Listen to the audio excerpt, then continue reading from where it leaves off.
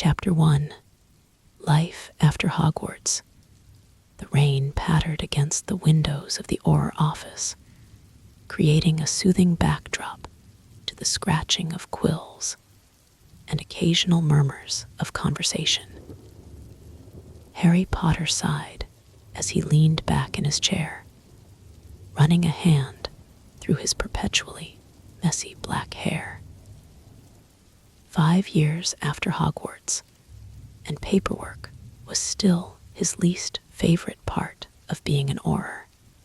Finished with the Nocturne Alley report, yet Potter. Head Auror Robards poked his head around the corner of Harry's cubicle. "Almost there, sir." Harry nodded, gesturing to the stack of parchment. "Just reviewing the suspect descriptions one more time. Good man. The minister wants this one handled with particular care." Robards gave a curt nod before moving on to check on the other Aurors. Harry returned to his report, detailing the illegal potion ingredients smuggling ring they'd busted last week. The case had been straightforward enough. Track the supply chain, identify the key players, and coordinate the raid. Efficient, methodical by the book. The kind of work that had earned him respect within the department, beyond just being the boy who lived. Yet as he wrote, Harry found his mind drifting to the chase through Nocturne Alley. The moment when he'd had to pursue the ringleader by broom over London's rooftops. For those brief minutes, with the wind whipping through his hair and his body moving on pure instinct, he'd felt truly alive, daydreaming about my sister again. A familiar voice pulled Harry from his thoughts. Ron Weasley dropped into the chair beside Harry's desk, his own Auror robes slightly rumpled after a day in the field. Despite working in the same department, their assignments often kept them separate, a deliberate policy to avoid personal relationships affecting professional judgment. "Actually, I was thinking about that broom chase last week," Harry admitted, setting down his quill. "First time I've been properly flying in. I don't even know how long." Ron's eyebrows shot up. "Seriously, you haven't been on your firebolt since that pickup game at the Burrow last Christmas?" Harry shrugged. "Haven't had the time. Between cases, training the new recruits, and trying to have some semblance of a home life with Ginny. Speaking of my darling sister, she mentioned you've been working late again." Ron's tone was casual, but Harry caught the concerned look in his friend's eyes. "Just trying to close this case properly." Harry gestured to the paperwork. "She understands." "Does she, though?" Ron leaned forward. "Hermione says you've missed dinner at ours twice this month." Harry felt a twinge of guilt. Between his and Ginny's schedules, her training with the Holyhead Harpies, and his irregular hours at the ministry, their time together had become increasingly precious and rare. "I'll make it up to her," Harry promised. "Once this case is wrapped up." Before Ron could respond, a paper airplane memo zoomed into their cubicle, landing neatly on Harry's desk. He unfolded it quickly, scanning the contents. "Robards wants me in the conference room. Another briefing on those enhanced Peruvian instant darkness powder incidents." Harry stood, straightening his robes. "Rain check on lunch. Ron nodded, but as Harry gathered his notes, his friend added, "Remember, you've got a life outside these walls, mate. We didn't defeat Voldemort so you could work yourself to death." Harry forced a smile. Says the man who spent last Sunday reorganizing evidence from the Fitzgerald case. Hermione made me pay for that, trust me, Ron chuckled, but his eyes remained serious. Just don't forget to live a little, yeah. The briefing dragged on longer than expected. By the time Harry made it home to their flat in Wizarding London, it was well past 9.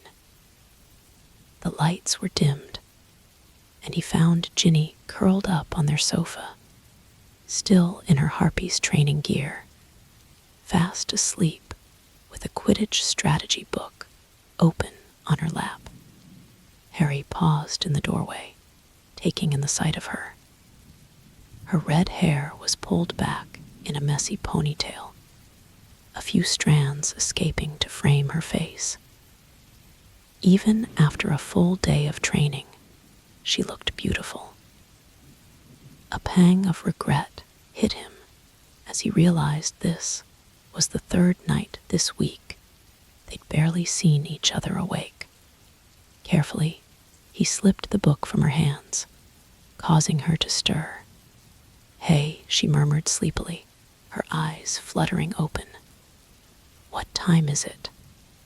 "Late, I'm sorry," Harry said softly, sitting beside her. "The Nocturne case. It's always a case." Her voice wasn't accusatory, just stating a fact, which somehow made it worse. She sat up, tucking her legs beneath her. "I saved you some dinner. It's under a warming charm in the kitchen." "Thanks." Harry reached for her hand, running his thumb over her knuckles. "How was training?" "Good. Gwenog thinks we have a real shot at the league this year." A flicker of excitement crossed her face. "You should see our new formations. If our Seeker can just get a bit more consistent." Harry smiled, genuinely this time. "That's brilliant, Jin. You could come watch practice sometime," she suggested, a hint of hope in her voice. "You haven't been to the pitch in ages." "I'd like that," he said, meaning it. "Maybe this weekend, if you don't get called in," she finished for him. There was no bitterness in her tone, just resignation. An uncomfortable silence settled between them. Ginny was the first to break it. "I ran into Oliver Wood today," she said, stretching her arms above her head. "He was scouting our reserve chaser, apparently." "Oliver, how is he?" Harry perked up, memories of his first Quidditch captain flooding back. "Doing well. He's coaching Puddlemere United now." Ginny yawned. "Said to tell you hello if I saw you. Mentioned something about the good old days when you'd catch the snitch, no matter what bones you broke in the process." Harry laughed. "I was rather reckless, wasn't I?" "You were free," Ginny said softly, her brown eyes studying him. "When's the last time you felt that way, Harry? Truly free?" The question caught him off guard. He opened his mouth to answer, then closed it again. The truth was, he couldn't remember. Somewhere between defeating Voldemort, becoming an Auror, and settling into adult life, that sensation had slipped away unnoticed. "I am free," he finally said. "I chose this life." Ginny reached out, gently touching his cheek. "Did you? Or did you choose what everyone expected the great Harry Potter to do next?" before he could formulate a response, the fireplace flared green. Both of them turned to see Hermione's face in the flames. "Harry, oh good, you're home." Her expression was apologetic. "I'm sorry to bother you both so late, but there's been a development in that potions case. Robards is calling in the team. Ron's already here." Harry glanced at Ginny, who had already withdrawn her hand and was standing up. "Go," she said, her voice gentle but distant. "They need you." "Gin." "It's fine, Harry, really." She leaned down to kiss his forehead. "I'm knackered anyway. I'll see you tomorrow. Maybe." As Ginny headed toward their bedroom, Harry turned back to the fireplace. "I'll be right there, Hermione." After she disappeared from the flames, Harry sat for a moment in the quiet flat. Ron's words from earlier echoed in his mind. "Don't forget to live a little." But as he stood to grab his Auror robes again, Harry couldn't shake the feeling that somewhere along the way, between chasing dark wizards and filling out paperwork, he'd forgotten what truly living felt like. And perhaps more troublingly, he wasn't sure he remembered how to find it again. With one last glance toward the bedroom where Ginny had disappeared, Harry stepped into the green flames and called out, "Ministry of Magic, Auror Department."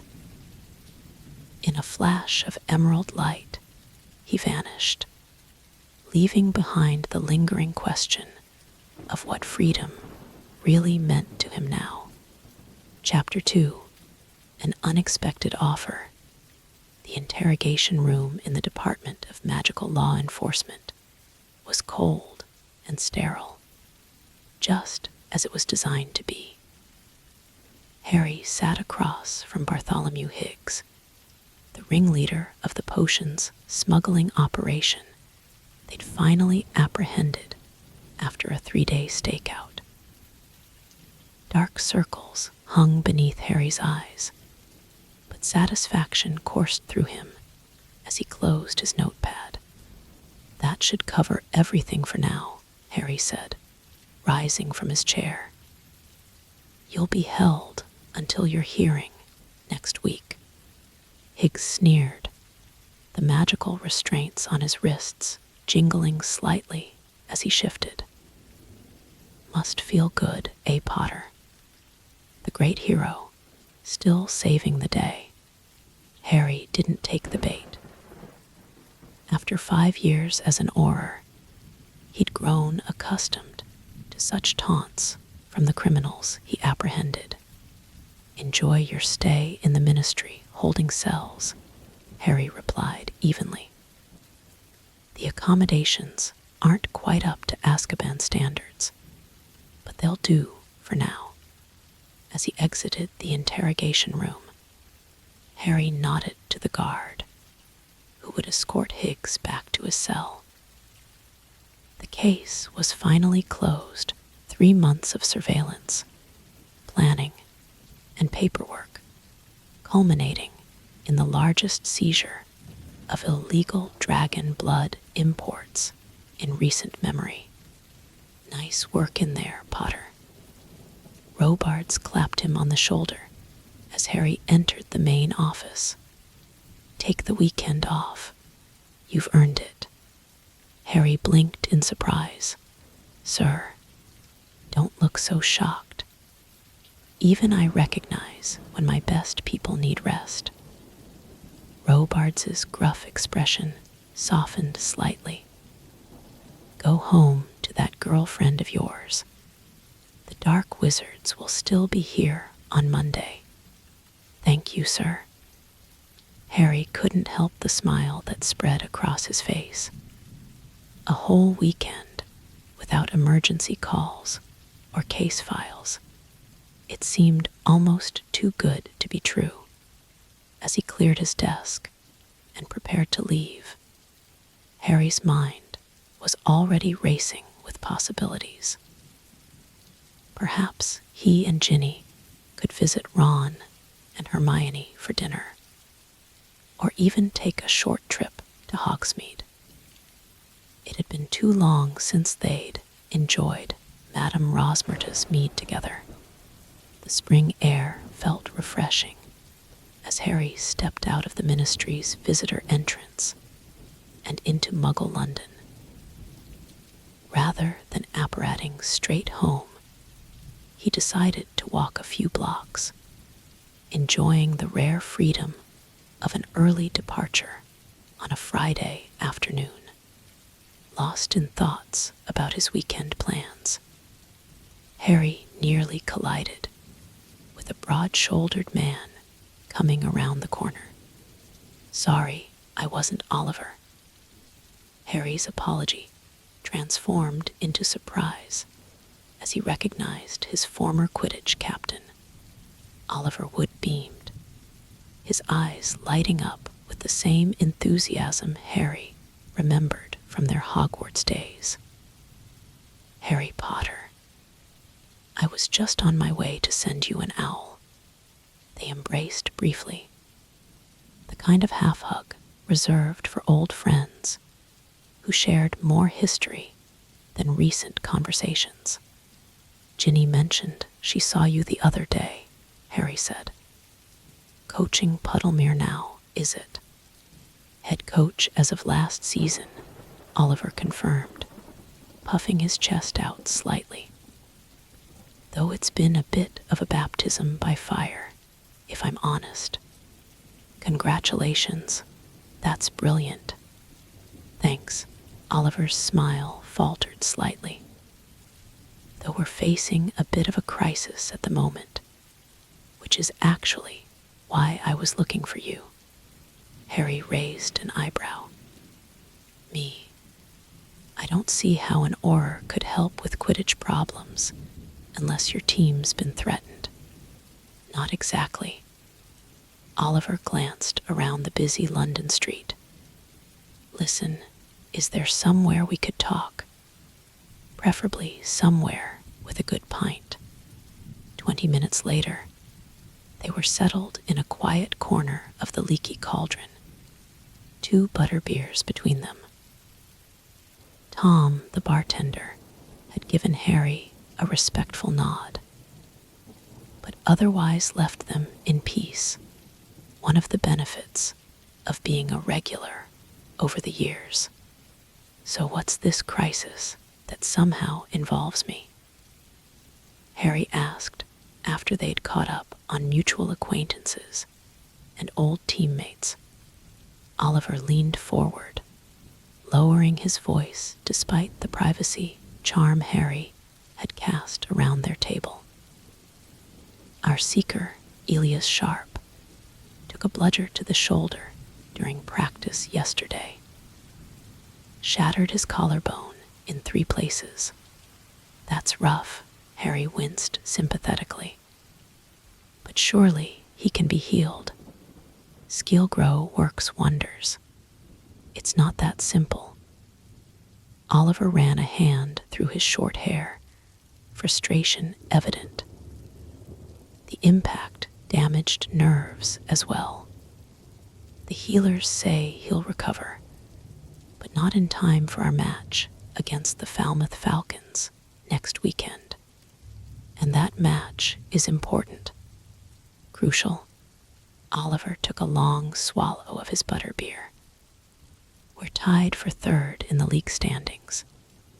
If we win, we secure a playoff position. If we lose," he shook his head grimly, "let's just say the team owners aren't known for their patience with coaches who don't deliver results." Harry nodded in understanding. Professional Quidditch was as much business as sport these days. "Our reserve seeker is out with dragonpox," Oliver continued. "And in this league, you can't just field any replacement You need someone exceptional. He fixed Harry with an intense stare. Someone like you. Harry nearly choked on his butterbeer. Me. You want me to play Seeker for Puddlemere United? Just for one match, Oliver clarified quickly. A guest player contract. The league allows emergency substitutions in cases of injury when no reserves are available. Oliver, I haven't played a proper match in years, Harry protested. I barely have time to fly recreationally, let alone compete professionally. But that's just it. Harry, you're a natural. Oliver's eyes gleamed with the same fanatical passion Harry remembered from pre-dawn practices at Hogwarts. Some things you don't forget. You have instincts that can't be taught. Professional Quidditch is a different level. These players train daily. I've seen you fly, Potter. Oliver's voice took on the authoritative tone he'd used when Harry was just a first-year student. Youngest Seeker in a century. Never lost a match except when Dementors interfered or you were literally attacked. You caught a snitch with a broken arm once, for Merlin's sake. Harry couldn't help smiling at the memories. That was a long time ago. Talent like yours doesn't disappear. Oliver pushed his empty glass aside. Look, I wouldn't ask if it wasn't important. Just come to one practice session. Tomorrow morning. If you're rubbish, I'll find another solution. Harry hesitated. His plans with Ginny would have to wait if he agreed. Yet, there was something undeniably tempting about the prospect. When was the last time he'd felt the rush of a competitive match? The thrill of chasing the snitch with everything on the line. I'd need to check with Ginny, he said finally. Her schedule with the Harpies is packed. Oliver's face brightened, sensing victory. Of course, but I suspect she'd be the first to encourage you. Professional players understand these opportunities don't come along often. Harry sighed, already knowing he was going to say yes. One practice session. I'm not promising anything beyond that. Brilliant. Oliver slapped the table enthusiastically, causing several nearby patrons to glance their way despite the privacy charm. Tomorrow at 9, Puddlemere Training Grounds. I'll send the coordinates to your flat. As they parted ways outside the leaky cauldron, Harry wondered how to explain this unexpected development to Ginny. Would she understand? Or would this seem like yet another interruption to their already limited time together? When Harry arrived home, the flat was filled with the mouth-watering aroma of treacle tart, his favorite. He found Ginny in the kitchen, her hair tied up in a messy bun, flour dusting her freckled cheeks. You're home early, she exclaimed, surprise and delight spreading across her face. I wasn't expecting you for hours. Robards gave me the weekend off, Harry explained, wrapping his arms around her waist and planting a kiss on her forehead, careful to avoid the flour.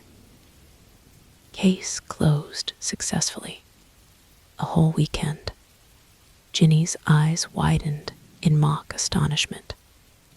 Should I check you for polyjuice effects? Harry laughed, but then his expression grew more serious. Actually, something unexpected came up. He explained his encounter with Oliver and the proposition while helping Ginny finish dinner preparations.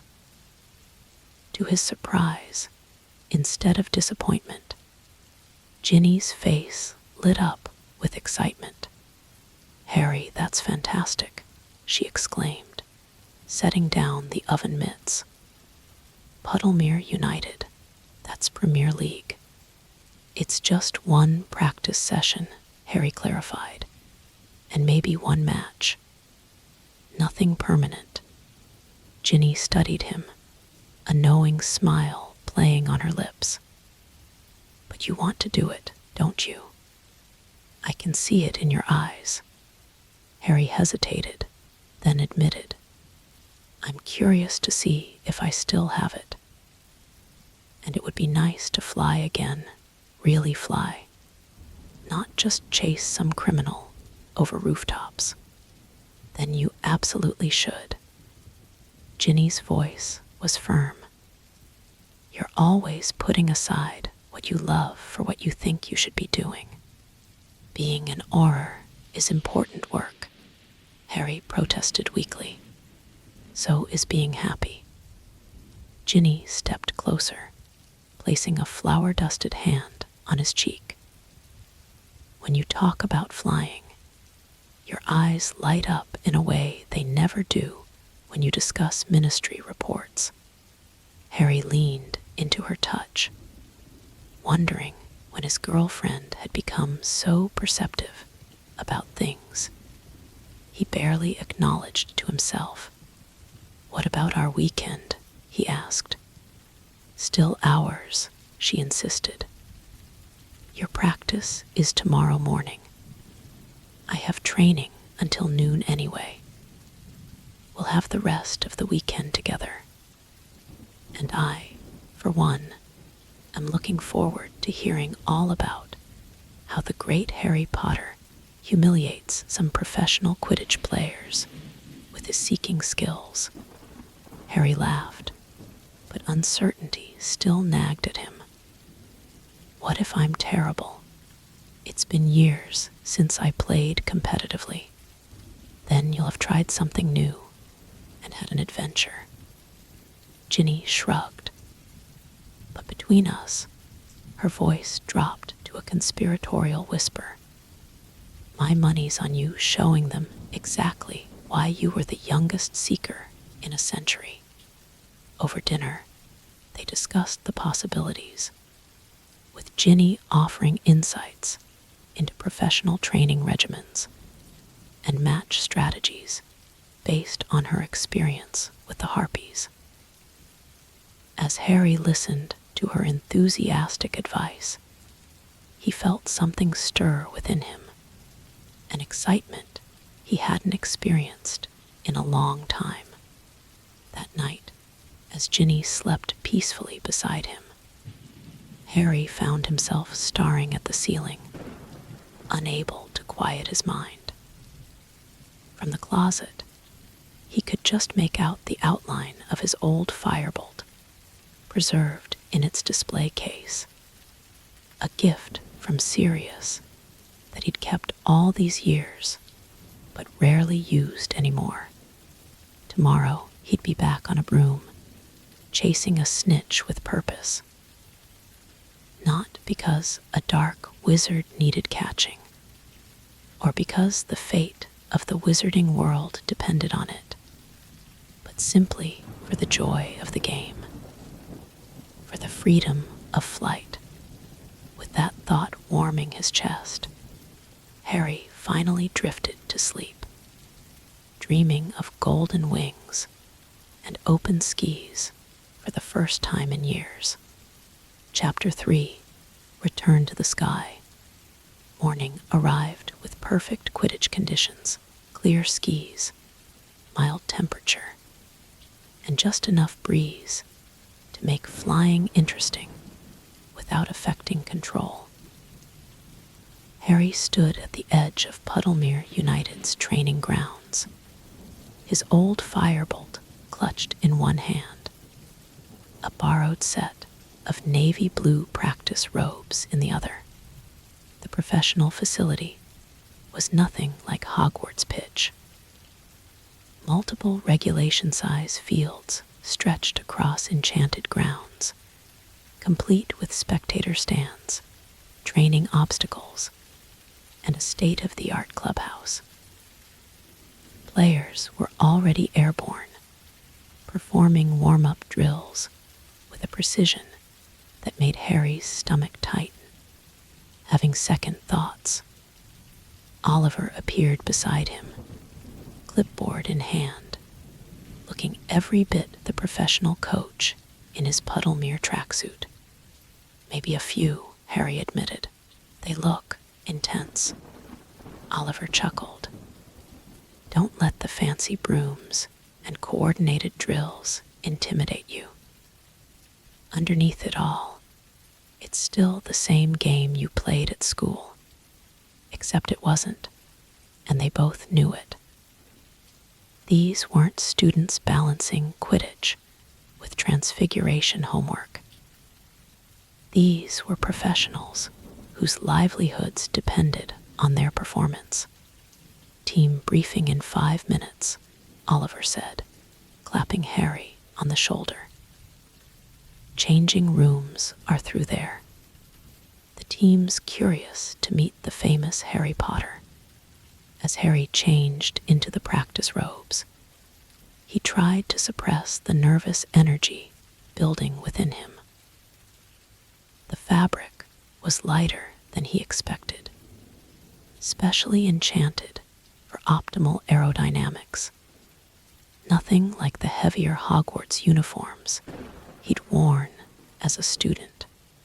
When he entered the team briefing room, 7 pairs of eyes immediately turned to him.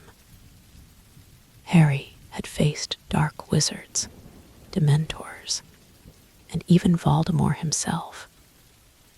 Yet somehow the scrutiny of these professional athletes made him feel more self-conscious than he had in years.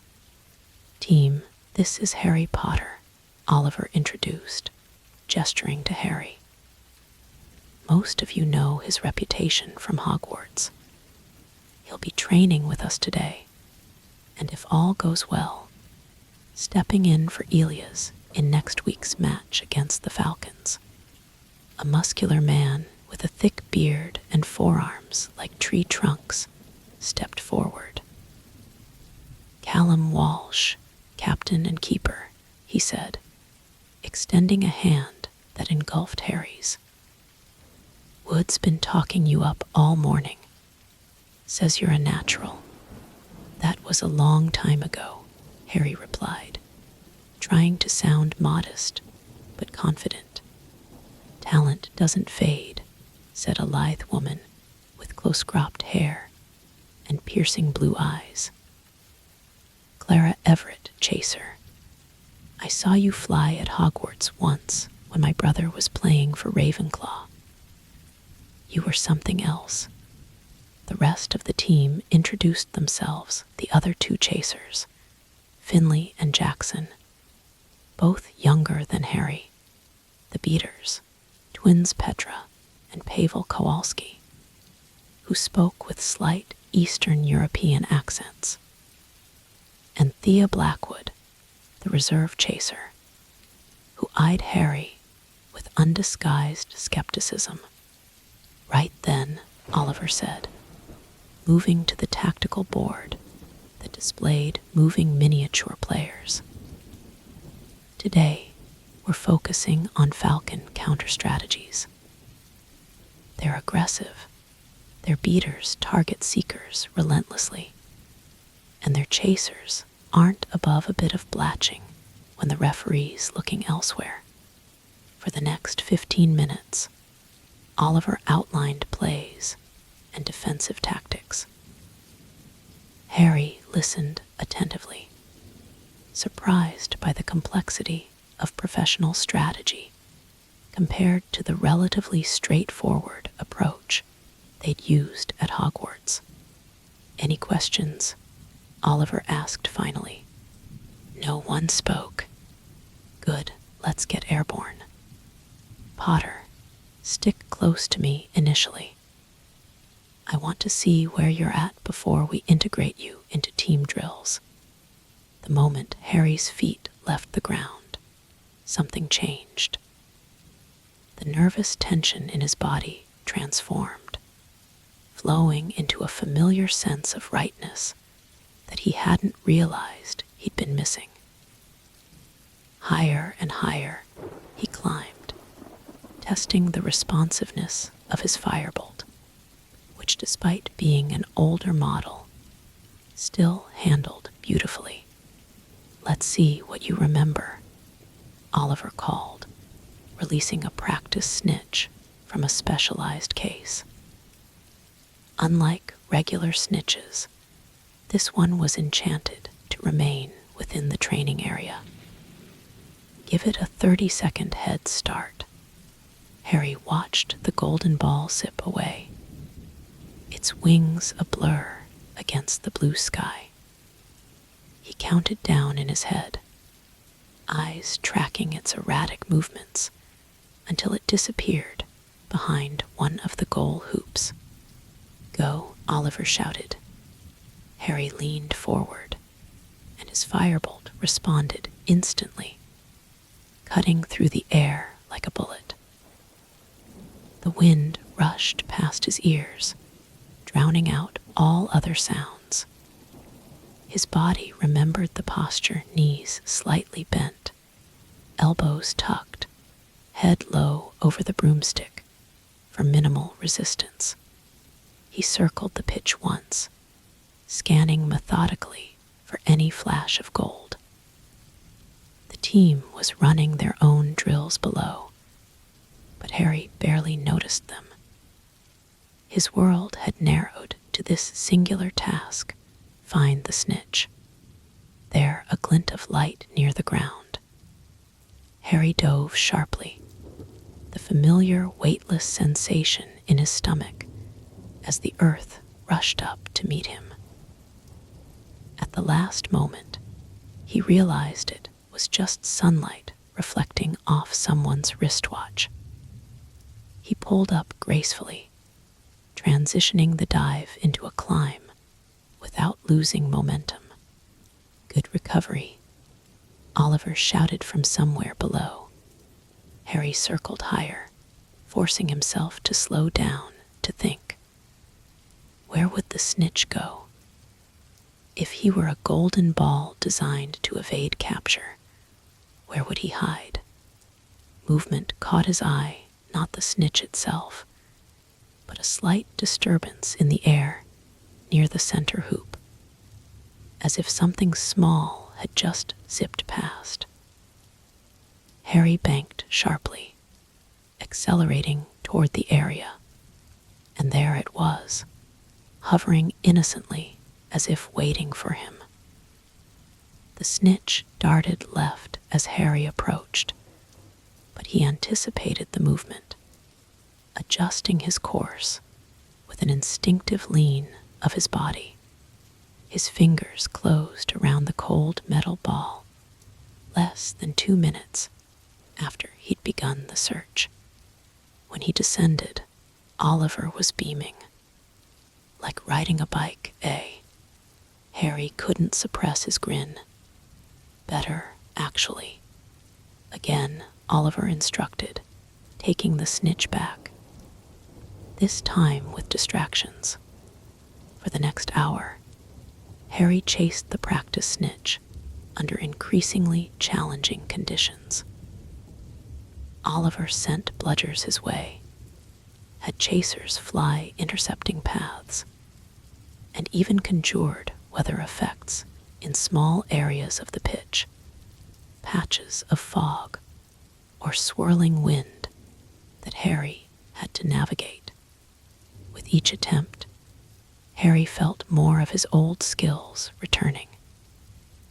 His body remembered things his mind had forgotten. How to execute a perfect sloth grip roll to avoid a bludger. How to use the sun's position to help spot the snitch's glint. How to feel the subtle air currents that sometimes gave away the tiny ball's location. "All right, time to integrate with the team," Oliver announced after Harry's 5th successful capture. "Let's run a full practice match scenario." The team assembled in the air, with Thea serving as the opposing seeker. Harry took position high above the action, watching as the chasers began their elaborate plays below. "Don't go easy on him," Oliver shouted up to the beaters. "Treat him like a falcon." Pavel grinned wickedly and immediately sent a bludger hurtling toward Harry, who dodged it with a quick barrel roll. "Not bad, Potter," the beater called. But that was just a greeting.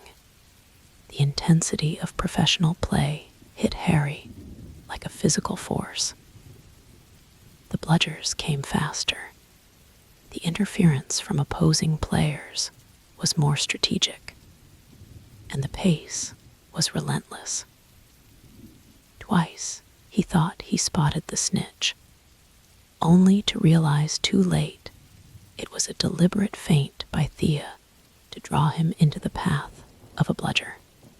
After 30 minutes of this high-stakes aerial chess game, Harry's arms ached and sweat dripped down his back.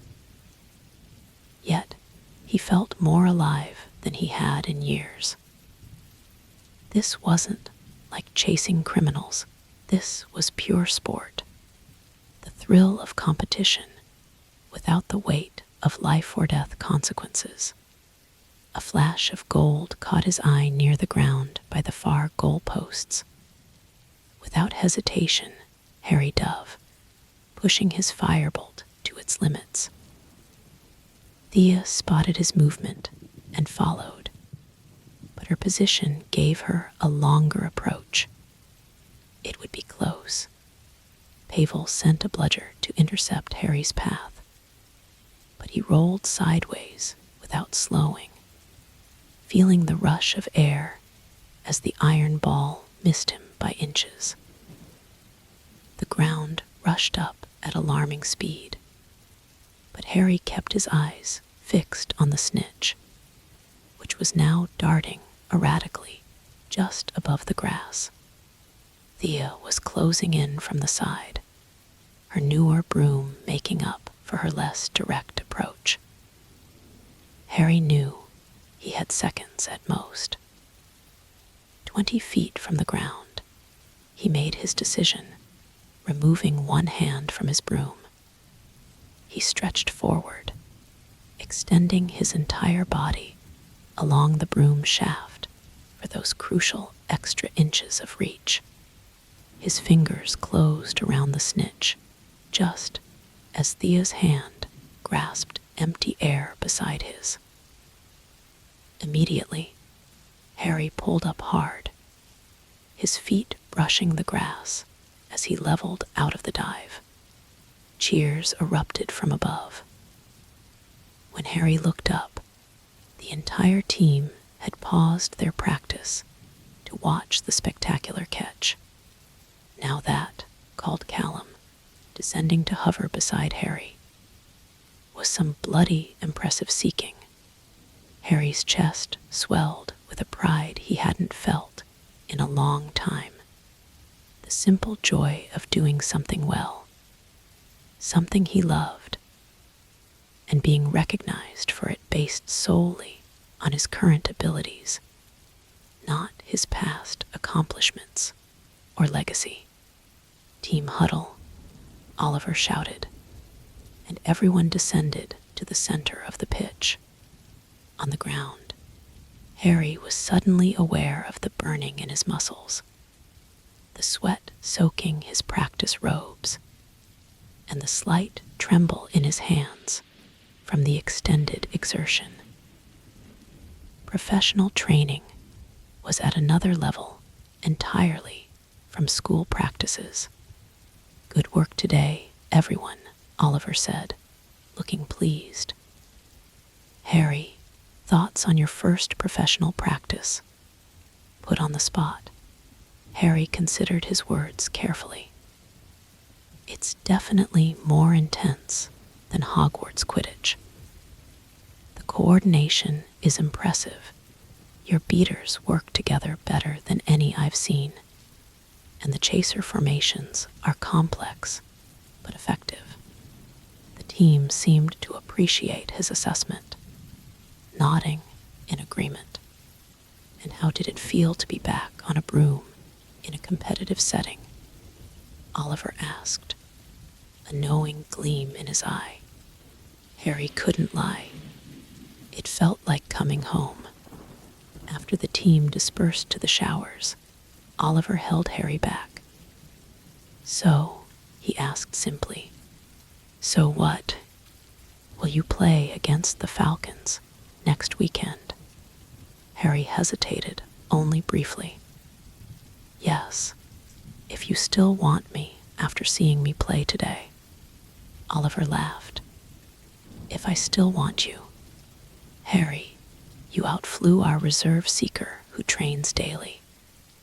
With a week of practice, you'll be more than ready. As Harry headed to the changing rooms, his mind was already racing ahead to the coming week.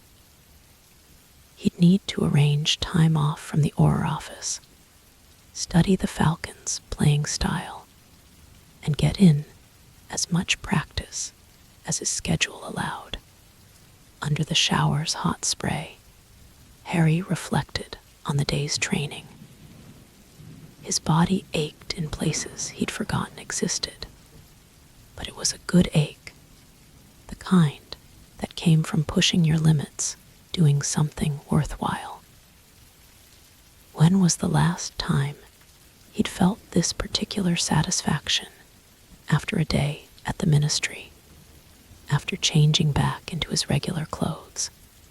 Harry found a team owl waiting with a small package, a temporary player contract for his signature, and a schedule of practices for the coming week. As he read through the details, a mixture of excitement and anxiety washed over him. Could he really do this? Balance his Auror duties with preparing for a professional Quidditch match? More importantly, was it fair to the team to have someone step in who couldn't commit to their full training regimen? Don't overthink it, came a voice behind him. Harry turned to find Callum leaning against the doorway. Wood showed us your old Hogwarts records. You've got raw talent that most trained seekers would kill for. It's been a long time, Harry said, echoing his earlier doubts. Some things the body doesn't forget, Callum replied with a shrug. Besides, no one's expecting miracles. Just give us a fighting chance against the Falcons.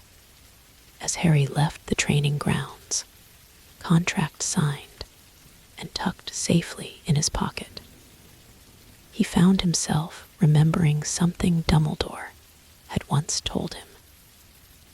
It is our choices that show what we truly are, far more than our abilities. Today, Harry had made a choice, not because destiny demanded it, or because the wizarding world needed saving, but because his heart had called him back to the sky. It was a small choice in the grand scheme of things, but as he apparated home to tell Ginny all about his day, Harry couldn't help feeling it might be the beginning of something important. The familiar crack of apparition announced his arrival in their flat's designated safe zone. Ginny was waiting in the living room, curled up with a Quidditch strategy book, a sight so familiar it made Harry smile. Well, she demanded immediately, setting aside her book. How was it? Did you show those professionals what Harry Potter can do? Harry's face broke into a wide grin. I'm playing next Saturday against the Falcons. Ginny's squeal of delight and the tight hug that followed told him. She understood exactly what this meant to him, perhaps better than he understood it himself. Wait until I tell everyone that my boyfriend is playing Seeker for Puddlemere United, she exclaimed. Ron's going to lose his mind with jealousy, as Ginny peppered him with questions about the team, the practice, and his spectacular catches. Harry felt a lightness he hadn't experienced in years. For the first time in a long while, he was looking forward to the week ahead, not because of what he needed to accomplish or what problems needed solving, but because of the simple joy of flying, of returning to the sky where, perhaps, he had always belonged. Chapter 4, The First Match. The week leading up to the Falcons' match passed in a blur of activity. Harry had approached Robarts with trepidation, expecting resistance to his request for time off. To his surprise, the head Auror had granted it readily. Might do you good to remember there's life outside these walls, Potter, Robarts had said gruffly. Just don't break anything important. The department needs you back in one piece on Monday. Harry had attended every practice he could fit around his shortened work schedule. Each session built his confidence and refined his integration with the team. By Friday evening's final training, he was executing complicated defensive maneuvers with the beaters and timing his snitch searches to complement the chasers' scoring strategy. Saturday morning arrived with perfect Quidditch conditions. Harry awoke before dawn, too keyed up to sleep any longer. Beside him, Ginny stirred. Nervous, she murmured, blinking sleepily. Terrified, Harry admitted, staring at the ceiling. What if I make a fool of myself out there? Ginny propped herself up on one elbow. You won't. But even if you did, so what? It's just a game. Tell that to Oliver, or the team owners. It's just a game, she repeated firmly. One you happen to be brilliant at. She pressed a kiss to his shoulder. Now come on. Wood sent over that nutrition plan for match days. I'll make you the special breakfast while you shower. 3 hours later, Harry stood in the players' tunnel at Puddlemere Stadium, trying to calm his racing heart. The roar of the crowd above was deafening. Word had spread that Harry Potter would be playing Seeker today, and ticket sales had surged. The stadium was at capacity.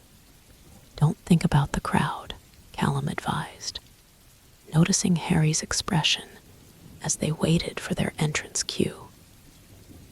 Once you're in the air, it's just you, the other team, and the snitch. Easy for you to say, Harry muttered. You do this every week. The captain grinned. First time for everything. Besides, pressure is just proof that something matters. Before Harry could respond, magical trumpets blared the Puddlemere anthem, and the double doors at the end of the tunnel swung open. Sunlight flooded in, temporarily blinding him. And here comes Puddlemere United, boomed the announcer's voice, magically amplified across the stadium. Led by captain and keeper Callum Walsh, followed by chasers Clara Everett, Finley Jordan, and Jackson Lee, beaters Petra and Pavel Kowalski, and making his professional debut as Seeker, replacing the injured Elias Sharp, Harry Potter. The crowd erupted as Harry flew onto the pitch. The sound washed over him like a physical wave. He caught glimpses of navy and gold banners, flashing cameras, and a sea of faces all turned toward him. He spotted a section where Ron, Hermione, and several of the Weasleys were seated, their red hair unmistakable even at a distance. Nearby, in the players' family section, Ginny waved enthusiastically. Across the pitch, the Falmouth Falcons made their entrance in silver and dark gray robes. Their seeker, Marcus Flint, former Slytherin Quidditch captain during Harry's Hogwarts days, locked eyes with Harry and gave a predatory smile that didn't reach his eyes. "Well, well, Potter," Flint sneered as they lined up for the pre-match handshake. "Come to play with the big boys now." Harry met his gaze steadily. "Nice to see you too, Flint. Still using your elbows more than your talent." Color rose in Flint's cheeks, but before he could retort, the referee blew her whistle, calling them to their starting positions. "Players ready?" called Madame Hooch, who still refereed professional matches after all these years. "Remember, I want a clean game from all of you." Her eyes lingered particularly on the Falcons beaters, who had a notorious reputation. The whistle blew again, and 14 brooms shot upward as the balls were released. Harry climbed quickly above the fray, gaining altitude to get a better view of the entire pitch. The tempo of professional play was even faster than practice had prepared him for. The quaffle changed possession with blinding speed, and the bludgers seemed to move with unnatural precision when directed by the Falcons beaters. Everett to Jordan, back to Everett's score. 10-0 to Puddlemere, the announcer's voice boomed.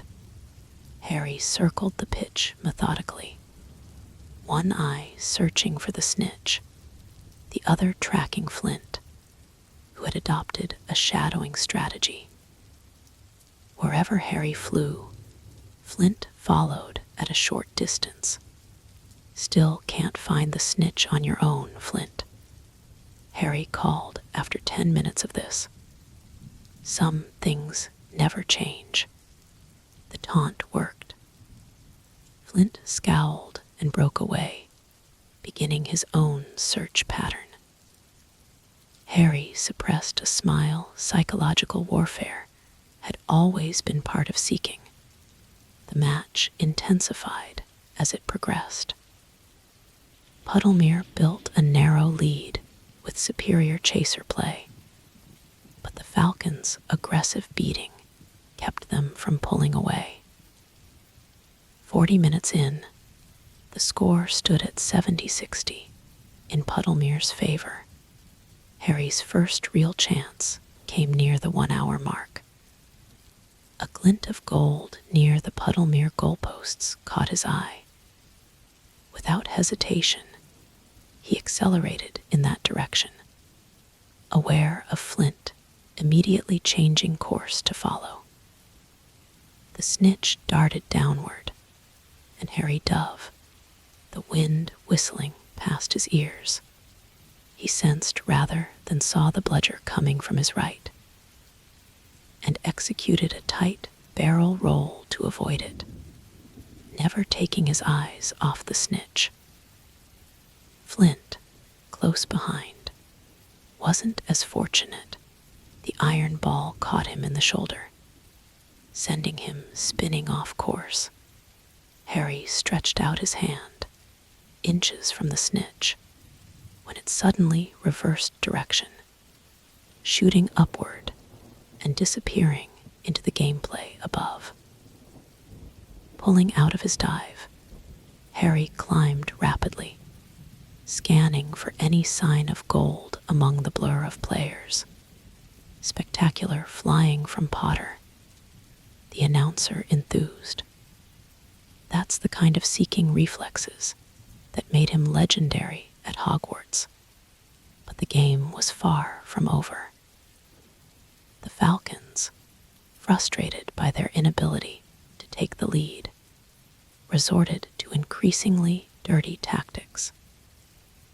Their beaters began targeting Harry exclusively, forcing him to spend more time dodging bludgers than searching for the snitch.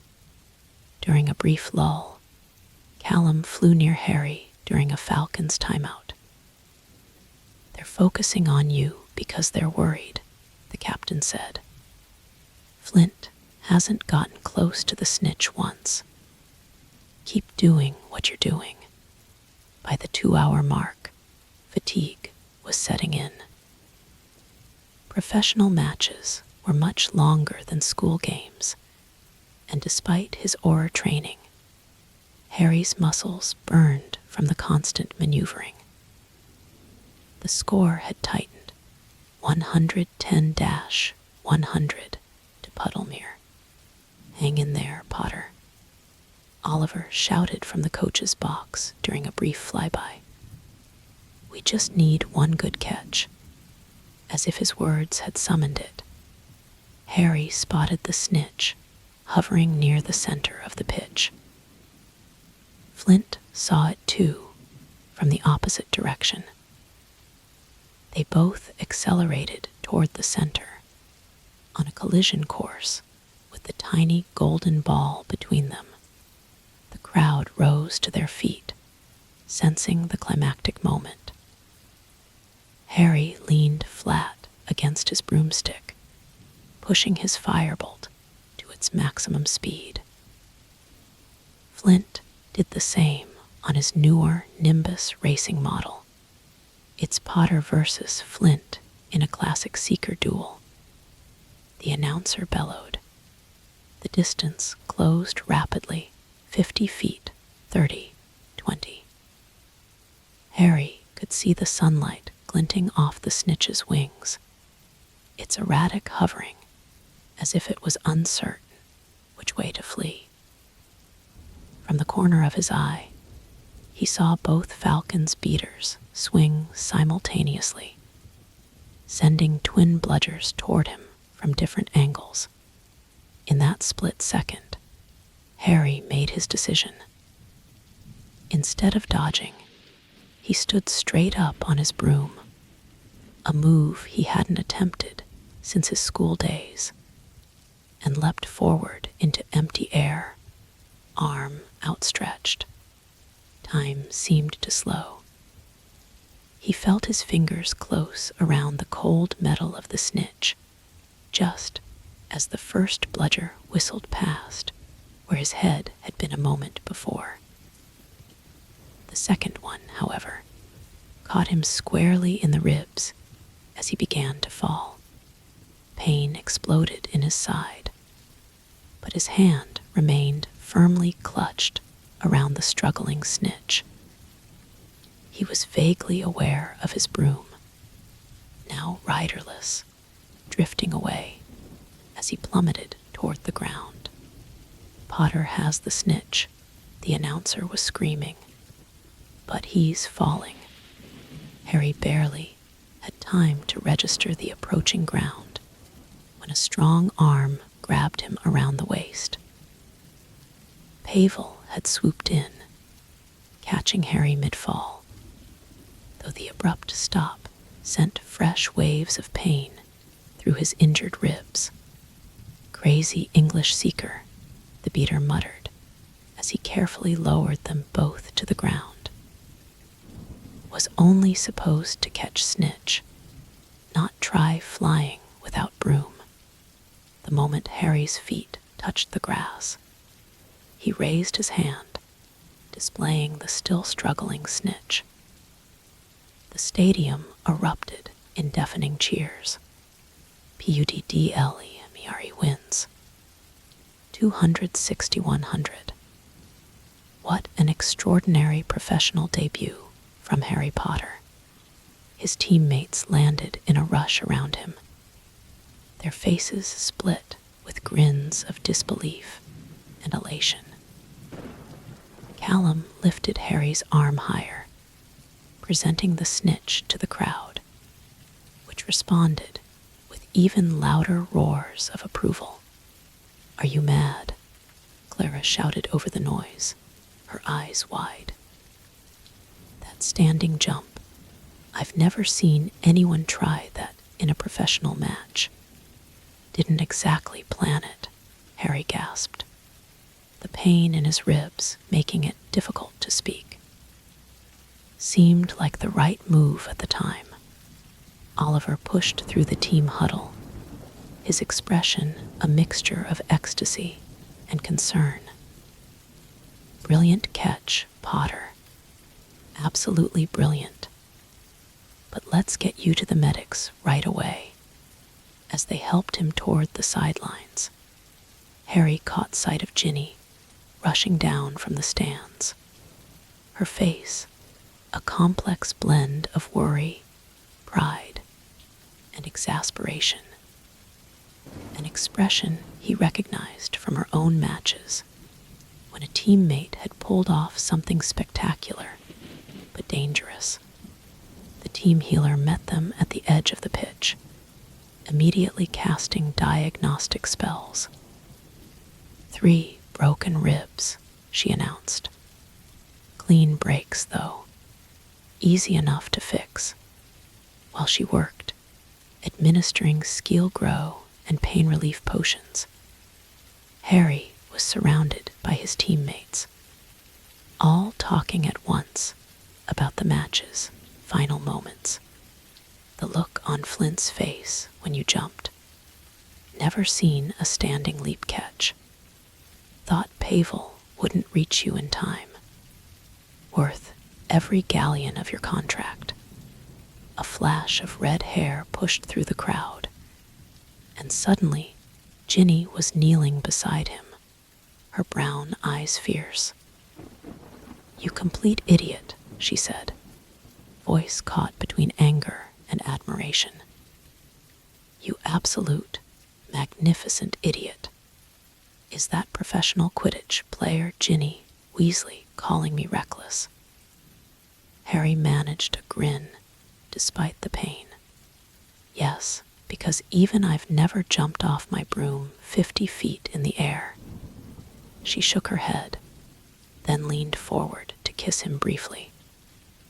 But it was spectacular. The whole stadium's still buzzing. Indeed, the fans were still on their feet, chanting Pot-TR, Pot-TR, in rhythmic unison. The noise was overwhelming. Once the healer had finished her work, cautioning Harry to take it easy for the next day while the Skeelgrow completed the repairs, Oliver helped him to his feet for a proper acknowledgement of the crowd. Harry raised his hand, still holding the now inactive snitch, and the stadium's roar redoubled. "How does it feel?" Oliver asked quietly as they waved to the crowd. "Which part, the ribs or the win?" "Both either." Harry considered the question.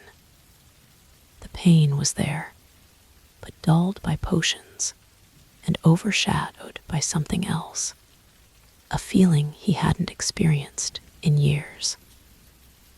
It was the pure, uncomplicated joy of achievement, unmarred by the weight of expectation or destiny. "It feels right," he said finally. "Like this is where I'm supposed to be." The post-match rituals passed in a blur. The press conference, where reporters peppered him with questions about his spectacular catch and future plans, the locker room celebrations, and finally, the team gathering at a private room in the leaky cauldron for a victory dinner. Ron, Hermione, and the rest of the Weasleys joined them there, with Ron recounting Harry's catch in increasingly embellished detail, with each telling. "You should have seen the photographers scrambling," Ron exclaimed, gesturing wildly with his butterbeer. "Every paper in Britain will have you on the front page tomorrow. Just what I need," Harry groaned, though without real annoyance. For once, he'd be in the headlines for something he'd chosen to do, something that brought him genuine joy. "They're already talking about the next match," Ginny told him, settling beside him with fresh drinks. "The buzz is incredible. Puddlemere's publicist says ticket inquiries for their next home game have tripled since your catch." Harry looked at her uncertainly. The agreement was just for this one match. Elias will be back in a few weeks, and until then, Clara asked from across the table, eyebrows raised. "We're playing the Arrows next Saturday. Our backup seeker is still recovering from dragon pox." All eyes turned to Harry expectantly. He hadn't considered what would happen beyond today's match, hadn't allowed himself to think that far ahead. Being an Auror was his career, his chosen path. This had just been a favor for an old friend, a brief excursion into the past. "And yet, I'd need to talk to Robarts," he said slowly. "See about extending my leave." Callum raised his glass. "To our guest seeker, may your boss be understanding and your ribs heal quickly." As the night wore on and the celebration continued around him, Harry found himself in a quiet moment with Ginny near the bar. "You're considering it, aren't you?" she asked softly. "Playing again." "It was just supposed to be one match," Harry replied, but there was uncertainty in his voice. But I haven't felt like this in years, Jin." He struggled to find the words. "Out there today, I wasn't the boy who lived, or the chosen one, or even Auror Potter. I was just a seeker. It was freeing." Ginny smiled, taking his hand. "I know exactly what you mean. It's why I play. What would you think if I did a few more matches?" Harry asked hesitantly. "Just until Elias returns. I think you should do what makes you happy, Harry." She squeezed his hand. "You've spent your whole life doing what everyone else needed from you. Maybe it's time you did something just for yourself." Across the room, Harry caught Oliver's eye. The coach raised his glass slightly in question. Harry nodded almost imperceptibly in return, a silent agreement to continue this unexpected journey, at least for a little while longer. As Harry looked around at his celebrating teammates, at his supportive friends and family, at Ginny's understanding smile, he felt a sense of possibility he hadn't experienced in a long time. The path ahead suddenly seemed wider, with room for choices he hadn't previously allowed himself to consider. He wasn't ready to give up being an Auror. That work was important and fulfilling in its own way. But perhaps there was space in his life for this too, for the joy of flight, the thrill of competition, the simple pleasure of doing something he loved. For now, though, he would savor this moment, the satisfaction of a match well played, a risk that paid off, and the first step on a path entirely of his own choosing. Chapter 5, Division. Monday morning arrived too quickly.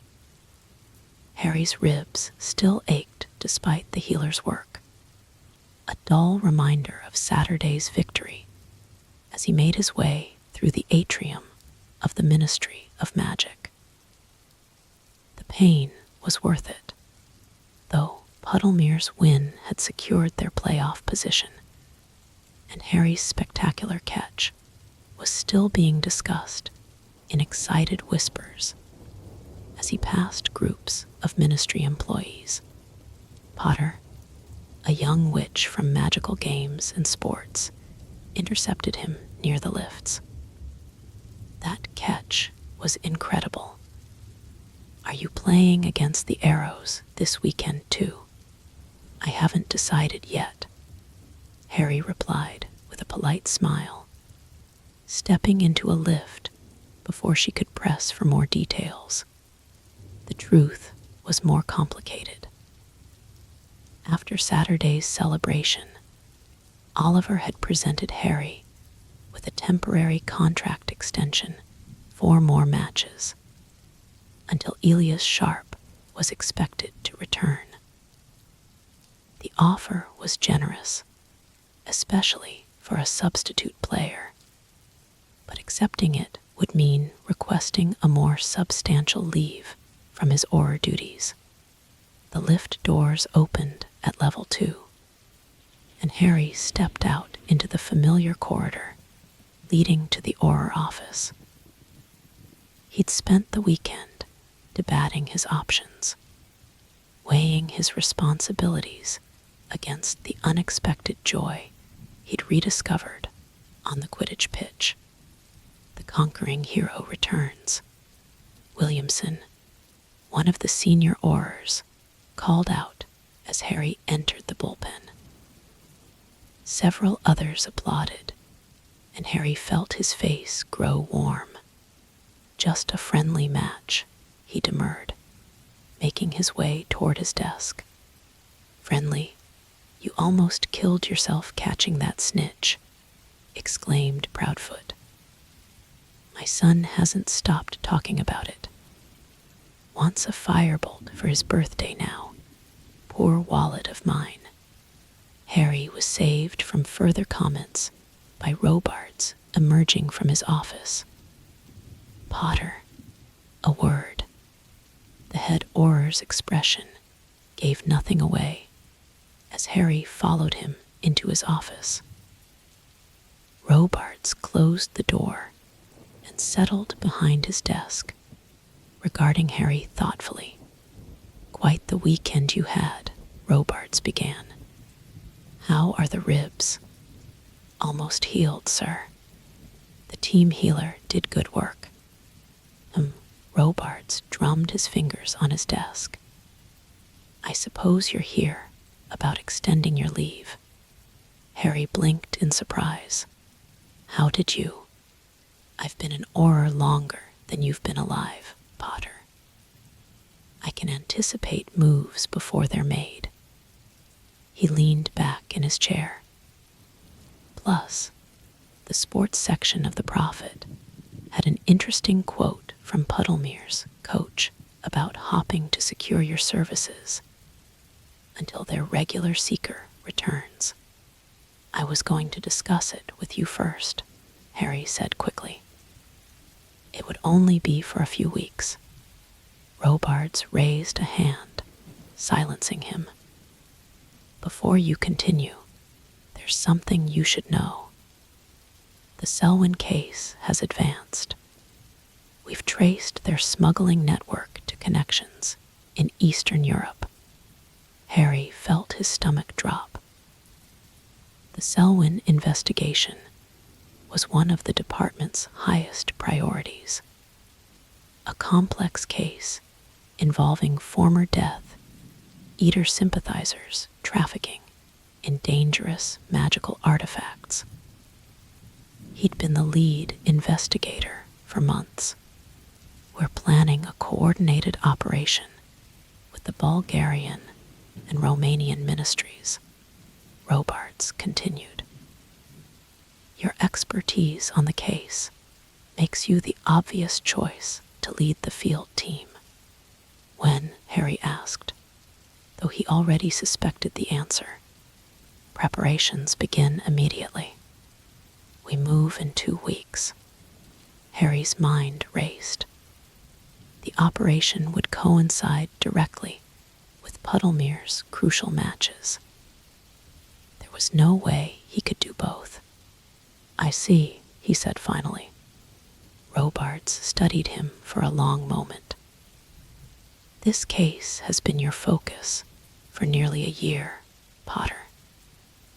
You've put countless hours into building the intelligence network.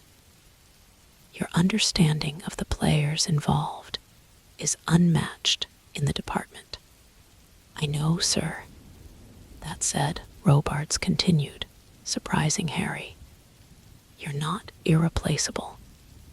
Savage could step in.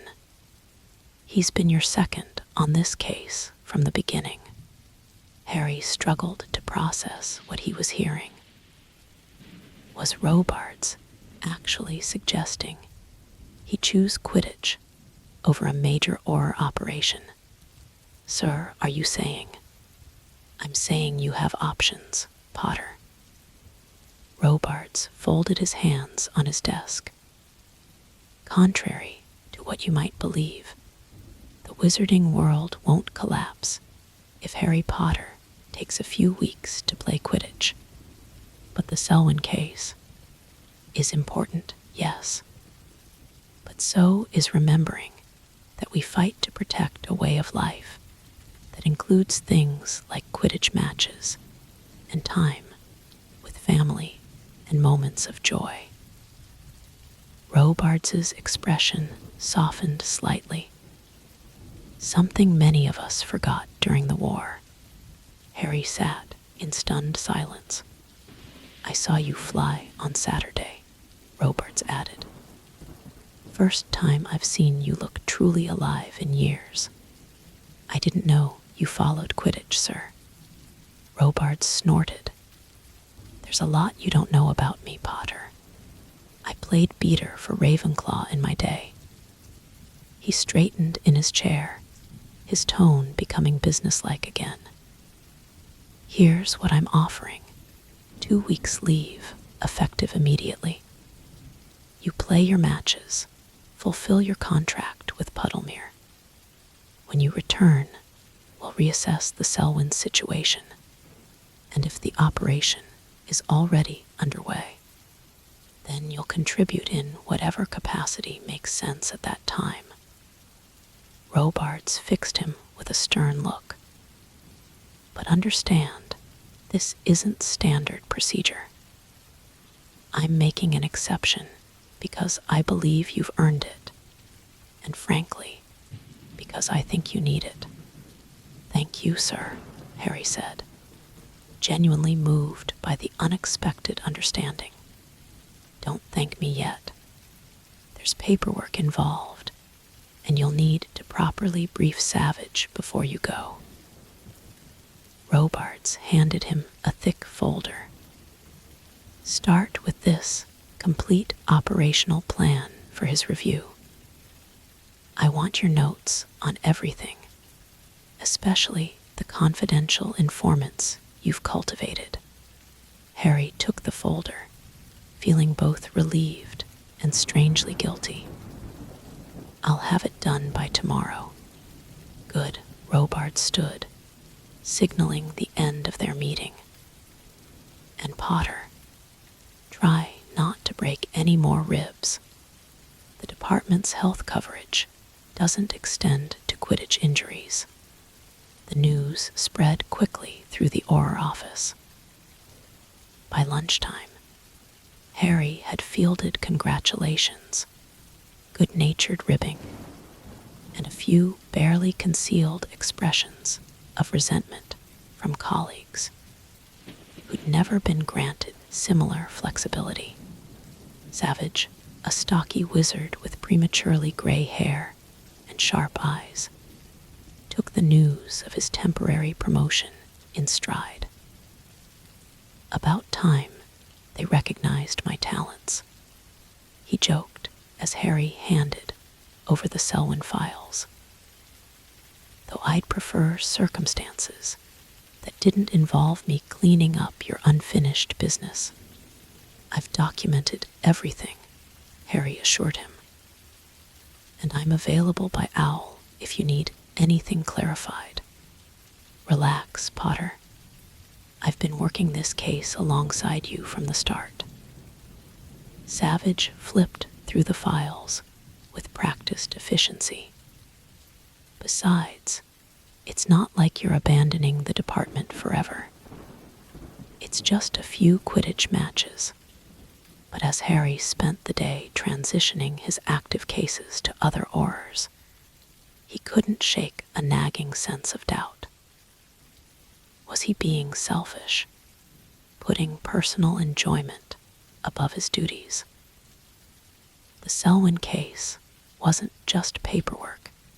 It represented real dangers to the wizarding community if the smuggling network continued to operate. By evening, his desk was cleared, his cases reassigned, and a stack of completed leave forms awaited Robards' final signature.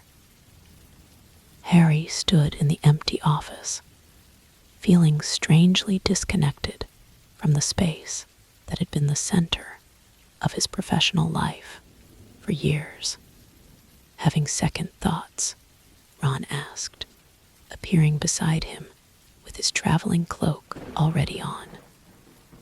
Hermione's holding dinner for us. She wants to hear all about your Quidditch plans. Harry glanced at his friend. Does it seem wrong to you, leaving the Selwyn case at such a critical point? Ron considered this as they walked toward the lift. Would you be asking that question if you were taking leave because you were ill? Or if Ginny was having a baby? Or if you needed to care for a sick family member? That's different, is it? Ron pressed the button for the atrium. You're allowed to have a life outside this place, mate. Even the chosen one gets to be happy occasionally. But people are counting on me. They always are, Ron said, with unusual seriousness. That's the thing about being Harry Potter. There's always going to be someone who needs you to save the day. At some point, you have to decide what parts of your life are yours. The lift arrived at the atrium, now mostly empty as the workday ended.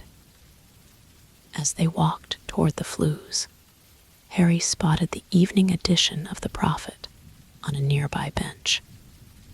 His own image was on the front page, caught mid-leap as he grabbed the snitch, the headline proclaiming, Potter's Spectacular Return. Will the boy who lived become the seeker who soared? Ron followed his gaze. You know what Hermione would say about all this, don't you? That I'm being ridiculous and overthinking everything. No, though that too, Ron grinned. She'd tell you it's perfectly possible to excel in multiple fields.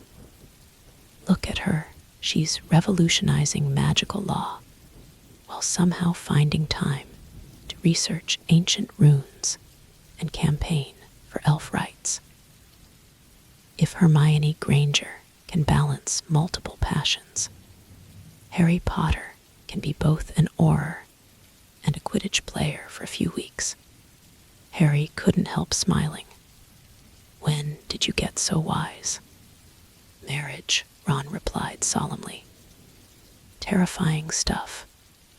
Now come on, Hermione's making roast chicken, and if we're late, I'll blame you entirely. Dinner at Ron and Hermione's cottage was exactly what Harry needed. Good food, better company, and conversation that drifted easily between Quidditch strategy and updates on Hermione's work in the Department of Magical Law Enforcement. The problem with the current regulatory framework, Hermione was explaining as she served treacle tart, is that it prioritizes historical precedent over ethical considerations. Just because something has always been done this way doesn't make it right. Speaking of doing things differently, Ron interjected. Have you told Hermione about Puddlemere's offer? As Harry explained the temporary contract and Robards's unexpected support, Hermione listened attentively, her analytical mind clearly working through the implications. It seems like an excellent opportunity, she said finally, both to experience something new and perhaps to gain perspective on what you truly want. You don't think I'm abandoning my responsibilities? Harry asked. Hermione set down her fork. Harry, you've carried more responsibility than any person should have to bear since you were 11 years old. If anyone has earned the right to pursue something that brings them joy, it's you. That's just it, though, Harry admitted, voicing the thought that had been troubling him all day. What if I enjoy it too much? What if I don't want to come back? A moment of silence followed his words. It was the first time he'd acknowledged, even to himself, that this temporary arrangement might lead to something more permanent. Then you'll have learned something valuable about yourself, Hermione said gently, and you'll make decisions accordingly. But being an Auror, it's important work. It matters. So does Quidditch, Ron countered. Maybe not in the same life or death way, but it brings people together. Gives them something to cheer for, especially after everything we've been through. Hermione nodded in agreement. There are many ways to make a difference, Harry. Not all of them involve chasing dark wizards. Later, as Harry prepared to flew back to his flat, Hermione hugged him tightly. Just promise me one thing, she said. Whatever you decide, make sure it's what you want, not what you think everyone else expects from you. I'm not sure I know how to do that anymore, Harry admitted quietly. Hermione smiled. Then, perhaps, that's the most important thing you'll discover in these next few weeks. Harry's first official day as Puddlemere's temporary seeker began early the next morning. Oliver had scheduled a full team session to prepare for Saturday's match against the Appleby Arrows.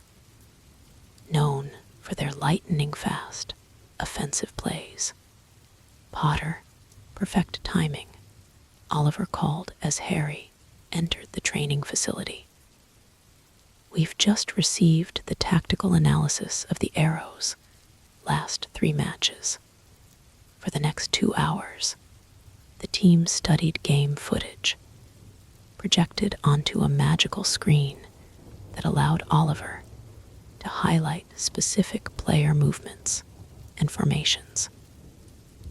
Harry was impressed by the depth of analysis. Professional teams clearly approached the game with a level of strategic rigor that went far beyond anything he'd experienced at Hogwarts. Their seeker, Zhang Li, uses a deception technique, Oliver explained, showing a series of clips. She'll make 3 false dives before committing to a real snitch chase. Watch her body language here, the slight hesitation before the falls, move versus the immediate commitment when she actually spots the snitch. Harry studied the footage intently, noting the subtle tells that differentiated Zhang's genuine pursuits from her feints. This was a different kind of intelligence gathering than he was used to at the Auror office, but the principle was the same: identify patterns, anticipate moves, prepare countermeasures. After the tactical session came physical training. The team's fitness coach, a former beater for the Irish national team, put them through a grueling regimen designed to build the specific muscle groups used in flight control and rapid directional changes. By midday, Harry was exhausted but exhilarated. His body ached in ways that differed from Auror training, less about combat readiness and more about the precise movements required for elite flying. "You're adapting quickly," Clara commented during their lunch break. "Most guest players struggle with the conditioning program. Auror training helps," Harry replied, stretching his sore shoulders. "Though I use different muscles flying than dueling." "Speaking of which," Pavel said, joining their table with his sister, "the papers say you led big mission against dark wizards. Is true you are missing important work to play with us?" Harry hesitated, unsure how much to share about the Selwyn case. "I've transferred my active investigations to colleagues. The department will manage without me." Petra snorted. "Modest as always, Potter. My cousin works in international magical cooperation. Says everyone knows Harry Potter was planning major operation with Eastern European ministries." She fixed him with a penetrating stare. "You gave up leading it to catch snitch for us." Before Harry could respond, Callum arrived, dropping a copy of that morning's Daily Prophet onto the table. "Have you seen this?" The headline read, "Potter Prioritises pitch over public safety. Has the chosen one abandoned his post?"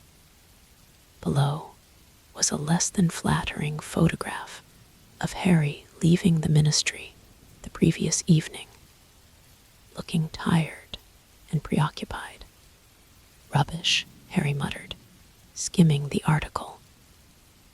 It quoted an anonymous ministry source, questioning whether Harry's leave of absence compromised ongoing security operations. "Ignore it," Clara advised.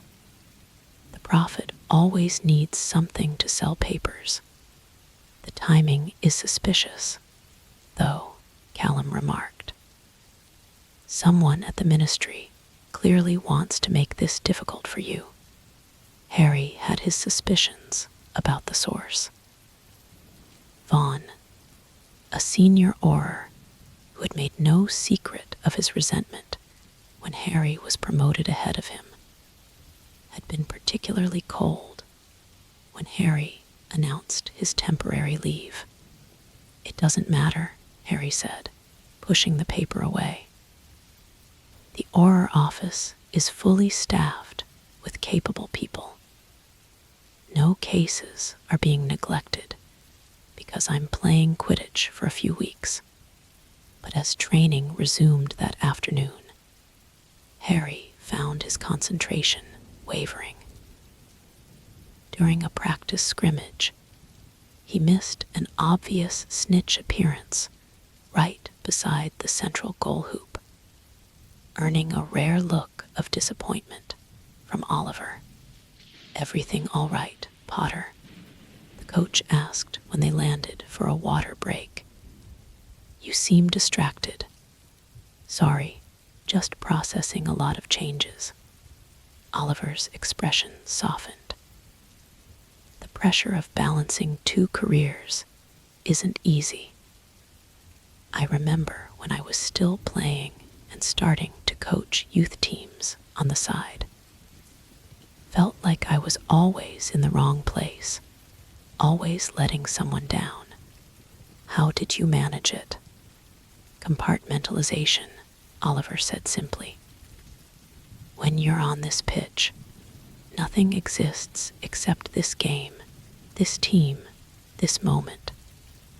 The rest of the world, the Auror office, the newspaper articles, whatever else is pulling at you, all of it waits outside the stadium."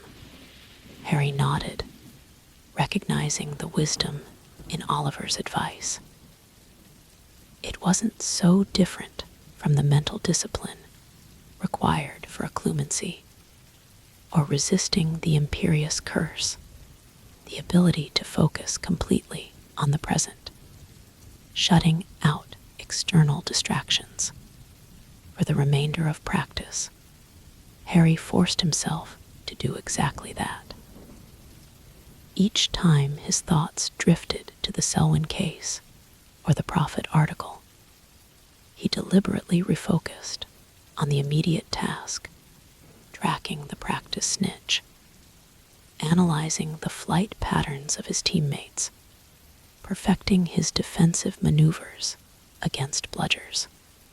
By the end of the day, he had regained his form, executing a particularly difficult catch that involved a vertical climb followed by a reverse roll to evade Pavel's precisely aimed bludger. "That's more like it," Oliver shouted approvingly. "Do that against Shang on Saturday, and the arrows won't know what hit them." As Harry headed toward the changing rooms, Callum fell into step beside him. "Sorted yourself out, then?" "Getting there," Harry replied honestly. "It's strange leading such different lives." The captain nodded, understanding. "Most of us just play Quidditch. You're trying to be two people at once, Auror Potter and Seeker Potter. No wonder you're finding it disorienting. Does it get easier? Dealing with the public scrutiny, the expectations." Callum considered this. "Not easier, exactly. You just learn to build stronger walls between what matters and what doesn't. The opinions of strangers in the Prophet doesn't matter. The respect of your teammates in this locker room, that matters." He paused at the door. "For what it's worth, you've got the ladder in spades." Harry felt a wave of gratitude for his teammates' understanding. Unlike the ministry, where his history and reputation always preceded him, here he was being judged solely on his current contributions to the team. After showering and changing, Harry found a cluster of reporters waiting outside the facility, an unusual occurrence for a standard practice day. He groaned inwardly, suspecting the Prophet article had stirred renewed interest in his temporary career change. "Mr. Potter, is it true you abandoned a major dark wizard capture to play Quidditch? Harry, are your Auror colleagues resentful of your special treatment? Potter, Will you return to the ministry if they need you for an emergency? The barrage of questions confirmed his suspicions. Harry was tempted to ignore them entirely, but years of public scrutiny had taught him that silence often led to even more speculative reporting. I've taken a standard temporary leave, which was approved by the head Auror, he stated calmly. The department has many excellent Aurors, fully capable of handling all ongoing cases. Now, if you'll excuse me, I have team duties to attend to. As he tried to move past them, a particularly persistent reporter stepped directly into his path. But doesn't the wizarding community deserve your full attention? After all they've sacrificed for you. Something in Harry snapped. Sacrificed for me, he repeated incredulously. I think you have that backwards.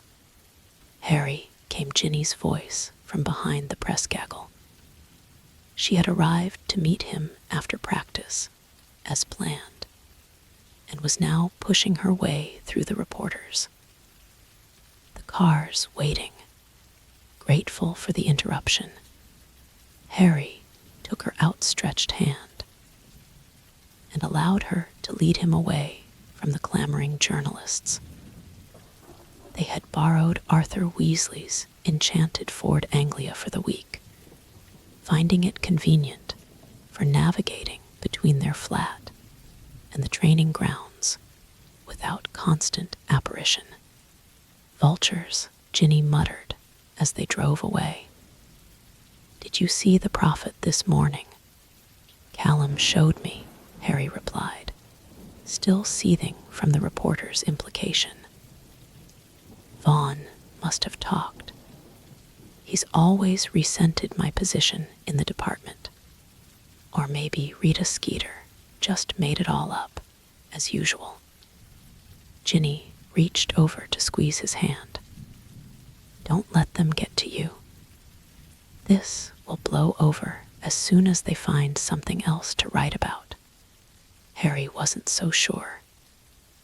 Throughout his life, public opinion had oscillated wildly from savior to attention-seeking liar, from chosen one to undesirable number one. Now it seemed a new narrative was forming. Harry Potter, abandoning his duty for personal glory. Maybe I am being selfish, he said quietly. There are important cases waiting while I'm chasing a snitch. Ginny took her eyes off the road long enough to give him a sharp look. Harry James Potter, don't you dare let them make you feel guilty for taking 3 weeks to do something you love. But, no buts. You've given everything to the wizarding world since you were a child. You're allowed to take something for yourself. Her voice softened. Besides, you've seen how happy it makes people to watch you fly. That matters too.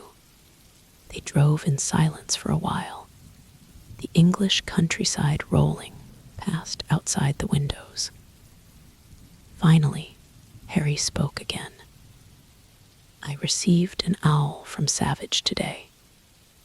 The Selwyn surveillance has identified another safe house in Romania. They're accelerating the operation timeline. Ginny glanced at him. Are you going to go back? It was the question he'd been asking himself all day. The responsible part of him felt he should return immediately, take his place, leading the operation he'd spent months preparing.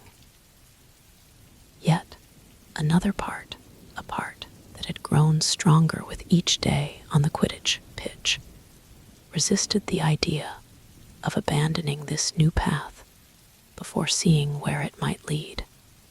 No, he decided finally. Savage is more than capable. And Robards was right. I'm not irreplaceable. Ginny smiled. Good. Good. Yes, good. Because I've already told my family to expect us both at this weekend's match. Dad's beside himself with excitement. He's never seen a professional game from the family box. Harry felt a weight lift from his shoulders. For once, he was choosing his own path, not the one dictated by duty or expectation. Whether it was the right choice remained to be seen, but it was his choice, perhaps the first truly selfish decision he'd made in years. As they reached London and merged into the evening traffic, Harry found himself thinking about Dumbledore's words from what seemed like a lifetime ago. It is our choices that show what we truly are, far more than our abilities. For now, he had chosen Quidditch. Not forever, perhaps not even for long, but for this moment, this brief stretch of time. He was choosing to follow the call of the sky rather than the call of duty. And despite the press, despite the guilt, despite the uncertainty of what awaited him when this temporary escape ended, he couldn't bring himself to regret that choice. Tomorrow would bring another practice, another step in balancing his divided life. For now, though, as he and Ginny drove home through the gathering dusk, Harry found himself looking forward to the morning skis with an anticipation that even the looming shadows of abandoned responsibilities couldn't dim. Chapter 6, The Difficult Choice. The match against the Appleby Arrows proved even more challenging than Oliver had predicted. Zhang Li was indeed a master of deception, leading Harry on several wild goose chases before he adapted to her tactics. When Harry finally caught the snitch after a nail-biting 3-hour contest, Puddlemere's narrow victory cemented their position near the top of the league table. 2 more successful matches followed over the next week and a half. Harry settled into a rhythm with the team, his skills sharpening with each practice, his confidence growing with each victory. The press coverage, too, had shifted from questioning his commitment to celebrating his triumphant return to the sport. Potter's perfect streak continues, proclaimed the Daily Prophet after their win against the Wigton Wanderers. From Auror to All-Star, read Quidditch Quarterly's latest cover, featuring a spectacular action shot of Harry performing a sloth grip roll to evade a bludger. But as his temporary contract with Puddlemere neared its end, Harry faced an increasingly urgent reality. Elias Sharp's recovery was progressing slower than expected. The team healer had informed Oliver that while Sharp's bones had mended perfectly, the nerve damage required additional therapy. He wouldn't be cleared to play for at least another month. So Oliver began during their private meeting in his office after practice. We find ourselves in an interesting situation. Harry sat across from him, still sweaty from the day's training session. Elias needs more time. Exactly. And our management is, well, they're rather pleased with his replacement. Oliver slid a formal-looking document across his desk. They've authorized me to offer you an extended contract. 3 months, with an option to review after that. Harry stared at the parchment. 3 months was no longer a temporary arrangement. It would mean a genuine leave of absence from the Auror office, not just a few weeks of vacation time. I know it's a big decision, Oliver continued when Harry remained silent. The financial terms are generous, and there's a clause that would allow you to exit early if Sharp returns ahead of schedule. It's not about the money, Harry said, finally finding his voice. It's your other career. I understand. Oliver leaned forward. If it helps, the contract doesn't require exclusivity. In theory, you could maintain some Auror duties if the ministry agrees. Harry doubted that would be possible in practice. The last 2 weeks had already shown how difficult it was to balance both worlds, even with his cases temporarily reassigned. The physical demands of professional Quidditch training left little energy for chasing dark wizards. "Can I have some time to think about it?" he asked. "Of course, but we'll need an answer soon." Oliver glanced at the calendar on his wall.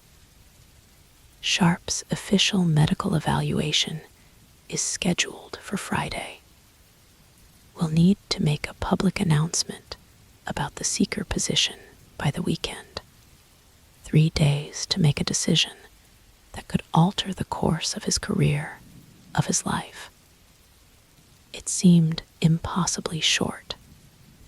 Yet Harry knew that even with 3 months, the choice would be no easier.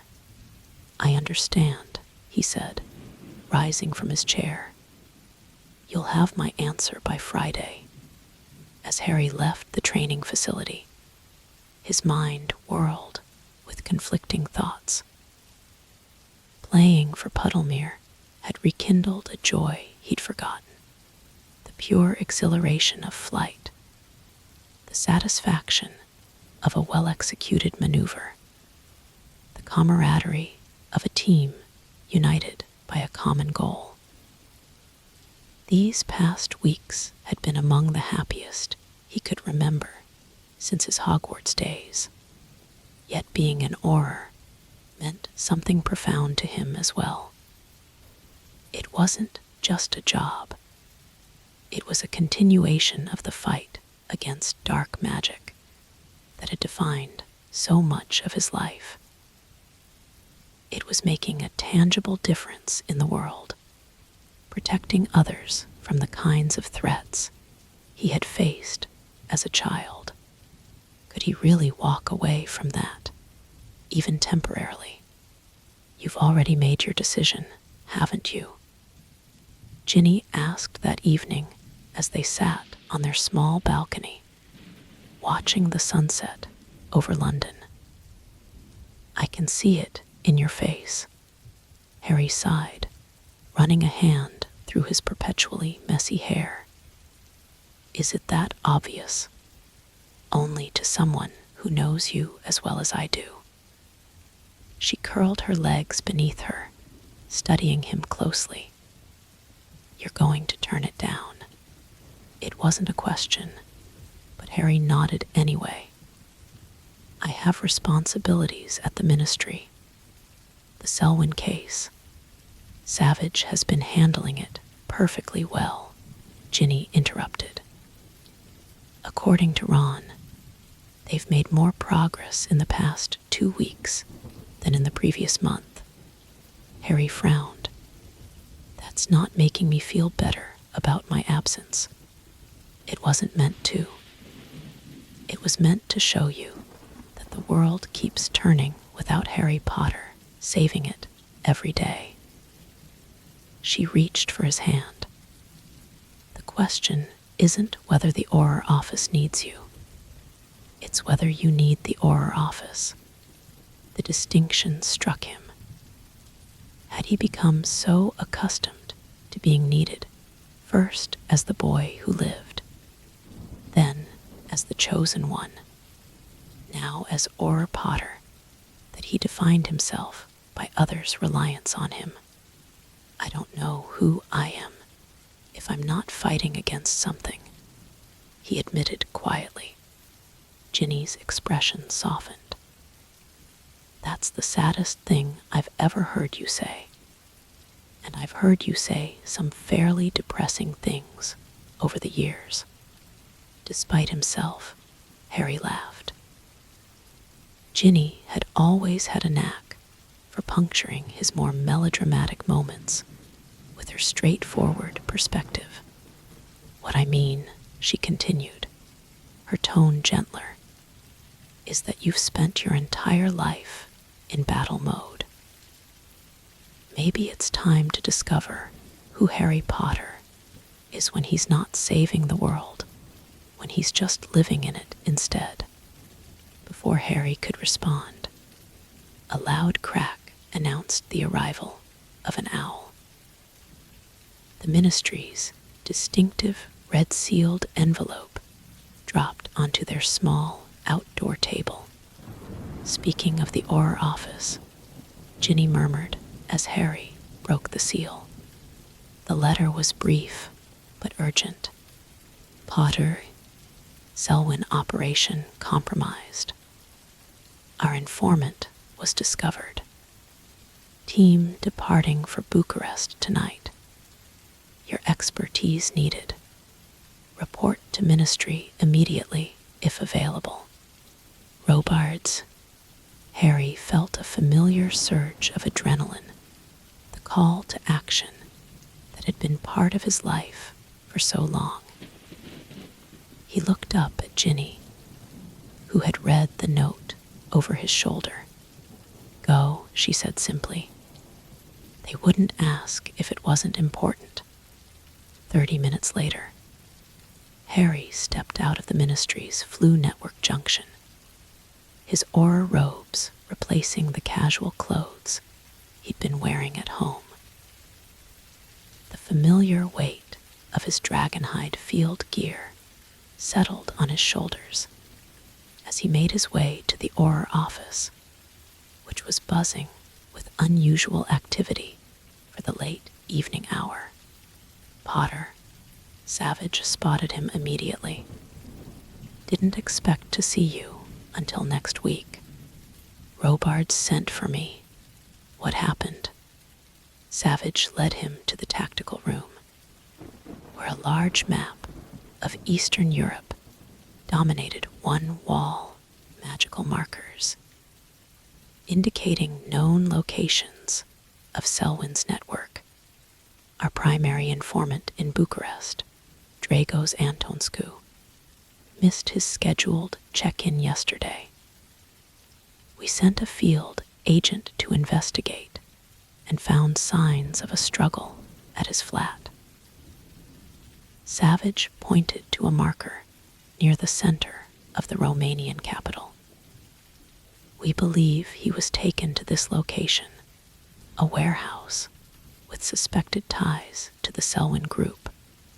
Harry studied the map, his mind automatically shifting into investigative mode. What about our other surveillance points? That's the concerning part. We're seeing movement at all of them simultaneously. They're either relocating their entire operation or preparing for something big. Or both, Harry muttered, the familiar patterns of dark wizard activity crystallizing in his mind. If they know they've been compromised, they'll accelerate whatever they've been planning. Robards entered the room, nodding briefly to Harry. Good, you're here. Briefing in 5 minutes. We're sending a joint task force with the Romanian Ministry's Special Operations Division. He handed Harry a thick folder. You'll need to get up to speed quickly.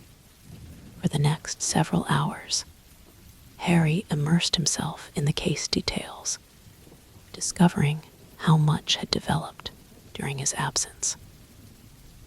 Savage had indeed made significant progress, identifying key players and locations that had previously eluded them. But the unexpected exposure of their informant had forced them to move before they were fully prepared. The portkey to Bucharest leaves in 30 minutes, Robards announced as the briefing concluded. Team assignments are on the board. Potter, given your unique situation, I've listed you as auxiliary support. You'll coordinate from the Romanian Ministry headquarters rather than participating in the field operation. Harry felt a twinge of what? Disappointment, relief. He couldn't quite identify the emotion. Sir, I'm fully prepared to join the field team. Robards studied him for a moment. I'm sure you are, but you've been away from this case for weeks, and more importantly, you have other commitments now. He lowered his voice. This isn't a punishment, Potter. It's a recognition of reality. You can't be in two places at once. The truth of Robards' words hit home. If Harry joined the field operation, he would miss Puddlemere's crucial match against Montrose 2 days from now. His temporary teammates would be left without a seeker at the last minute. Oliver would have to scramble for a replacement, potentially jeopardizing the team's standing. I understand, sir, Harry said finally. I'll provide whatever support I can from headquarters. As the Aurors prepared for departure, Harry found himself in the strange position of being simultaneously part of the team and apart from it. The familiar pre-operation energy filled the room, equipment checks, last-minute intelligence reviews, the solemn focus that preceded any dangerous mission. Yet Harry stood somewhat outside the flow, his role peripheral rather than central. Feels weird, doesn't it? Ron appeared beside him, adjusting his field gear. Having you in the strategic support role while we go in. More than weird, Harry admitted. I should be leading this. I built the case. And Savage built on what you started, Ron reminded him. That's how the department works. We take over for each other when needed. It's different when it's by choice, though. Harry lowered his voice, mindful of the others nearby. I chose Quidditch over this operation. What does that say about me? Ron considered this. That you're finally learning you're allowed to have a life. That you trust your colleagues to function without you. That you're not solely responsible for fighting every dark wizard in Europe. He clapped Harry on the shoulder. Sounds like growth to me, mate. Before Harry could respond, Robards called the team to order. Portkey activates in 2 minutes. Final equipment check now. As the Aurors gathered around the ordinary-looking tea kettle that would transport them to Romania, Harry felt the peculiar sensation of watching a significant moment unfold without him at its center. For over a decade, he had been the focal point of the fight against dark magic, first as Voldemort's nemesis, then as one of the Ministry's top Aurors.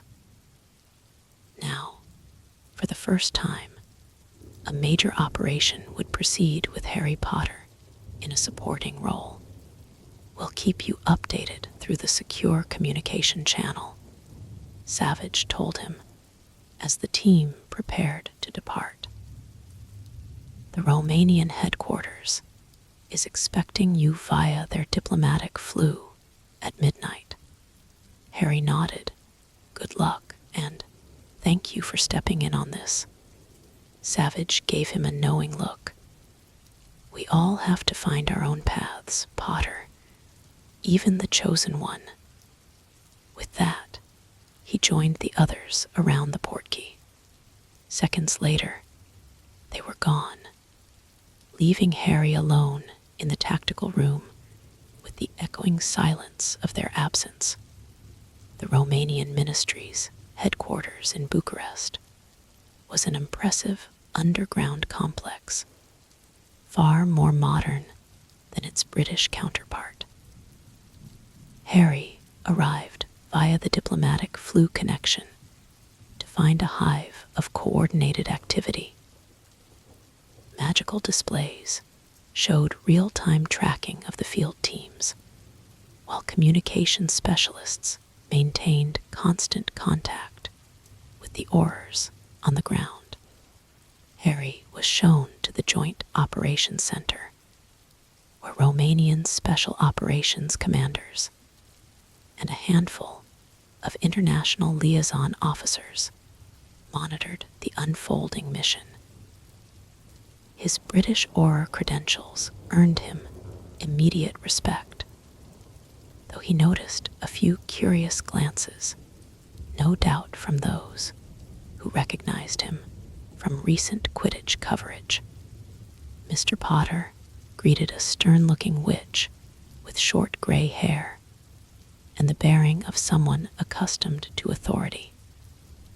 I am Director Vasilescu. Your colleagues speak highly of your expertise on the Selwyn network. We welcome your assistance. Thank you, Director. I'm at your disposal. For the next several hours, Harry found himself in the strange position of watching remotely as his colleagues executed the operation he had helped design. From the operations center, he could track their progress through enchanted maps and status reports, offering occasional insights based on his previous intelligence work. The raid on the warehouse proceeded according to plan, but Antonscu was not there. Instead, the teams discovered evidence that the Selwyn network had relocated their main activities to a remote mountain facility near the Hungarian border. This changes our approach, Director Vasilescu noted grimly. The mountain location is heavily warded and difficult to access, even with magical transportation. Harry studied the topographical display. They've chosen the location deliberately. Limited approach routes, easily defended. He pointed to a particular feature. There's a pattern in how the Selwyns select their facilities. This ridgeline will almost certainly have sentry positions with overlapping fields of view. The Romanian tactical officers nodded in appreciation of his analysis. For the remainder of the night, Harry worked with the joint planning team to develop an approach strategy for the mountain facility, drawing on his intimate knowledge of the Selwyn network's security practices. By dawn, they had a comprehensive plan ready for the field teams. Harry felt a familiar satisfaction in the work, the intellectual challenge of outthinking dangerous adversaries, the purposeful collaboration with dedicated colleagues, the knowledge that their efforts would protect others from harm. Yet as morning broke over Bucharest, Harry was acutely aware of another reality. Puddlemere's practice session would be starting in a few hours back in England. If he remained with the operation, he would miss not only the practice, but almost certainly the upcoming match. Oliver needed an answer about the extended contract, and the team needed to know who would be playing Seeker against Montrose. As if reading his thoughts, a Romanian communications officer approached with a message scroll. Priority communication from London for Auror Potter. The message was from Robards. Potter, your insights on the mountain facility proved valuable. The joint team is implementing your recommended approach strategy. Romanian ministry speaks highly of your contributions. That said, we both know where you're needed most right now, and it isn't here. Savage is fully capable of leading this operation to completion. The international flu connection has been cleared for your return to London when you're ready. The department will manage without you, as we have these past weeks. Consider this permission to follow the path that calls to you, whichever that may be. Robards. Harry read the message twice, struck by Robards's unexpected perceptiveness. The head Auror had given him a clear exit, a way to return to Puddlemere without betraying his responsibilities to the Auror office. But was that truly what he wanted? He found a quiet corner of the operations center and took a moment to really consider his position. The past night had reminded him of everything he valued about being an Auror, the meaningful work, the camaraderie of fellow officers, the satisfaction of protecting others. Yet when he thought about returning to Puddlemere, about taking to the air in Saturday's match, about the possibility of extending his time with the team, he felt an undeniable lightness. There was joy in Quidditch that he had never found in chasing dark wizards, no matter how important that work was. Auror Potter, Director Vasilescu approached. The field teams are requesting a final consultation before they move on the mountain facility. Harry made his decision. I'm sorry, Director.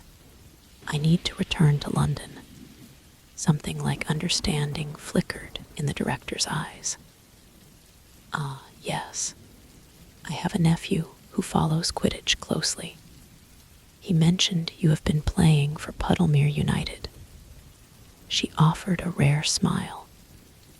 Sometimes we must choose between what is expected of us and what fulfills us.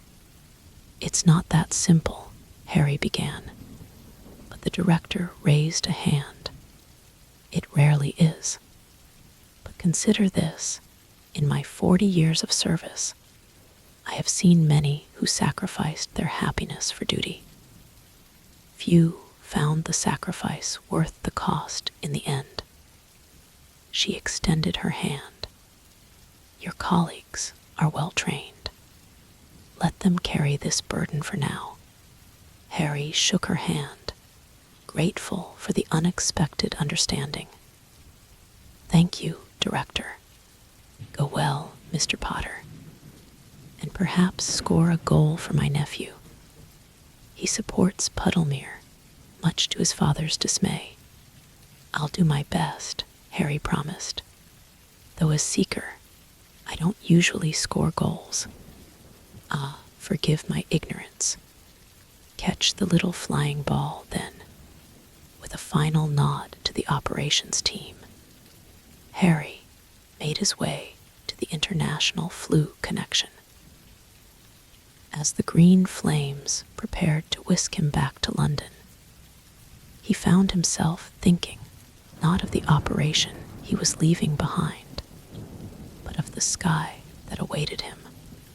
Harry arrived at Puddlemere's training facility just as the afternoon session was concluding.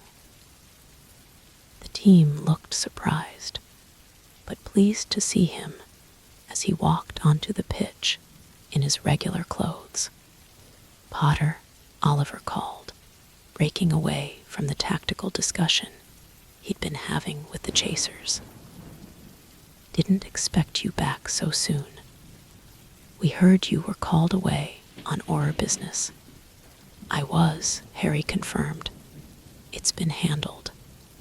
Oliver studied him for a moment, seeming to sense there was more to the story. "Well, you've missed today's tactical session, but we can catch you up tomorrow.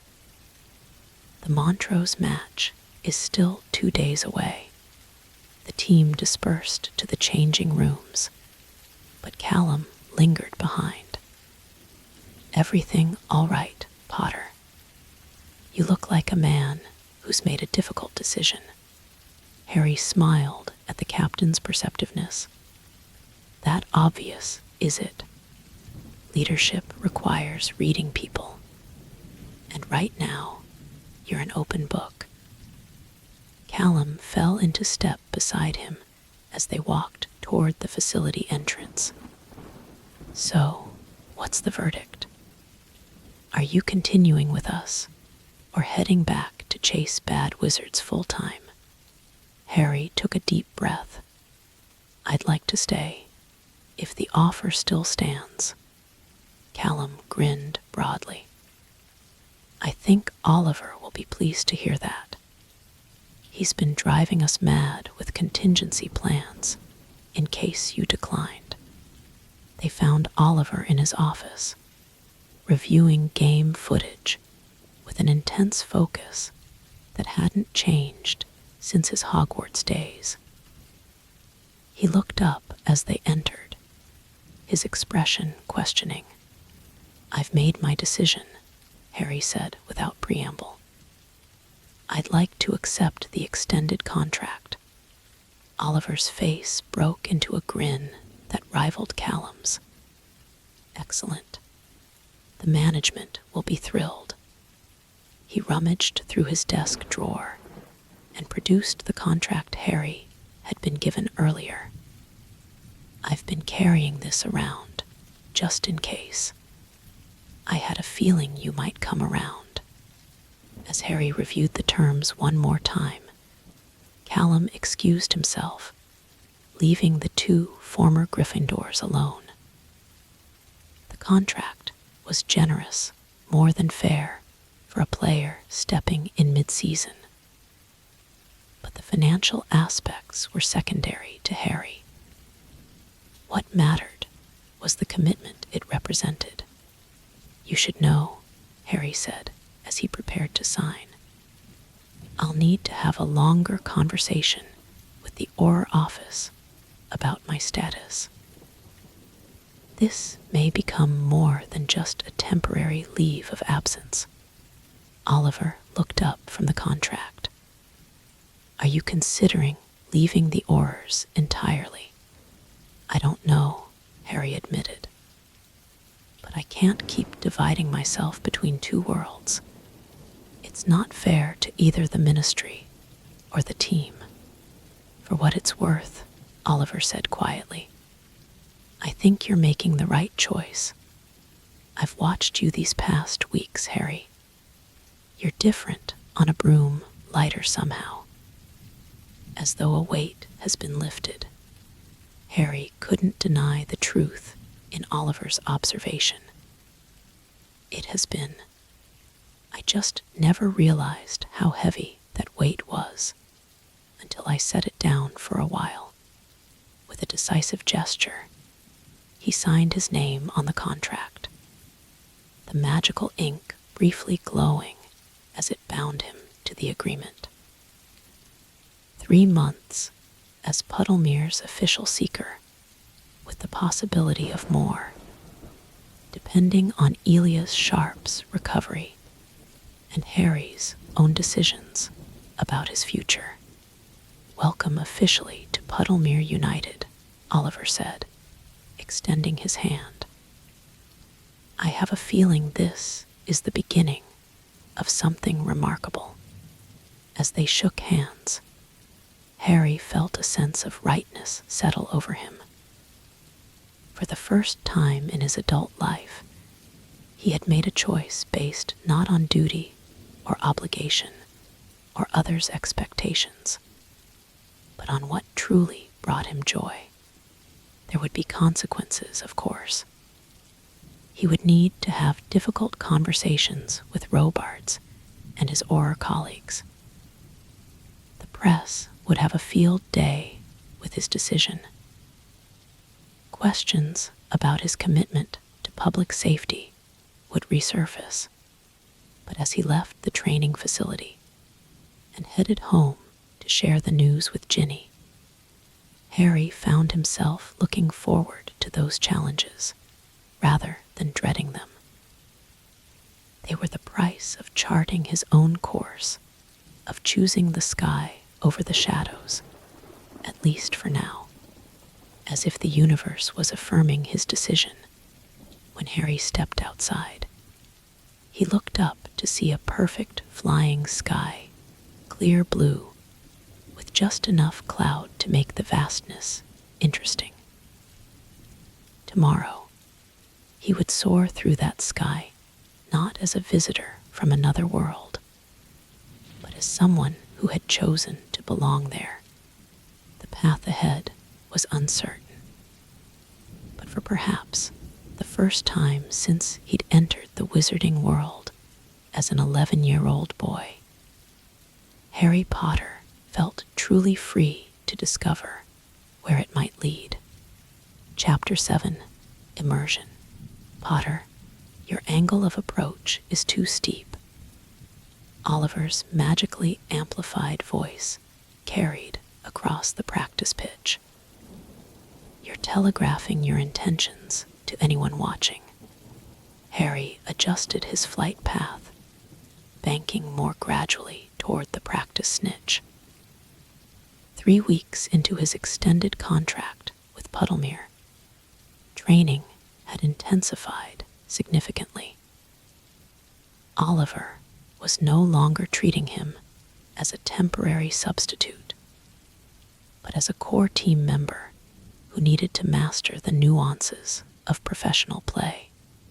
"Better," Oliver called as Harry completed a more subtle approach. "Now try it with defensive interference." On cue, Pavel sent a bludger hurtling toward Harry's new flight path.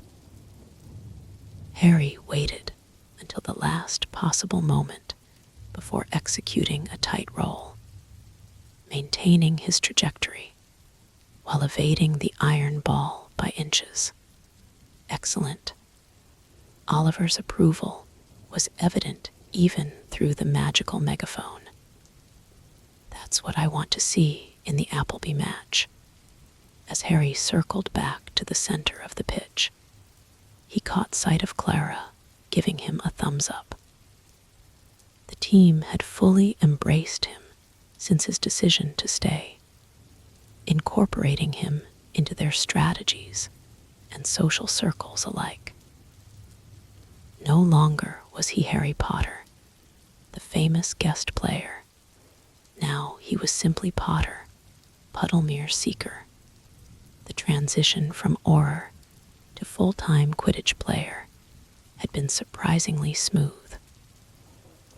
Robards had processed his extended leave with minimal fuss, keeping his position open should he choose to return. The Selwyn operation had concluded successfully without him, resulting in multiple arrests and the disruption of a major dark artifacts smuggling network. Savage had even sent Harry a brief note of thanks for his preliminary work on the case, assuring him the department was functioning well in his absence. "That's it for today," Oliver announced as the sun began to dip toward the horizon. Team meeting in 15 to review Appleby's latest match footage. As Harry descended to the ground, Callum flew alongside him. "Looking good up there, Potter. You're starting to think like a professional seeker rather than a gifted amateur. Is that a compliment or a criticism?" Harry asked with a grin. "Both," the captain replied honestly. "Your instincts were always exceptional, but now you're adding strategy and precision, making fewer spectacular rescues because you're positioning yourself better from the start." It was true. Harry had noticed the change himself. At Hogwarts, and even during his first matches with Puddlemere, his approach to seeking had been largely reactive, responding to the snitch's movements, to bludgers, to the opposing seeker. Now he was thinking several moves ahead, anticipating rather than merely reacting. The team gathered in the strategy room, where Oliver had prepared an extensive analysis of their upcoming opponents.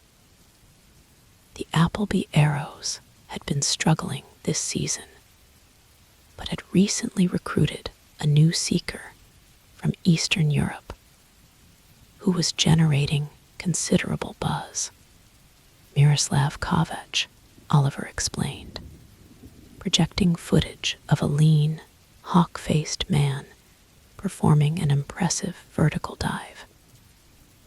23 years old, previously with the Vrasta Vultures. Unconventional style, he treats seeking like a chess match, always thinking 3 moves ahead. Harry studied the footage with interest. Unlike some seekers who relied primarily on speed or agility, Kovac seemed to anticipate the snitch's movements, positioning himself to intercept rather than chase. "He's patient," Harry observed. "Waits for the right moment instead of pursuing every sighting." Oliver nodded approvingly. "Exactly. Which means your usual aggressive approach could play right into his hands. He'll expect you to commit early, then capitalize on any overextension."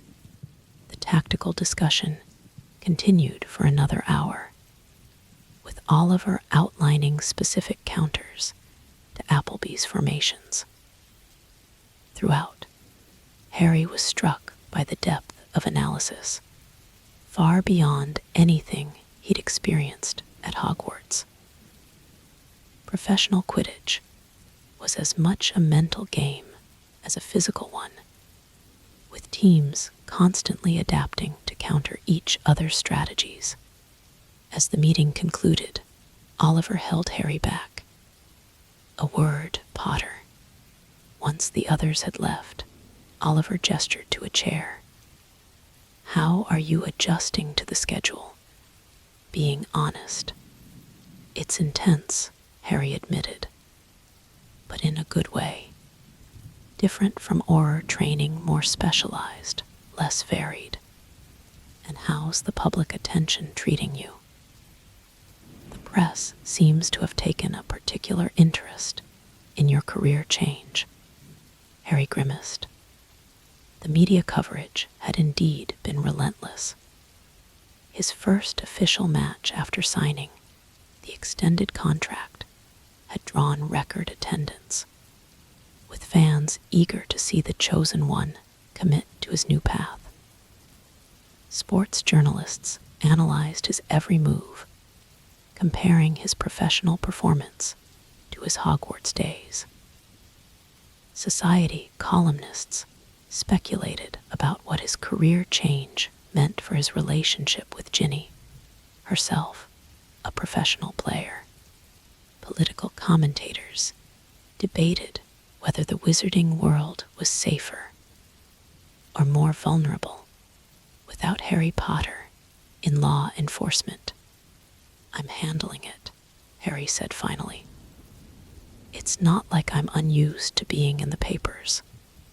Oliver's expression grew serious.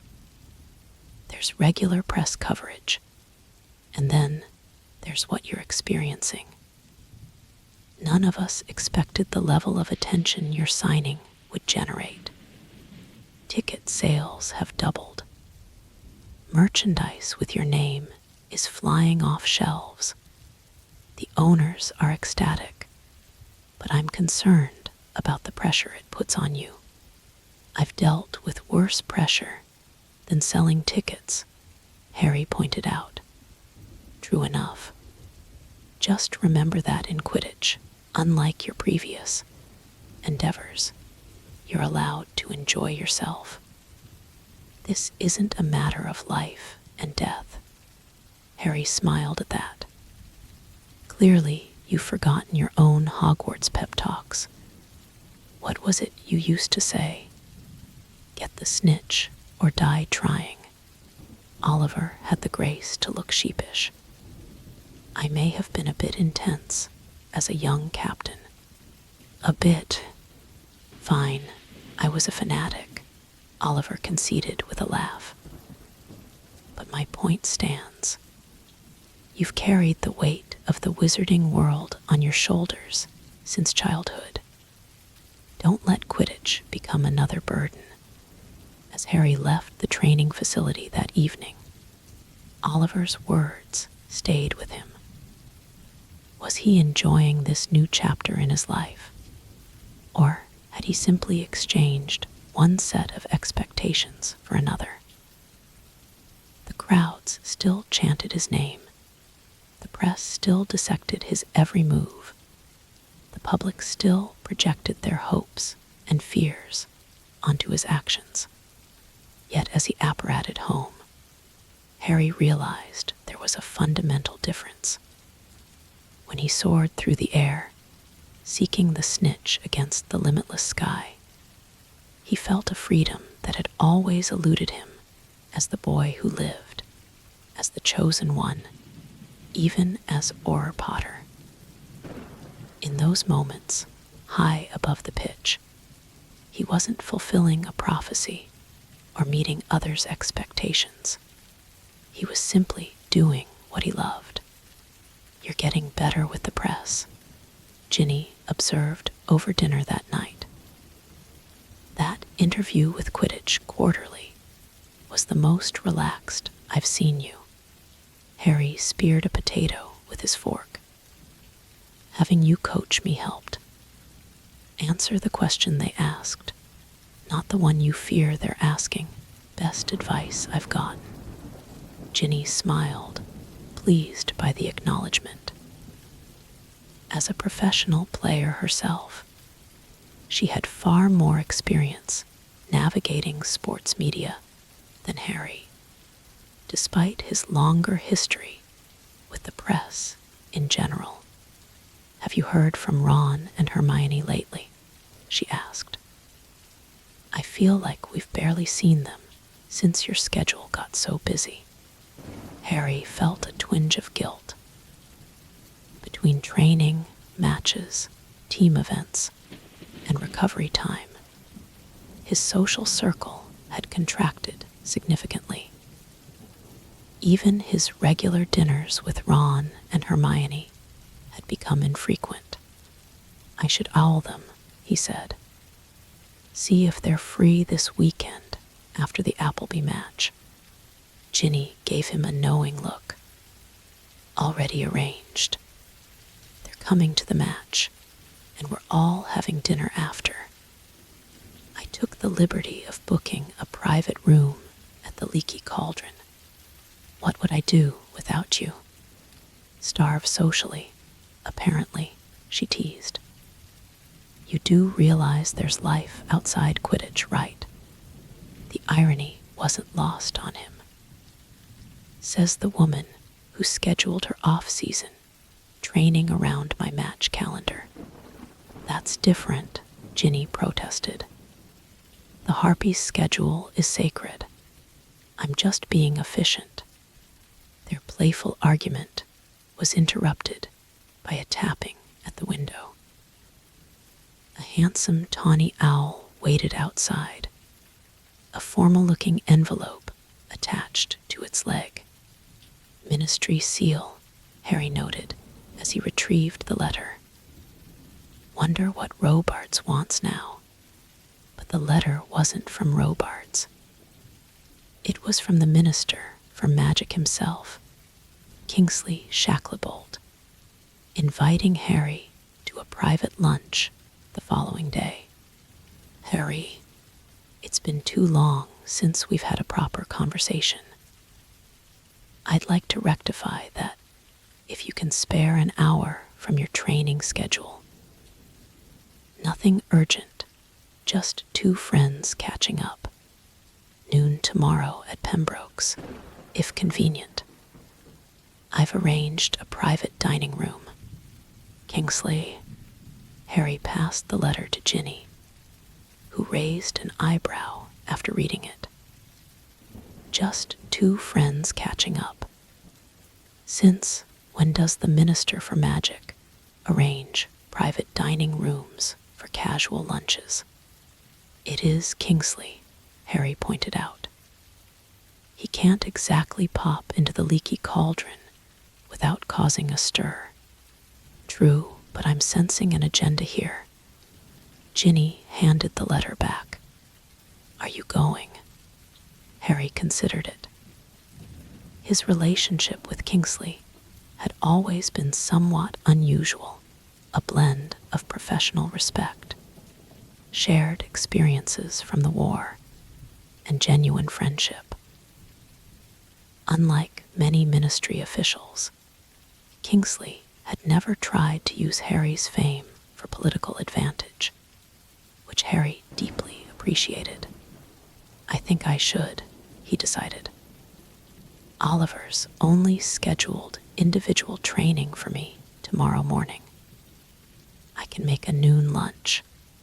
Ginny nodded, but her expression remained thoughtful. Just be careful. Even friends have expectations, and Kingsley invested a lot in recruiting you to the Auror office. Pembroke's was one of Wizarding London's most exclusive restaurants, known for its privacy and discretion. When Harry arrived the following day, he was escorted immediately to a secluded room at the back, where Kingsley was already waiting. Harry, the minister, rose, extending his hand with a warm smile. Thank you for making time. You're looking well. Quidditch clearly agrees with you. It's good to see you too, Minister, Harry replied, accepting both the handshake and the compliment. Please, it's Kingsley when we're not in official meetings. He gestured to the table, already set with an elegant lunch. I took the liberty of ordering. The chef here prepares an excellent roast beef. As they settled into their meal, the conversation remained pleasantly general, Kingsley inquiring about Puddlemere's season prospects, Harry asking about mutual acquaintances at the ministry. Only after the main course had been cleared did Kingsley approach anything resembling his true purpose. I've been following your Quidditch career with interest, he said, swirling a glass of elf-made wine. Quite the change of pace from chasing dark wizards. Harry nodded, waiting for the real question. Robards tells me your position remains open, Kingsley continued. He seems confident you'll return once this sporting interlude concludes. There it was, the subtle probe disguised as casual conversation. Robards has been very understanding, Harry acknowledged. But I haven't made any decisions about returning yet. Kingsley studied him over the rim of his wineglass. May I speak frankly, Harry? I'd prefer it, actually. Your departure from the Auror office has created quite a stir, not just within the ministry, but in wider political circles. There are those who see it as problematic because they think the wizarding world needs Harry Potter protecting it. Harry couldn't keep a slight edge from his voice. Partly, Kingsley admitted, but more because of what you represent. Your joining the Aurors after the war sent a powerful message about rebuilding our institutions, about the importance of law and order in the new wizarding society.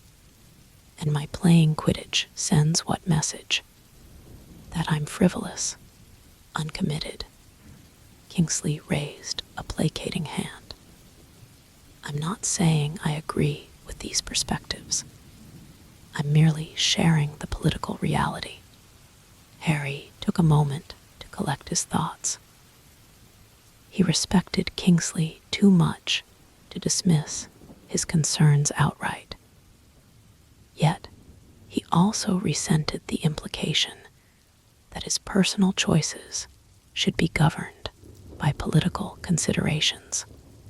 With all due respect, Minister, he said finally, I spent 17 years with my life dictated by Voldemort's actions, and a prophecy I never asked for. I fulfilled that obligation. I've since given 5 years to the Auror office, helping rebuild what the war destroyed. At what point am I allowed to make choices based on my own happiness rather than others' expectations? Something like approval flickered in Kingsley's eyes. Well said. And to be clear, I personally believe you've earned the right to choose your own path, whatever that may be. He leaned forward. But I would be remiss, as both minister and friend, if I didn't ask, is this truly what you want? Or is it merely an escape from pressures you found overwhelming? The question struck closer to home than Harry expected. Was Quidditch just an escape? A temporary refuge from responsibilities that had become too heavy? I don't know, he answered honestly. But for the first time in my adult life, I'm doing something purely because it brings me joy, not because it's expected of me, or because lives depend on it. Kingsley nodded slowly. That's a valid reason, perhaps the most valid.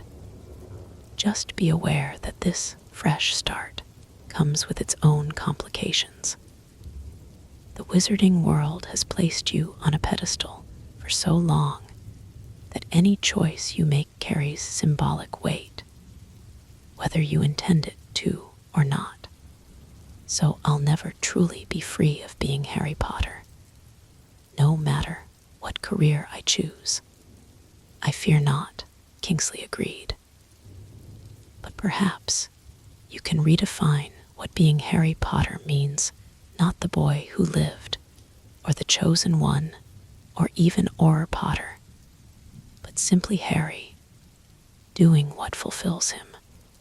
As they concluded their lunch with lighter conversation, Harry found himself appreciating Kingsley's honesty. Unlike others who had tried to influence his decisions over the years, the minister had presented the political realities without pressure. acknowledging Harry's right to make his own choice, regardless. "Thank you for lunch," Harry said as they prepared to part ways. "And for the conversation. It's given me a lot to think about." "That's all I ask," Kingsley replied with a smile. "Whatever you decide, Harry, know that you have my personal support. And should you ever wish to return to the ministry, whether to the Auror office or in some other capacity, the door remains open." As Harry left the restaurant, he felt a strange mixture of emotions. Kingsley's assurance of support was genuine. He was certain. Yet the conversation had also been a reminder that he could never fully escape the public's expectations. Even now, as he walked through Diagon Alley back to the apparition point, he was aware of the double takes, the whispers, the eyes following his progress. "There he is, Potter. Do you think he's really done with being an Auror? My cousin says he's twice the Seeker Elias Sharp ever was." The comments followed him like ripples in water. Once, they would have irritated or embarrassed him. Now, he found a certain resignation in the consistency of public attention, regardless of what hat he wore, or Quidditch player, or simply Harry Potter walking down the street. By the time he reached the Puddlemere training facility for his afternoon session, Harry had processed Kingsley's message and set it aside.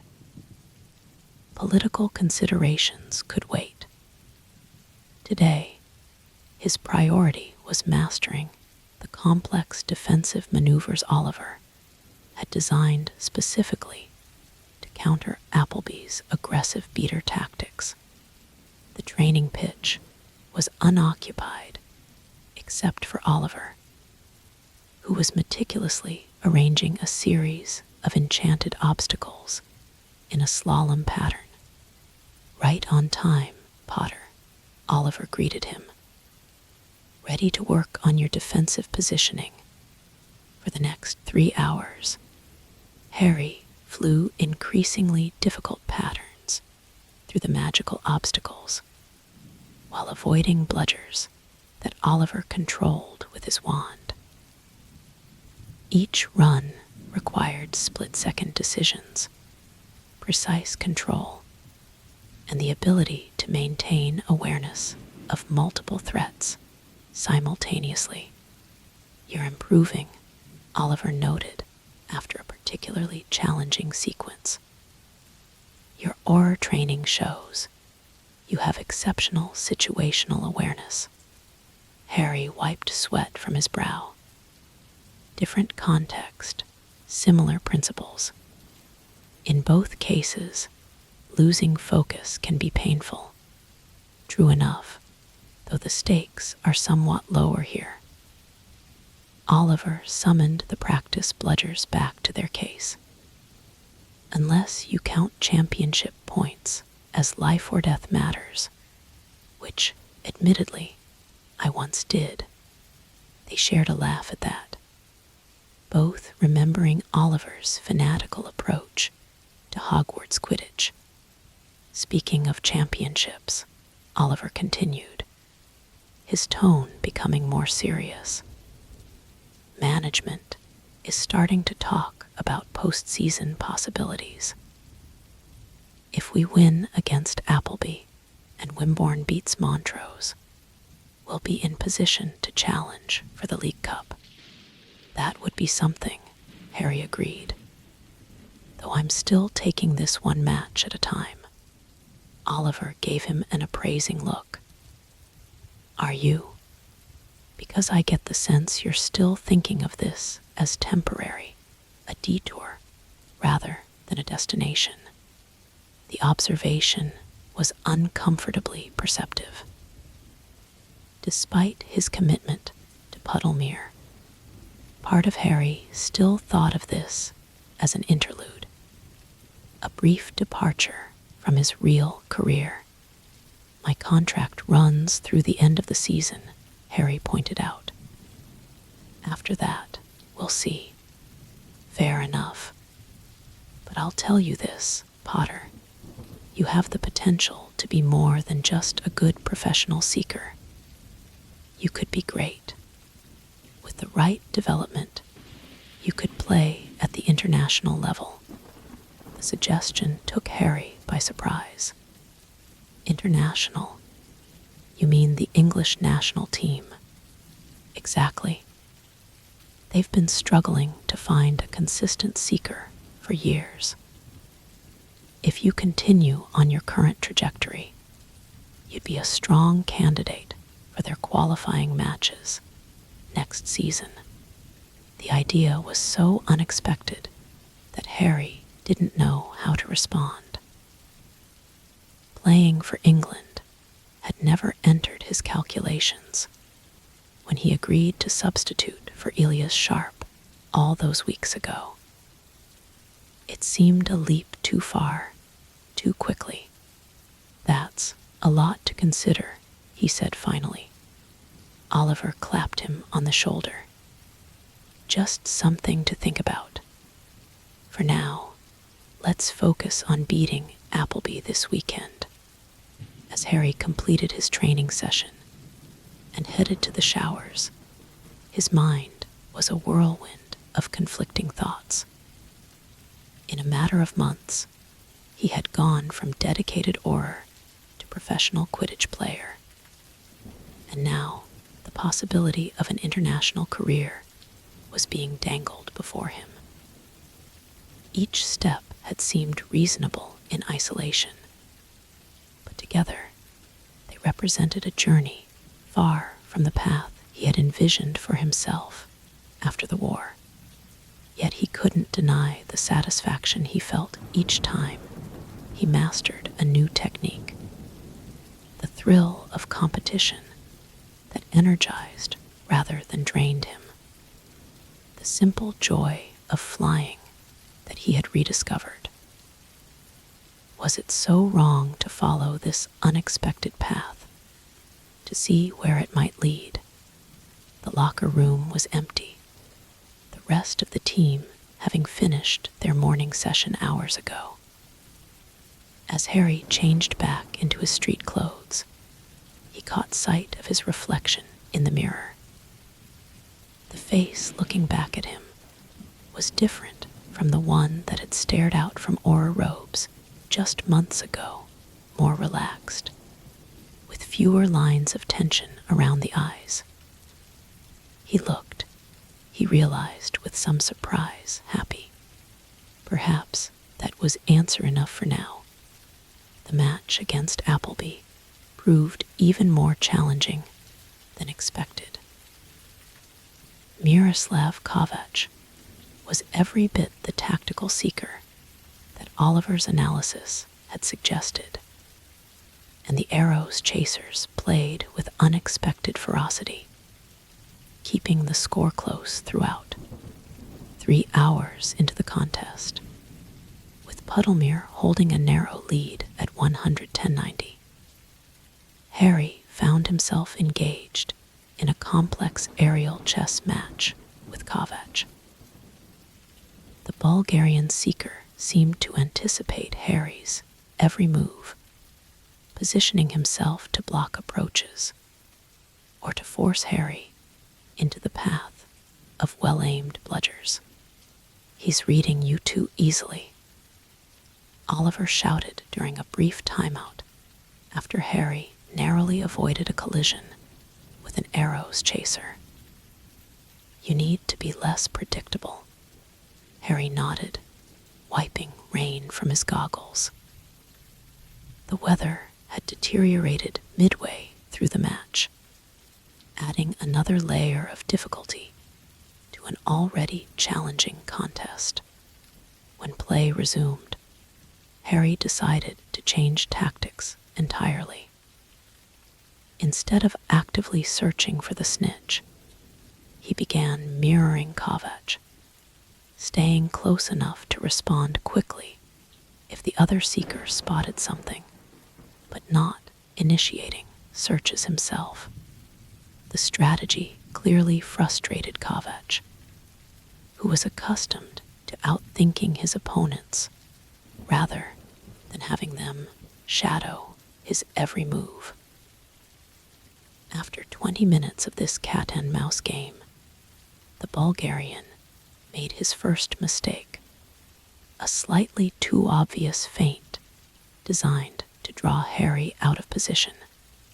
Instead of taking the bait, Harry maintained his shadowing position, forcing Quidditch to abandon the feint and resume his search pattern. The crowd, sensing the psychological battle unfolding above them, watched with rapt attention as the two seekers circled and counter-circled like wary predators. The breakthrough came in the 4th hour, as fatigue began to affect both teams. Quidditch had drifted slightly higher, scanning the pitch from an elevated vantage point, when Harry caught a golden flicker near the Puddlemere goalposts. Instead of immediately diving toward it, he made a deliberate movement in the opposite direction, as if investigating something near the Appleby end. Quidditch, conditioned now to expect deception, hesitated rather than following Harry's movement. That moment of indecision was all Harry needed. With a sudden burst of speed, he reversed course and streaked toward the Puddlemere goals, catching the Bulgarian completely off guard. The snitch darted upward as Harry approached, but he anticipated the movement, adjusting his trajectory without slowing. His fingers closed around the golden ball just as Quidditch realized what was happening.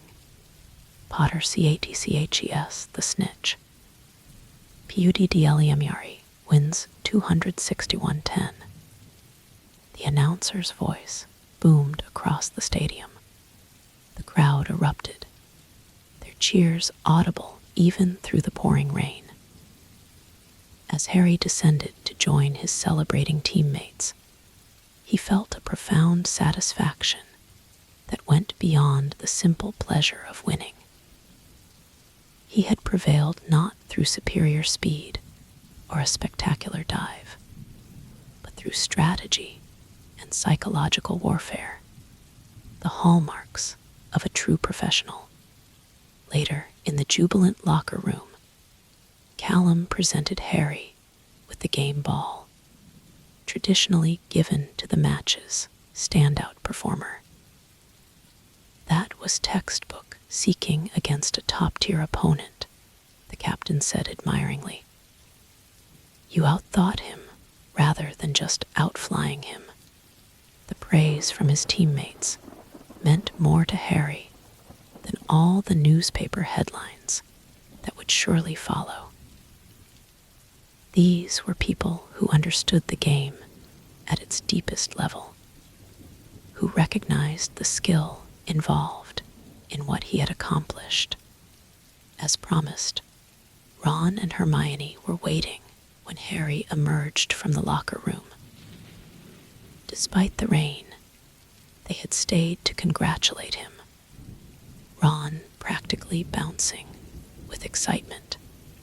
That was bloody brilliant, he exclaimed, pulling Harry into a backslapping hug. The way you faked him out at the end, masterful. Hermione's congratulations were more restrained, but no less sincere. You looked completely in your element up there, she said, giving him a warm hug. It's wonderful to see. The four of them, Harry, Ginny, Ron, and Hermione, made their way to the leaky cauldron, where the private room Ginny had arranged provided a welcome refuge from the public attention that followed Harry everywhere these days. To Harry, Ron raised his glass once they were settled with food and drinks. Savior of the wizarding world, and now savior of Puddlemere's championship hopes. Ron, Hermione admonished, though she was smiling. Don't put that pressure on him. It's fine, Harry assured her. Winning a Quidditch championship would actually be refreshingly straightforward compared to defeating Voldemort. No cryptic prophecies, no hunting for Horcruxes. Just catch a small golden ball before the other guy does. They all laughed at that. The simple joy of being together, reminding Harry of what he had been missing in his hectic training schedule. Seriously, though, Hermione said once their laughter subsided, you seem different, Harry. Happier. I am, he acknowledged. It's strange. I thought being an Auror was what I wanted, what I was meant to do. But this, he struggled to find the right words. Fits better, Ginny suggested. Exactly. It's challenging in completely different ways. Less weight, more joy. Ron nodded, understanding. I felt something similar when I left the Aurors to help George with the shop. Everyone expected me to follow your path, the hero's journey, and all that. But sometimes the right choice isn't the obvious one. Have you thought about what comes next? Hermione asked. After your contract ends, Harry shared Oliver's comments about the possibility of international play, watching his friends' reactions with interest. Ron was predictably ecstatic at the idea of Harry playing for England, while Hermione looked thoughtful. That would be quite a commitment, she observed. International play on top of club obligations, essentially making Quidditch your full-time career for the foreseeable future. I know, Harry admitted, and I haven't decided anything yet, but I'm not ruling it out either. Well, I think it's brilliant, Ron declared. Harry Potter, England's Seeker, has a nice ring to it, doesn't it? As the evening progressed, and the conversation flowed from Quidditch to ministry gossip to updates on other friends from Hogwarts, Harry felt a profound contentment. This was what had been missing in his life as an Auror, not just the exhilaration of flight, but the balance that allowed him to fully enjoy moments like these, free from the constant weight of responsibility. Later, as he and Ginny walked home through the now gentle rain, Harry found himself reflecting on how much had changed in just a few months. From reluctant guest player to potential international prospect, the journey had been as unexpected as it was rewarding. Penny for your thoughts, Ginny asked, squeezing his hand. Just thinking about how quickly things change, he replied. 6 months ago, I couldn't have imagined any of this. Ginny smiled up at him. That's the beauty of it, isn't it?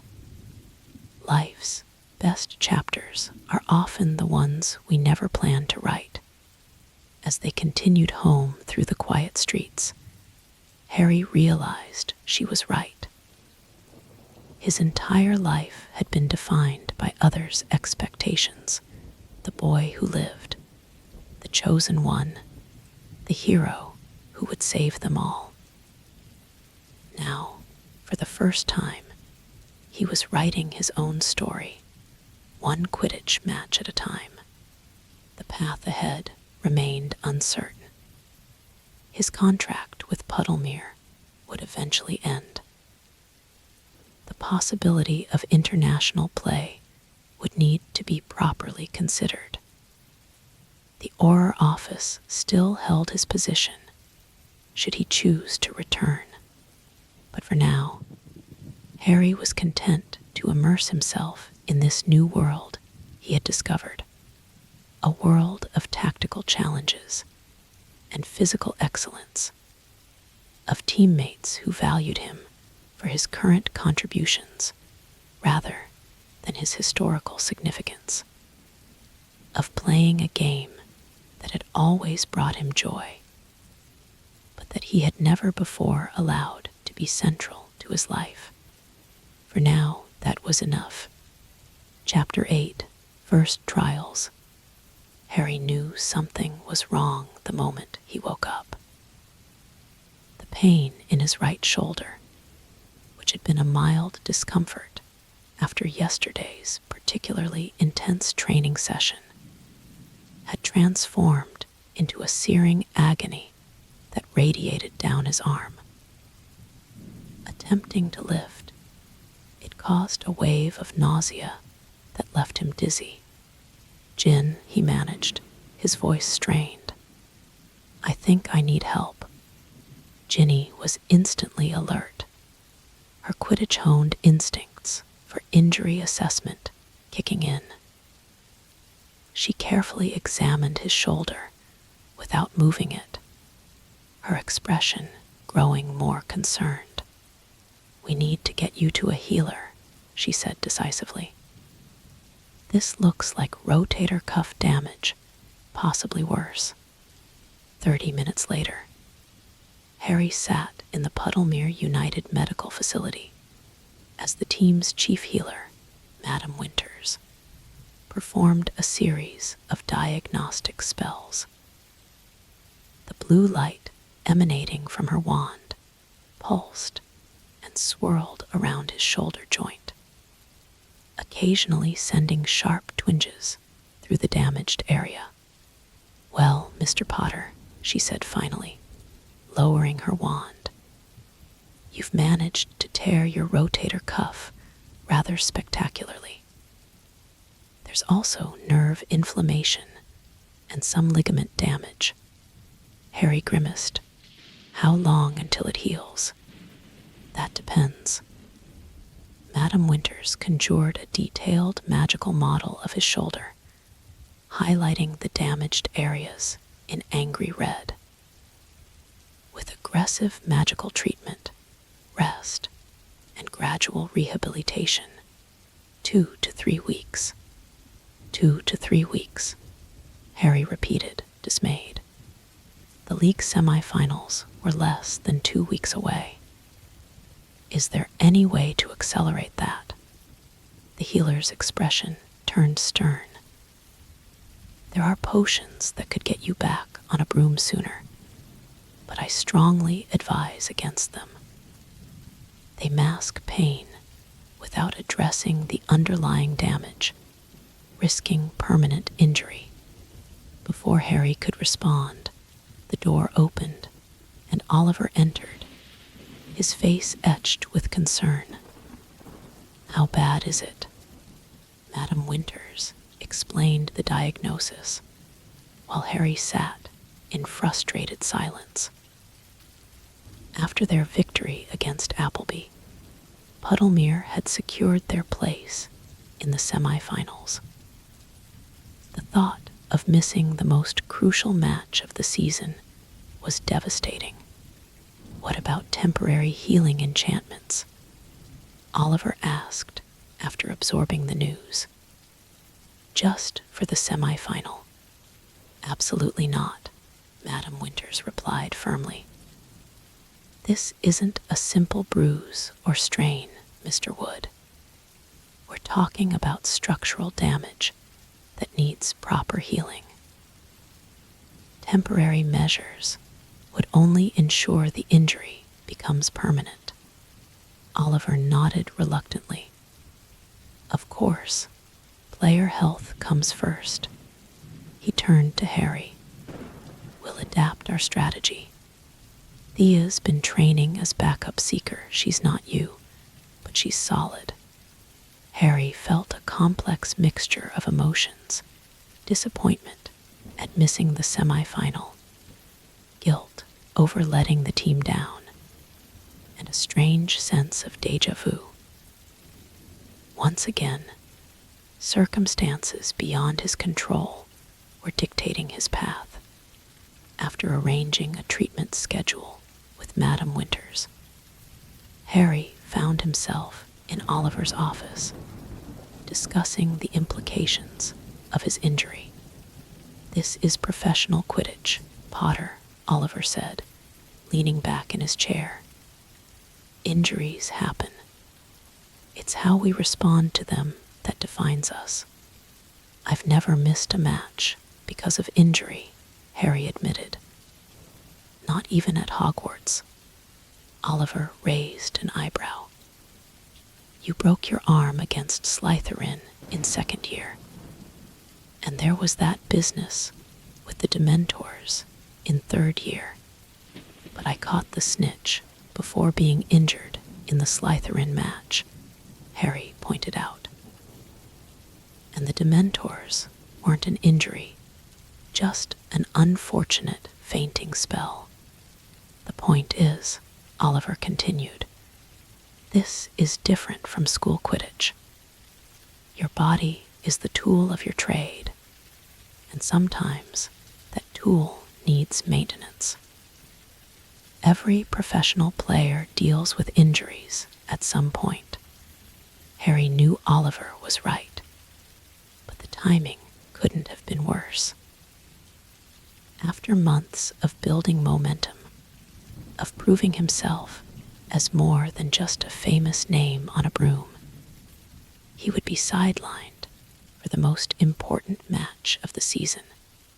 "The good news," Oliver added, "is that if we win the semi-final, which I still believe we can, you should be recovered in time for the championship match." That was something, at least. But Harry couldn't shake the feeling that his absence might be the difference between victory and defeat in the semi-final. Thea Blackwood was a competent flyer, but she lacked the seeker's instinct that had become Harry's trademark. "I want to stay involved," Harry said firmly. "I can help Thea prepare, review game footage, offer tactical insights." Oliver smiled approvingly. "I was hoping you'd say that. Being part of a professional team means contributing even when you're not on the pitch." The news of Harry's injury broke in the evening edition of the Daily Prophet, causing a sensation in the Quidditch world. Puddlemere's odds of winning the semi-final plummeted almost immediately, with bookmakers in Diagon Alley adjusting their lines to heavily favor the Montrose Magpies, their upcoming opponents. Potter SIDLINED. PUDDLEM Yaris Championship, hopes in jeopardy, the headline declared. A subheading added, "Rookie Seeker's meteoric rise, halted by training accident." "Rookie Seeker," Harry muttered as he tossed the paper aside. "I'm 23, not 17. It sells papers," Ginny said pragmatically, applying a cooling charm to his shoulder. The narrative of the young star facing his first setback is more compelling than experienced player suffers common injury. Harry couldn't argue with that. The press had always preferred dramatic narratives when it came to his life, whether addressing his role in defeating Voldemort or his current Quidditch career. The days that followed established a new routine. Mornings were dedicated to healing sessions with with Madam Winters, which were both painful and exhausting. The magical treatments to accelerate tissue repair left Harry drained, sometimes requiring him to sleep for hours afterward.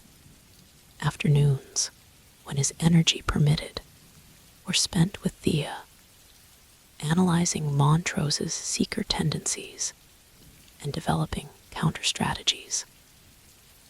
To Harry's surprise, he found he had a talent for this analytical aspect of the game, breaking down opponents' patterns, identifying weaknesses, recommending tactical adjustments.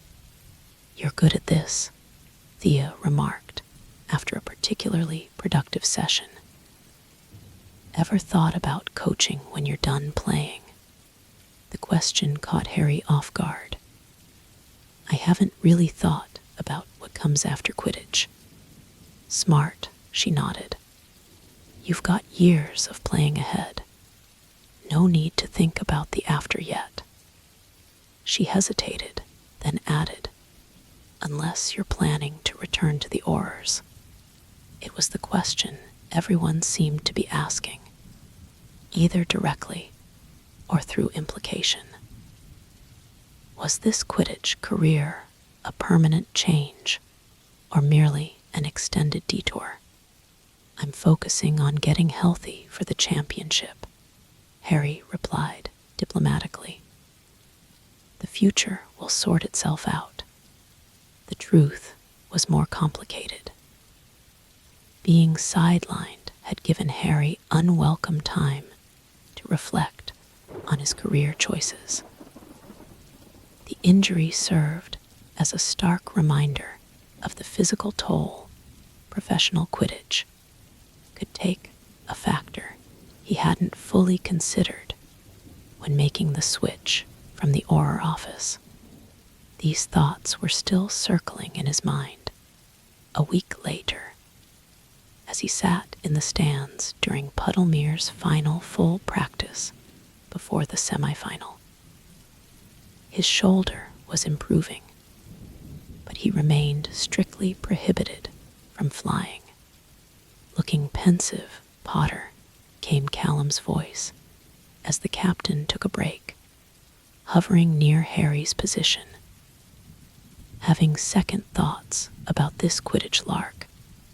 Just frustrated about the timing," Harry replied, though the question hit closer to home than he cared to admit. Callum studied him thoughtfully.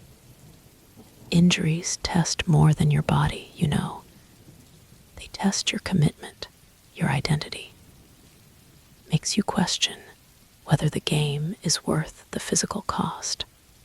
Speaking from experience, broke my leg in 3 places during my second professional season," Callum confirmed. "Missed the playoffs. Watched my team lose in the semifinals from the sidelines. Considered quitting altogether. What changed your mind? Realized I was defining myself too narrowly, equating my value with my ability to play. During recovery, I discovered other aspects of the game I enjoyed. Strategy, mentoring younger players, the broader vision that eventually led to my captaincy." He gestured toward Thea, who was practicing search patterns under Oliver's guidance. "Like what you're doing now with Blackwood." Callum's words resonated with Harry. Throughout his life, he had often defined himself by his ability to act, to fight, to directly confront challenges. Being forced into a supporting role was uncomfortable. Yet, he couldn't deny a certain satisfaction in seeing Thea implement his suggestions, in contributing to the team's preparation, despite his physical limitations. "You're having an impact, even from the stands," Callum added, as if reading Harry's thoughts. "That's That's the mark of someone who truly belongs in this game, finding ways to contribute regardless of circumstances. With that, the captain returned to the practice session, leaving Harry to consider his words.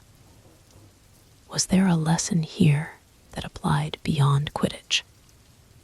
In the Auror office, Harry had always been at the center of action, leading raids, making split-second decisions. He had never experienced being sidelined, forced to guide others from a distance. Perhaps this injury, frustrating as it was, offered a perspective he wouldn't have gained otherwise. The day of the semi-final arrived with perfect Quidditch conditions, clear skies, light breeze, and comfortable temperatures. The stadium was packed to capacity, with fans of both Puddlemere United and the Montrose Magpies creating a sea of contrasting blue and black.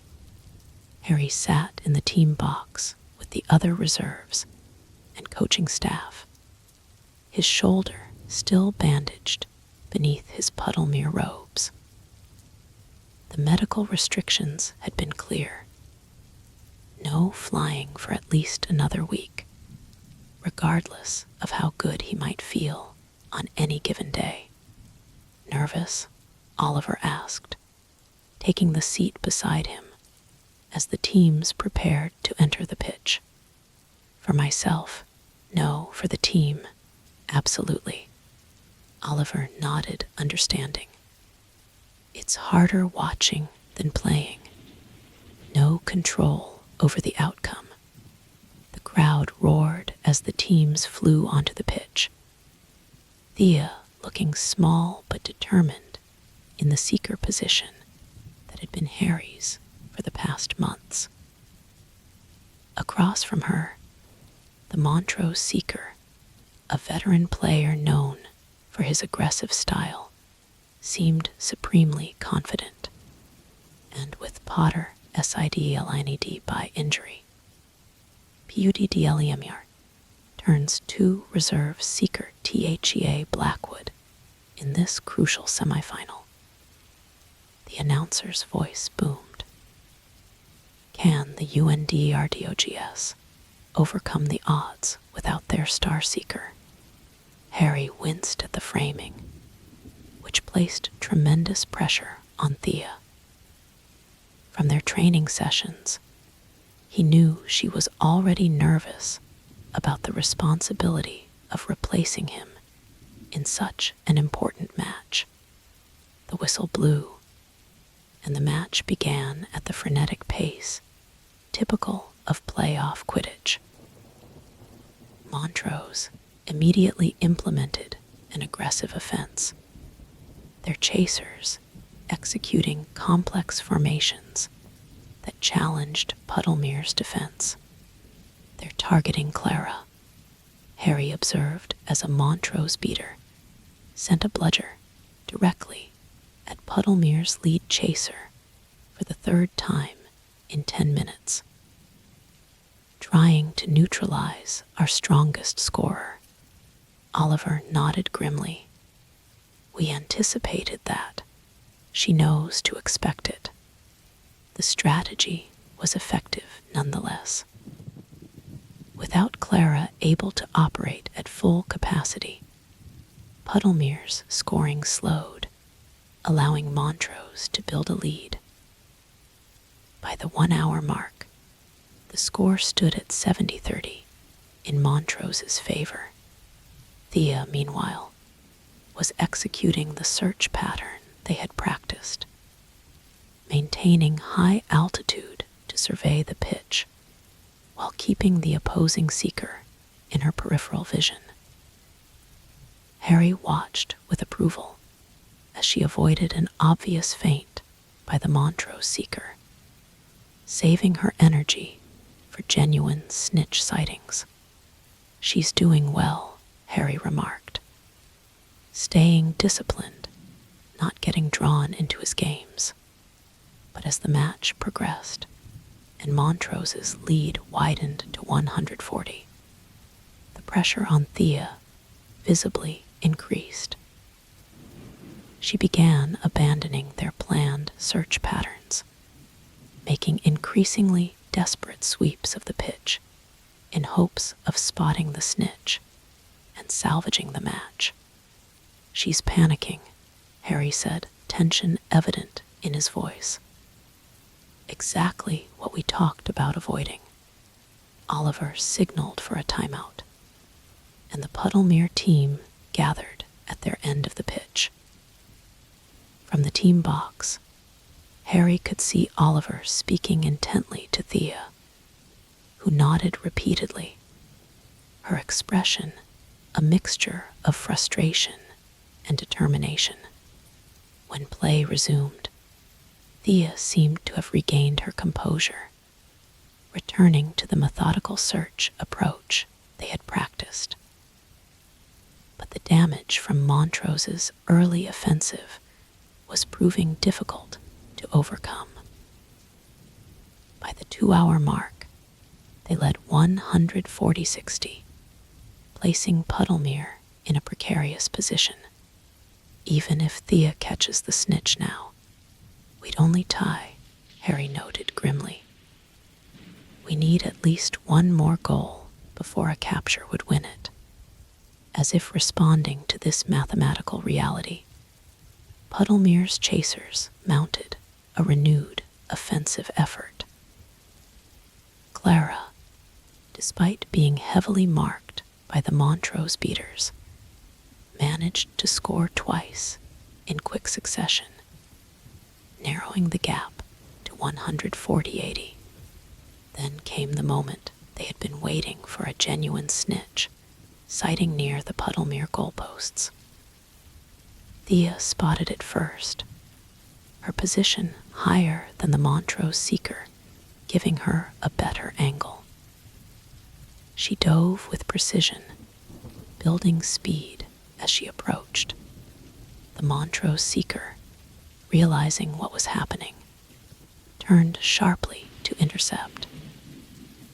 With his more powerful broom and greater experience, he closed the gap quickly, transforming Thea's advantage into a neck-and-neck race.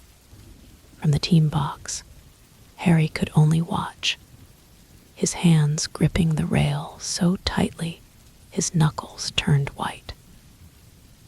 This was the moment that would decide the match, the season, perhaps even his future with the team. The two seekers converged on the snitch simultaneously, both reaching out with their dominant hands. For a breathless moment, it was impossible to tell who had made the capture. Then, the referee's whistle blew, and the announcer's voice confirmed what Harry could now see from the dejected slump of Thea's shoulders. Montrose Seeker, Captures the snitch. The MAGPIES win 290-80 and advance to the championship match. The Puddlemere supporters fell silent as their rivals erupted in celebration. Harry felt a hollow sensation in his stomach, not just disappointment at the loss, but a nagging question. Would the outcome have been different if he had been playing? As the team returned to the locker room, the atmosphere was somber, but not accusatory. There were no reproachful glances toward Thea, no suggestions that Harry's presence might have changed the result.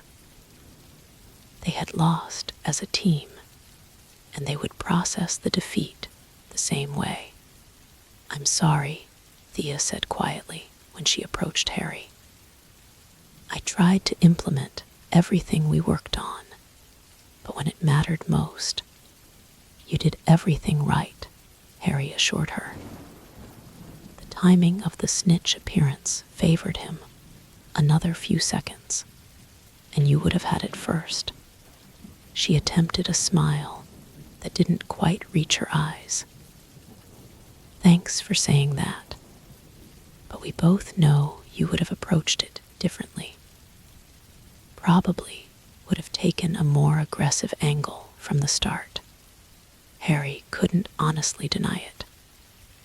His style as a seeker had always been more instinctive, more willing to take calculated risks.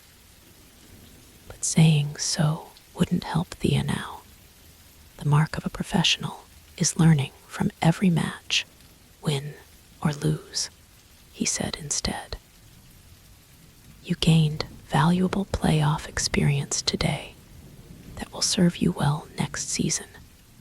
Oliver gathered the team for a brief but heartfelt address, acknowledging their disappointment while emphasizing the progress they had made throughout the season.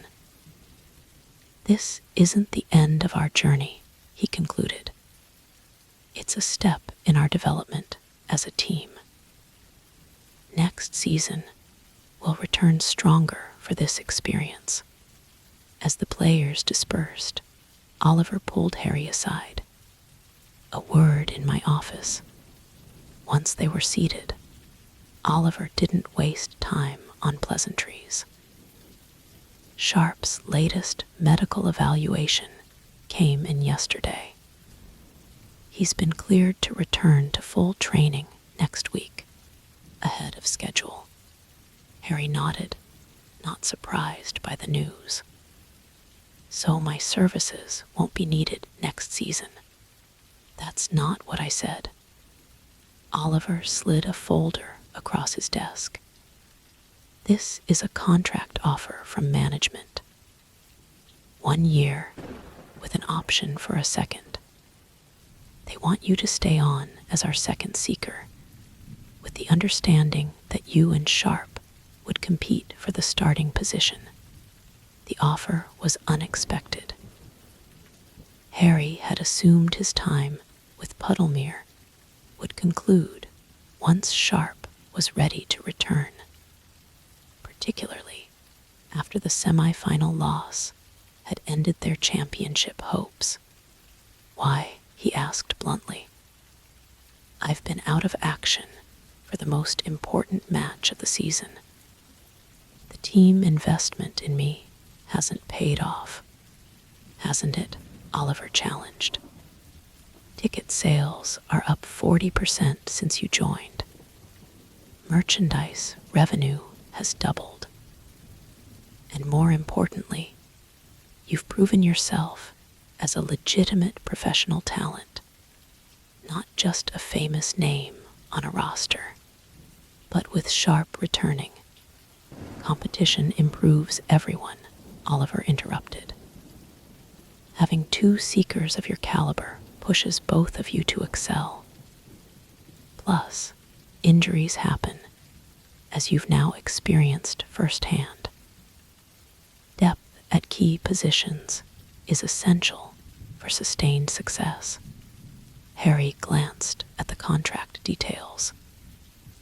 The financial terms were generous, significantly more than his current arrangement.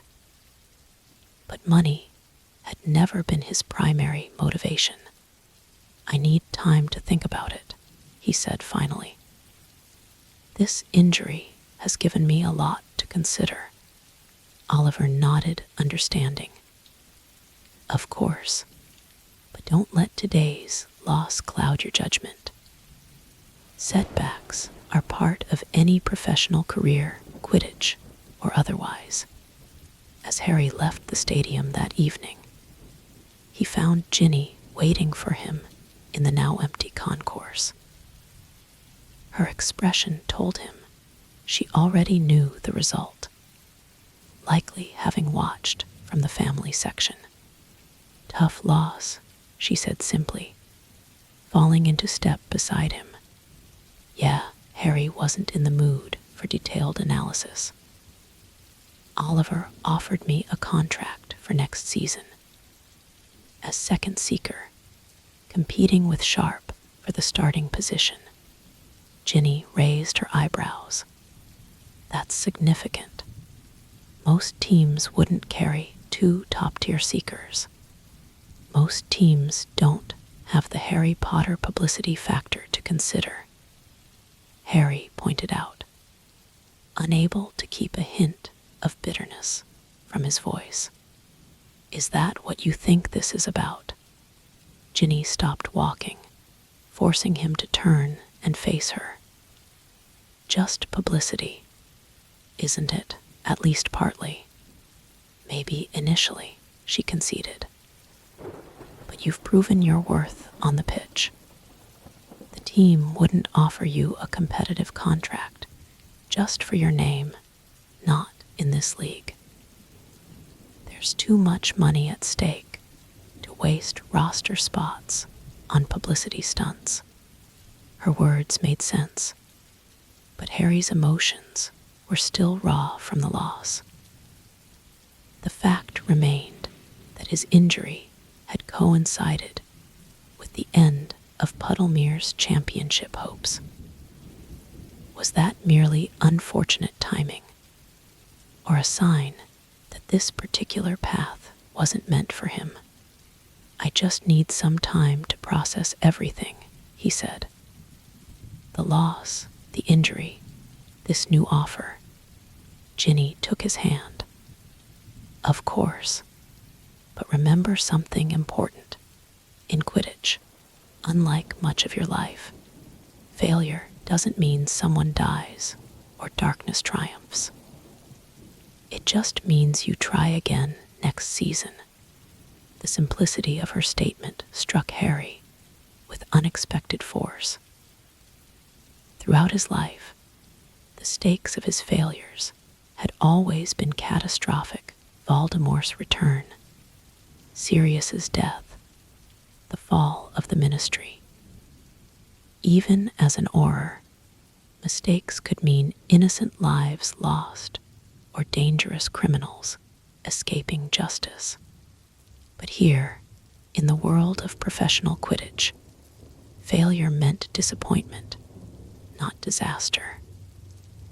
A lost match, even an important one, was just that, a game that didn't go as hoped. There would be another season, another opportunity, without the weight of the world hanging in the balance. Perhaps that was the perspective he needed most right now.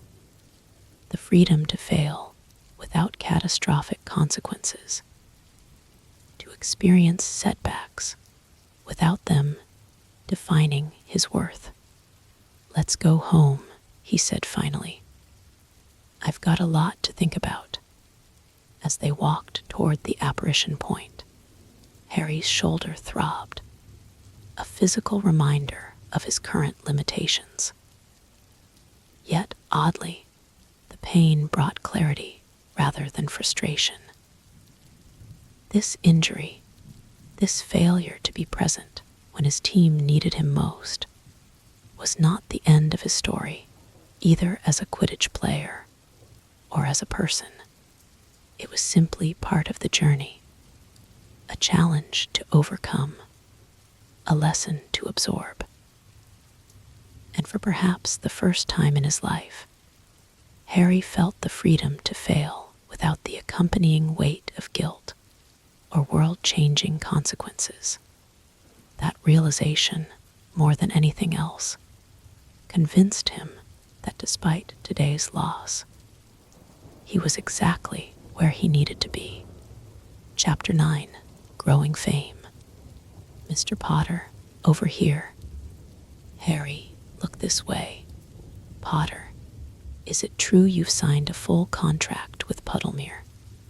The barrage of questions and camera flashes greeted Harry as he emerged from quality Quidditch supplies in Diagon Alley. What should have been a simple errand to purchase new gloves had turned into an impromptu press conference. 3 months had passed since Puddlemere's semi-final loss, and the new season was approaching rapidly. Yes, I've signed with Puddlemere for the upcoming season, Harry confirmed, trying to navigate through the crowd of reporters. I'm looking forward to contributing to the team's success. Will you be starting over Elias Sharp? Called a reporter from Quidditch Quarterly. That's for the coaching staff to decide, Harry replied diplomatically. Elias is a fantastic seeker. We'll both be working hard in training camp. What about the rumors that England's selectors are watching you for national team consideration?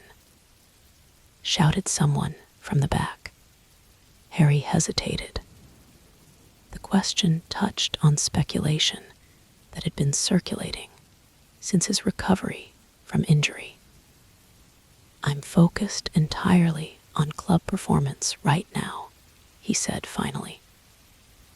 National team discussions are premature. More questions followed, but Harry spotted Ron waving from the entrance to Weasley's Wizard Wheezes and seized the opportunity to escape. Excuse me, I have a prior commitment, he said, pushing through the crowd toward the joke shop. Getting worse, isn't it? Ron observed as he ushered Harry inside and closed the door against the persistent journalists. It's bizarre, Harry admitted. I dealt with press attention during the war and as an Auror, but this is different. Sports journalists are relentless in a way even Rita Skeeter wasn't. That's because you're entertainment now, George called from behind the counter, where he was demonstrating a new product to a group of awestruck children. War hero Harry Potter was serious news. Quidditch star Harry Potter is celebrity gossip, much more fun to speculate about. Harry grimaced. Lucky me. Oh, stop complaining, Ron said, leading Harry toward the back office. At least they're asking about your seeking skills now, instead of whether you're mentally unstable or the chosen one. True enough, Harry conceded. Just didn't expect this level of interest to continue after the season ended. The truth was, Harry's profile in the Quidditch world had only grown since Puddlemere's semi-final loss. His recovery from injury had been meticulously documented by the sporting press. His decision to sign a full contract for the upcoming season had made front-page news. And recently, rumors had indeed begun circulating that England's national team selectors were monitoring his progress with interest. So, Ron said, once they were settled in the office with Butterbeers, how's pre-season training going? Sharp giving you proper competition. It's been good, actually, Harry replied. We're pushing each other to improve. Oliver has us on different training regimens. Elias is more technically precise, while I'm stronger on instinct and acceleration. Who do you think will start the season opener? Hard to say. Oliver's being deliberately vague about it. I suspect he'll make the decision based on our final week of training performance. Ron leaned forward conspiratorially. Dad says there's betting pools at the ministry about whether you'll start. His galleons are on you, by the way. Harry rolled his eyes, though he couldn't suppress a smile.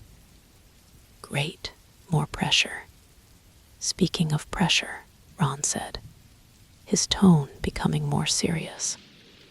Hermione mentioned you had lunch with Kingsley again last week. Ministry trying to lure you back. Harry had wondered if that would come up. His occasional meetings with Kingsley had not gone unnoticed, despite their discreet locations. Not exactly, Harry replied carefully. Kingsley's been very supportive of my Quidditch career. It was more about keeping connections open. The lunch had been more complicated than Harry was letting on. While Kingsley hadn't explicitly asked him to return to the Auror office, he had hinted at a potential advisory role that would allow Harry to maintain his Quidditch career while still contributing to magical security matters. And there's nothing tempting you back to Auror work, Ron pressed. No cases making you itch to return. I stay informed, Harry admitted. Robards sends me the occasional update on major investigations. But no, I'm committed to Quidditch right now. Ron nodded, seeming satisfied. Good. You seem happier these days, you know. More, I don't know, relaxed. Like you're finally doing something for yourself rather than for everyone else. Before Harry could respond, George poked his head into the office. Harry, there's someone here asking for you. Says she's from Quidditch Monthly, wants to schedule an interview. Harry sighed. Tell her I'm not available. Already did, George replied with a grin. Offered her a free skiving snack box. Instead, told her the puking pastilles might improve her journalistic integrity. George, Ron exclaimed, though he was laughing. What? Just doing my part to protect our resident Quidditch celebrity from the ravening horde. George tossed Harry a small package. New product prototype, by the way. Privacy pellets throw one down, and it creates a 5-minute distraction while simultaneously disillusioning you. Might come in handy next time you're cornered by the press. Thanks, Harry said, pocketing the package gratefully. I might actually need these. After finishing his butterbeer and catching up on other Weasley family news, Harry used the joke shop's flu connection to return directly to the flat he shared with Ginny, avoiding any further press encounters. The flat was empty. Ginny was at Harpy's training camp, preparing for her own upcoming season. Harry sank into an armchair, reflecting on how dramatically his life had changed in the past year. From dedicated Auror to professional Quidditch player, from operating in the shadows to living constantly in the spotlight. The public's fascination with his career change had shown no signs of abating. If anything, interest had increased as the new season approached, with speculation about whether he or Elias Sharp would be Puddlemeres, starting Seeker dominating Quidditch publications. A tap at the window interrupted his thoughts. An elegant tawny owl waited outside, bearing an official-looking envelope. Harry recognized the seal immediately. The British and Irish Quidditch League's administrative office. The letter inside was brief, but significant. Mr. Potter, this serves as official notification that you have been named to the British and Irish Quidditch League All-Star Exhibition Team. The annual exhibition match against the European Continental All-Stars will take place on August 25th at the National Quidditch Stadium. please confirm your acceptance of this invitation by return owl no later than August 5th. Yours sincerely, Filbert de Veril, League Commissioner. Harry stared at the letter in disbelief. The All-Star Exhibition was a prestigious annual event featuring the league's top players regardless of team affiliation. Being selected, particularly before he'd even begun his first full season, was an extraordinary honor. It was also, he knew, a potential stepping stone to international consideration. The British and Irish selectors traditionally used the exhibition match to evaluate talent for national team pool selection. Harry penned a quick acceptance, then sent it off with the waiting owl. As he watched the bird disappear into the distance, he couldn't help feeling a mixture of pride and trepidation. The selection validated his decision to pursue Quidditch professionally, yet it also raised the stakes significantly. The exhibition would place him on a stage with the continent's best players, under the scrutiny of not just fans and journalists, but international scouts and selectors. The news of Harry's all-star selection broke in the next morning's Daily Prophet. Potter named 2 all-star team. Meteoric rise continues. In an unprecedented move, the British and Irish Quidditch League has named Harry Potter to the All-Star Exhibition team, despite his having played less than a full season professionally.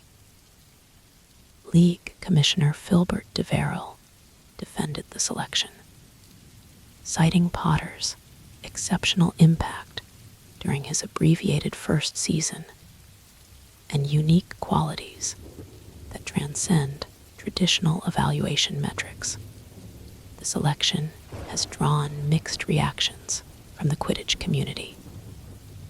Former England captain and current Tutshill Tornadoes coach Bertie Higgs questioned the decision.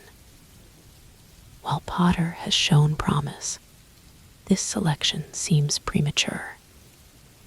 There are seekers who have proven themselves over multiple seasons who might feel overlooked. Puddlemere United's management expressed pride in Potter's selection. Harry has earned this recognition through his extraordinary talent and work ethic, said team owner Philomena Fortescue. He represents the best of Puddlemere, both on and off the pitch. Potter will join an all-star roster that includes established stars like Ballycastle's Joseph Wickham and Holyhead's own Ginny Weasley, creating what many are calling the most newsworthy exhibition lineup in decades. The match against the European Continental All-Stars is scheduled for August 25th at the National Quidditch Stadium. For analysis of Potter's selection and its implications for the upcoming season, see page 6. For odds on Potter's chances of national team consideration, see the betting section, page 22. Harry tossed the paper aside, his excitement about the selection somewhat dampened by the controversy it had apparently created. He shouldn't have been surprised. His entire life had been marked by polarized public opinions about his worthiness, his abilities, his motives. Yet he had hoped that in Quidditch, at least, he might be judged solely on his performance rather than his name or history. The suggestion that his selection was based on factors beyond his playing ability stung, echoing the whispers that had followed him throughout his brief professional career that he was a publicity stunt. A famous name being exploited for ticket sales rather than a genuine talent. Ignore it, Ginny advised when she returned from training and found Harry brooding over the article. Higgs has always been bitter about anything related to Puddlemere. He's still carrying a grudge from when they knocked Tutshill out of championship contention 3 years ago. It's not just Higgs, Harry pointed out. There's bound to be resentment from players who have been in the league for years without making the all-star team. So what? Ginny challenged. You think Crumb worried about whether other Seekers resented him being named to the Bulgarian national team at 18? You earned this, Harry. Your stats don't lie. You had the highest snitch capture rate in the league during your matches. For a very small sample size, Harry countered, which makes it more impressive, not less. Ginny insisted. You stepped into professional play mid-season and performed at an elite level immediately. Stop looking for reasons to diminish your accomplishments. She had a point, Harry knew. Throughout his life, he had often been uncomfortable with recognition, always questioning whether he truly deserved the accolades he received. Even his reputation as the vanquisher of Voldemort had never sat easily with him, given how many others had contributed to that victory. Besides, Ginny added with a sly smile, now we'll be on the same all-star team. Think of the headlines. Quidditch's power couple dominates exhibition.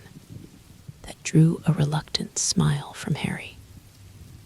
I'm surprised the Prophet hasn't already run with that angle. Give them time, Ginny said dryly. Rita Skeeter is probably composing a breathless piece about our pitch-perfect romance as we speak. The following weeks brought a whirlwind of activity. Pre-season training intensified as Puddlemere prepared for their season opener against the Wimborne Wasps. The competition between Harry and Elias, sharp for the starting Seeker position, remained fierce but respectful, with Oliver Wood still declining to indicate who would get the nod for the first match.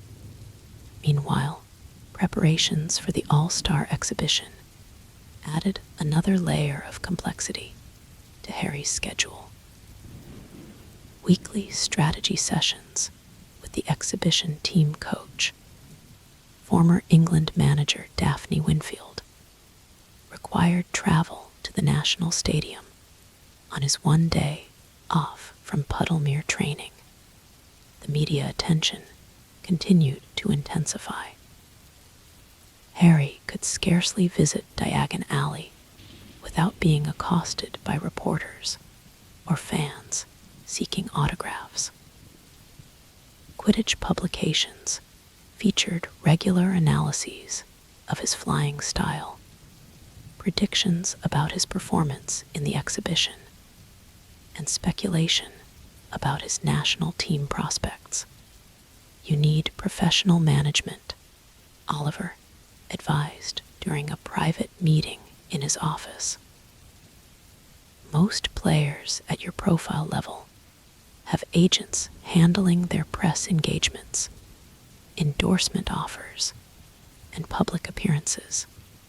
Endorsements, Harry repeated, surprised. I haven't received any endorsement offers. Oliver raised an eyebrow. Haven't you? Check with your post-screening service. I'd be shocked if Nimbus and Clean Sweep haven't both approached you already. Harry had established a mail screening service shortly after joining Puddlemere, primarily to filter out the mountains of fan mail he received. The service was instructed to forward only personal correspondence and official communications, discarding promotional materials and unsolicited business propositions. "I'll look into it," Harry promised, though the idea of commercial endorsements made him uncomfortable. Throughout his life, he had resisted attempts to commodify his name or image, declining book deals about his role in the war, refusing ministry-sponsored public appearances, avoiding commercial associations of any kind. "Just something to consider," Oliver said. "Your profile is rising rapidly. Proper management would help you navigate the business side of professional Quidditch while letting you focus on playing." Later that week, Harry contacted the mail screening service and discovered that Oliver had been correct. Multiple equipment manufacturers had sent endorsement inquiries, as had several wizarding publications seeking exclusive interview arrangements. Most surprising were offers from international Quidditch organizations requesting his participation in promotional events across Europe. "This is unexpected," Harry told Ginny as they sorted through the stack of offers that evening. "Is it?" She looked amused. "You're Harry Potter, the most famous wizard in Britain, now playing the most popular wizarding sport at an elite level. Of course, everyone wants to associate their products with you, but I've never done endorsements or promotions before," Harry pointed out. "I wouldn't know where to begin evaluating these offers. That's what agents are for," Ginny said practically. "I can introduce you to mine. Gwenog recommended her when I joined the Harpies. She specializes in Quidditch careers and understands the unique challenges of public perception management." Harry hesitated. Hearing an agent felt like a commitment to the commercial aspects of Quidditch that he had never considered part of his transition to the sport. Yet, he couldn't deny the practical necessity. The volume of requests was already overwhelming, and if his profile continued to rise, it would only increase. "All right," he agreed finally. "Set up a meeting, but I want to be clear about my priorities. I'm interested in playing Quidditch, not becoming a commercial brand." Ginny smiled knowingly. "Tell that to the marketing department at Nimbus Racing Brooms. This offer they've sent looks quite determined to make you the face of their new model." Alina Matthews, Ginny's agent, proved to be refreshingly direct. A former Quidditch journalist turned player representative, she had a no-nonsense approach that immediately put Harry at ease. "Let me be frank, Mr. Potter," she said during their initial meeting at her Diagon Alley office. "You've already got the most valuable personal brand in Wizarding Britain. My job wouldn't be to build that brand. It would be to help you manage it effectively while protecting your privacy and professional focus." "That sounds like exactly what I need," Harry admitted. "The commercial aspects of professional Quidditch have caught me off guard. Alina nodded, understanding. Most players coming from amateur backgrounds experience the same shock.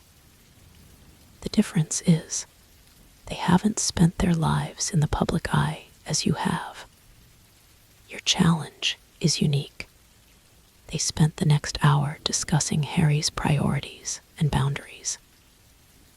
He was clear about his desire to focus on playing rather than promotional activities. His discomfort with exploiting his war hero status for commercial gain, and his preference for supporting causes he believed in rather than purely profit-driven enterprises.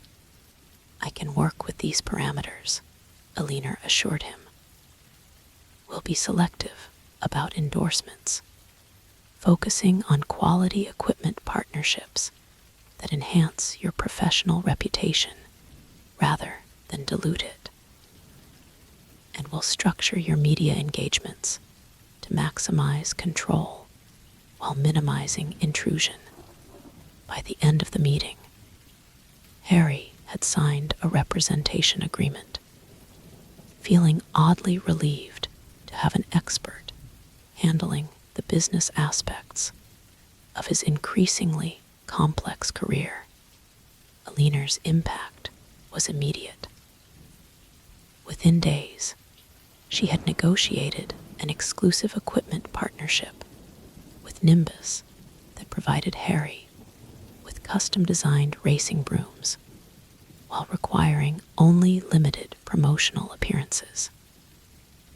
She also established a structured press protocol that channeled interview requests through proper channels rather than allowing journalists to ambush Harry at every turn.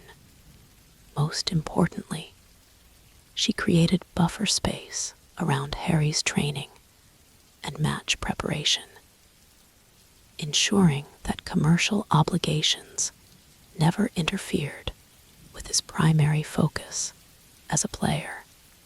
How did you find her again?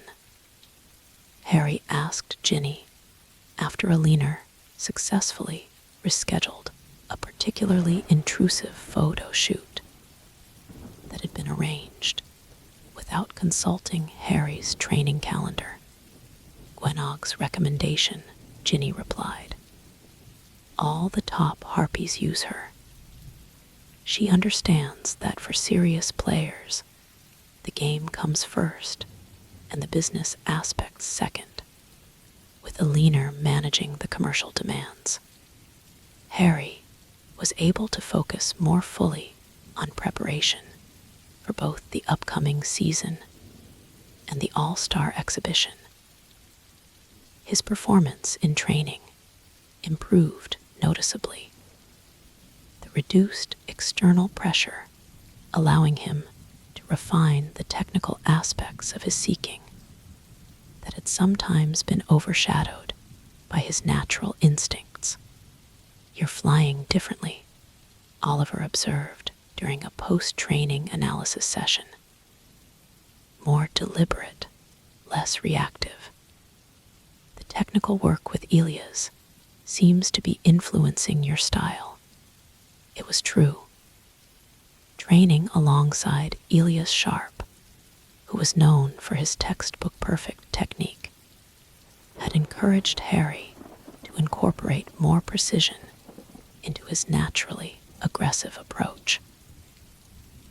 Meanwhile, Elias had begun adopting some of Harry's instinctive maneuvers, creating an unexpected synergy between the two seekers. We're pushing each other, Harry acknowledged. It's good for both of us. Indeed, Oliver agreed. Which is why I've made my decision for the season opener. Harry straightened in his chair, prepared for either outcome. The competition with Elias had been close throughout the preseason, with each showing distinct strengths in different scenarios. You'll both play, Oliver announced. Both, Harry repeated, confused. How does that work? Simple. Sharp starts against Wimborne. Their chaser-focused strategy and methodical build-up suits his calculating approach.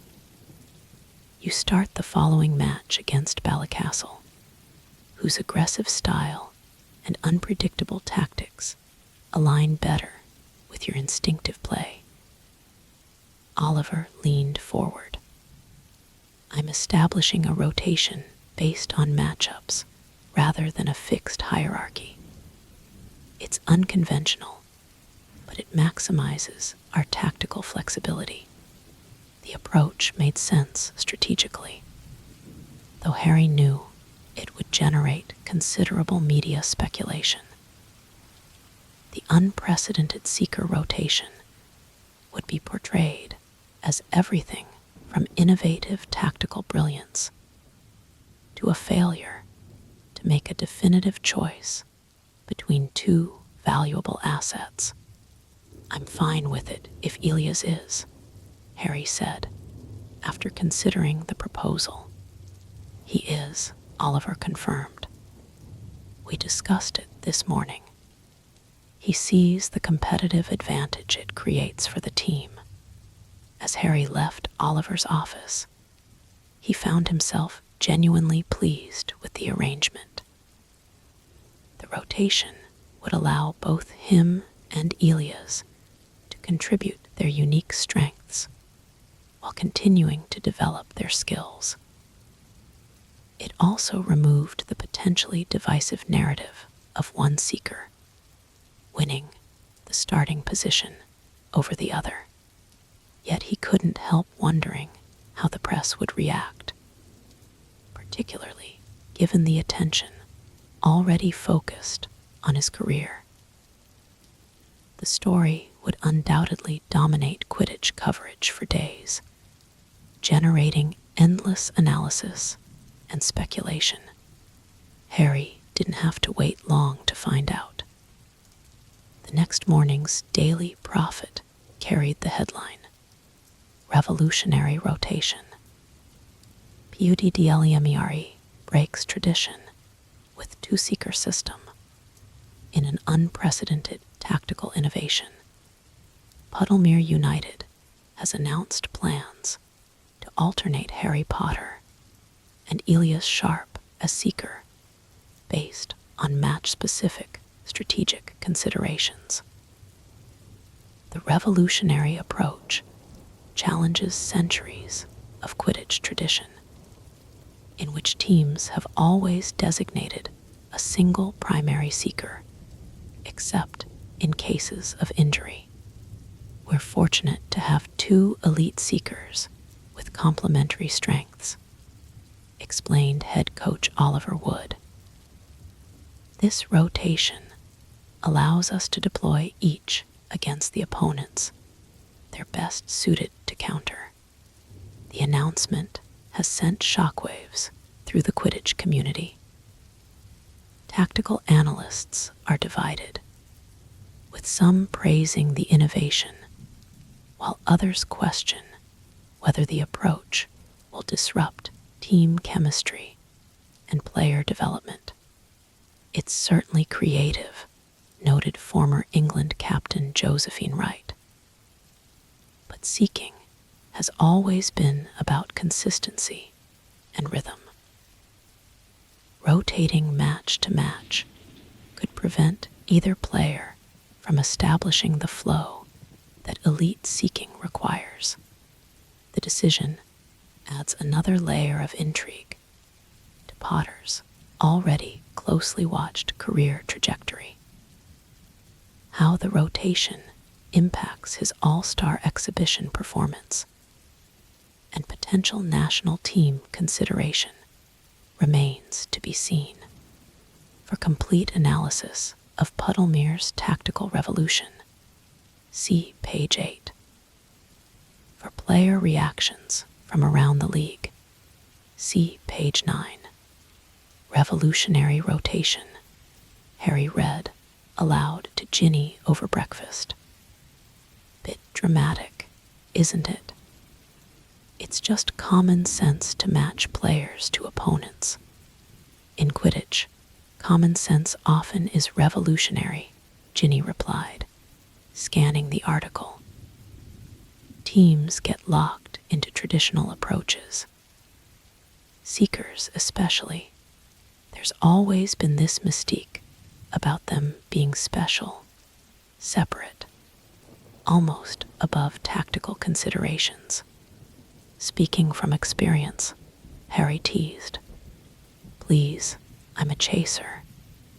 We're the ones who actually understand team tactics. She grinned. Seekers just float around looking pretty until they spot something shiny. Harry threw a piece of toast at her, which she caught effortlessly.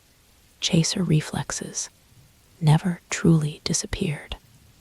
Seriously, though, she continued, this arrangement could work brilliantly for you. Reduced physical toll with the same visibility. Smart career management. Harry hadn't considered it from that perspective. By playing alternate matches, he would maintain his profile and development while reducing the risk of injury and burnout, particularly important given his relatively late entry into professional play. Just in time for the exhibition too, Ginny added. You'll be fresher than most all-stars who'll be coming off intensive pre-season regimens. The All-Star exhibition was now just 2 weeks away, a fact that both excited and intimidated Harry. The match represented his first opportunity to play on a genuinely international stage against continental stars whose skills were legendary.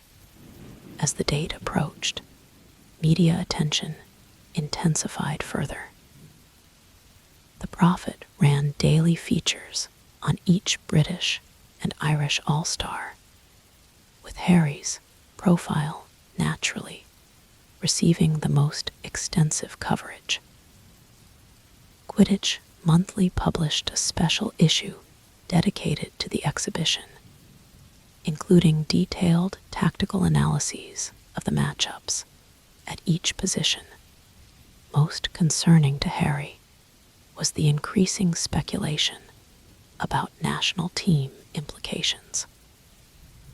Several publications explicitly portrayed the exhibition as Harry's audition for England consideration, creating expectations that far exceeded his own immediate ambitions.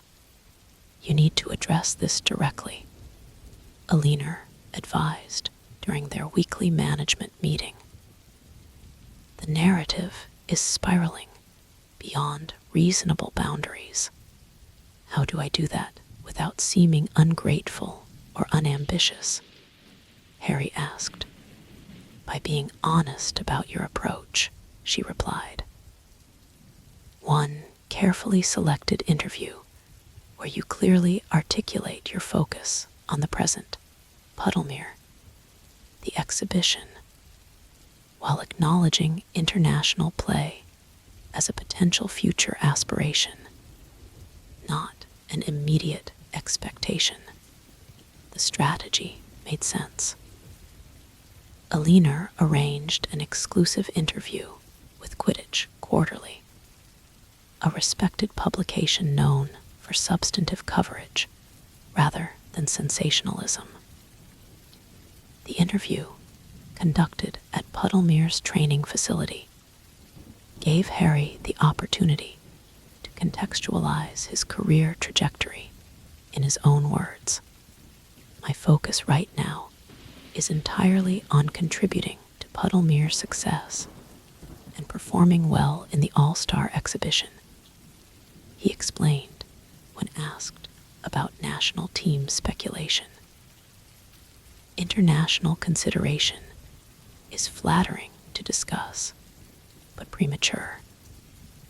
I've played less than a full season professionally. There are many established players more deserving of those discussions at this stage. The interviewer pressed. But surely you have ambitions beyond club play. Of course I have ambitions, Harry acknowledged. Every player dreams of representing their country. But dreams are realized through consistent performance over time, not through media speculation. If international opportunities come in the future, I'll evaluate them then. For now, I'm focused on becoming the best club seeker I can be. The interview, published a week before the exhibition, helped temper some of the more outlandish speculation. Harry's straightforward approach earned praise for its maturity and perspective, though it did little to diminish the overall public interest in his performance. As the exhibition approached, Harry found himself increasingly nervous, not about the match itself, but about the scrutiny that would accompany it. Playing for Puddlemere, he was one player among many. In the exhibition, as the most famous name on either roster, the spotlight would be inescapable. Just remember, Ginny advised the night before they were due to report to the National Training Facility. Everyone's watching, but not everyone's judging. Most fans just want to see good Quidditch. And those who are judging, Harry asked. They were going to judge you regardless, she pointed out pragmatically. They always have, ever since you were 11 years old. At least now they're judging something you chose to do, something you love. As they packed their training gear, Harry reflected on the truth of her words. Throughout his life, he had been evaluated and scrutinized for circumstances beyond his control, his survival of Voldemort's attack, his unwanted fame, his predetermined role in the prophecy.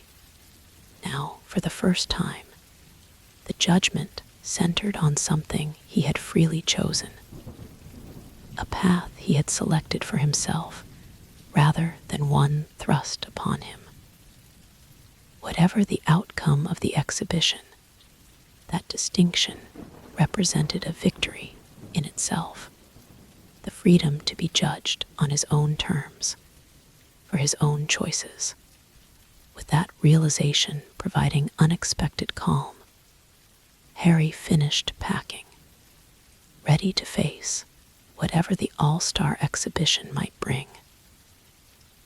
The growing fame, the media scrutiny, the commercial complexities, all were manageable challenges compared to those he had faced throughout his life. He was Harry Potter, Puddlemere's Seeker, British and Irish League All-Star.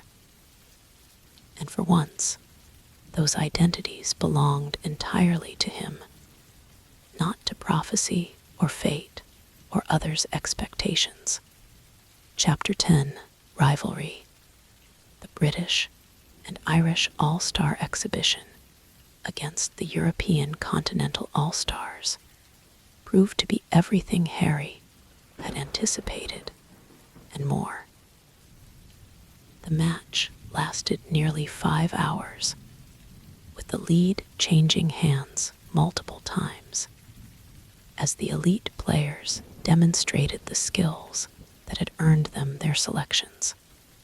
When Harry finally caught the snitch, executing a breathtaking vertical dive that the Daily Prophet would later describe as defying both gravity and probability. The British and Irish squad secured a narrow victory, 300-300. The performance earned Harry widespread acclaim. Quidditch publications praised his patience and tactical awareness throughout the match, noting how he had maintained strategic positioning while waiting for the optimal moment to pursue the snitch. Even those who had questioned his all-star selection acknowledged that he had proven himself worthy of the honor. Most significant, however, was the attention he received from Cassandra Meadows, England's notoriously demanding national team head coach. After the match, as players from both sides mingled on the pitch, Meadows approached Harry with a directness that caught him off guard. "Decent showing, Potter," she said without preamble. "Still raw in places, but the foundation is promising. Work on your high-altitude stability and contact me after the league season concludes." Before Harry could respond, she had moved on to speak with another player, leaving him to process the brief but loaded interaction. Ginny, who had witnessed the exchange, hurried over with wide eyes. "Do you realize what just happened?" she asked, her voice low but excited. Meadows never approaches players directly. She sends assistants. And she certainly doesn't invite follow-up contact unless she's seriously considering someone for the national pool.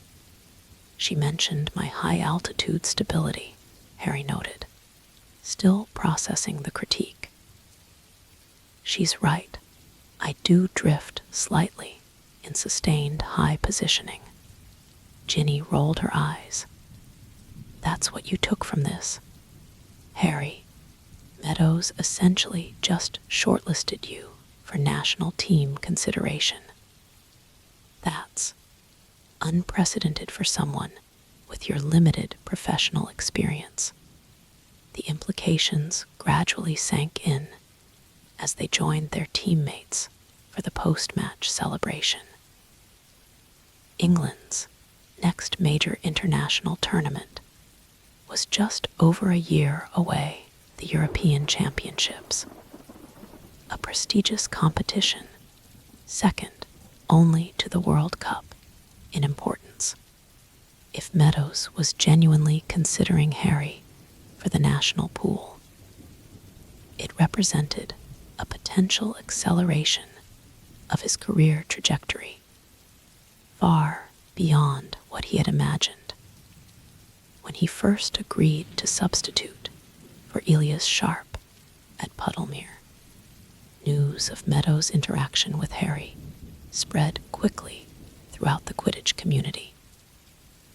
By the time Puddlemere's season began the following week, it had become a central narrative in coverage of Harry's career. The possibility that Harry Potter might soon wear England's colors on the international stage. The attention intensified as the league season progressed.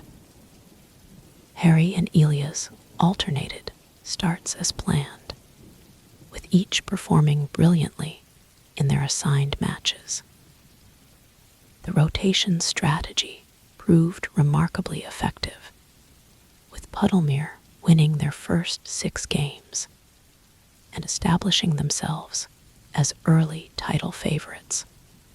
After each of Harry's appearances, journalists inevitably asked variations of the same question. Had England's coaching staff been in attendance? Had there been further contact with Meadows?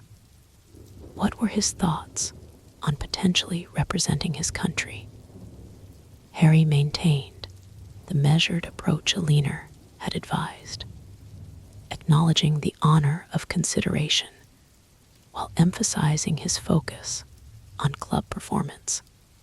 It was after Puddlemere's 7th match, a decisive victory over the Falmouth Falcons, in which Harry caught the snitch in under 40 minutes, that he first encountered the person who would become both his greatest rival and his most significant challenge.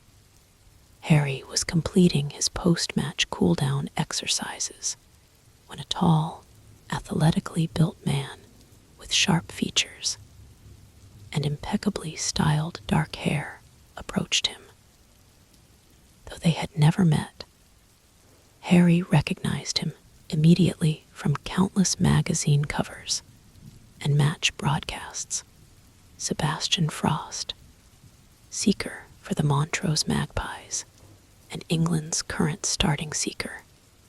Potter Frost acknowledged with a nod that managed to be simultaneously polite and dismissive. Interesting capture today. Risky angle on the approach, though. Might work at club level, but international seeking requires more discipline. The unsolicited critique, delivered with casual confidence, caught Harry by surprise. I adjusted for the crosswind, he replied evenly. The angle compensated for the drift. Perhaps, Frost conceded with a thin smile. Though from my perspective in the stands, it looked more like fortunate timing than calculated strategy. Before Harry could respond, Frost continued. I understand Meadows spoke with you after the exhibition.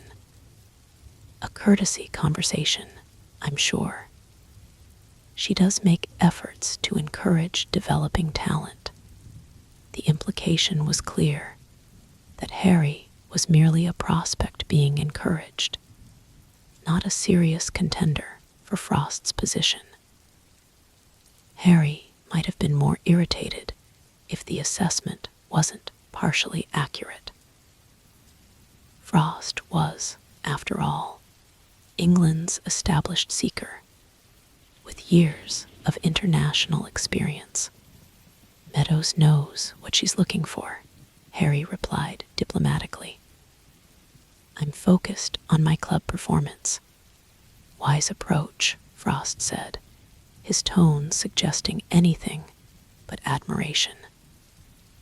National team is a different world entirely. History and fame count for nothing at that level. He extended his hand. Good match today, Potter. I look forward to seeing how you develop. As they shook hands, Harry was struck by the calculated nature of the interaction. Frost had clearly sought him out deliberately, delivering a message that was part welcome, part warning. The established star acknowledging the rising talent while simultaneously asserting his territorial claim. What was that about? Clara asked as Frost departed. Looked intense.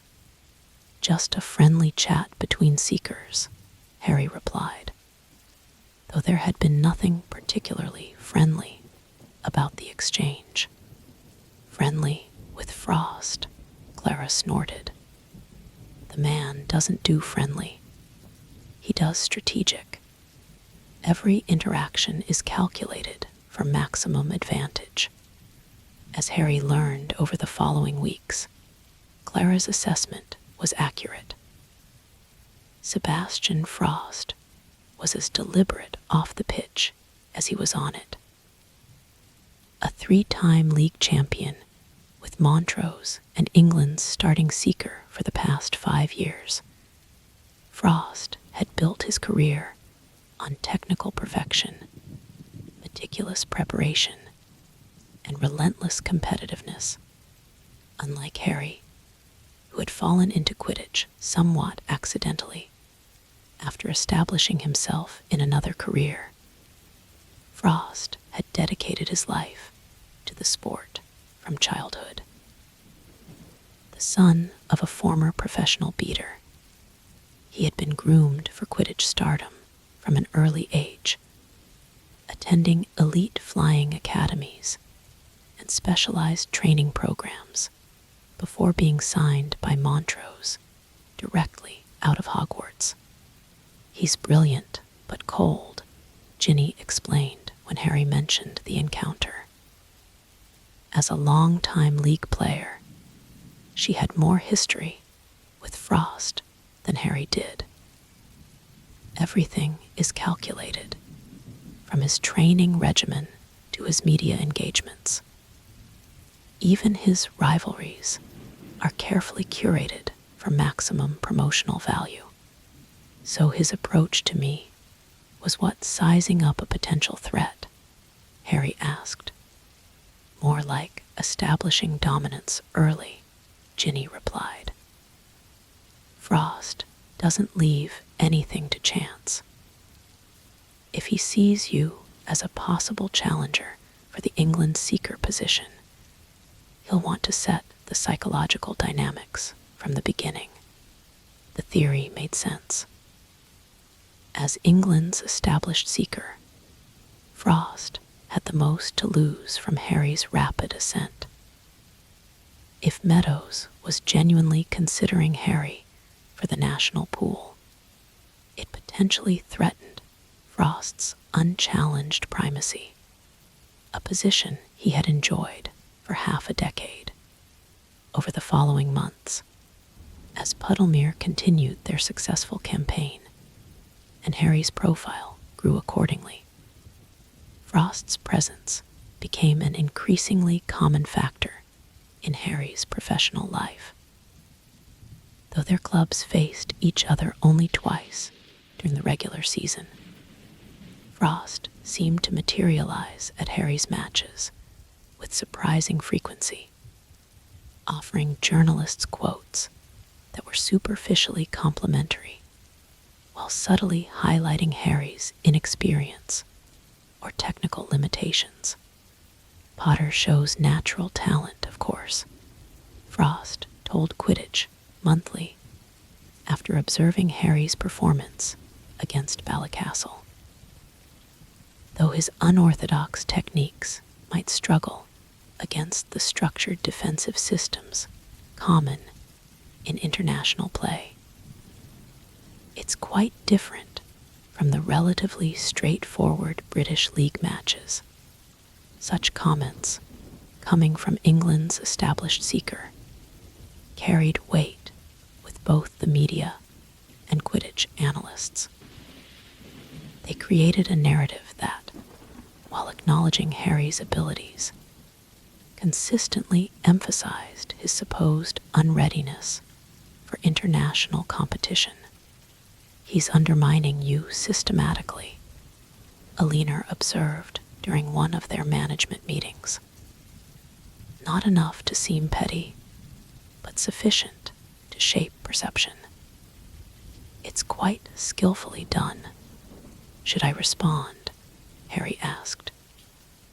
He had thus far avoided any direct commentary on Frost, focusing instead on his own performance and Puddlemere's success. "Not directly," Alina advised. Engaging in a public back and forth would play into his strategy. "The better approach is to let your performances speak for themselves, while we work to highlight aspects of your game that directly counter his narrative." Under Alina's guidance, Harry participated in carefully selected interviews that emphasized the tactical sophistication he had developed, the structured training regimen he followed at Puddlemere, and the strategic flexibility that allowed him to adapt to different match situations. Without ever mentioning Frost by name, these pieces systematically addressed the criticisms the England Seeker had been subtly propagating. Meanwhile, on the pitch, the rivalry took on a more direct dimension when Puddlemere faced Montrose in their first head-to-head matchup of the season. With Puddlemere leading the league and Montrose close behind in third position. The match carried significant implications for the championship race. Oliver broke from the established rotation pattern to start Harry, a decision that generated considerable media discussion, but made tactical sense. Harry's aggressive seeking style matched up well against Montrose's defensive system, which relied on containing opposing seekers rather than directly challenging them. Frost will try to dictate the pace and positioning, Oliver explained during their pre-match strategy session. He wants you reacting to him, following his lead. Your advantage is in disrupting his carefully planned approach. Be unpredictable, change elevations frequently, force him to abandon his preferred search patterns. The strategy proved effective, at least initially. As the match progressed, Harry's constant repositioning visibly frustrated Frost, whose methodical approach relied on controlling the airspace and gradually eliminating potential snitch locations through systematic searching. 2 hours into the contest, with Puddlemere leading 90-70, the first genuine snitch sighting occurred near the Montrose goalposts.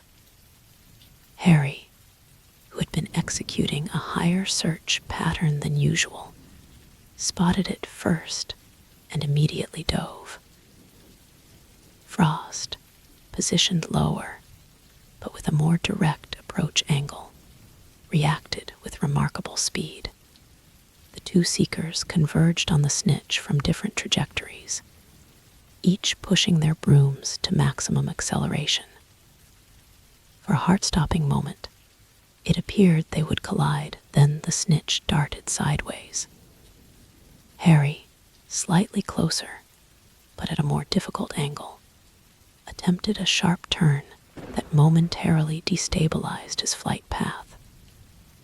Frost, maintaining perfect form, executed a precise adjustment and captured the snitch with textbook technique.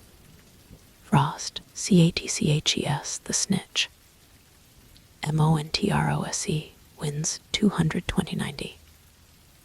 The announcer bellowed as the Montrose supporters erupted in celebration.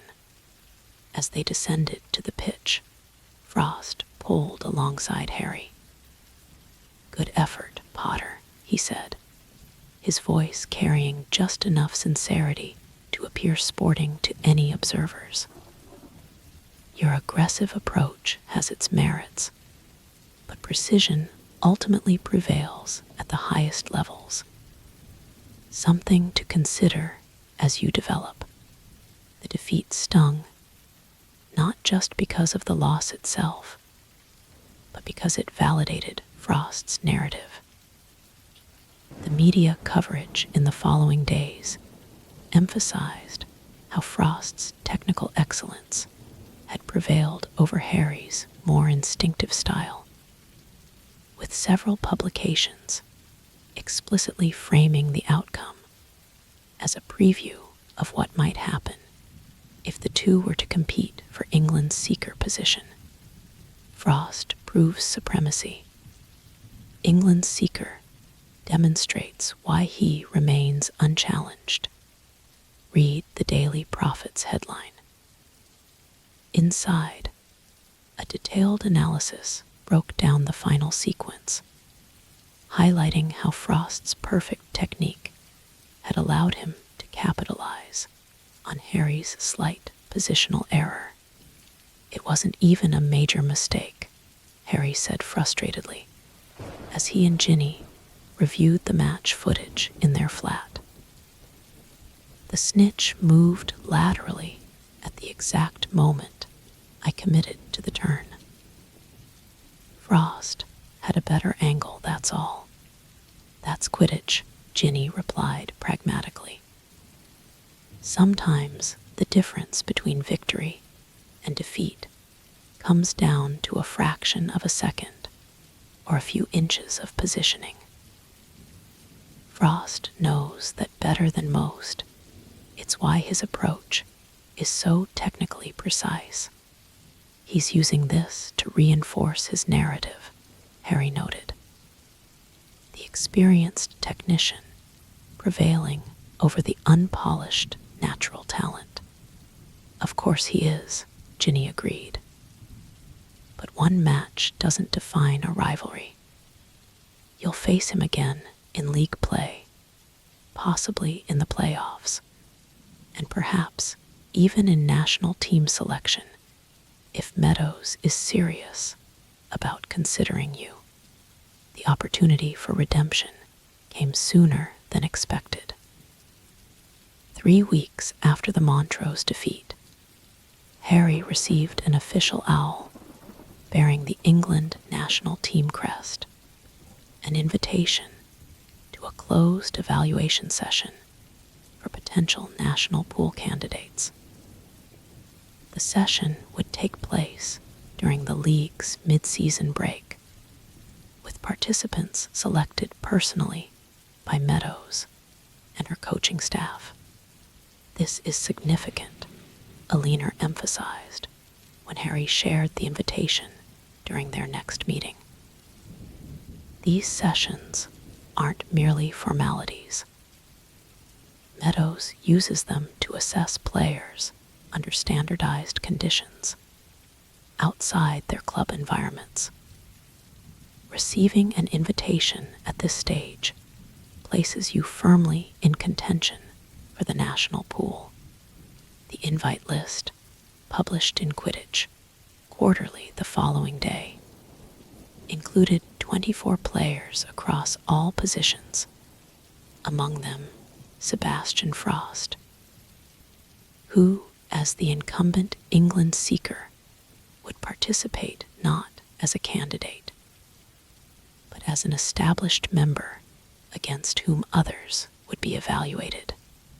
In the weeks leading up to the evaluation session, Harry worked with Oliver to refine specific aspects of his technique.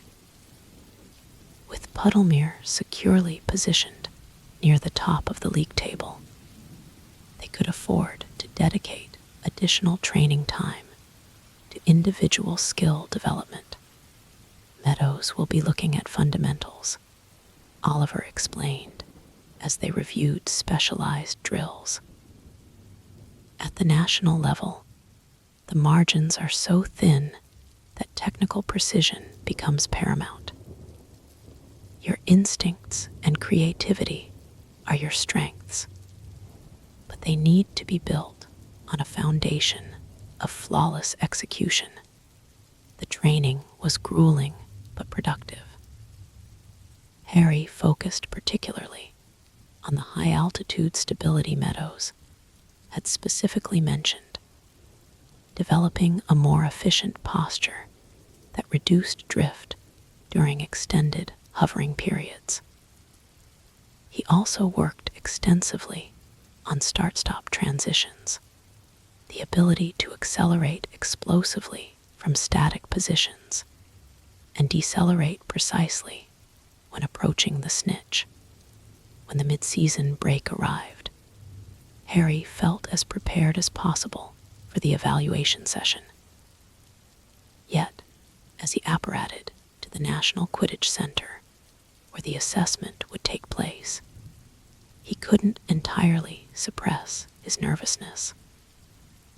Unlike regular matches, where performance was judged within the context of a team effort, this session would involve isolated skill evaluations, specifically designed to compare players directly against each other. The facility was impressive, a state-of-the-art complex dedicated to England's national teams across various magical sports.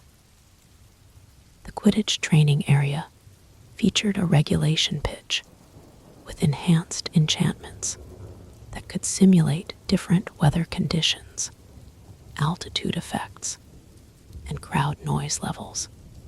In the players' briefing room, Harry found himself among an elite group of British Quidditch talent. Most were established stars, with multiple seasons of professional experience. A few, like Harry, were newer to the league, but had demonstrated exceptional potential. All had been selected because Meadows and her staff believed they might contribute to England's campaign in the upcoming European Championships.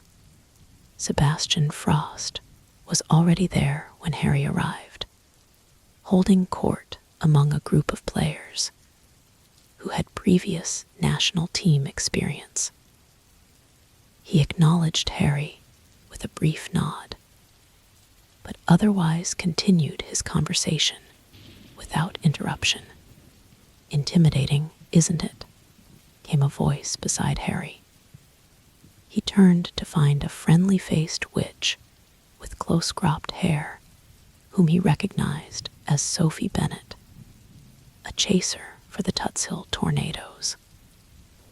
"First evaluation session." Harry nodded. "That obvious." "Only because I had the same look 3 years ago," she replied with a smile.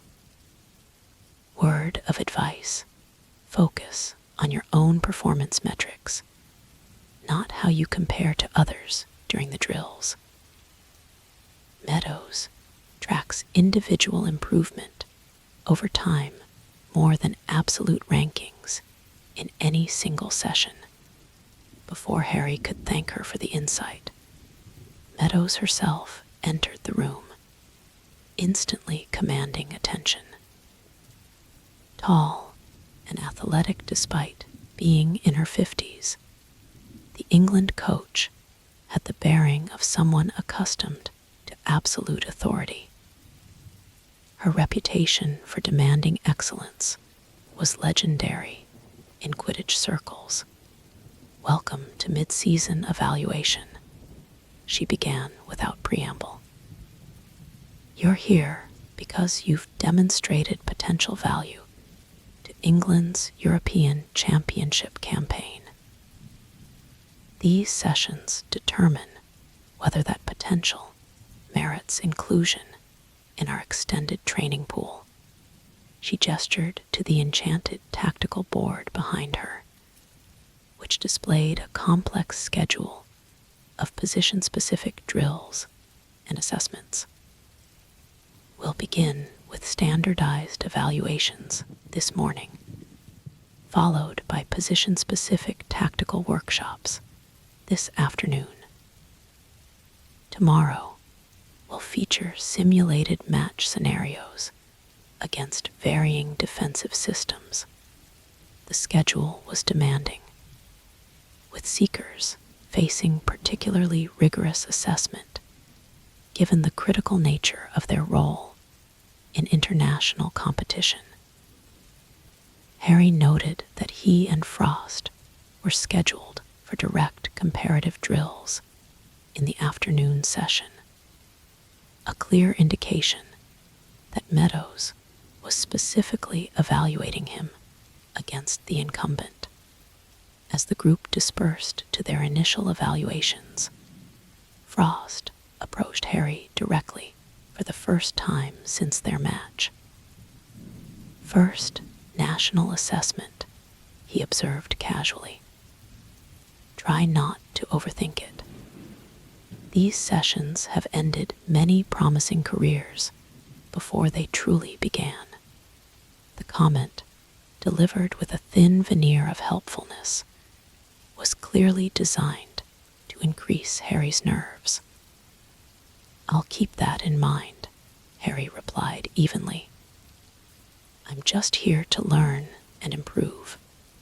Frost raised an eyebrow slightly. "Admirable attitude. Though Meadows isn't looking for students, she's looking for performers who can deliver immediately at the international level." With that, he moved toward the pitch, leaving Harry to consider the implicit message that Meadows would judge him not as a developing talent, but against the established standard Frost already represented. The morning's standardized evaluations were grueling, but straightforward, timed sprints at various altitudes, precision hovering tests, reaction speed measurements, and basic maneuverability assessments. Harry performed well, particularly in the acceleration and reaction categories, though he noted that Frost's technical scores in the precision, hovering, and altitude transition drills were nearly perfect.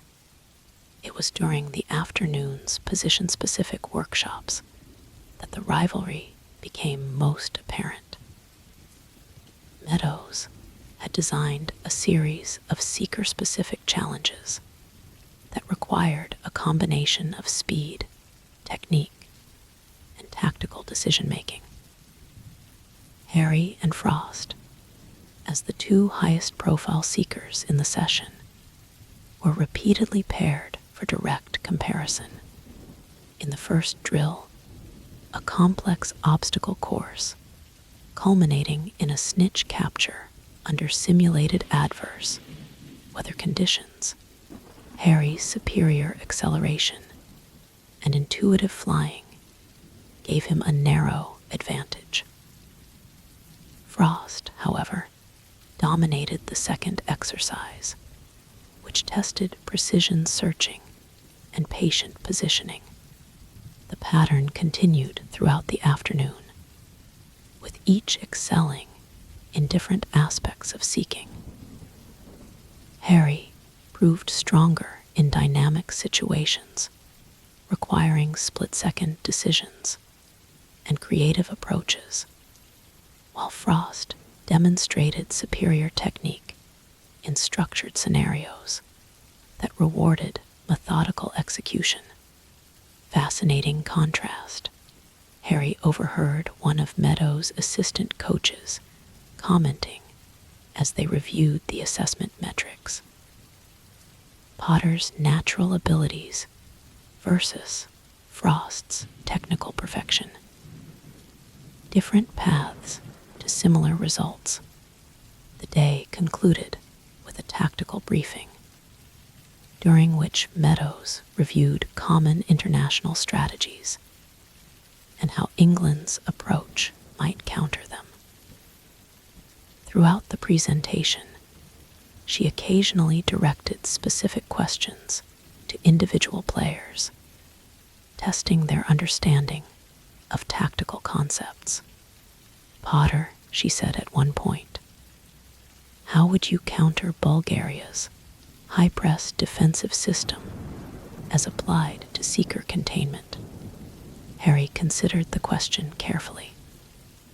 Bulgaria was known for aggressive beater play that systematically restricted opposing seekers' movement options. I'd employ variable altitude searching, he answered finally. Their beaters coordinate horizontally, but struggle to maintain vertical pressure simultaneously. Rapid changes in elevation would force them to constantly readjust, creating windows for unrestricted movement.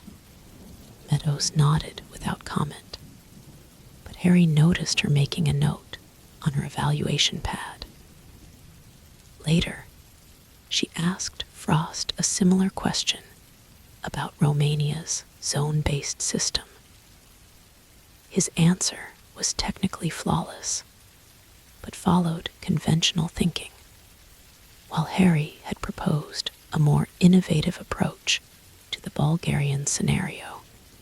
After the session concluded, players were dismissed with instructions to return the following morning for the simulated match scenarios.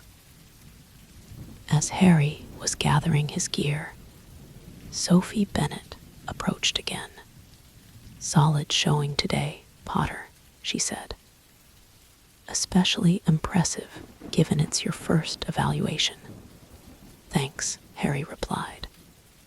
"Hard to gauge how you're doing in these isolated drills." "You're doing well," she assured him. "Meadows doesn't show much, but watch her assistants. When they start taking extra notes and whispering, that's when someone has caught their attention." They were quite busy during your obstacle course run. The information was encouraging, though Harry tried not to read too much into it. One day of evaluation, no matter how successful, wouldn't determine his national team prospects. As he was leaving the facility, he found Frost waiting near the apparition point. The England Seeker appeared to have deliberately timed his departure to coincide with Harry's. "Interesting approach to the Bulgarian question," Frost commented. "Creative, if somewhat untested in actual international competition. Theory and practice often differ," Harry acknowledged. "That's why these learning opportunities are valuable." Indeed, Frost seemed to be measuring his words carefully. "Listen, Potter, I'll be direct. You have obvious talent, and Meadows clearly sees potential in you. But the national team isn't about potential. It's about proven performance at the highest level under the most intense pressure." He paused. "I've represented England for 5 years. I've faced every major international seeker in tournament play. That experience isn't easily replicated, regardless of natural ability." The statement was part assertion of credentials, part friendly advice, and part warning, all delivered with the calculated precision that characterized everything Frost did. "I understand that," Harry replied honestly. "I'm not presuming anything about national selection. I'm here to learn and to show what I can contribute, nothing more." Frost studied him for a moment. "You know, that's what makes you dangerous, Potter. You genuinely believe that, which allows you to perform without the weight of expectation. It's an advantage in its way." He extended his hand. "Good session today. I look forward to the match simulations tomorrow." As they shook hands, Harry sensed a shift in Frost's approach, a recognition that intimidation and psychological tactics wouldn't work as effectively as he might have hoped. The England Seeker was recalibrating his strategy, adapting to Harry's responses just as he would adapt to changing match conditions. The rivalry, it seemed, was evolving from one-sided antagonism to a more complex dynamic of mutual recognition. Frost still clearly viewed Harry as a threat to his position, but there was now an undercurrent of professional respect beneath the competitive tension. The following days, simulated match scenarios confirmed this evolution. Rather than attempting to undermine Harry through comments or subtle psychological tactics, Frost focused entirely on showcasing his own elite performance. The approach was perhaps more effective. His flawless execution in the simulated international scenarios demonstrated why he had been England's undisputed first-choice seeker for years. Yet Harry held his own, particularly in the high-pressure situations where split-second decisions determined outcomes. In one memorable sequence, he executed a feint that even Meadows acknowledged as tactically brilliant.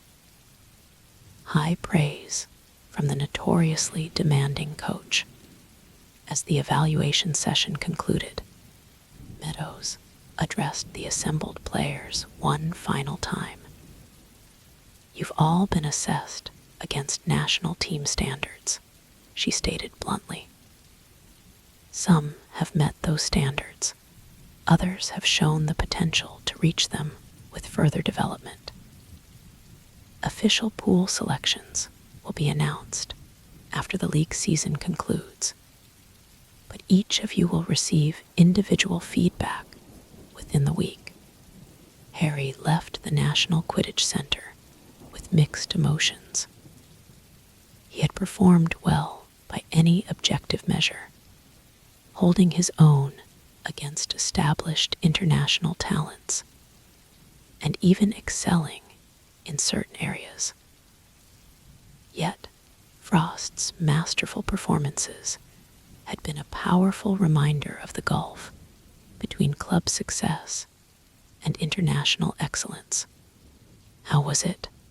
Ginny asked when he returned home, eager for details that hadn't been reported in the press coverage of the closed session. "Educational," Harry replied after considering the question. "I belong at that level in terms of raw ability, but Frost has years of specialized international experience that can't be discounted. It's like comparing a talented Auror trainee to a seasoned hit wizard, similar skills, very different depth of specialized knowledge. And Meadows, any hints about your standing?" "None," Harry said with a small smile. "She's remarkably inscrutable. Though her assistants apparently took lots of notes during some of my drills, according to one helpful veteran. 3 days later, an official owl arrived bearing Meadows' promised feedback. The parchment was brief but substantive.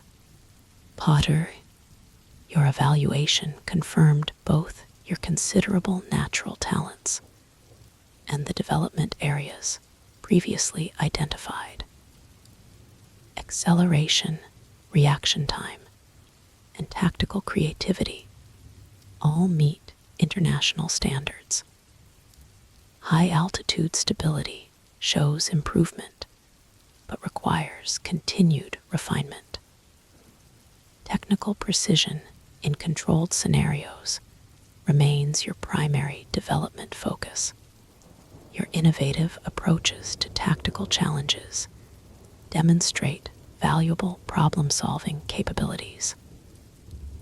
However, international seeking demands the integration of creativity with flawless technical execution, not the substitution of one for the other.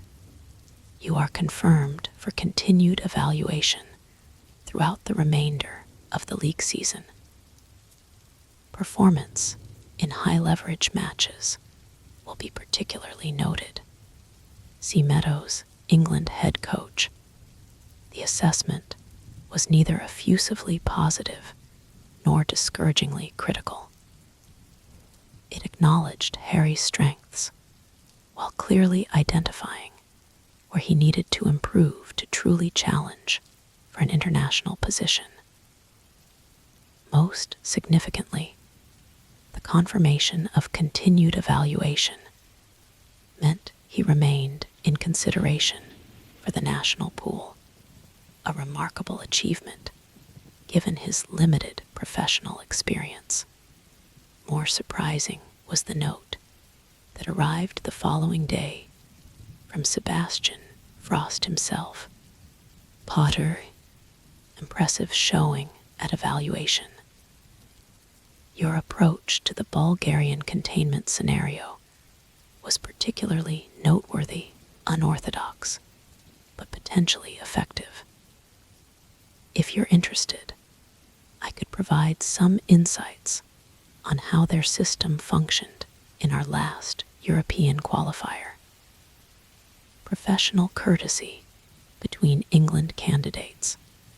Frost, the offer was unexpected. Harry showed the note to Ginny, who raised her eyebrows in surprise.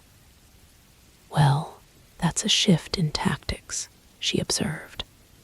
From undermining to mentoring, I'm suspicious. It does seem out of character, Harry agreed. Though perhaps he's accepted that I'm genuinely in contention and is adjusting his approach accordingly. After consideration, Harry sent a polite reply, accepting the offer to discuss international tactical insights while maintaining appropriate professional boundaries.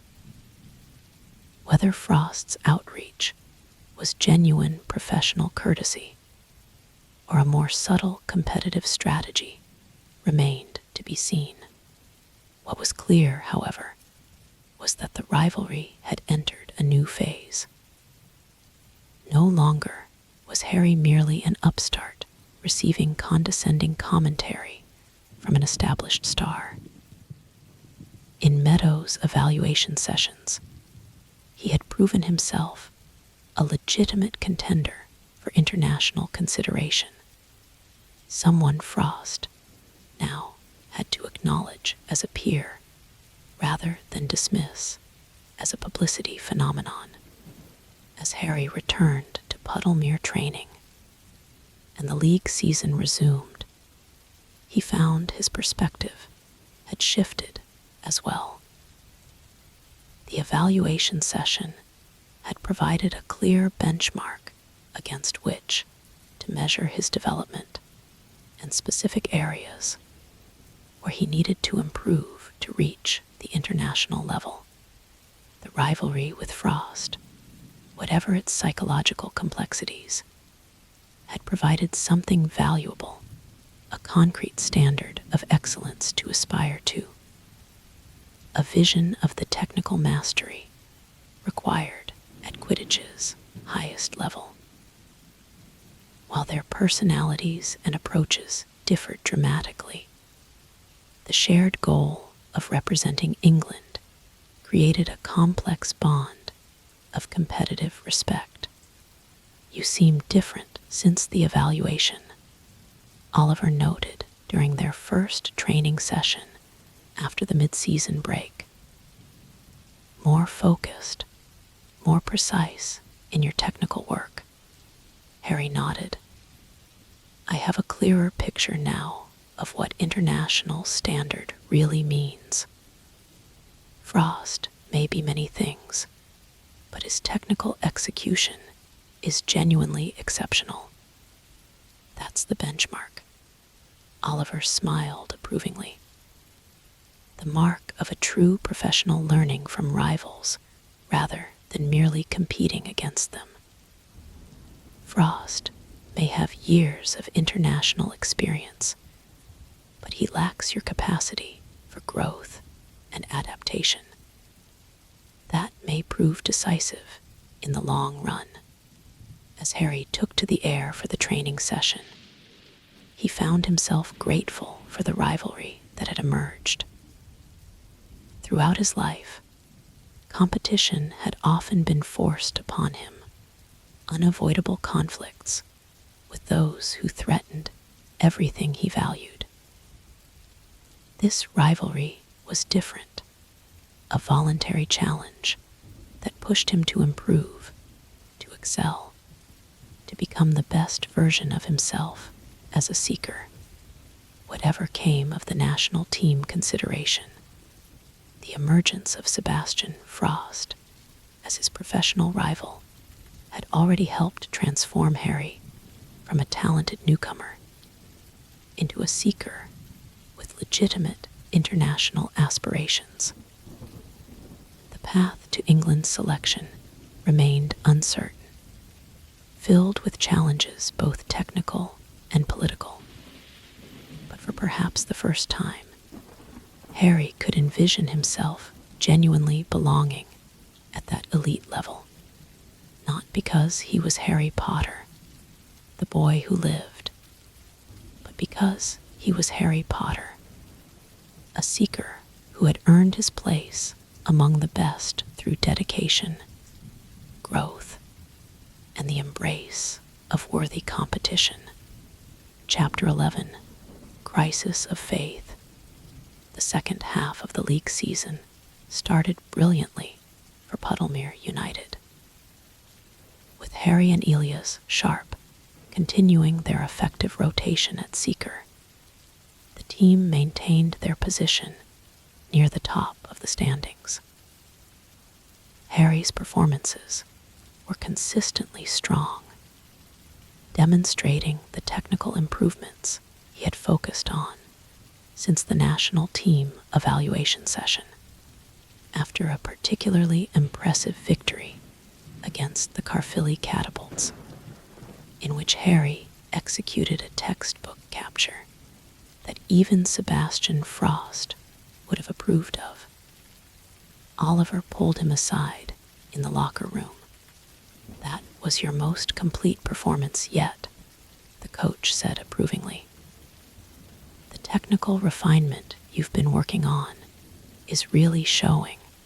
Perfect balance of instinct and precision." Harry nodded, pleased with the assessment. The evaluation session was eye-opening. Seeing that level of technical excellence firsthand made it clearer what I needed to work on. Well, it's paying dividends. Oliver glanced around to ensure they weren't overheard. Meadows was here today, by the way. Didn't want to mention it before the match. No need for additional pressure. This was significant news. While national team scouts regularly attended league matches, the head coach herself typically only appeared when evaluating specific players of serious interest. "Any feedback?" Harry asked, trying to sound casual despite the importance of the information. Nothing direct, but she stayed for the entire post-match analysis. "Watched your cool-down routine, too." Oliver smiled slightly. "She doesn't waste her time, our Cassandra." The knowledge that Meadows was personally monitoring his club performances reinforced the reality of his national team consideration. It was no longer speculative media talk or rivalry-driven narrative. England's head coach was genuinely evaluating him as a potential addition to her squad. The pressure of this realization might have been overwhelming earlier in his Quidditch journey. Now, however, Harry found it energizing.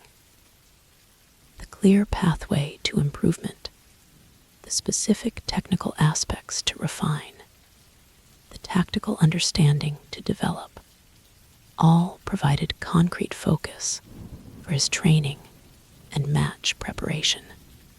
For the next several weeks, Harry's career seemed to be on an ideal trajectory. Puddlemere continued their winning ways, securing a playoff position with matches to spare.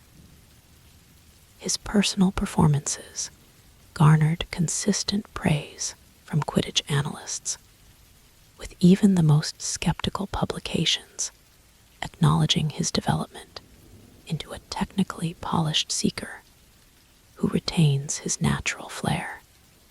Even his relationship with Frost had evolved into something resembling professional respect. The England seeker had indeed shared insights about international opposition as promised, and their occasional interactions at league functions maintained a cordial, if competitive tone. Then came the match against Tutshill, and everything changed. The conditions were challenging from the start. Heavy rain reduced visibility, and gusty winds made flight control difficult. Puddlemere and Tutshill were separated by just one position in the standings, making the match crucial for playoff seeding. Harry, starting due to the rotation schedule, found the conditions particularly difficult.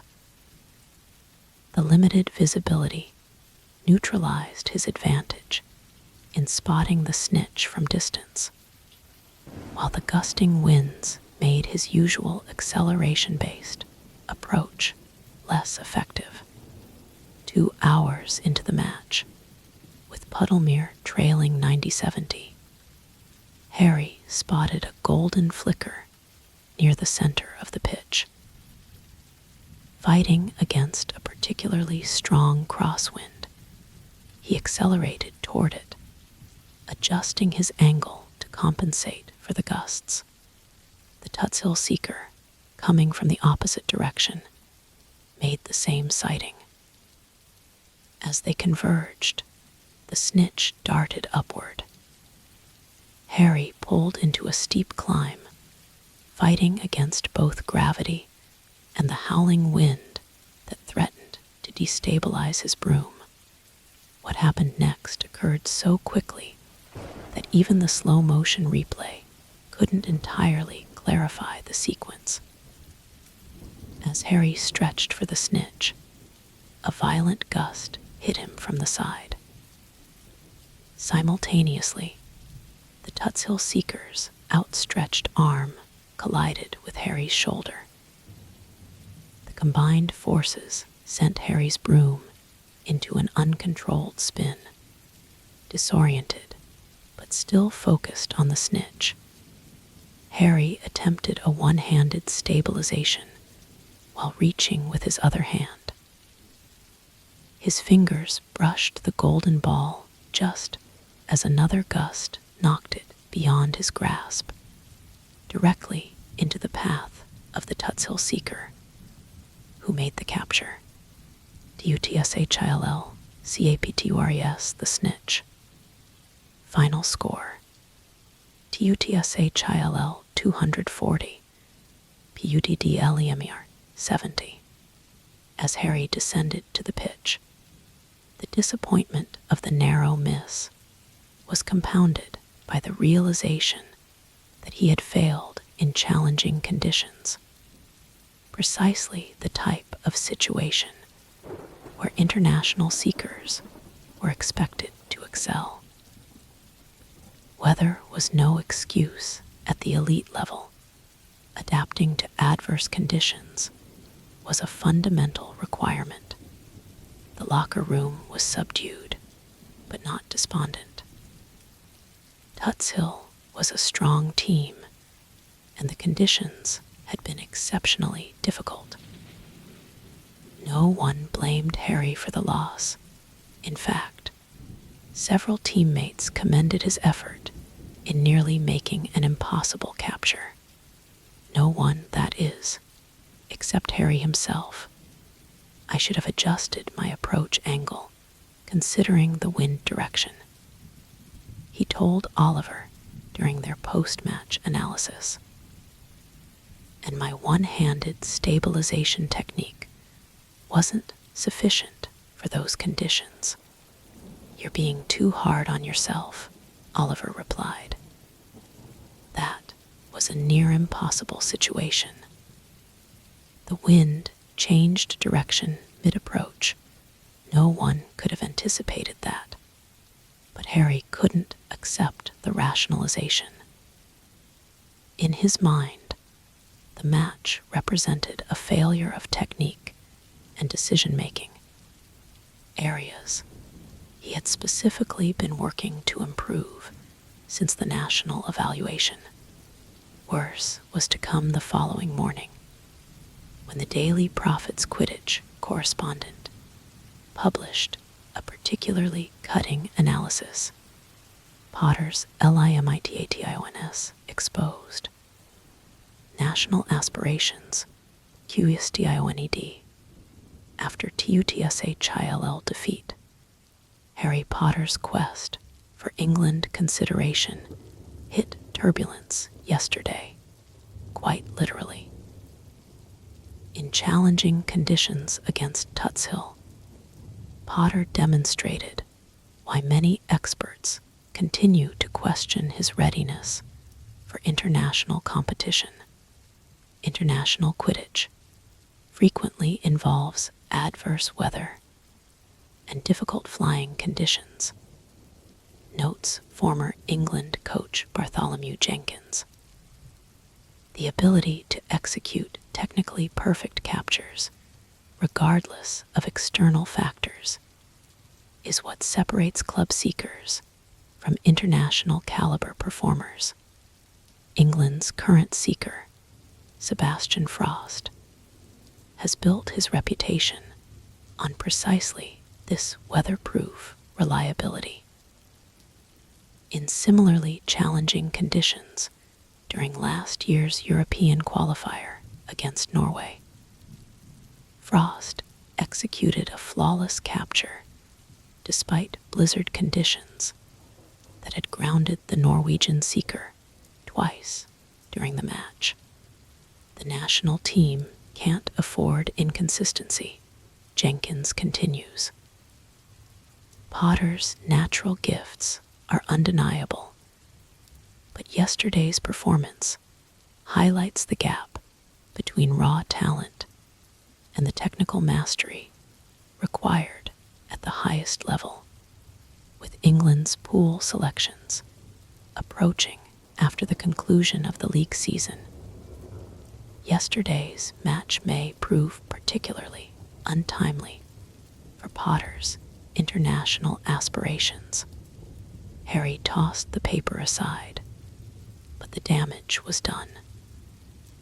The article had articulated his own self-criticism with painful precision, highlighting exactly the concerns he harbored about his readiness for international competition.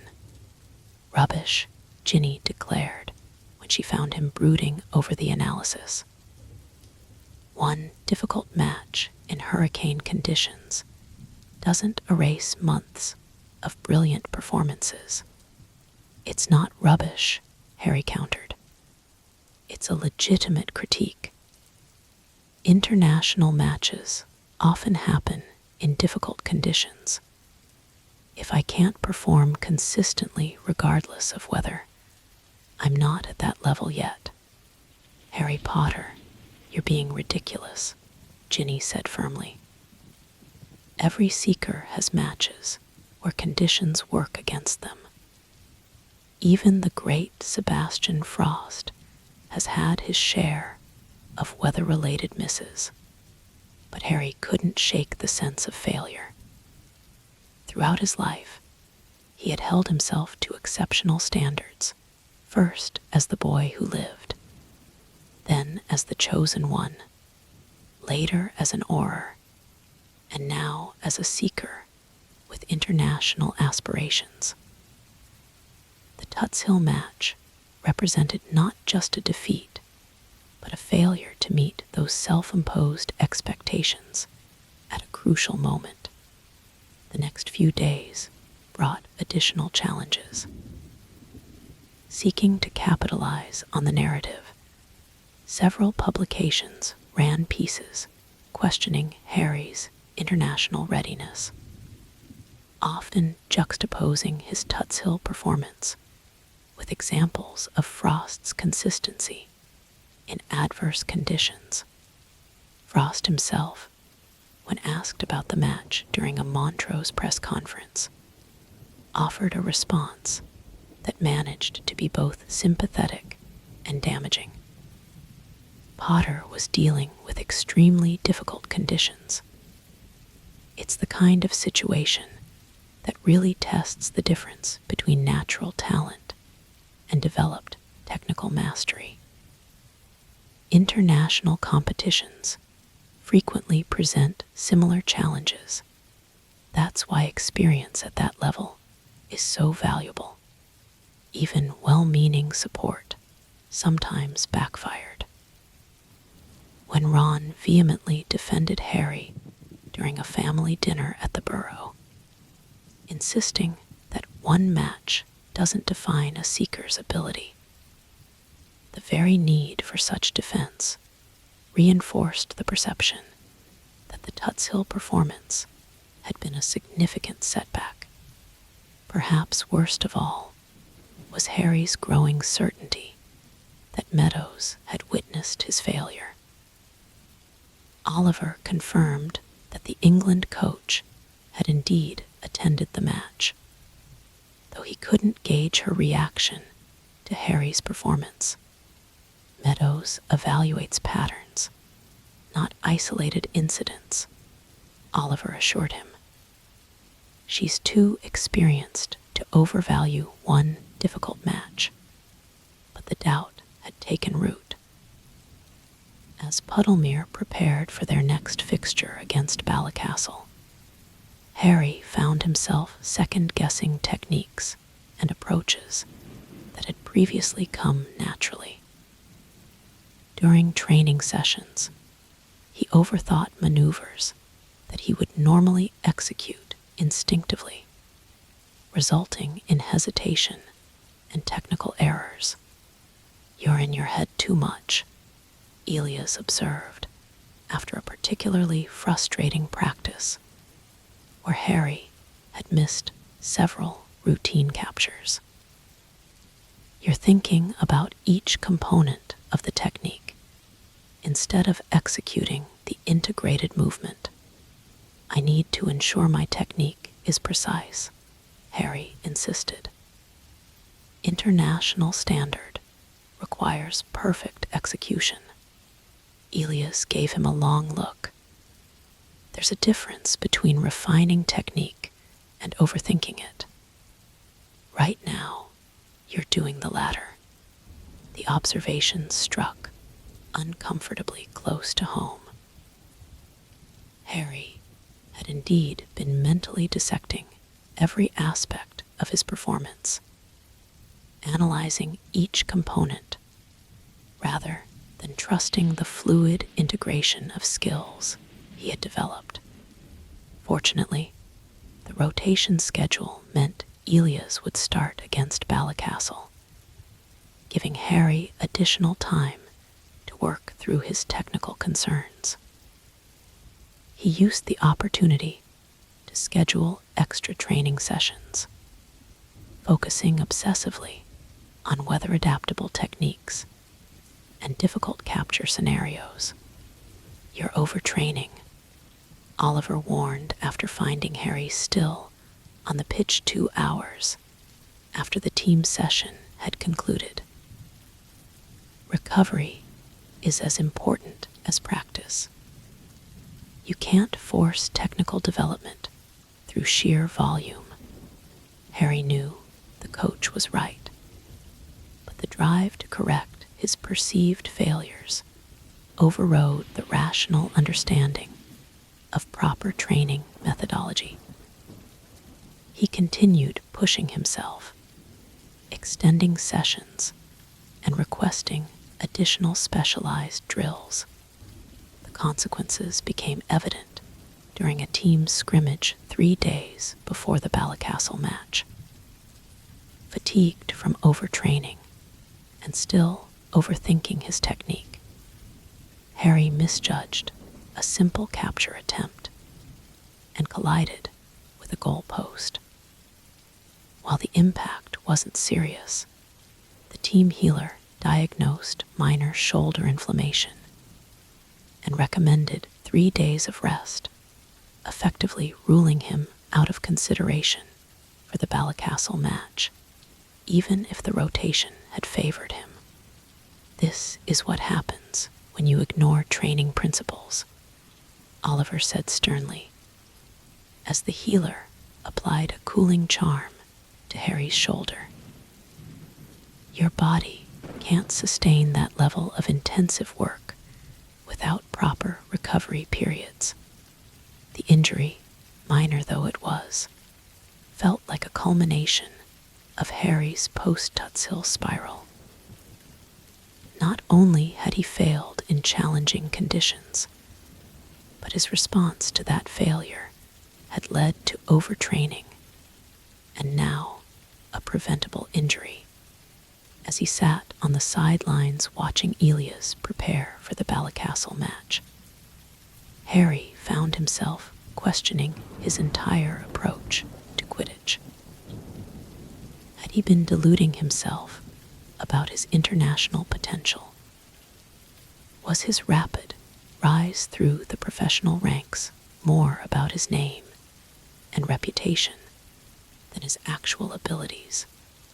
"You're catastrophizing," Ginny told him bluntly when he voiced these doubts at home.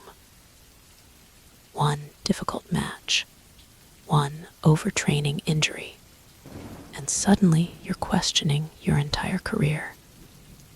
"This isn't like you, Harry, isn't it?" he challenged. "I've spent my entire life being measured against impossible standards. First, as the boy who lived, then as the prophesied vanquisher of Voldemort, now as a seeker who's supposed to challenge the established international standard after less than 2 years of professional play." Ginny studied him thoughtfully. "Is that what this is really about? The weight of expectations?" The question gave Harry pause. Was his crisis of confidence about the Tutshill match specifically, or about something deeper, the familiar pressure of living up to external standards that had followed him throughout his life? "I don't know," he admitted finally. "I just know that for a while, Quidditch felt like something that was purely mine, something I chose and excelled at because I loved it, not because destiny or duty demanded it.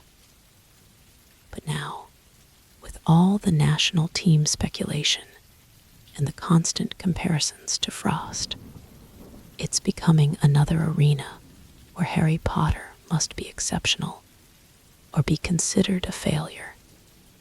Ginny finished for him. Exactly. The relief of having the issue articulated so precisely was palpable. And the Tutshill match showed that maybe I'm not exceptional enough for that level. Ginny sat beside him, taking his hand. "Have you considered that this might be a good thing? This crisis of confidence. How could it possibly be good? Because it's forcing you to confront why you're playing Quidditch," she explained. "Is it because you love the game and find joy in it? Or is it because you need to be the best, to meet those external expectations?" The question hit with unexpected force. Throughout his career transition, Harry had focused on his love for flying, for the freedom and joy of the sport. Yet somewhere along the way, as his success had grown and national team consideration had become a possibility, that joy had gradually been overshadowed by the pressure to achieve at the highest level. "I don't know if I can separate those things anymore," he confessed. "The desire to excel is part of who I am." "Of course it is," Ginny agreed. "But there's a difference between striving for excellence, because it fulfills you, and chasing perfection, because you fear the consequences of falling short. One is about growth, the other is about avoiding failure." Her insight was uncomfortably accurate. Since the Tutshill match, Harry had been driven not by the desire to improve for improvement's sake, but by the fear of being judged inadequate for international competition. "So what do I do?" he asked. "Start by remembering why you fell in love with Quidditch in the first place," Ginny suggested. "Before national team considerations, before the rivalry with Frost, before all the external pressure. What made you accept Oliver's offer that day when he asked you to substitute for one match?"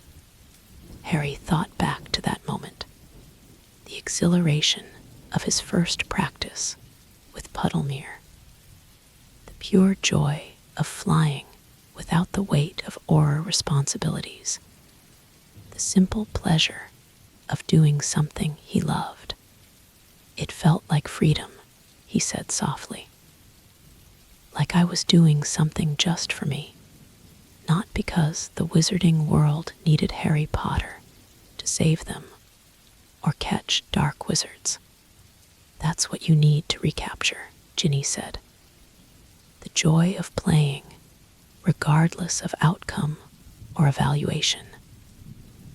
The rest, the technical development, the potential international selection, those things will follow naturally if you're playing with passion rather than pressure." As Elias led Puddlemere to victory against Balacastle in the match Harry missed due to his shoulder inflammation, he found himself watching with a different perspective. Instead of analyzing each technique through the lens of international standards, he observed the flow of the game, the strategic interplay, the moments of individual brilliance that made Quidditch so captivating. It reminded him of watching matches at Hogwarts before he had become a player himself. The pure appreciation of the sport, uncomplicated by technical assessment or performance pressure. The following day, Harry received an unexpected owl from an unlikely source. The letter bore the Romanian national team crest, and the signature at the bottom belonged to Victor Krum, the legendary Bulgarian seeker who had recently accepted a coaching position with Romania's national program. "Potter, I have followed your development with interest. Puddlemere's coach Oliver Wood is an old acquaintance and has spoken highly of your progress. I recognize the signs of a seeker experiencing what we in Bulgaria call the perfectionist's trap, when technical analysis begins to override natural instinct. I experienced this myself early in my international career. If you would find it valuable, I would be willing to meet during my upcoming visit to London next week." Sometimes perspective from outside one's immediate competitive circle can be clarifying. Victor Krum, the offer was surprising, but exactly what Harry needed: guidance from someone who had navigated the highest levels of international Quidditch without any stake in England's selection process. Harry sent a prompt acceptance, and they arranged to meet at a small wizarding cafe in London the following Tuesday, when Puddlemere had a scheduled rest day. Krum, now in his early 30s, had lost none of the intensity that had made him such a formidable competitor, though his features had softened somewhat with maturity. After brief pleasantries, he addressed Harry's situation with characteristic directness. "You are overthinking," he stated bluntly. "I saw the Tutshill match. Difficult conditions, yes, but your primary failure was not technical. It was hesitation born of excessive analysis. I needed better crosswind compensation, Harry began. But Crumb waved away the explanation. Technical details are not your problem. Your problem is here. He tapped his temple. You are trying to become a different type of seeker instead of perfecting your natural approach. Harry frowned. But international competition requires technical precision. That is partially true, but fundamentally misunderstood, Crumb interrupted. International seeking requires perfect execution of your optimal techniques, not adoption of someone else's style. He leaned forward, his dark eyes intense. You and Frost are different seekers with different strengths. He succeeds through methodical precision and systematic elimination. You succeed through intuitive positioning and explosive acceleration. The mistake is believing you must become like him to compete at his level. The observation struck Harry with unexpected clarity. In his efforts to reach international standard, he had indeed been trying to emulate Frost's technically flawless, but fundamentally different approach, rather than refining the distinctive style that had made him successful. So what should I be doing? Harry asked. Perfect your strengths, while addressing only the specific technical weaknesses that limit them, Crumb replied. Your acceleration is world-class. Focus on ensuring your directional control matches that speed. Your intuitive positioning is exceptional. Develop the technical precision to capitalize on those instincts, rather than replacing them with systematic patterns. As they continued their conversation, Crumb shared insights from his own development as an international seeker, including periods of self-doubt similar to what Harry was experiencing. His most valuable advice, however, came as they were preparing to part. Remember why you play, the Bulgarian said seriously. Not for evaluations or selections or comparisons, but for the moment when you and the snitch are the only reality, when nothing exists except that perfect convergence of seeker and sought. That is the essence of our position, Potter. Everything else is noise. The meeting with Crumb provided exactly the perspective shift Harry needed. As he returned to training the following day, he approached his development with renewed clarity, focusing on refining his natural style, rather than transforming it into something foreign to his instincts. Oliver noticed the change immediately.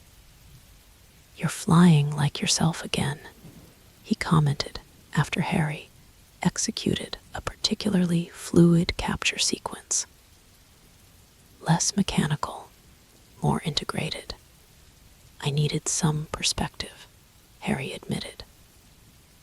I was trying to become a different type of seeker, instead of becoming the best version of my type of seeker. Exactly what I've been trying to tell you, Oliver said, with satisfaction. Though sometimes these lessons need to come from outside voices to truly resonate. Crumb was a good choice, for that no one can question his understanding of international seeking. The renewed approach yielded immediate results. In his next start against the Wigton Wanderers, Harry delivered a commanding performance, that featured both his natural instinctive brilliance and the technical refinements he had been developing. His capture, executed in challenging crosswind conditions similar to the Tutshill match, demonstrated perfect integration of instinct and technique. Potter RETURNS 2 form. Quidditch Seeker silences CRITICS with masterful display, proclaimed the Daily Prophet the following morning. The article specifically noted how Harry had combined his signature aggressive style with enhanced technical precision, particularly in adverse wind conditions. More meaningful than the press coverage was the note Harry received from Meadows. Potter, appropriate response to previous difficulties. Technical refinement, serving natural strengths rather than replacing them. Continue this development trajectory. CM. The brief message confirmed what Harry now understood, that his path to international consideration lay not in becoming a Sebastian Frost clone, but in developing his own distinctive approach to the highest possible standard. As the league season entered its final weeks and playoff positioning became the primary focus, Harry found himself enjoying Quidditch more than he had since the early days of his professional transition.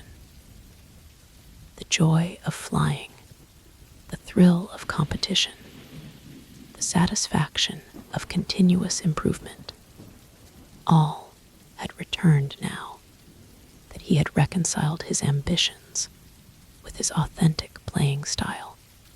The crisis of confidence that had followed the Tutshill match had indeed proven valuable, just as Ginny had suggested. It had forced Harry to confront fundamental questions about his approach to Quidditch, his motivations for playing, and the proper path to excellence.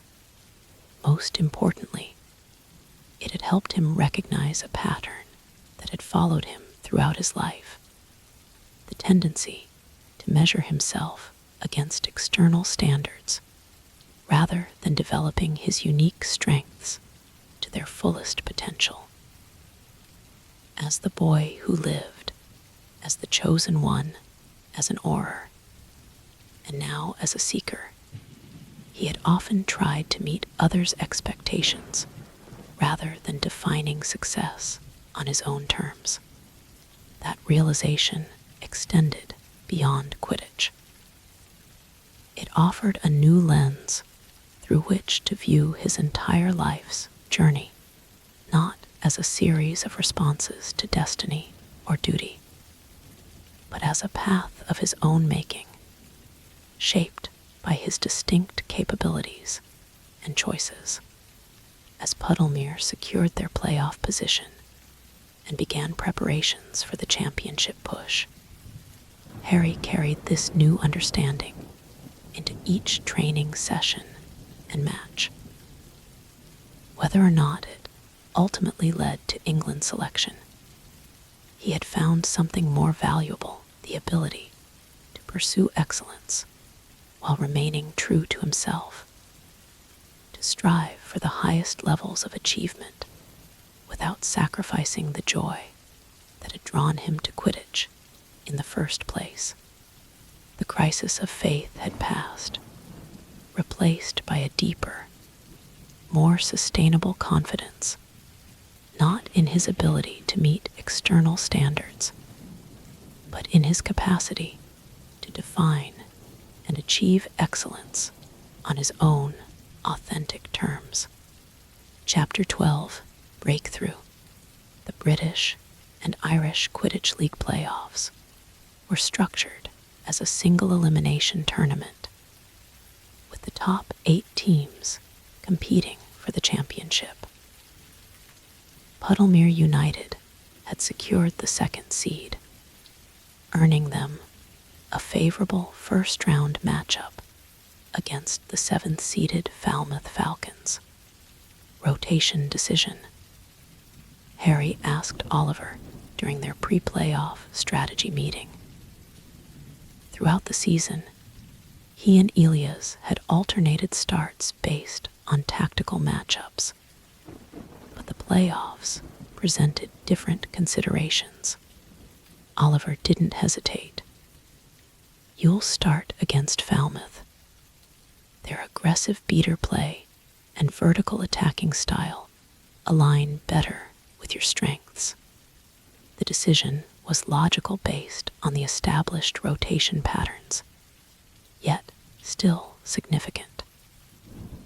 Playoff matches carried greater weight than regular season games, both for the team's championship aspirations and for individual players' reputations. Being selected to start Puddlemere's first playoff match was a vote of confidence following Harry's recent crisis and recovery. And beyond that, Harry inquired, wondering about the potential semi-final and championship matches. One match at a time, Oliver replied firmly. Full focus on Falmouth. Nothing else matters until that's decided. The Falmouth match proved less challenging than anticipated. Puddlemere's chasers established an early lead, and Harry's capture came at the 2-hour mark, with his team already ahead by 80 points. The final score, 330 to 100, propelled them comfortably into the semifinals. More significant than the victory itself was the manner of Harry's performance. He had executed with the perfect balance of instinctive flair and technical precision that he had been working to develop since his conversation with Crumb. The capture itself, a horizontal acceleration into a tight vertical spiral that confused the Falcon Seeker about his trajectory, combined natural creativity with flawless technical execution. That's what we've been working toward, Oliver said approvingly during the post-match analysis. Technique serving instinct rather than replacing it. Exactly what Crumb advised. The semi-final matchup was determined that evening when the Montrose Magpies defeated the Wimborne Wasps in their quarterfinal. The result set up a rematch of the previous year's semi-final Puddlemere versus Montrose, with one critical difference. This time, Harry would be available to play. Frost versus Potter, the Daily Prophet declared in its preview the following morning. The established champion against the rising challenger. The framing was predictable, but not inaccurate. While the semi-final was officially Puddlemere against Montrose, much of the attention focused on the Seeker matchup, England's established international star against the newcomer, who had rapidly entered the national team conversation. They're building this into something bigger than a league semi-final, Harry noted as he and Ginny reviewed the coverage over breakfast. Of course they are, Ginny replied pragmatically. Frost is the established national hero. You're the rising challenger with the famous name. It's a perfect narrative. Does it bother you? Harry asked. The way they're focusing on the individual matchup rather than the team competition. Ginny considered this, It's the nature of our position, she said finally. Seekers always get disproportionate attention. The glory of victory or the burden of defeat often falls on us, fairly or not. You just happen to have the additional spotlight of being Harry Potter. The media narrative intensified as the semi-final approached.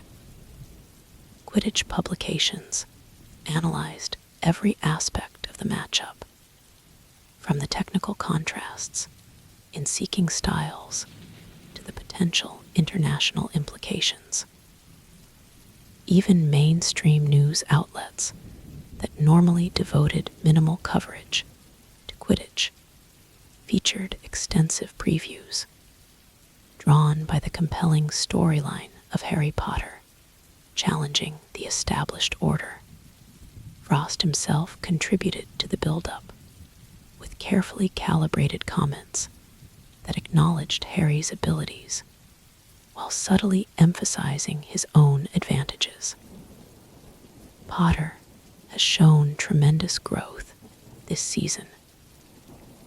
The semi-final will be a good test of how that development translates to high-pressure playoff scenarios against experienced opposition. When asked directly about the national team implications, Frost was diplomatic but pointed. I focus on each match individually. That said, championship performances certainly factor into national team considerations. The ability to deliver in decisive matches is a key attribute for international selection. The undercurrent was clear. The semi-final represented not just a club championship opportunity, but a direct comparison between the two seekers under playoff pressure. With Meadows certain to be watching, the match carried implications beyond the league competition. He's trying to increase the pressure on you, Elias observed when they discussed Frost's comments during training. Make you think about the larger implications rather than focusing on the immediate task. Harry nodded, recognizing the strategy. It's what he does, creates additional layers of pressure through carefully selected public comments. And how are you handling it? Elias asked, studying Harry with genuine interest. Their relationship had evolved considerably over the season, from initial competitors for the same position to respected colleagues with complementary strengths. Better than I would have a few months ago, Harry admitted. I understand now that I can't control the narrative or the expectations, only my preparation and performance. The week leading up to the semi-final passed in a blur of tactical meetings, specialized training sessions, and meticulous preparation. Oliver left nothing to chance, developing contingency plans for various game scenarios and weather conditions. The entire team recognized the significance of the matchup, not just the Seeker duel that dominated the headlines, but the opportunity to advance to the championship after falling short the previous year. On the eve of the match, Harry found himself unusually calm. The perspective he had gained through his crisis and recovery had fundamentally changed his approach to high-pressure situations.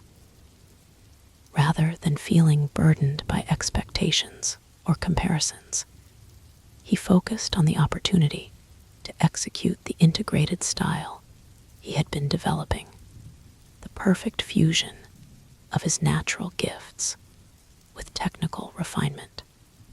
You seem different, Ginny noted as they prepared for an early night. More more settled somehow. I feel different, Harry acknowledged. Less concerned with what the match means beyond itself, more focused on the actual playing. That's when you're at your best, she said with approval. When you're present in the moment, rather than thinking about its implications. The morning of the semi-final dawned clear and calm, perfect Quidditch conditions. As Harry arrived at the stadium 3 hours before the scheduled start, he found the facility already buzzing with activity. League officials, media representatives, and team staff moved purposefully through the normally quiet pre-match environment, testament to the match's significance. In the locker room, Oliver gathered the team for his final briefing. "You all know what's at stake today," he began, his expression intense but controlled. A chance to advance to the championship, to avenge last year's defeat, to continue what we've built this season. He paused, looking around at each player individually. You also know the external narratives surrounding this match. The media has their storylines. The public has their expectations. The pundits have their predictions. None of that matters once we take to the air. Between the first whistle and the last, nothing exists except the match itself, our execution against theirs, moment by moment, decision by decision. It was exactly the perspective Harry needed, a reminder to focus entirely on the immediate reality of the match, rather than its broader significance. He carried that mindset through the warm-up routines and pre-match preparations, consciously centering himself in the present, rather than anticipating the outcome. As the teams prepared to enter the pitch, Harry caught sight of Frost in the opposing tunnel. The England Seeker stood slightly apart from his teammates, eyes closed in apparent concentration. When he opened them, his gaze met Harry's briefly, a moment of silent acknowledgement between competitors before they would meet in the air. The roar when the teams emerged was deafening. A capacity crowd filled the stadium, with additional magical viewing platforms constructed to accommodate the unprecedented demand for tickets. Somewhere in the family section, Harry knew, the Weasleys would be watching Ron and Hermione, Arthur and Molly, George and the others, all there to support both him and Ginny. And here come the TEAMS. The announcer's magically amplified voice boomed across the stadium. PUDDLEMERE United and the MONTROSE, MHGPIES, competing for a place in next week's championship final. After the introductions and ceremonial handshakes, the players took their positions. Harry hovered at the standard starting height, deliberately avoiding looking in Frost's direction. Instead, he focused on his breathing, on the familiar weight of his broom beneath him, on the perfect conditions that surrounded them. The whistle blew, and the semi-final began. From the first moments, it was clear this would be a match of exceptional quality. Both teams executed their tactics with precision, the chasers engaging in complex positional battles, while the beaters sought strategic advantages rather than simple disruption. Harry implemented the search pattern Oliver had designed specifically for this match, a variation of his usual approach, modified to counter Montrose's defensive system. Rather than establishing a fixed altitude as Frost typically did, Harry varied his elevation frequently, making it difficult for Montrose's beaters to anticipate his positioning. The scoring remained tight throughout the first hour, neither team able to establish a significant advantage. Puddlemere led 50-40, then Montrose leveled at 50-50, then Puddlemere edged ahead again at 70-60.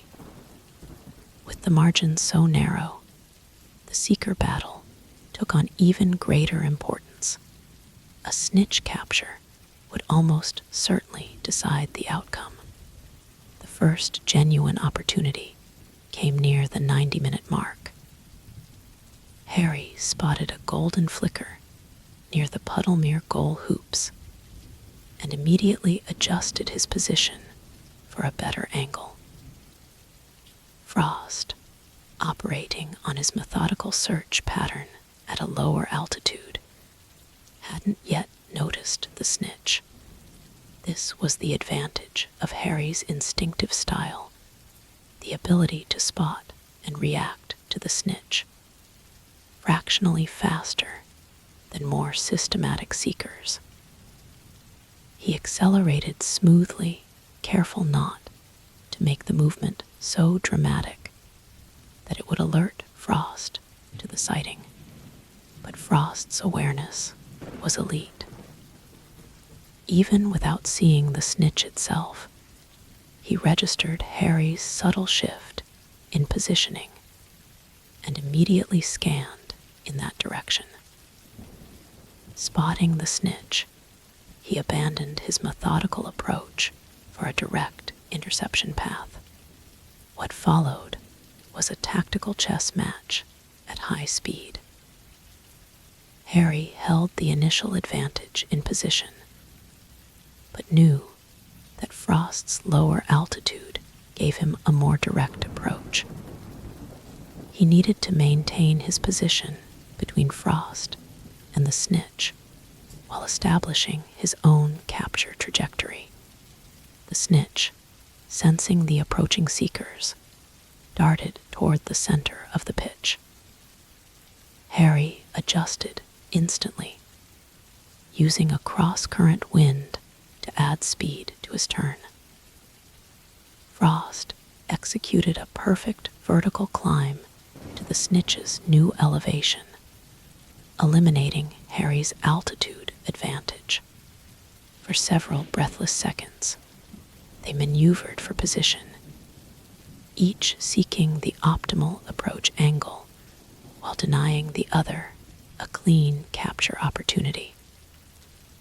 The crowd fell silent, sensing the critical moment unfolding above them. Then, with stunning abruptness, the snitch plummeted toward the ground. Both seekers dove in pursuit, accelerating to maximum speed. Harry, whose diving ability had always been exceptional, gained a slight edge. As they approached the snitch, now hovering just feet above the pitch, Harry stretched forward, his fingers extending toward the golden ball. At the last possible moment, a bludger sent by Montrose's beater forced Harry to execute a defensive roll, disrupting his approach. The momentary adjustment was enough for Frost to draw even. As they both reached for the snitch, it darted sideways once more, evading both their grasps. Incredible seeking from both Potter and Frost. The announcer exclaimed as the seekers pulled out of their dives, and the crowd erupted in appreciation of the display. A spectacular sequence that ends with the snitch still in play as the match continued, The chasers on both teams elevated their performance, perhaps inspired by the Seeker's battle. The scoring accelerated, with Montrose establishing a 180 lead that Puddlemere quickly erased to move ahead 110-100. The second major snitch opportunity came during the third hour. This time, Frost spotted it first, a brief glimmer, near the Montrose supporter section. His systematic approach had positioned him closer to that side of the pitch, giving him a significant head start. Harry, recognizing Frost's sudden directional change, immediately located the snitch and calculated his options. The distance was too great for a direct race. Frost would reach it well before him. Instead, he needed to disrupt Frost's approach or anticipate the snitch's movement, drawing on his instinctive understanding of the snitch's behavior patterns. Harry took a different angle, not toward the snitch's current position, but toward where he anticipated it would move when approached by Frost. It was a gamble, one that required perfect reading of both the snitch's tendencies and Frost's approach technique. As Frost closed in on the golden ball, it indeed reacted exactly as Harry had predicted, darting upward and away from its pursuer.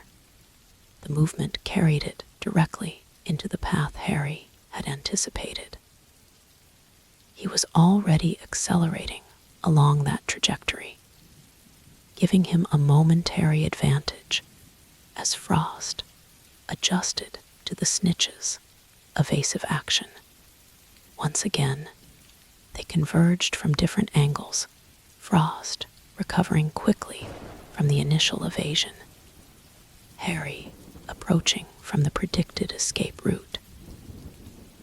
As they closed in simultaneously, the snitch executed another rapid direction change, this time horizontally across the pitch. Both seekers adjusted with exceptional skill, neither gaining a definitive advantage. For nearly a minute, they pursued the snitch through a series of complex maneuvers, each anticipating and countering the other's positioning with remarkable precision. Finally, the snitch shot upward in a near-vertical climb. Both seekers followed, pushing their brooms to maximum ascending speed. In this vertical pursuit, Harry's superior acceleration gave him a slight edge. As they climbed higher, the air thinning around them, he gradually established a better position. Just as Harry prepared for the capture, the snitch disappeared, literally vanishing from view. Both seekers pulled up in momentary confusion, scanning the sky around them. It disillusioned, Frost called, the competitive intensity of the moment, creating an unexpected moment of professional communication. High-stress response happens in about 1 in 10,000 snitches. Harry had read about the phenomenon, but never experienced it. Under extreme pursuit conditions, golden snitches occasionally triggered a rare defensive enchantment that temporarily rendered them invisible to optical detection. Motion tracking, Harry responded, recalling the standard counter technique. Both seekers began methodically scanning the air currents around their position, looking for the subtle disturbances that would indicate the snitch's movement, despite its invisibility. For nearly 2 minutes, they hovered at high altitude, executing increasingly precise detection patterns. The crowd, and even the other players, had fallen silent, aware that something unusual was occurring in the Seeker battle above. Then Harry felt it, the faintest disturbance in the air near his left shoulder. Not visible, but perceptible to the heightened awareness of a Seeker, fully attuned to their environment. Without hesitation, he extended his hand into the apparently empty space.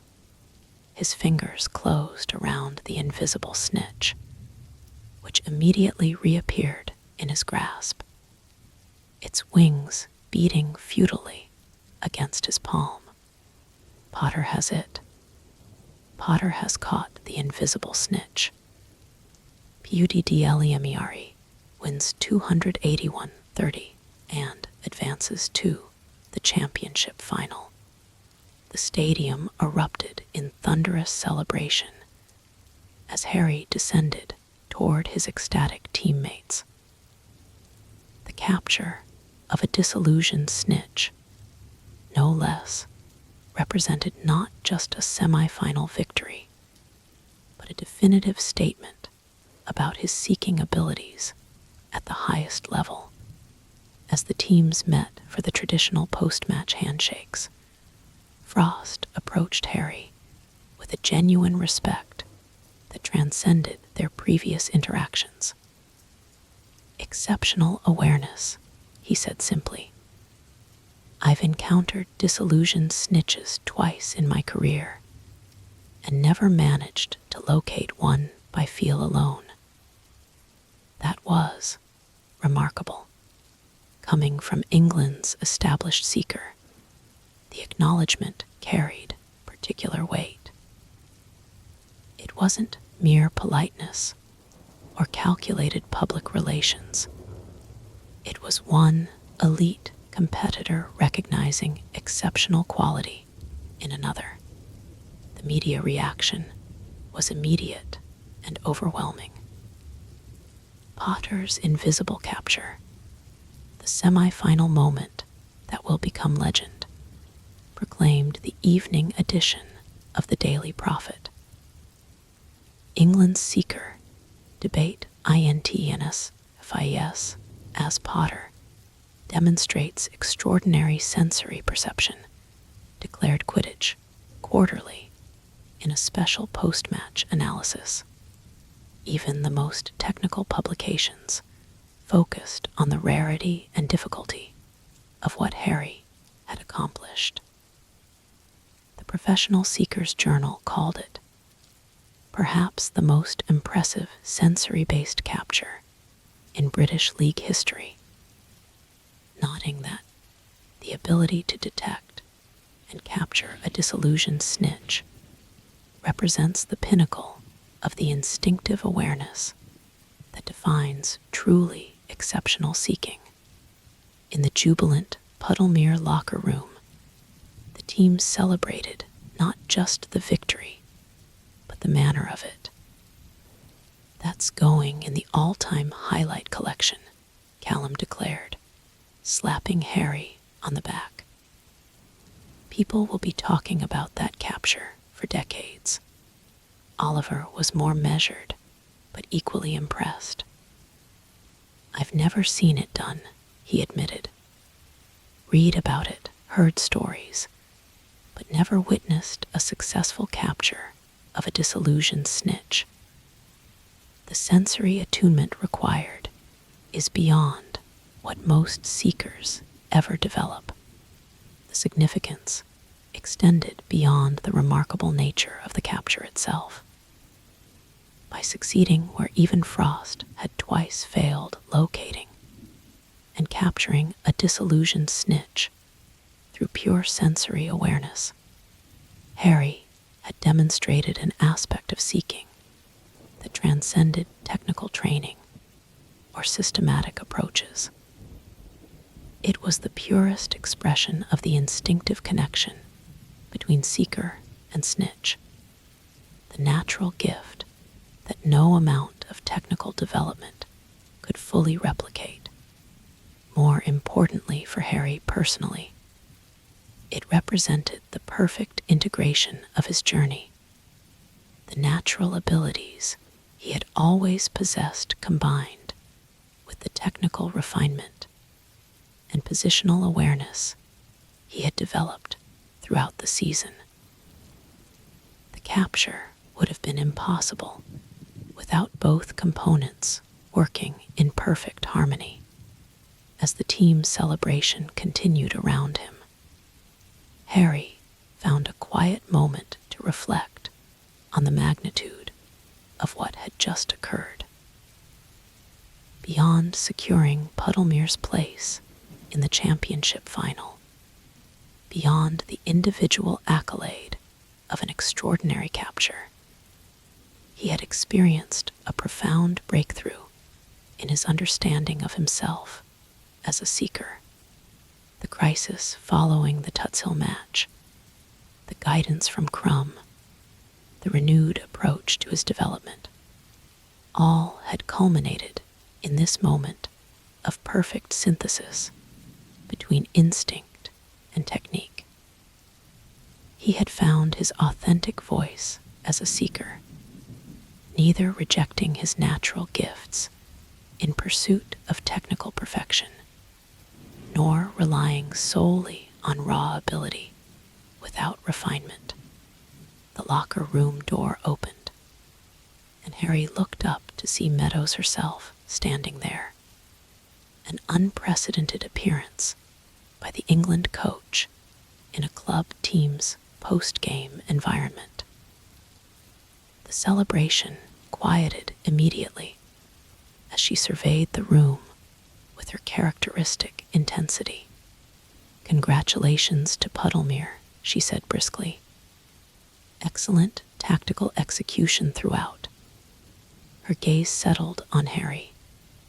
"Potter, a word outside, if you would," as Harry followed her into the corridor. He was acutely aware of the significance of this direct approach. Meadows rarely engaged with players individually outside official national team activities, particularly not immediately following club matches. Once they were alone, she wasted no time on preliminaries. "That capture represents the highest expression of pure seeking instinct I've witnessed in my coaching career," she stated matter-of-factly. "The technical development we discussed has clearly progressed, but what you demonstrated today transcends technical training. It cannot be taught." Coming from Meadows, known for her sparing praise and critical assessments, the evaluation was extraordinary. "Thank you," Harry replied, unsure what else to say. England's extended training pool will be announced next week. Following the championship final, she continued, "Your inclusion is assured, regardless of the championship outcome. Performance like today's demands recognition. The confirmation of his national team consideration, delivered directly and unambiguously, was momentous." Yet Meadows wasn't finished. More significantly, "I'm adjusting our seeking development plan for the European Championship cycle. Previous approach was predicated on Frost as established starter with developmental alternatives in support.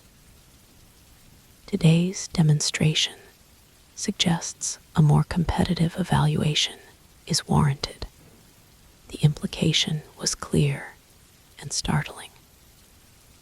Harry wasn't being considered merely as a backup or developmental prospect for the national team, but as a legitimate contender for the starting position itself, challenging Frost's 5-year tenure as England's first-choice seeker. "I appreciate the consideration," Harry said carefully. "My focus remains on continuing to develop and contributing however I can." Meadows nodded approvingly. "Appropriate perspective. Complete your club season. Extended pool training begins 3 weeks after the championship final. We'll evaluate all options thoroughly during preparation phase." With that, she departed as abruptly as she had arrived, leaving Harry to process the enormity of what had just transpired. Not only had he secured Puddlemere's advancement to the championship final with an extraordinary capture, but he had fundamentally altered his trajectory toward international competition. What had once been speculative media discussion was now concrete reality. He would be part of England's extended training pool, with a genuine opportunity to compete for the starting seeker position. When Harry returned to the locker room, his teammates immediately bombarded him with questions about Meadows' unprecedented appearance. He shared the confirmation of his national pool selection, but downplayed the broader implications about challenging for the starting role. This was a team celebration of a semi-final victory. His individual international prospects could wait. Later that evening, as friends and family gathered at the Leaky Cauldron for a more intimate celebration, Harry found a moment alone with Ginny. "Meadows indicated I might be considered for more than just a developmental role," he confided, still processing the revelation. She mentioned adjusting their plans for the European Championship cycle. Ginny's eyes widened. "That's significant. Frost has been the automatic starter for years. It seems today's capture made an impression," Harry acknowledged. "Though there's still the championship final and the entire training pool evaluation process ahead." "Of course," Ginny agreed. "But the fact that she's even considering you as a legitimate challenger to Frost after less than 2 full seasons professionally, that's unprecedented." As the celebration continued around them, Harry found himself in a strange state of calm satisfaction. The breakthrough he had experienced transcended the external recognition, important though that was.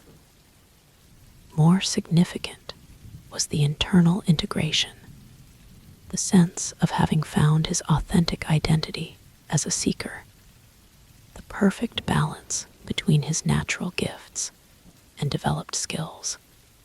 Whatever came next, the championship final, the national team pool, the potential competition with Frost for England's starting position, he would approach it with this newfound clarity and integration. No longer was he trying to become someone else's version of a perfect seeker.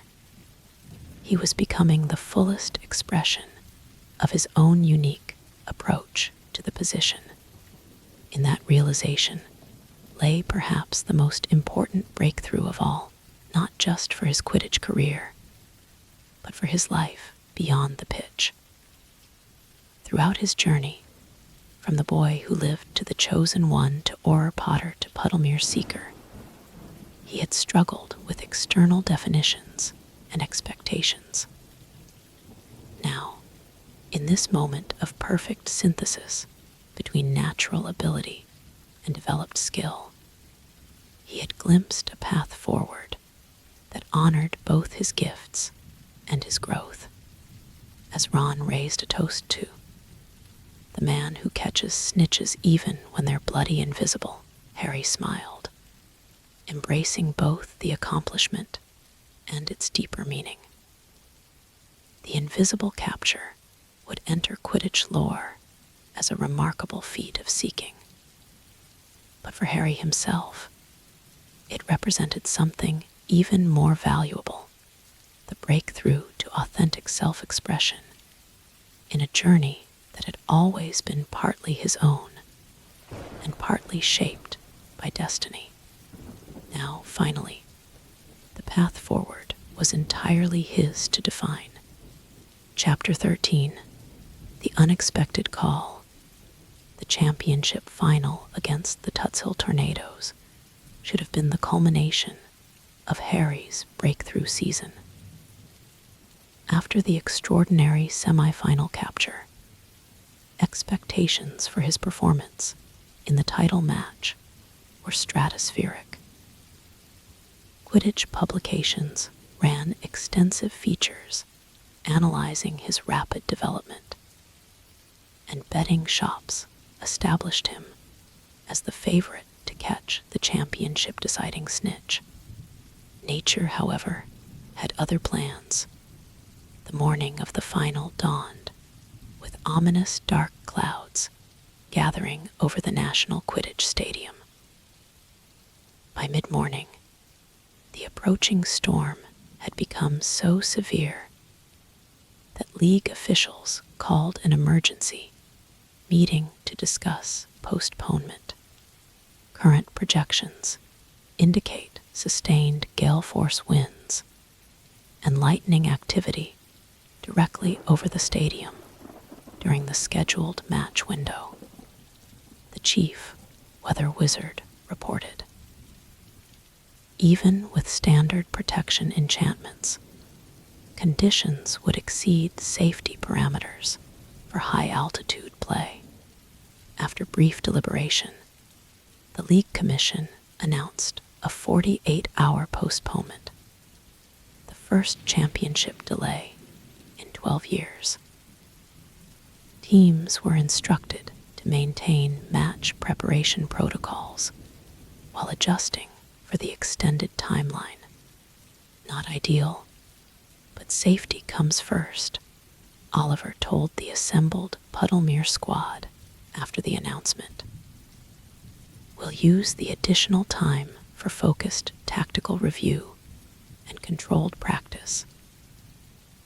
Mental preparation remains crucial. Maintain your competitive mindset without burning excess energy. The delay created a strange limbo as players attempted to sustain peak readiness while managing the emotional letdown of the postponement. Harry found the waiting particularly challenging. After the semi-final breakthrough, he had been ready physically and psychologically for the title match. Now he needed to recalibrate, to maintain that perfect integration of instinct and technique for an additional 2 days. When match day finally arrived with clear skies and moderate winds, Harry felt an unusual tension during warm-ups. The extended preparation time had perhaps allowed for too much analysis, too much consideration of the match's significance. He found himself overthinking movements that should have flowed naturally. You're processing too much, Ginny observed during their final pre-match conversation. As a reserve chaser for the Harpies, she had experienced similar championship pressure. Return to fundamentals. Trust your preparation. The rest will follow. Her advice helped center him. And by the time the teams took to the air for introductions, Harry had reconnected with the clarity he had found during the semifinal. As the whistle blew to start the championship match, he ascended smoothly to his initial search position, his focus narrowing to the immediate reality of the competition. The final proved to be a tactical chess match from the outset. Tutshill, known for their disciplined defensive structure, established a containment strategy around their goals while launching precise counterattacks. Puddlemere responded with fluid positional rotations that sought to create space within Tutshill's organized defense. 2 hours into the contest, the score remained remarkably close, 90-80, in Puddlemere's favor. Neither team could establish a decisive advantage through chaser play, placing even greater emphasis on the Seeker battle. Harry had maintained his variable search pattern, systematically covering the pitch while remaining unpredictable in his movements. Tutshill's Seeker, a veteran named Alina, right known for her patience and tactical discipline, matched his methodical approach with her own careful positioning. The first genuine snitch sighting occurred near the 3-hour mark. Harry spotted a golden flicker near the bottom of the Puddlemere goalposts and immediately adjusted his position for a better angle. Right, executing her own search pattern on the opposite side of the pitch, hadn't yet noticed the opportunity. Harry accelerated smoothly, maintaining the perfect balance between urgency and control that he had been developing throughout the season. The snitch, sensing his approach, darted upward in a spiraling pattern. Harry adjusted his trajectory precisely, anticipating the golden ball's evasive movement. As he closed in on the capture, a bludger sent by Tutshill's beater forced him to execute a defensive role. The momentary adjustment was enough for the snitch to disappear once more, extending the match. "Close call for Potter," the announcer exclaimed. Excellent defensive work from TUTSHILL's beaters. The pattern repeated itself twice more over the next hour, promising snitch appearances disrupted by well-timed bludger interventions from both teams. The score gradually increased to 141-20 in Puddlemere's favor, still close enough that a snitch capture would determine the outcome regardless of which Seeker succeeded.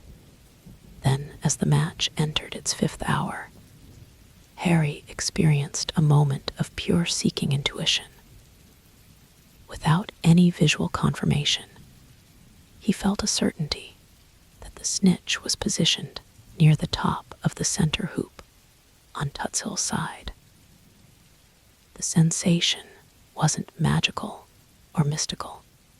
It was the culmination of pattern recognition, environmental awareness, and the instinctive understanding of the snitch's behavior that defined elite seeking. Without hesitation, he changed direction and accelerated toward the position his instincts had identified. As he approached, the snitch indeed appeared exactly where he had sensed it would be, hovering momentarily before darting away from his approach. Wright, alerted by Harry's movement, immediately spotted the snitch and converged from the opposite direction. What followed was a sequence of aerial maneuvers that showcased seeking at its highest level, anticipatory positioning, precise trajectory adjustments, and split-second decision-making at high speed. The decisive moment came as the snitch executed a sharp downward dive. Both seekers followed, accelerating to maximum velocity. Harry, whose diving ability had always been exceptional, established a slight positional advantage. As they approached the pitch, the snitch suddenly reversed direction, shooting upward between them. In that critical instant, Harry demonstrated the perfect synthesis of instinct and technique that had defined his breakthrough. Rather than attempting to arrest his dive and reverse direction, a maneuver that would have given Wright the advantage, he executed a perfectly timed backward roll that maintained his momentum while inverting his orientation. The complex move allowed him to transition seamlessly from downward acceleration to upward pursuit without losing speed. Wright, following conventional technique, decelerated to pivot into the climb, losing precious fractions of a second in the process. Those fractions proved decisive. Harry's fingers closed around the snitch at the apex of his inverted climb, securing Puddlemere's first championship in 7 years with a final score of 291-20. Potter CATCHES, the snitch. PUDDLEMER, United are champions. The announcer's voice boomed across the stadium as the crowd erupted. An extraordinary capture to conclude a remarkable championship final. The celebration that followed was a blur of jubilation, teammates converging in midair. The presentation of the league trophy, the lap of honor around the stadium, where delirious Puddlemere supporters chanted his name alongside those of his teammates. After years of witnessing such moments as a spectator, Harry was now at the center of Quidditch's ultimate club achievement. Yet amid the celebration, a small voice in the back of his mind noted the absence of Sebastian Frost. The England Seeker, whose Montrose team had been eliminated in the semi-final, was not among the dignitaries attending the championship. With the national team announcements scheduled for the following week, his absence seemed conspicuous.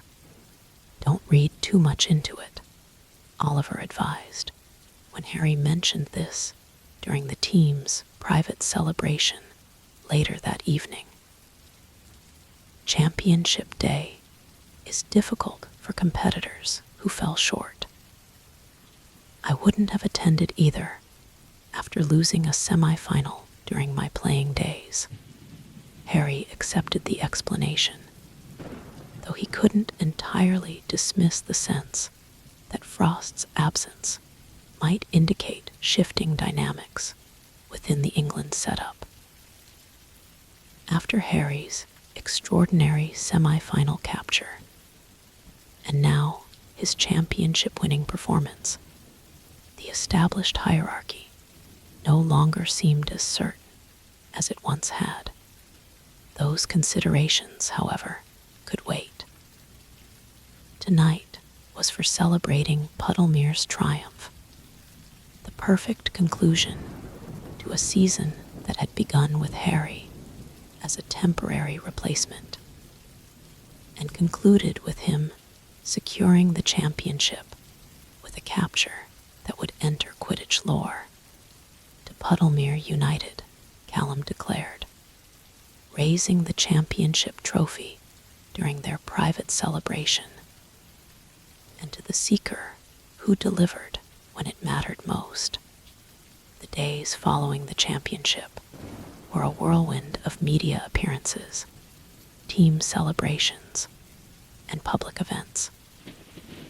As Puddlemere's championship-winning seeker, Harry found himself in unprecedented demand from sports publications seeking exclusive interviews to businesses requesting endorsement discussions to magical communities across Britain inviting him for celebratory appearances. "We need to be selective," Aliner advised during an emergency management meeting. The championship creates opportunities, but also risks overwhelming your schedule and diluting your personal brand. With Aliner's guidance, Harry established boundaries around his post-championship activities, prioritizing team celebrations and select media obligations while declining most commercial opportunities. The approach allowed him to honor Puddlemere's achievement while maintaining focus on his continued development. 5 days after the championship, the awaited announcement arrived. England's extended training pool for the European Championship qualification cycle. As Meadows had indicated, Harry's name appeared on the list, one of 3 seekers selected alongside Frost and a promising youngster from the Wigton Wanderers. Expected but still significant, Oliver noted when they discussed the selection. The interesting part will be the hierarchy within the pool. Traditionally, the incumbent starter receives preferential treatment in early training sessions. We'll see whether Meadows maintains that approach or establishes a more open competition. The answer came sooner than anticipated. 2 days after the pool announcement, Harry received an urgent owl bearing the England team crest. The message inside was brief but momentous. "Potter, Frost has sustained a training injury, fractured scapula with complications. Recovery timeline extends beyond June qualifiers against Norway and Romania. Report to National Team Training Center tomorrow at 800 for immediate integration with starting XV preparation." Meadows. Harry read the message twice, processing its implications. Rather than the gradual integration into the national setup, he had anticipated likely beginning as Frost's understudy while competing for increased responsibility. He was being thrust directly into the starting role for England's opening European Championship qualifiers. "This changes everything," Ginny observed when he shared the news. "Meadows must have already been considering you seriously for the starting position if she's confident enough to promote you directly, rather than elevating another experienced international." Indeed, there were several seekers with previous England caps who could have been recalled instead. The decision to immediately install Harry in the starting role, particularly for crucial qualification matches, represented an extraordinary vote of confidence in his abilities. When Harry arrived at the National Team Training Center the following morning, he found an environment of focused intensity. England's selected players, the finest talent from across the British and Irish League, moved through specialized training routines with precision and purpose. Assistant coaches monitored every aspect of performance, recording detailed observations on enchanted clipboards that transmitted data directly to Meadows' central tactical system. Potter, Meadows herself approached as Harry completed his check-in procedures. Equipment fitting first, then immediate integration with tactical orientation. Accelerated timeline requires compressed preparation period. The businesslike greeting contained neither congratulations nor reassurance, just the matter-of-fact acknowledgement that there was work to be done and limited time to accomplish it. It was exactly what Harry needed. No special treatment or excessive emphasis on the unusual circumstances, just the clear expectation that he would perform his role at the required standard. The morning passed in a blur of activity, specialized equipment, fitting England's kit, incorporating advanced enchantments not found in club uniforms, preliminary physical assessments, and initial tactical briefings on the approaching opponents. Harry absorbed the information methodically, noting the significant differences between international and club approaches. By mid-afternoon, he joined the full squad for the first integrated training session. Several players he recognized from previous encounters: Sophie Bennett from the evaluation sessions, Callum representing Puddlemere alongside him, and others he had competed against throughout the league. All greeted him with professional courtesy, though he sensed an underlying curiosity about how he would adapt to the accelerated timeline. Bit overwhelming at first, Bennett commented during a brief water break. International setup is more structured than club environment. Meadows runs things differently than most coaches. Less verbal instruction, more embedded tactical guidance through the training system itself. Harry had already noticed this distinction.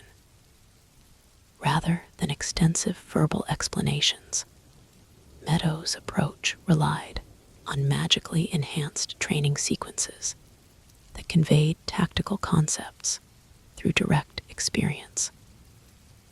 Players would find themselves subtly guided toward optimal positioning or movement patterns by the enchanted training environment itself, internalizing tactical principles through repeated physical execution rather than abstract understanding. It's brilliant once you adjust, Bennett continued. Builds deeper tactical integration than conventional coaching methods. Give it a few days, you'll start feeling the patterns rather than thinking about them. The advice proved accurate. By the third day of training, Harry found himself responding instinctively to tactical cues that had initially required conscious processing. The specialized seeking drills were particularly effective, simulating international caliber opposition with magical precision that no training partner could match. What surprised Harry most was how seamlessly his seeking approach integrated with England's tactical system. He had anticipated needing to modify his style significantly to meet international requirements. Instead, Meadows' system seemed designed to amplify rather than reshape his natural attributes. Your initial evaluation demonstrated distinct strengths, the coach explained during a rare individual consultation. Our tactical approach leverages individual player characteristics rather than imposing standardized patterns. Previous England's seeking strategy was built around Frost's methodical style. Current adaptation emphasizes your instinctive positioning and acceleration advantages. The revelation was significant. Rather than expecting Harry to fill Frost's role within an unchanged system, Meadows was actively modifying England's tactical approach to maximize his different but equally effective seeking style. Frost's injury, while unfortunate, presents opportunity to evaluate alternative tactical configurations. She continued with characteristic directness. Norway and Romania present ideal test scenarios, structured defensive systems that traditionally challenged our previous approach. As the training camp progressed, Harry found himself forming effective connections with his new teammates. Without club rivalries or competitive histories to navigate, the focus remained entirely on developing the cohesion necessary for international success. Even players who had been fierce opponents during the league season now worked collaboratively toward shared national objectives. 10 days into the accelerated preparation, Meadows announced the final match squad for the Norway qualifier, Harry's first official international selection. Seeing his name on England's starting roster, alongside players he had long admired from afar, crystallized the extraordinary trajectory of his Quidditch journey. From substitute club seeker to England starter in less than 2 years represented an almost unprecedented rise. Feeling ready? Callum asked as they reviewed the squad announcement together. As Puddlemere's captain and now Harry's England teammate, he had become something of a mentor during the transition to international play. As ready as possible given the timeline, Harry replied honestly. The tactical integration has been smoother than I expected. Meadows is adapting the system to your strengths, Callum noted. It's not standard practice.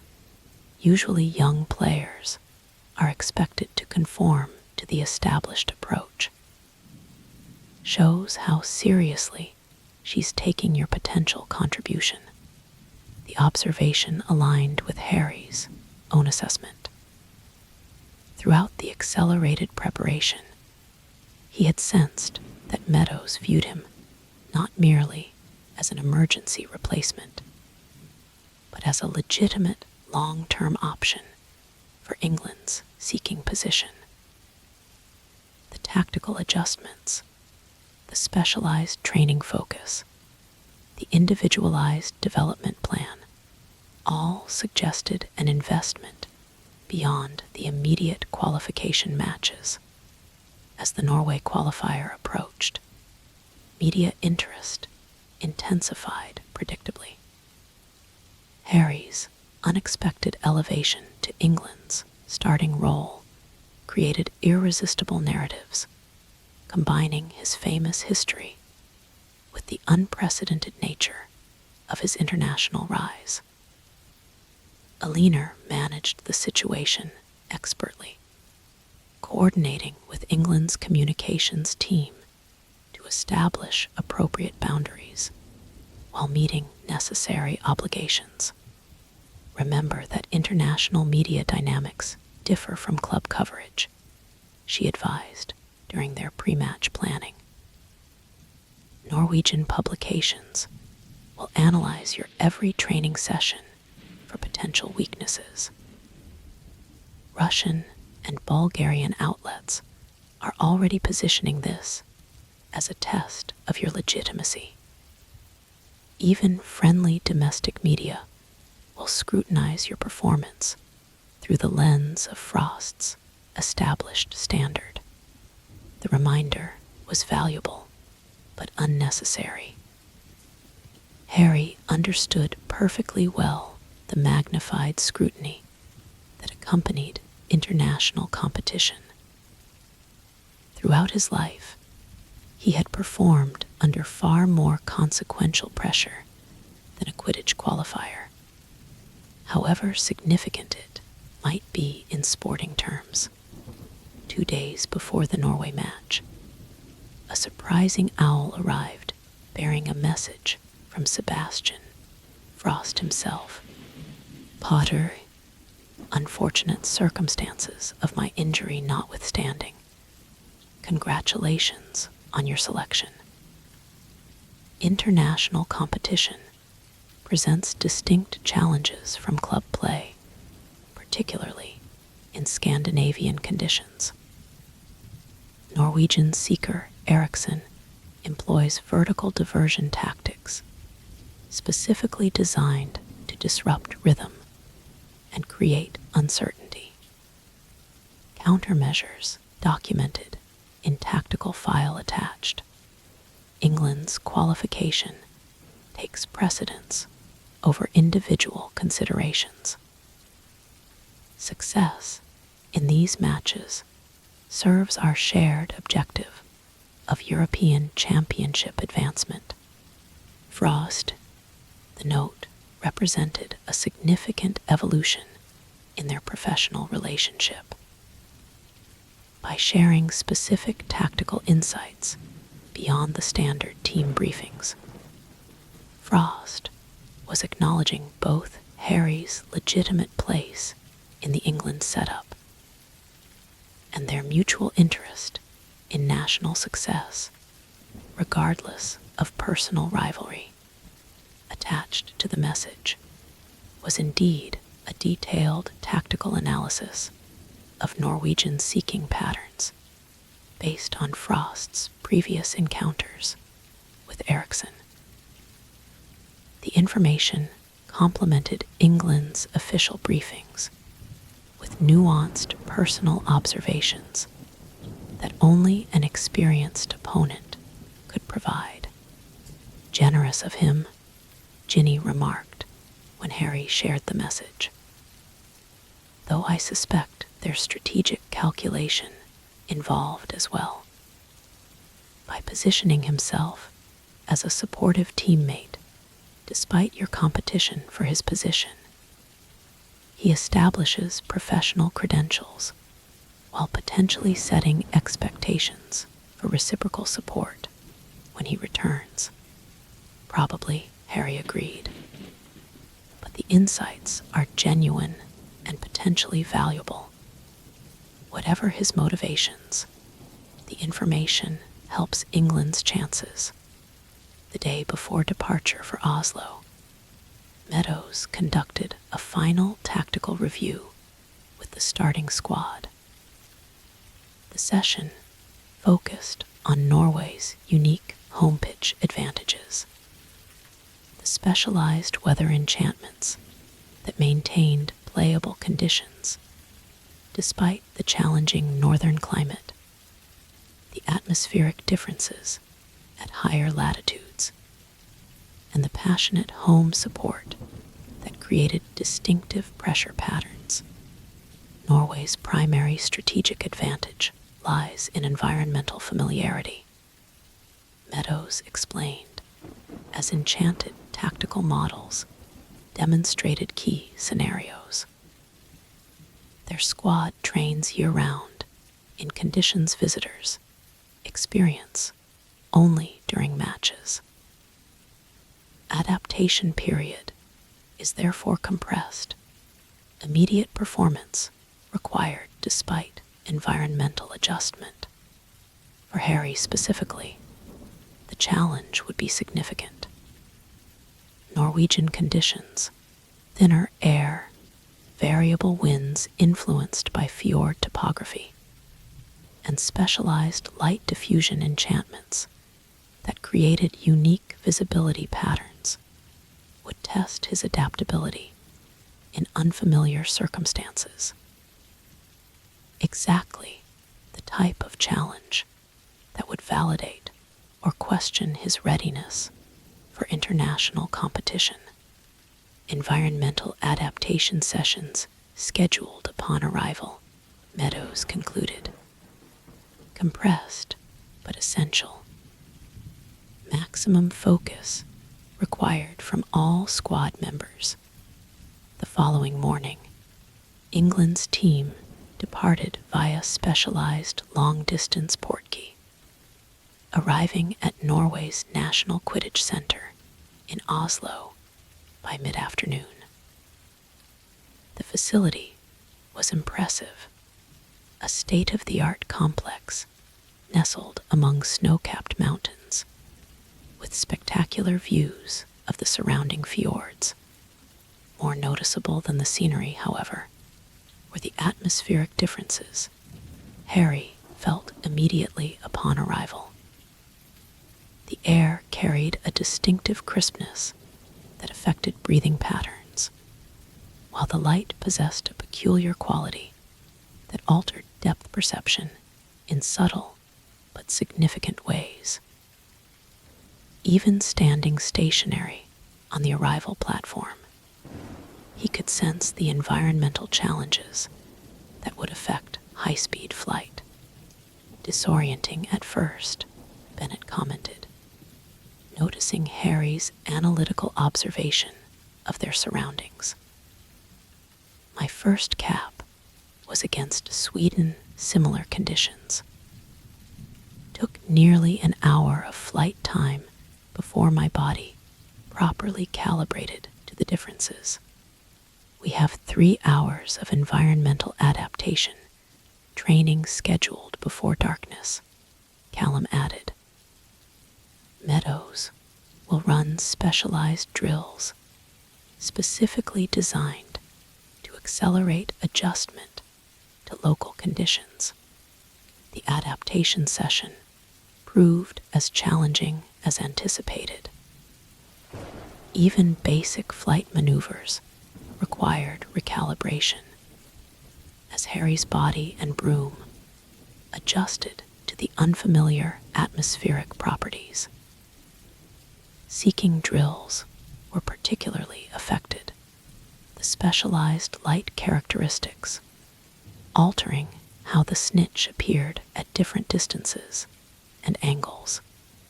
Adaptation progressing at acceptable rate, Meadows noted during a mid-session evaluation. Continue focusing on visual recalibration and breath control. Northern conditions reward technical precision and systematic adjustment rather than intuitive responses. By the end of the 3-hour session, Harry had established workable adaptations to the major environmental factors. His seeking movements remained less fluid than in familiar conditions, but the fundamental adjustments were taking hold. With another adaptation session scheduled for the following morning before the match, he would have sufficient preparation to perform effectively. That evening, as the team gathered for their final tactical briefing in the secure conference room of their Oslo accommodation, Meadows presented her concluding assessment with characteristic directness. Norway presents legitimate qualifying challenge, she stated as the team reviewed match footage of their recent performances.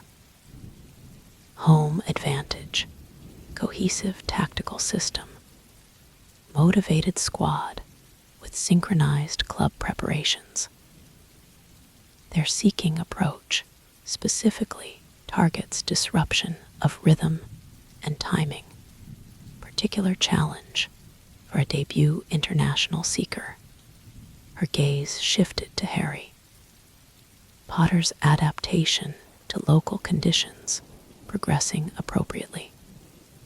Tomorrow's pre-match session will complete essential calibrations.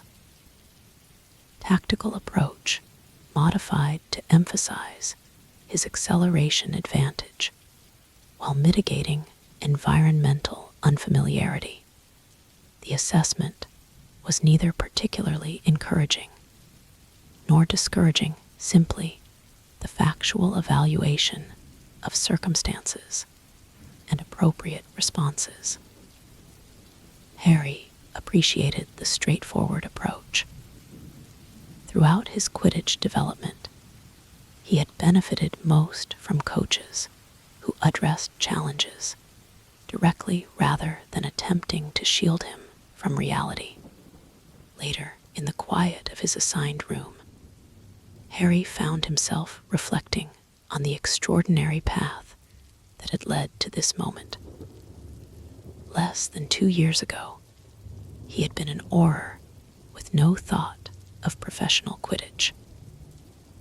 Now, he was preparing to represent England in a European Championship qualifier, elevated to the starting role through a combination of rapid development and unexpected circumstance. The journey contained echoes of patterns that had defined his entire life, being thrust into consequential situations through combinations of his own choices and external events beyond his control. Yet this time felt fundamentally different. His presence in England's squad, while accelerated by Frost's injury, was the result of legitimate earned recognition rather than prophesied destiny or unwanted celebrity. Whatever happened in tomorrow's qualifier, he had reached this point through genuine development of his abilities rather than the circumstances of his famous history. That realization brought a sense of calm purpose as he prepared for sleep. Tomorrow would bring the highest profile match of his Quidditch career, but he would face it as Harry Potter, England's Seeker, a role he had earned through merit rather than inherited through fate. The morning of the qualifier dawned clear and cold, with the distinctive crystalline quality to the air that defined Norwegian Quidditch conditions. After a focused team breakfast, England's squad departed for their final pre-match adaptation session at the Oslo National Stadium, a spectacular venue carved into the mountainside with expansive views across the city and fjords beyond. The 2-hour session focused on final environmental calibrations and key tactical sequences rather than physical intensity. By its conclusion, Harry felt as prepared as possible given the compressed timeline. The Norwegian conditions remained challenging, but he had established effective adaptations to the major environmental factors. As the stadium gradually filled with spectators for the afternoon match, Harry completed his personal preparation rituals in the England changing room. The famous white uniform with its red trim, worn by generations of England's finest players, carried both honor and responsibility. Donning it for the first time as a starter rather than a developmental prospect represented a milestone in his Quidditch journey. "Ready?" Callum asked as the team prepared for their pre-match introductions. Harry nodded, feeling a familiar calm focus settling over him, the same mental state that had served him well throughout crucial moments in both his Auror career and his Quidditch development. Ready, the roar that greeted their entrance onto the pitch was unlike anything Harry had experienced in club competition. Over 40,000 Norwegian supporters created a wall of sound, punctuated by traditional horns and drums that echoed between the mountain slopes surrounding the stadium. The relatively small contingent of traveling England supporters was barely audible amid the overwhelming home atmosphere. After the formal ceremonies and national anthems, the teams took their positions for the starting whistle. Harry ascended to his initial search position, acutely aware of the different feel to the air as he climbed. Across the pitch, Norway's experienced Seeker Eriksson established his own starting position, offering a brief acknowledging nod toward his debutant opponent. The whistle blew, and Harry's international career officially began. From the first moments, the qualifier's intensity exceeded anything he had experienced at club level. The speed of play, the precision of tactical execution, the physical commitment in contested situations, all operated at a standard beyond even championship final quality. England's chasers established early possession control, but struggled to convert that advantage into scoring opportunities against Norway's disciplined defense. Harry implemented the search pattern Meadows had designed specifically for these conditions, a modified approach that compensated for the unique atmospheric and light characteristics of northern venues. The adaptations felt somewhat mechanical initially, lacking the fluid intuition he had developed in familiar conditions, but the structured approach provided necessary stability as he continued adjusting to the environment. Norway established an early 30-10 lead through well-executed counterattacks that exploited brief lapses in England's defensive rotations. The home crowd's energy intensified with each successful Norwegian move, creating additional psychological pressure on the visiting squad. As the match progressed through its first hour, Harry gradually found himself adapting more successfully to the conditions. His movements became more natural, his positioning more instinctive, as his body and broom fully calibrated to the Norwegian environment. The early mechanical quality of his seeking gave way to improved fluidity, allowing him to implement more of his natural style within the structured framework. The first legitimate snitch sighting occurred near the 90-minute mark, with Norway leading 60-40. Harry spotted a golden flicker near the English goalposts and immediately adjusted his position for investigation. Eriksson, demonstrating the veteran awareness that had made him one of Europe's premier seekers, registered Harry's movement and quickly converged from his own search pattern. What followed was a textbook demonstration of the vertical diversion tactics Frost had described in his note. As both seekers approached the snitch's position, Eriksson executed a series of vertical shifts, rapid changes in altitude designed to create uncertainty about the snitch's true location and disrupt the opponent's approach angle. Drawing on Frost's tactical insights, Harry recognized the strategy and maintained his focus on the actual snitch position rather than being drawn into Erikson's diversionary movements. The discipline allowed him to establish a more direct approach angle, as the Norwegian Seeker's tactics actually created additional space for Harry's intended capture path.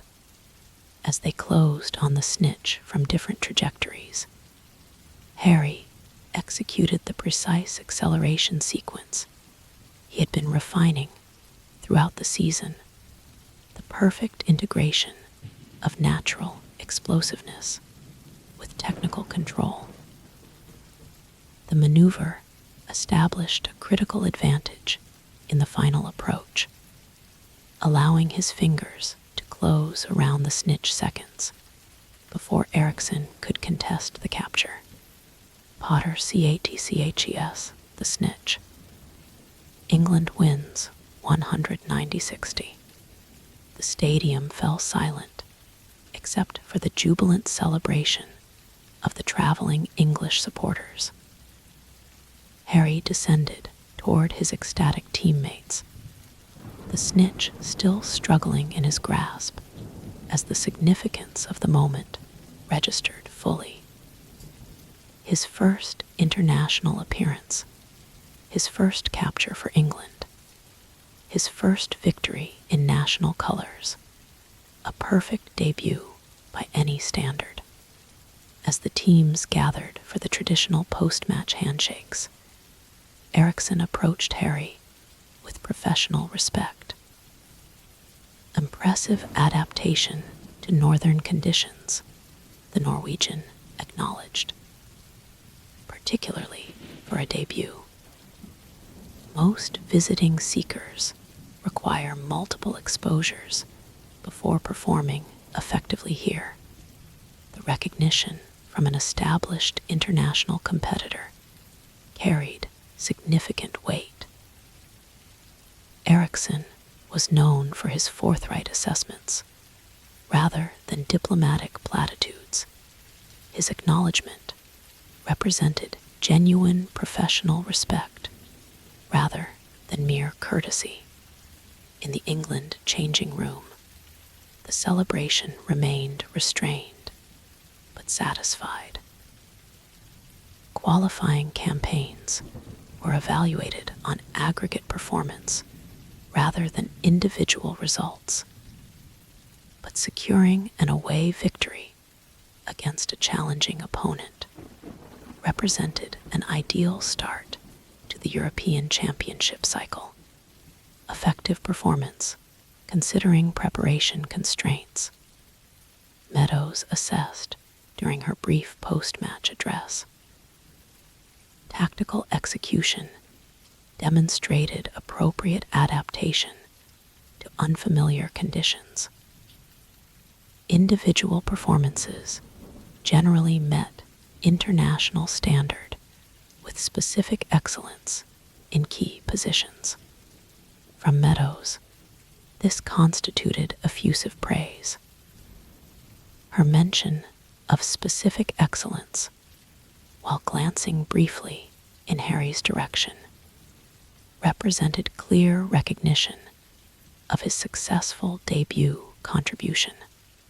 Later, as the team returned to their Oslo accommodation to prepare for the following day's return to England, Harry received congratulatory messages from various quarters, Oliver expressing pride in his former players' international success, Ron and Hermione sharing their excitement at watching the match via the wireless wizarding network, and Ginny sending a characteristically direct assessment of his performance with specific observations on areas for continued refinement. Most surprising was another note from Frost. Potter, effective implementation of counter-strategy against Ericsson's vertical diversions. Adaptation to northern conditions, particularly noteworthy for a debut appearance. England's qualification, prospects enhanced by today's result. Recovery progressing, but insufficient for Romania fixture. Opportunity to establish consistency through sequential international performances now available. Frost, the message contained both professional acknowledgement and subtle competitive undertones, recognizing Harry's successful debut while reminding him that sustained performance, rather than isolated excellence, defined international careers. It was exactly the balanced perspective Harry needed, neither dismissing his achievement nor allowing complacency to develop from initial success. 3 days later, as England prepared for their home qualifier against Romania, Harry received an unexpected summons to Meadows' office at the National Training Center. Such individual meetings were rare in her management approach, particularly during active international windows, when collective preparation took precedence over individual development. Potter, she acknowledged, as he entered the spartanly furnished space dominated by tactical boards and performance analysis systems. Norway performance met international standard. Adaptation to unfamiliar conditions demonstrated appropriate developmental progress. She paused, studying him with her characteristic analytical intensity. Romania presents different challenge profile. Aggressive seeking approach with tactical flexibility and greater individual creativity requires corresponding evolution in your international performance. The assessment was clear. His Norway performance had been successful, but represented merely the baseline expectation rather than exceptional achievement. International careers were built on consistent evolution rather than maintaining a static performance level. Frost's recovery timeline has extended, she continued. Medical assessment indicates European Championship availability unlikely. Resulting opportunity now exists for you to establish position beyond these initial qualifiers. The revelation was significant.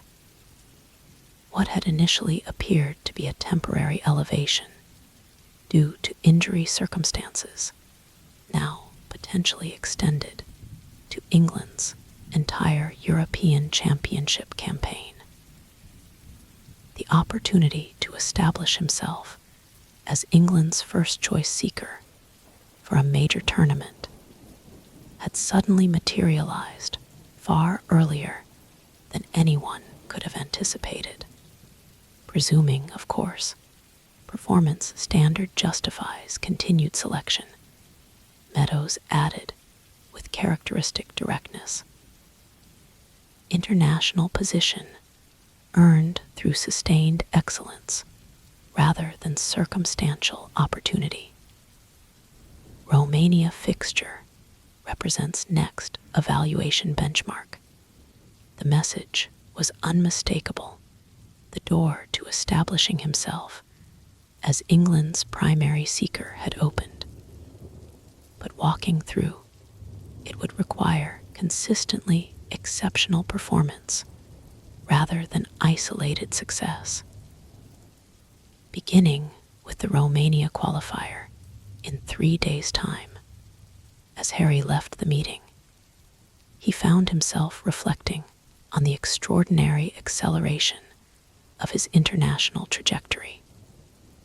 From unexpected call-up to potential tournament starter, in the space of weeks, represented an almost unprecedented opportunity, one that carried both tremendous possibility and corresponding pressure. Yet as he rejoined his teammates for tactical preparation, Harry felt a calm certainty about the path ahead. Whatever challenges Romania might present, whatever expectations might accompany his newfound international role, he would approach them with the same integrated perspective that had defined his breakthrough, honoring both his natural gifts and his developed skills, neither rejecting his instinctive brilliance nor relying solely on raw ability without refinement. The unexpected call had changed everything about his Quidditch journey's timeline. But the fundamental truth that had emerged through his development remained constant. His path to excellence lay not in meeting external standards or expectations, but in becoming the fullest expression of his own authentic approach to seeking. That understanding would serve him well, not just against Romania, but throughout whatever international career now lay before him. Chapter 14, Trials. The Romania qualifier presented a fundamentally different challenge from Norway. While the Norwegian team had relied on disciplined structure and environmental familiarity, Romania's approach emphasized creative unpredictability and aggressive risk-taking qualities that had made them one of Europe's most dangerous underdogs in recent tournaments. Conventional tactical preparation has limited value against Romanian style, Meadows explained during England's pre-match briefing. Their system deliberately incorporates randomized variations to prevent pattern recognition. Players operate with greater individual autonomy than most international squads. For Harry specifically, this meant preparing to face Dragomir Balin, Romania's mercurial seeker known for his unconventional tactics and psychological gameplay. Unlike Norway's methodical Eriksson, Balin was famous for improvisational seeking that defied standard counter-strategies. Balin employs what tactical analysts term chaos theory seeking, the seeking coach explained while reviewing footage of recent Romanian matches. He intentionally creates unpredictable flight patterns and disruptive positional shifts that force opponents to abandon structured search approaches. The footage demonstrated Balin's unusual style, rapid direction changes, without apparent tactical purpose, positional choices that seemed to violate basic seeking principles, and capture attempts at seemingly inappropriate moments. Yet these apparently random behaviors frequently resulted in successful outcomes, particularly against technically superior opponents who struggled to adapt to the unpredictability. Conventional seeking wisdom suggests maintaining structured patterns regardless of opponent behavior. The coach continued. Balin specifically targets that conventional approach. Success requires corresponding adaptation, structured unpredictability rather than rigid adherence to established patterns. The concept resonated with Harry's developmental journey. His breakthrough had come precisely through integrating technical structure with natural instinct rather than relying exclusively on either. Against an opponent who deliberately subverted conventional patterns, that integrated approach might prove particularly effective. Potter's seeking profile potentially matches well against Romanian tactics, Meadows observed, studying the tactical projections. Technical foundation provides necessary stability, while instinctive elements allow adaptive response to unpredictable stimuli. Theoretical advantage requires practical execution in match conditions. The observation contained both confidence in Harry's suitability for the matchup and the clear expectation that theoretical advantages meant nothing without effective implementation. It was the perfect balance of belief and accountability that Harry had come to appreciate in Meadows' management approach.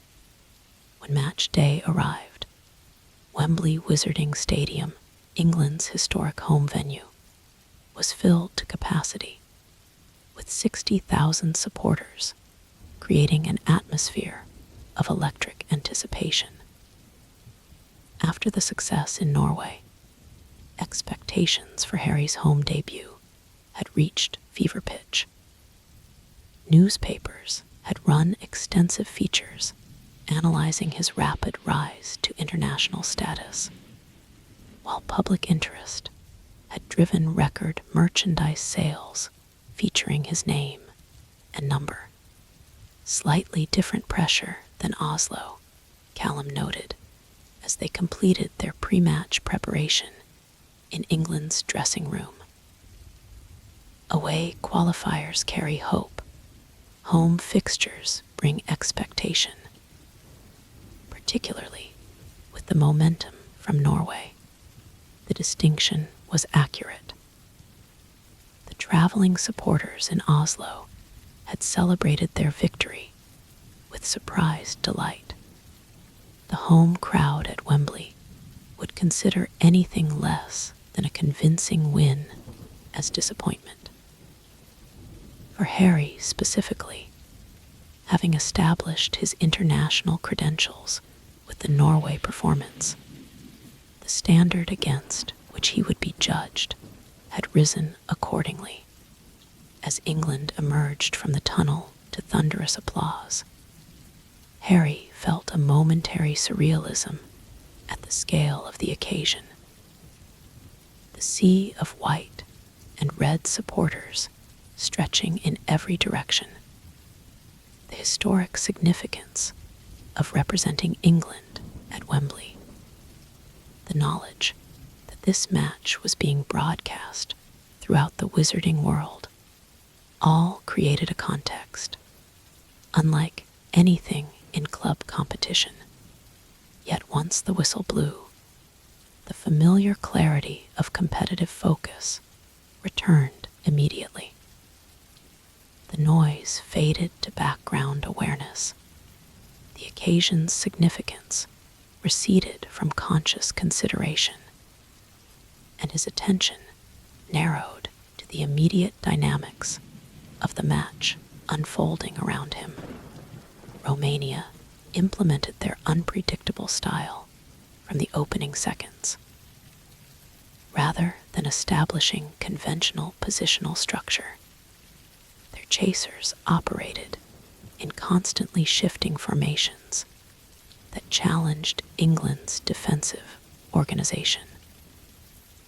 The approach yielded early success, with Romania taking a surprising 40-10 lead that momentarily stunned the home crowd. Harry, meanwhile, found himself engaged in the anticipated seeking battle with Balin. The Romanian immediately demonstrated his chaotic approach, executing random altitude shifts and directional changes that defied conventional tactical logic. Rather than maintaining a predictable search pattern, he seemed to move by intuitive impulse, creating a disruptive presence that demanded constant awareness. Balin's already implementing his chaos strategy. The seeking coach communicated through the magical earpiece England's players wore during matches. Don't attempt to match his randomness. Maintain your fundamental structure while incorporating adaptive elements. The guidance aligned with Harry's instinctive response. Rather than abandoning his structured approach entirely, he maintained his basic search methodology while introducing unpredictable variations, changing direction at irregular intervals, varying his altitude unpredictably, occasionally accelerating without apparent purpose to disrupt Balin's own observations. The approach created an unusual seeking dynamic structure, with randomness facing randomness with purpose. Neither seeker established a conventional pattern, yet both maintained effective coverage of the playing area through their contrasting methodologies. As the match progressed through its first hour, England gradually adjusted to Romania's unconventional style. Their chasers adapted to the unpredictable movements, identifying the underlying patterns beneath the apparent chaos. The score gradually shifted in England's favor, 50-40, then 80-50, then 110-70, creating a more comfortable margin, though not yet a decisive advantage. The first genuine snitch opportunity came near the 90-minute mark. Harry spotted a golden flicker near the Romanian goalposts and adjusted his position for investigation. Balin, displaying the situational awareness that had made him an international seeker despite his unconventional style, registered Harry's subtle movement and immediately converged from an unexpected angle. What followed demonstrated the unique challenge of chaos theory seeking. Rather than approaching the snitch directly, Balin executed a series of seemingly illogical maneuvers, flying briefly away from the snitch before cutting sharply back, varying his speed unpredictably, creating confusing visual patterns that made his true trajectory difficult to predict. Harry maintained his structured approach with adaptive elements, establishing a direct pursuit line while incorporating enough variability to respond to Balin's unpredictability. The contrasting styles created a seeking duel unlike any Harry had previously experienced, not a test of technical precision or pure speed, but a complex interplay of structure and adaptability. As they converged on the snitch from different approaches, Balin executed his signature move, a controlled tumble that appeared to be a loss of control, but actually allowed him to change direction at angles that defied conventional flying physics.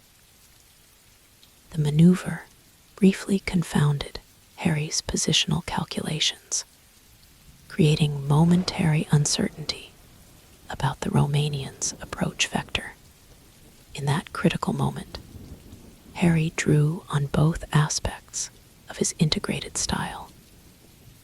The technical foundation provided positional understanding and mechanical precision, while his natural instinct allowed adaptive response to balance unconventional movement.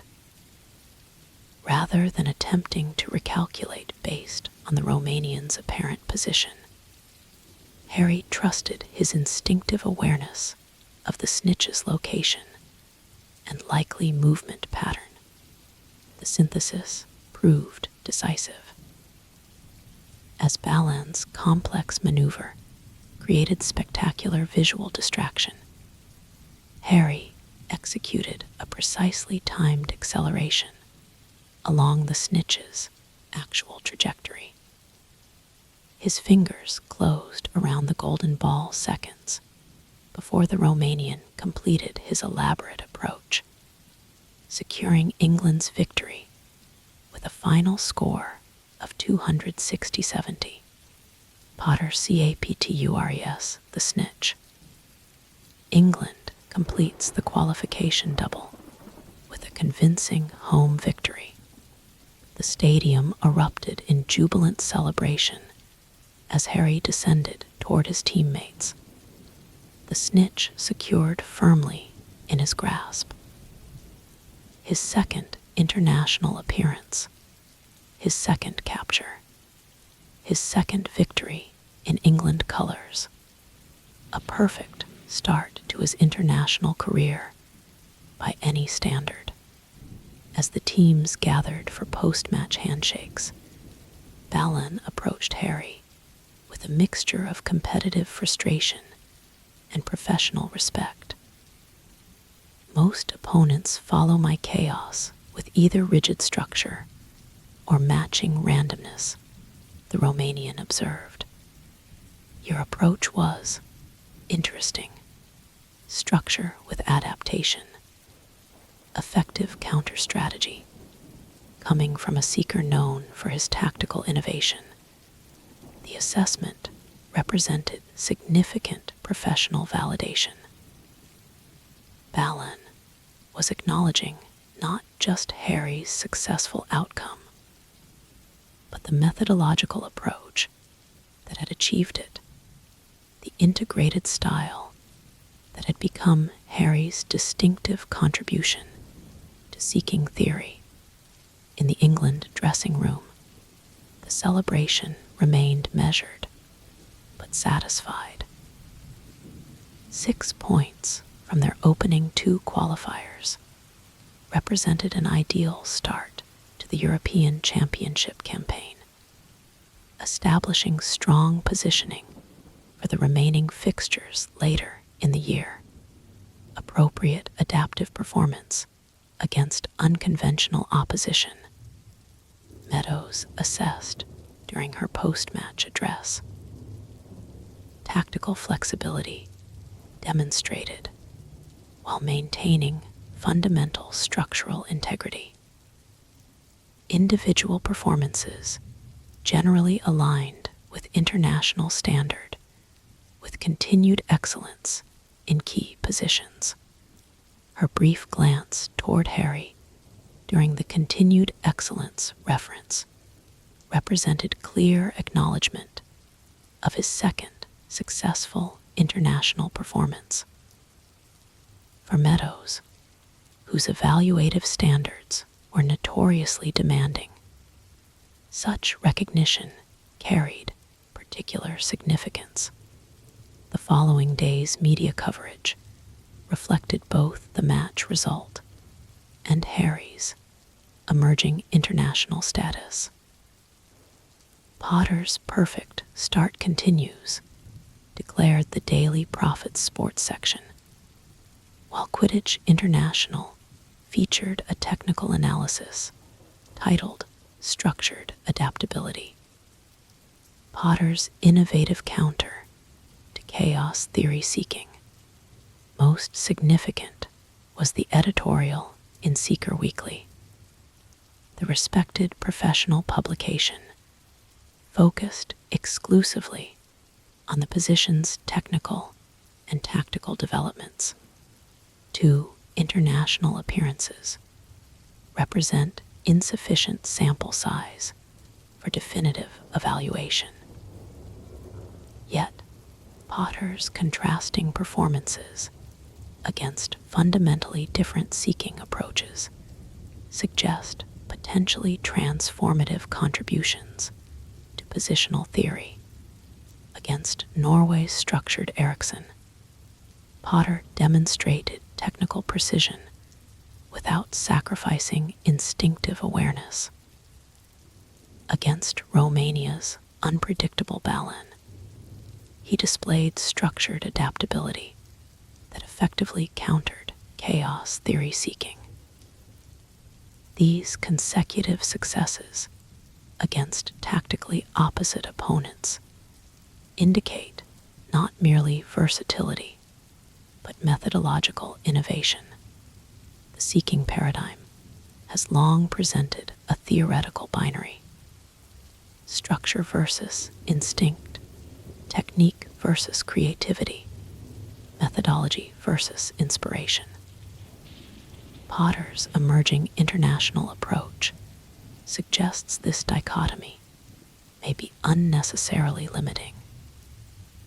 His integrated style, technical foundation, supporting rather than replacing natural gifts, potentially represents next-generation seeking theory rather than merely individual adaptation. England's injury circumstance has inadvertently accelerated what might prove seeking's most significant theoretical evolution since Crumb's vertical orientation revolution. With Frost's recovery timeline extending beyond the European Championship, Potter's opportunity to develop this integrated approach at international level may yield consequences beyond immediate qualification outcomes. The analysis captured precisely what Harry himself had come to understand through his developmental journey: that the perceived opposition between technical precision and natural instinct represented a false choice rather than an inevitable trade-off. His breakthrough had come through integration rather than selection, synthesis rather than compromise. 3 days after the Romania qualifier, the England squad gathered at the National Training Center for Meadows' tournament cycle evaluation. With the next qualification matches scheduled for autumn, this assessment would establish developmental priorities and performance expectations for the intervening months. Initial qualification objectives achieved, Meadows began, addressing the assembled players with characteristic directness. 6 points from opening fixtures establishes advantageous position within group. Performance standards generally aligned with tournament cycle expectations, with specific excellence exceeding baseline requirements. She activated the tactical projection system, displaying complex performance metrics for each position and player. Developmental priorities identified through qualification fixtures. Individual improvement parameters established based on observed performance patterns and anticipated opposition challenges. For the next hour, Meadows and her coaching staff provided detailed position-specific assessments, identifying both strengths demonstrated in the opening qualifiers and development areas requiring focused attention during the club season. When she reached the seeking position, Harry noticed a subtle shift in her evaluative language. seeking performance exceeded qualification expectations while establishing foundation for tournament-level development. Adaptive integration of technical structure with instinctive response demonstrated effective application against contrasting opposition styles. Continued refinement required in specific environmental adaptation and sustained performance reliability. The assessment was remarkably positive by Meadows standards, acknowledging both immediate success and developmental trajectory without the qualification and caution that typically characterized her evaluations of newer international players. Following the team assessment, Harry received individual development guidance that further clarified his status within the England setup. Rather than the provisional developmental plan he might have expected as a new international player, he received a comprehensive tournament cycle program, the type of individualized long-term development framework typically reserved for established core players. This is significant, Callum noted when Harry shared the details of his development plan later that day. Meadows doesn't invest this level of programmatic structure in temporary or developmental players. She's clearly positioning you as England's primary seeker for the European Championship cycle, not merely an injury replacement. The assessment aligned with Harry's own interpretation of the guidance he had received. His development plan contained specific preparation for anticipated tournament opponents, detailed environmental adaptation protocols for potential host venues, and comprehensive integration metrics connecting club and international performance objectives. Frost's position within the squad remains unclear, Callum continued, addressing the question Harry had deliberately avoided. His recovery has obviously extended beyond initial projections, but even assuming full rehabilitation, returning directly to the starting position would be complicated by your qualification performances. The observation highlighted the emerging reality of England's seeking situation. What had begun as a straightforward injury replacement had evolved into legitimate competition for the starting position. Harry's successful qualification performances had transformed the narrative from temporary elevation to potential succession. This evolving dynamic became explicit the following week when Meadows announced England's adjusted structure for the European Championship cycle. The official communication confirmed that while Frost remained part of the extended training pool, Harry had been designated as primary seeker for the current qualification campaign, with performance review scheduled following the autumn fixtures. Media reaction to the announcement reflected the significance of the decision. Potter, confirmed as England's first choice, headlined the Daily Prophet, while more technical publications offered detailed analyses of how his integrated seeking style had influenced Meadows' selection reasoning. Most interesting was Frost's public response, delivered through an exclusive interview with Quidditch Quarterly. Potter has performed admirably in the opening qualifiers, demonstrating capabilities that justify his current selection. My focus remains on complete recovery and returning to peak performance capacity.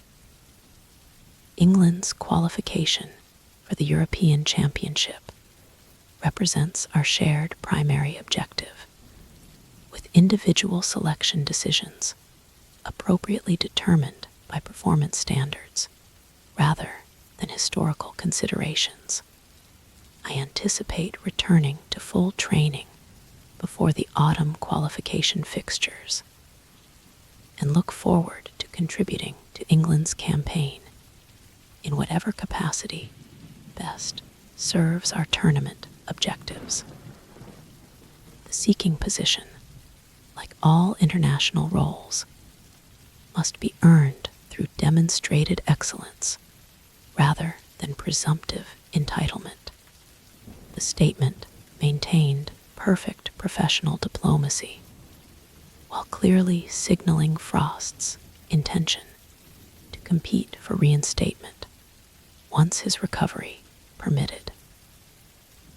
It acknowledged Harry's current position without conceding permanent succession, establishing the framework for legitimate performance-based competition rather than entitled expectation.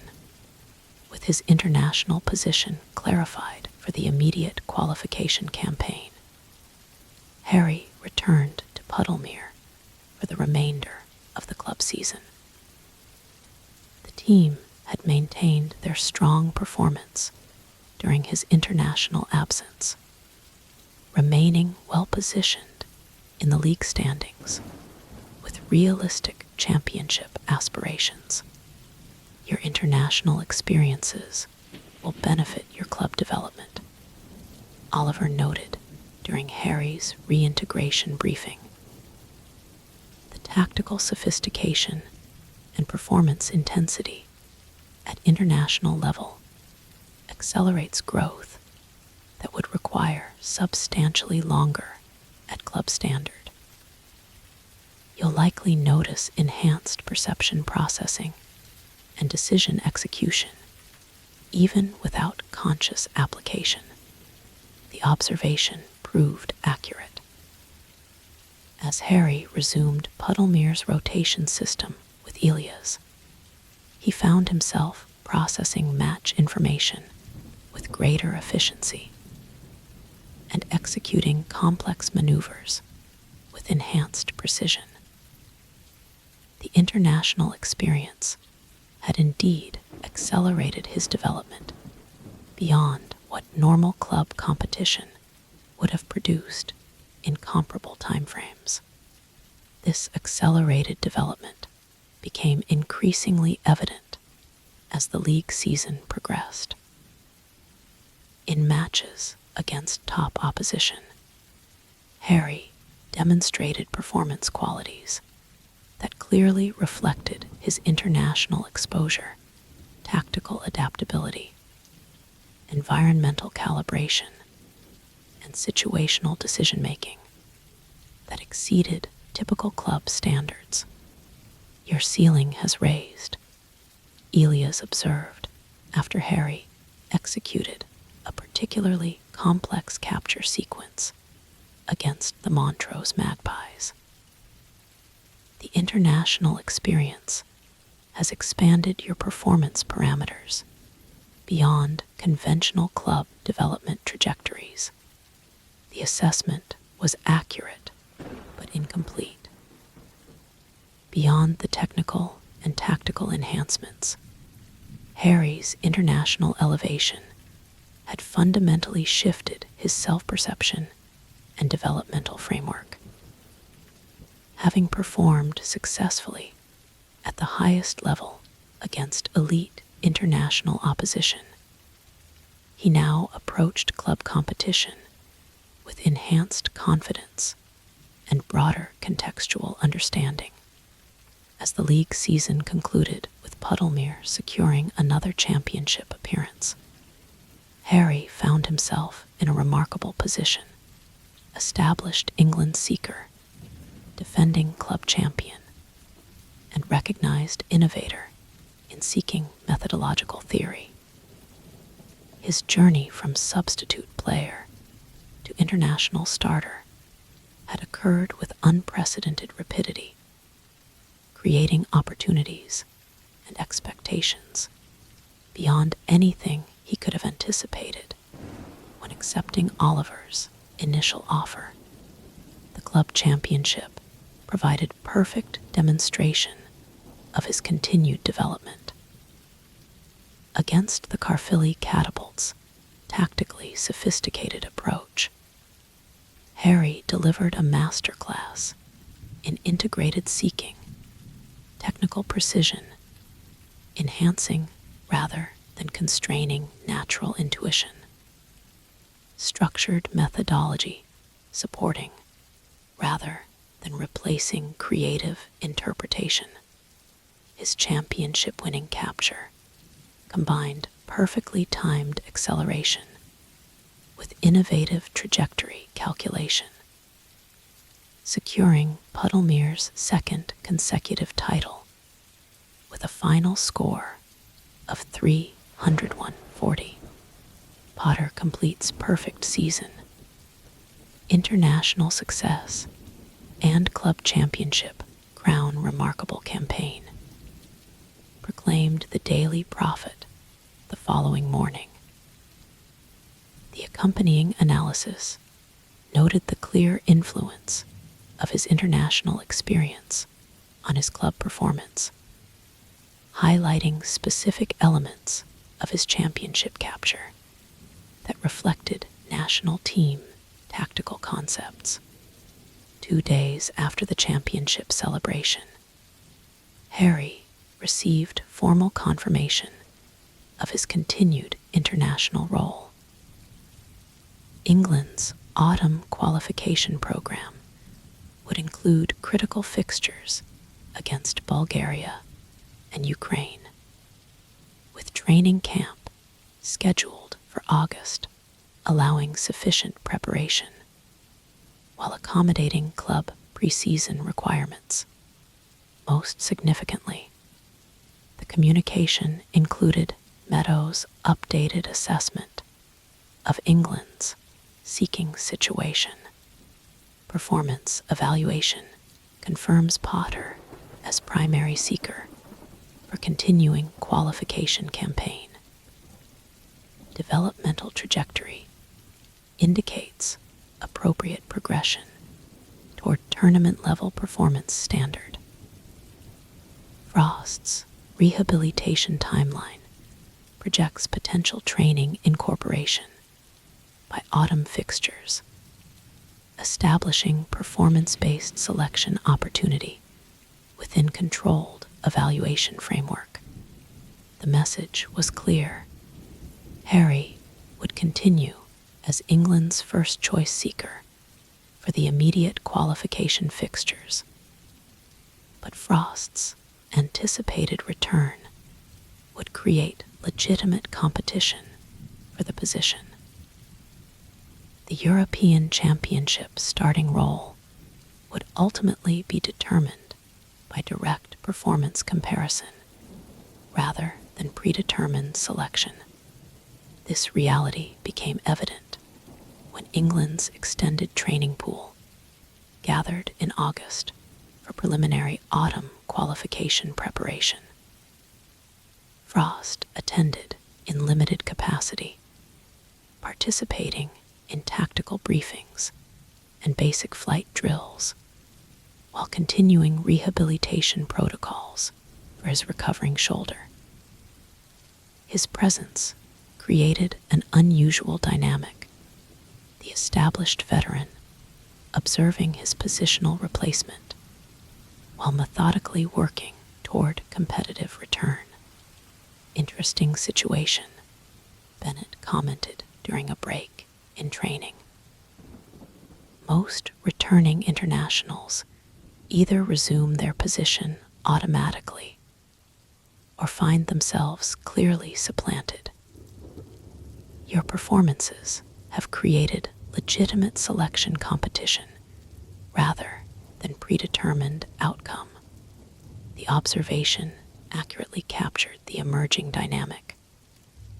Harry's successful qualification contributions had established him as England's current seeker, but Frost's international pedigree and proven tournament performance prevented automatic displacement.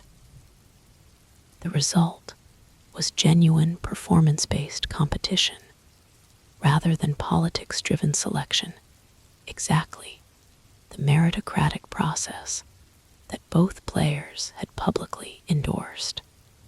During the training camp's second week, Meadows implemented this philosophy directly through specialized seeking evaluation sessions.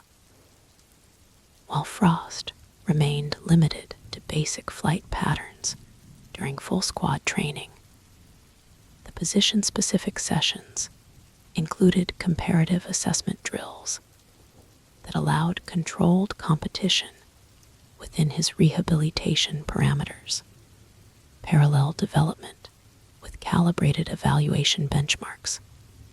Meadows explained as she outlined the seeking program. Frost's rehabilitation continues while Potter's tournament preparation progresses.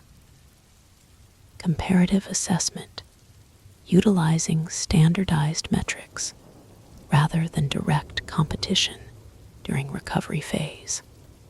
The approach was rigorously fair to both seekers, allowing Frost's recovery to continue without premature physical stress, while maintaining objective evaluation standards that acknowledged Harry's incumbent performance.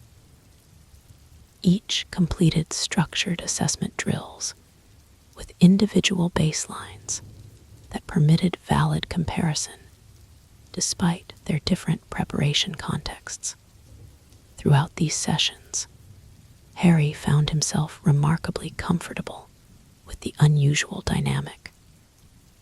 Earlier in his development, the presence of England's established seeker observing and indirectly competing might have created psychological pressure that affected his performance.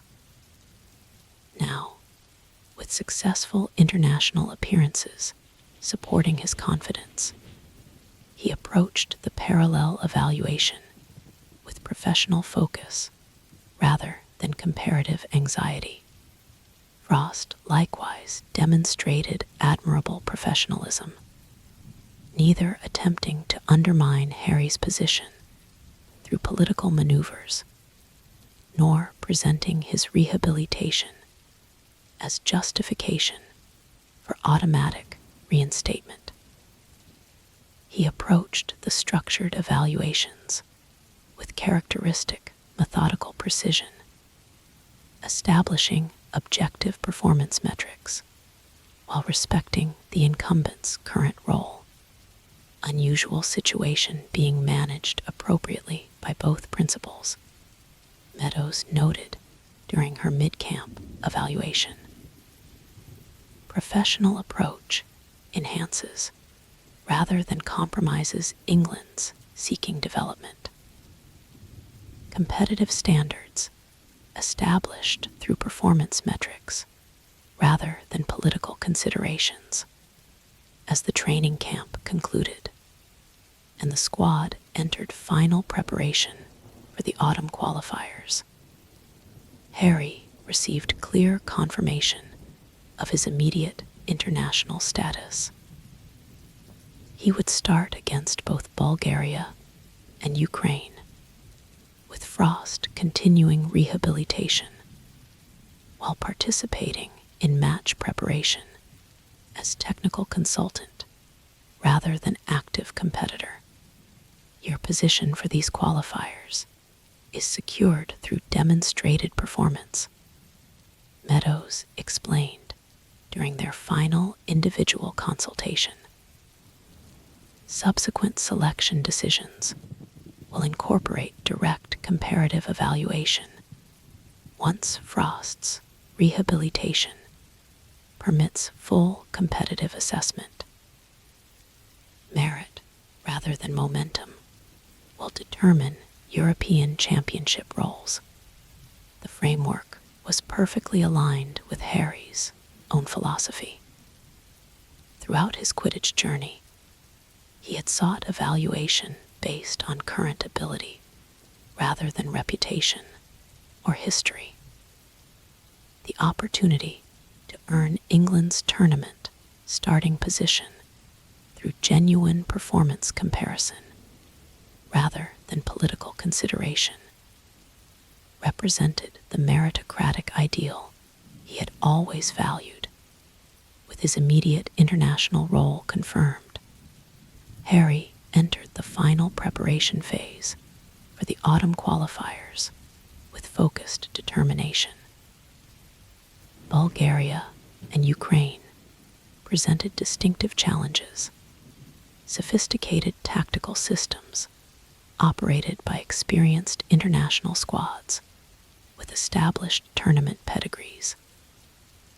Success against such opposition would further validate his development toward genuine tournament standard rather than merely qualification competence. These fixtures represent significant evaluation benchmarks. Meadows emphasized during the final team briefing before departing for Bulgaria. Beyond qualification implications, performance quality indicates tournament readiness and positional security. Individual execution within collective framework determines both immediate results and future selection decisions. The message contained clear implications for every player, but carried particular significance for Harry. With Frost progressing toward competitive return, the autumn qualifiers represented critical validation opportunity. The chance to demonstrate conclusively that his Norway and Romania performances reflected sustainable international standard rather than temporary form. As England traveled to Sofia for the Bulgaria qualifier, Harry reflected on the remarkable trials he had navigated during his accelerated international elevation. From unexpected call-up to successful qualification performances to competitive evaluation, alongside a returning veteran, each stage had presented distinctive challenges that tested both technical capability and professional character. Yet through each trial, he had maintained the integrated approach that defined his seeking breakthrough, honoring both his natural gifts and his developed skills, balancing technical precision with instinctive awareness, combining structured methodology with adaptive creativity. That synthesis had carried him from substitute club player to England starter in unprecedented time frame. Now, as he prepared to face Bulgaria's tactical sophistication and Ukraine's physical intensity, Harry approached these next trials with the same integrated perspective. Whatever challenges these qualifiers might present, whatever future competition Frost's return might create, he would continue trusting the authentic seeking identity that had emerged through his developmental journey. That identity, not predetermined reputation or political consideration, would ultimately determine his international trajectory through genuine merit rather than external factors. It was exactly the performance-based evaluation he had always valued, the opportunity to earn his position through demonstrated excellence rather than inherited advantage.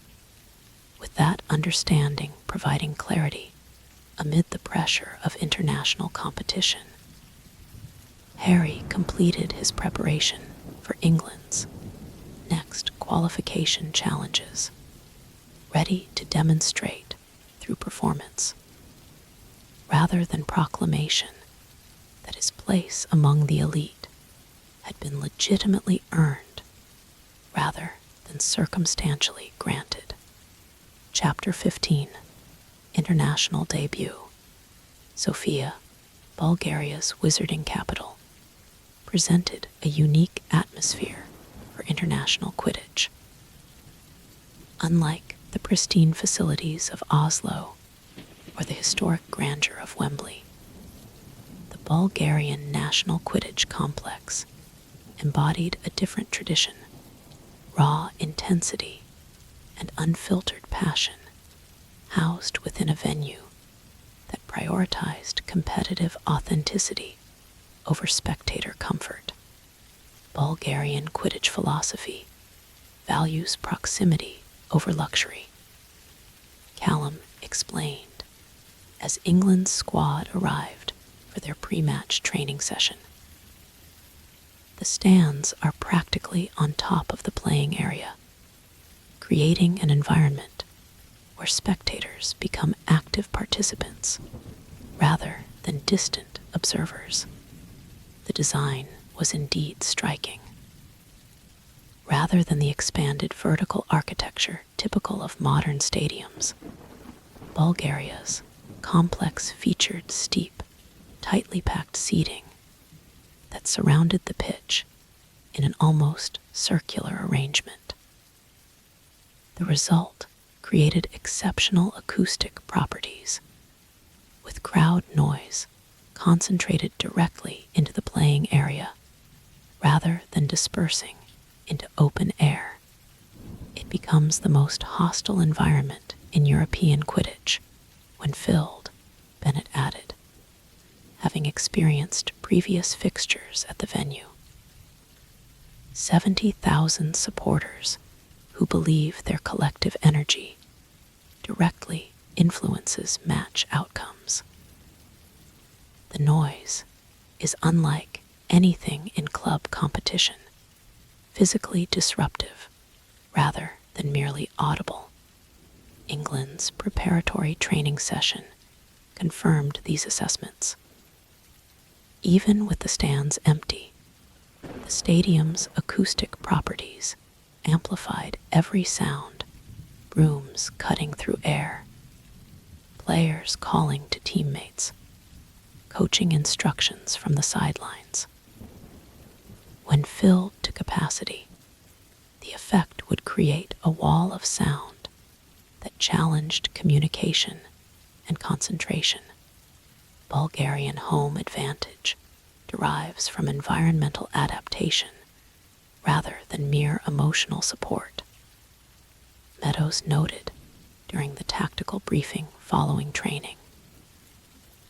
Their squad trains exclusively in this acoustic ecosystem, developing specialized communication and concentration techniques that neutralize conditions visiting teams experience as disruptive. For seekers specifically, this created distinctive challenges. The concentrated noise affected not just communication, but sensory awareness more broadly, altering the perceptual calibration that elite seeking required. Direction, distance, and even visual processing could be subtly distorted by the intense sound pressure. Most visiting seekers report sensory disorientation during initial exposure. The seeking coach explained during Harry's specialized preparation. The acoustic intensity creates artificial sensory prioritization, your system elevating auditory processing at the expense of visual and proprioceptive awareness. The The solution involved specialized preparation techniques developed through England's previous experiences in Sophia. Harry spent hours in magically simulated acoustic environments, training his sensory systems to maintain balanced processing despite overwhelming auditory input. Additional exercises focused on nonverbal communication and visual confirmation protocols that would allow effective coordination despite compromised verbal interaction.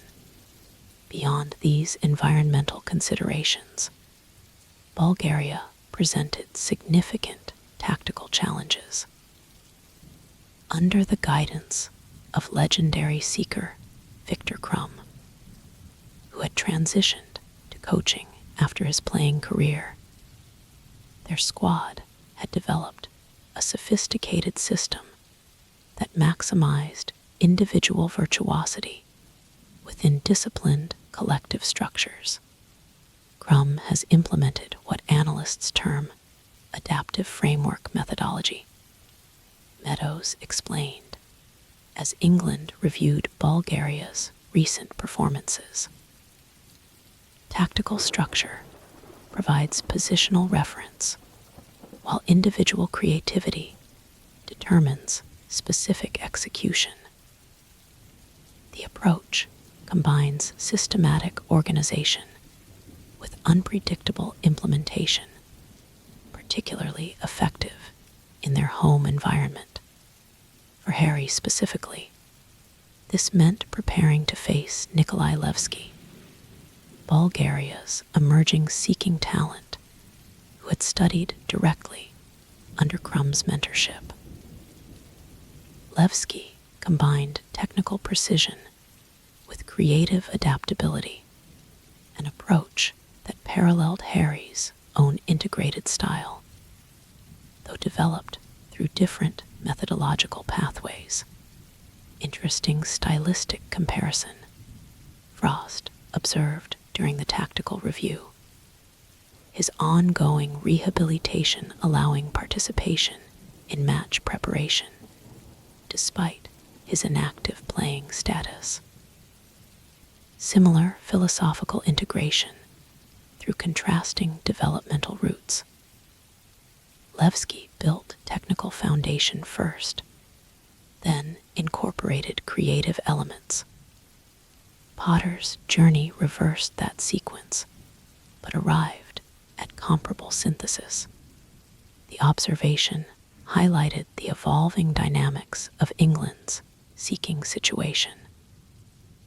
Despite the potential competitive implications for his own position, Frost participated actively in Harry's match preparation, offering insights from his previous encounters with Levski and analytical perspectives that demonstrated genuine commitment to England's collective success, regardless of individual selection considerations. Levski employs distinctive timing patterns in his search approach, Frost explained as they reviewed specific footage sequences. Conventional seeking maintains consistent rhythmic movement. His pattern incorporates deliberate acceleration and deceleration phases that complicate predictive positioning. Countering this requires preemptive rather than reactive adjustments. The guidance was technically precise and tactically valuable, exactly the type of experienced insight that benefited England's preparation, regardless of which seeker ultimately claimed the starting position. Harry absorbed these perspectives appreciatively, recognizing that the unusual competitive dynamic was producing collaborative benefits that enhanced rather than compromised their collective development. Match day arrived with the anticipated atmospheric intensity. By mid-afternoon, the Bulgarian complex was filled to capacity. The pre-match energy already creating a physical presence that England's players felt during their final preparation in the visitors' dressing room. Remember your acoustic calibration training, the seeking coach reminded Harry during the last equipment check. Maintain sensory balance despite auditory dominance. Visual confirmation takes precedence over perceived sound localization. Trust your established patterns regardless of environmental interference. When England emerged from the tunnel for pre-match introductions, the sound that greeted them exceeded even the most thorough preparation. 70,000 Bulgarian supporters created a wall of noise that wasn't merely loud, but physically palpable sound pressure that resonated through the body, rather than simply reaching the ears. Focus on your immediate physical space, Callum advised as they assembled for the formal ceremonies. Expand your awareness gradually, rather than attempting to process the entire environment simultaneously. Controlled adaptation rather than reactive response. The guidance aligned with England's preparation protocols. Rather than fighting the overwhelming sensory input, their training had emphasized progressive adaptation, establishing stable reference points before expanding situational awareness to incorporate the challenging acoustic environment. After the national anthems and formal introductions, the teams took their positions for the opening whistle. Harry ascended to his initial search altitude, deliberately focusing on his immediate spatial orientation, before gradually expanding his awareness to incorporate the broader tactical picture. The whistle blew, and Harry's first true international test began. From the opening moments, Bulgaria implemented the adaptive framework system that had made them European contenders. Their chasers operated within disciplined positional structure, while executing creative individual movements that challenged England's defensive organization. The approach yielded early success, with Bulgaria establishing a 30-10 lead that energized their already fervent supporters.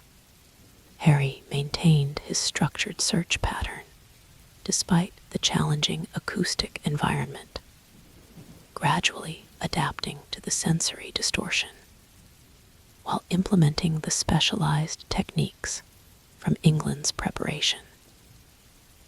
The concentrated noise created genuine perceptual challenges, subtle alterations to directional awareness and spatial processing that required conscious compensation rather than intuitive response.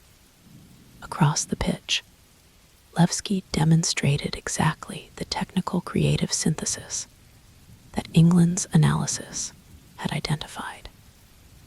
His search pattern maintained structural discipline while incorporating the distinctive timing variations that complicated conventional defensive positioning. The Bulgarian moved with measured precision, punctuated by unpredictable acceleration phases, the hallmark of Crumb's seeking methodology applied through his Prategaze implementation. As the match progressed through its first hour, the teams established tactical equilibrium.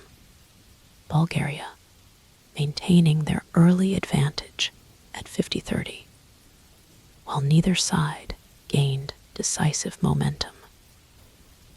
The seeking battle remained similarly balanced, with Harry and Levski executing their respective approaches without creating significant positional advantage.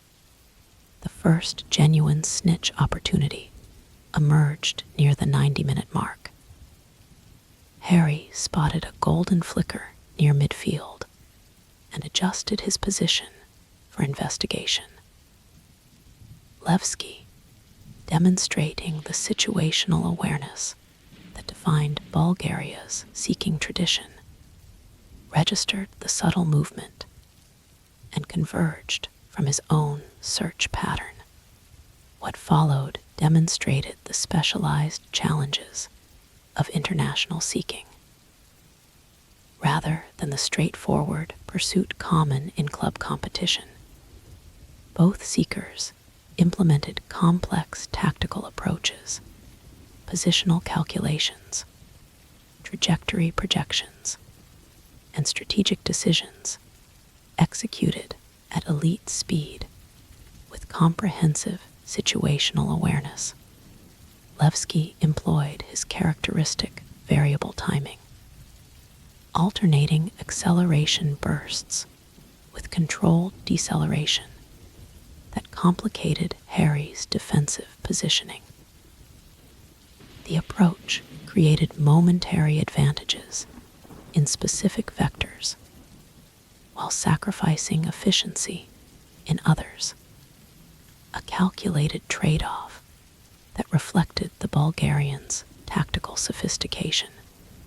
Harry countered with the integrated style that had defined his international elevation, technical precision, enhancing natural instinct, structured methodology, supporting creative adaptation. Rather than matching Levski's specific pattern, he maintained his fundamental approach while incorporating responsive elements that addressed the Bulgarians' tactical variations. As they converged on the snitch from different approaches, the golden ball demonstrated the enhanced evasiveness that characterized international quality equipment.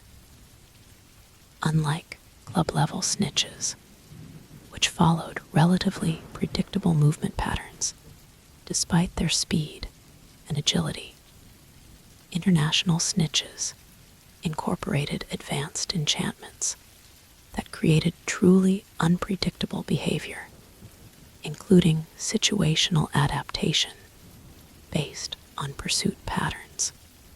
The snitch darted upward as both seekers approached, accelerating vertically at a rate that exceeded standard evasive movements.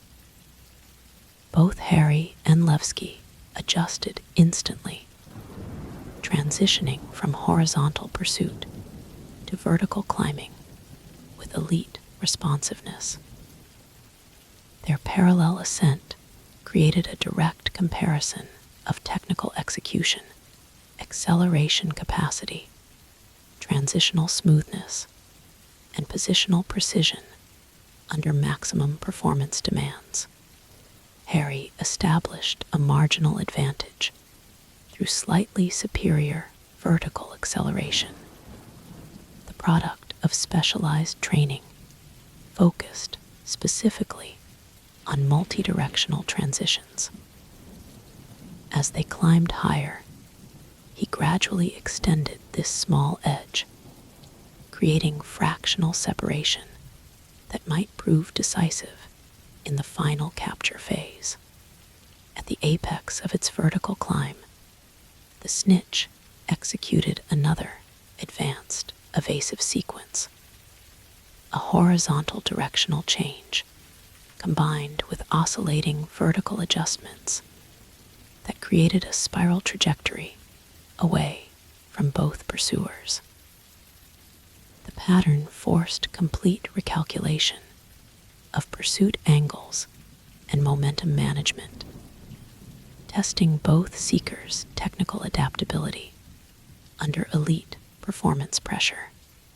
Harry implemented the integrated approach that had emerged through his developmental journey: technical calculation, supported by instinctive awareness, analytical processing, enhanced by natural responsiveness.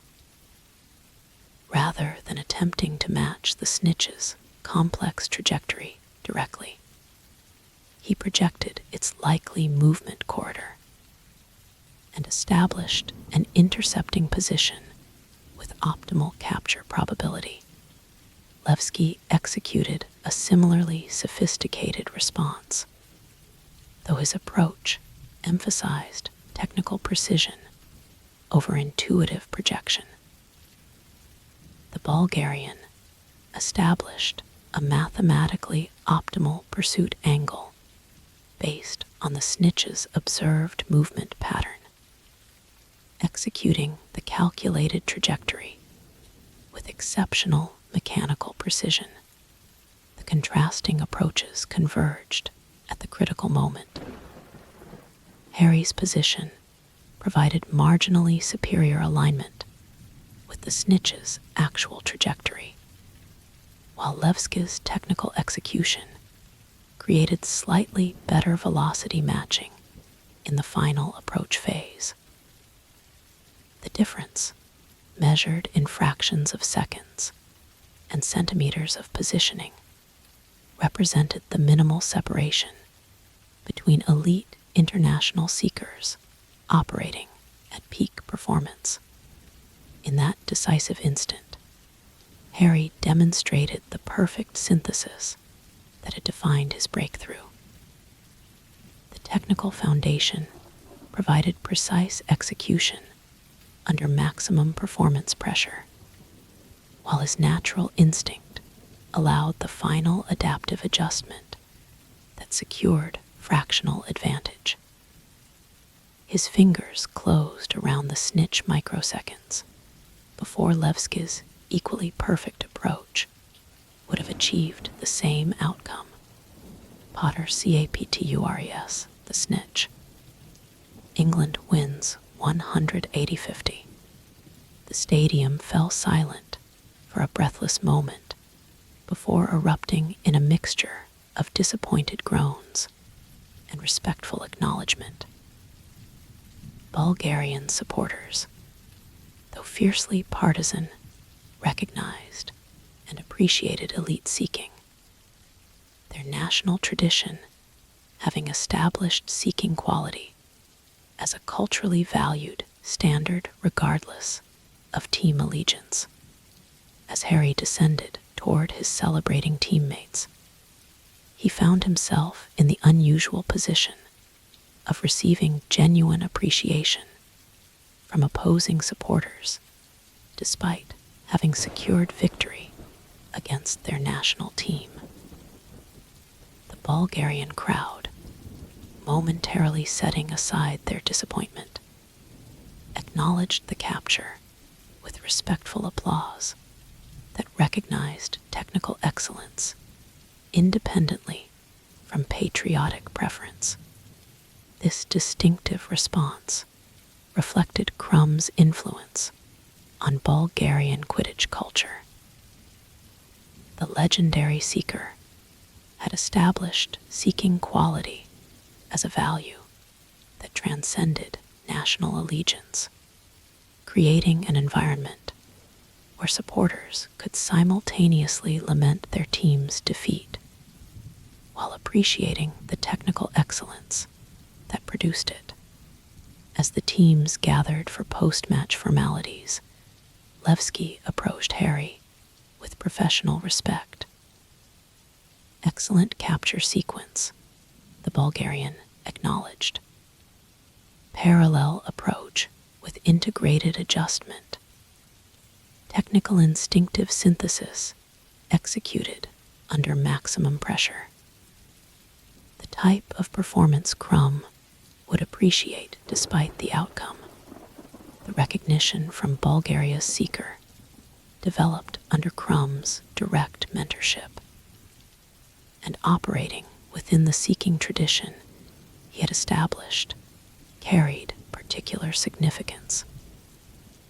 It represented acknowledgement not merely of the outcome, but of the methodological approach that had achieved it, validation of Harry's integrated style within the context of elite international seeking standards. This validation was further confirmed when Victor Crumb himself approached during the team's pitch exit. Now Bulgaria's seeking coach and tactical director, the legendary figure carried unmatched authority within international Quidditch circles. Philosophical evolution demonstrated effectively, Crumb observed, his conversation with Harry continuing the direct communication style that had characterized their previous interaction. Technical instinctive integration, operating under authentic international conditions. The synthesis we discussed previously validated through elite competitive application, coming from Quidditch's most renowned seeker and influential tactical innovator. The assessment represented extraordinary professional validation. Crumb was acknowledging not merely an effective performance, but methodological significance, recognition that Harry's approach represented genuine evolution in seeking philosophy rather than merely individual adaptation. In the England dressing room, the celebration remained characteristically measured under Meadows' performance-focused leadership. International qualification campaigns were evaluated through aggregate progress rather than individual fixtures, with success measured by tournament advancement rather than isolated victories. Effective tactical implementation against established international opposition, Meadows assessed during her brief post-match address. Positional execution generally aligned with tournament-level standards, with specific excellence in critical phases. Bulgaria's adaptive framework system managed effectively despite environmental challenges. Her momentary glance toward Harry during the specific excellence reference represented clear acknowledgement of his successful performance. For Meadows, whose evaluative language typically emphasized development requirements rather than achievement recognition, such acknowledgement carried particular significance. Later, as England's squad returned to their Sofia accommodation to prepare for the following day's return journey, Harry received an unexpected communication from an even more unexpected source. The message arrived via the team's secure diplomatic channel rather than conventional post, indicating official status beyond ordinary correspondence. Potter's performance against Levski demonstrated international tournament standard rather than merely qualification competence. Technical instinctive integration operated effectively under authentic environmental pressure. Positional perspective and situational awareness reflected appropriate development trajectory for European Championship consideration, recovery progressing toward full competition capacity for Ukraine fixture evaluation, comparative assessment within objective performance framework will determine optimal selection for tournament progression, England's qualification position, enhanced by continued excellence regardless of individual selection outcomes. Frost, the communication, represented significant evolution in their professional relationship. Beyond the technical acknowledgement of Harry's successful performance, Frost was explicitly recognizing the legitimacy of his international standard, while establishing a framework for merit-based competition rather than presumptive entitlement. Most importantly, Frost was confirming his anticipated return to competitive availability for the Ukraine fixture, creating the direct comparative opportunity that would ultimately determine England's European Championship starting position. The message demonstrated genuine professional integrity, embracing legitimate performance-based selection rather than political or historical considerations. 2 days later, as England returned to home soil and players dispersed to their club responsibilities, Harry received formal confirmation of Meadows' assessment.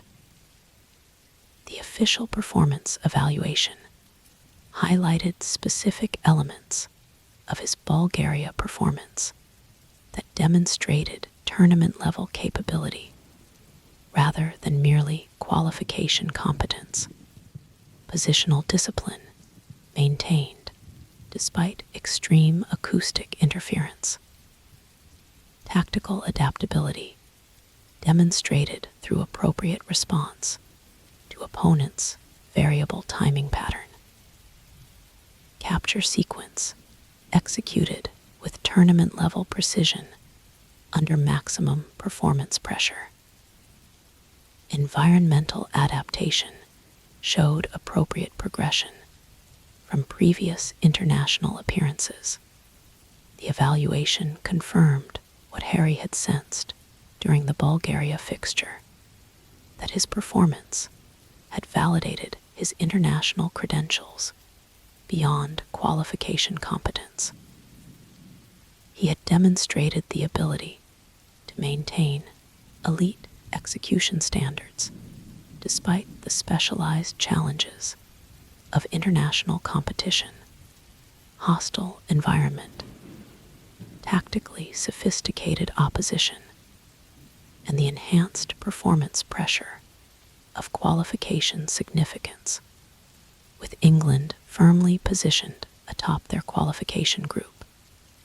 Attention turned to the upcoming Ukraine fixture, scheduled for Wembley in 6 weeks' time. Beyond its qualification implications, the match had acquired additional significance through Frost's anticipated return to competitive availability. The Ukraine fixture represents the probable determination point for European Championship selection.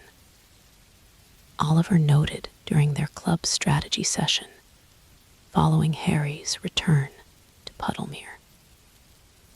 With Frost expected to receive medical clearance before the international window, Meadows will likely implement direct comparative evaluation rather than incumbency protection.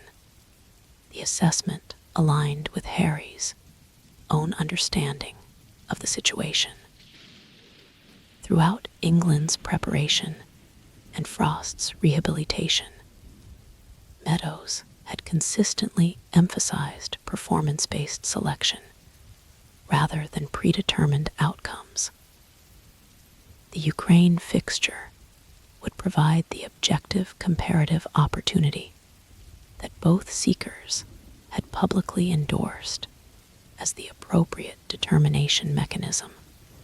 For the intervening weeks, Harry maintained dual focus, contributing to Puddlemere's club campaign while incorporating specialized elements from his international development program. The integrated approach allowed continuous progression in tournament-specific capabilities while maintaining effective club performance that supported Puddlemere's competitive objectives. Your international development appears to be accelerating rather than plateauing. Elias observed after Harry demonstrated notably enhanced technical precision during a specialized training session. The Bulgaria performance seems to have validated your integrated methodology rather than exposing limitations. The assessment captured an important reality of Harry's developmental trajectory. Unlike many players who displayed diminishing improvement rates as they approached international standard, his progression appeared to be accelerating through repeated elite exposure. Each international appearance seemed to expand his performance parameters, rather than merely confirming his existing capabilities, suggesting developmental headroom beyond current achievement levels. As the Ukraine fixture approached, England's preparation incorporated the anticipated selection dimension alongside standard qualification objectives. Meadows' communications confirmed that Frost had received preliminary medical clearance and would participate in pre-match training camp, creating the direct comparative opportunity that would inform European Championship selection. Objective evaluation framework established for Ukraine preparation. Meadows explained during the squad announcement briefing. Performance metrics incorporate qualification responsibilities and tournament preparation objectives. Selection decisions determined through demonstrated excellence rather than predetermined considerations. When England's squad assembled for the pre-match training camp, the seeking dynamic generated predictable media interest.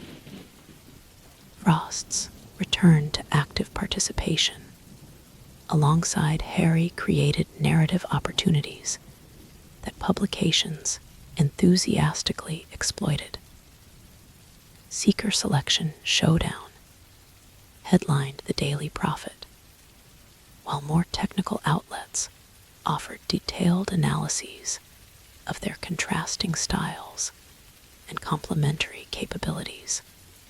Within the England setup, however, the situation developed with characteristic professional focus. Rather than the dramatic confrontation portrayed in media coverage, the seeking evaluation proceeded through methodical assessment across multiple performance dimensions: technical execution, tactical awareness, environmental adaptation, and specific scenario implementation.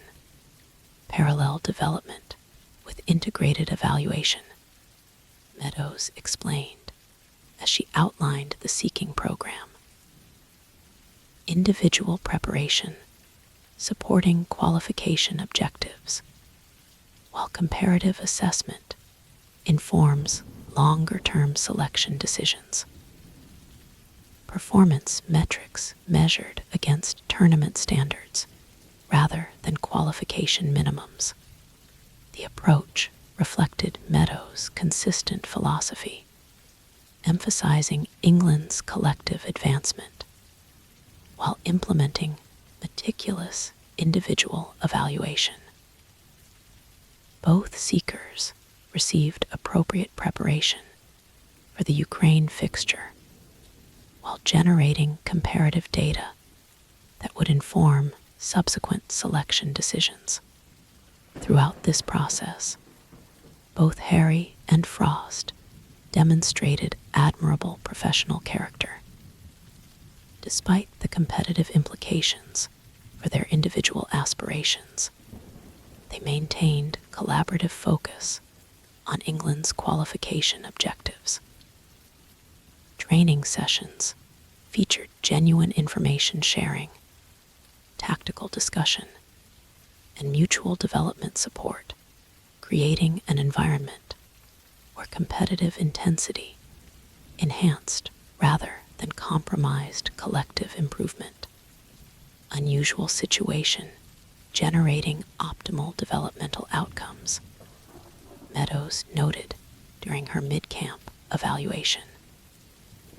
Competitive standards elevated through parallel excellence rather than compromised through political considerations. Both seekers demonstrating international professionalism regardless of potential selection implications. As the evaluation proceeded through increasingly sophisticated assessment modules, the seeking comparison revealed complementary excellence rather than definitive separation. Frost demonstrated the technical precision and systematic consistency that had established him as England's long-term starter, while Harry displayed the integrated adaptability and creative responsiveness that had defined his rapid ascent to international standard. Different methodological approaches achieving comparable effectiveness through contrasting pathways, the seeking coach observed during their technical review. Frost's systematic precision versus Potter's integrated adaptability, both demonstrating tournament-level capabilities through distinctive implementation styles. The parallel assessment continued throughout the training camp, generating comprehensive evaluation data without producing definitive selection hierarchy. As preparation for the Ukraine fixture entered its final phase, the seeking position remained genuinely competitive. Exactly the meritocratic situation that both players had publicly endorsed. 2 days before the match, Meadows announced her decision during England's final tactical briefing.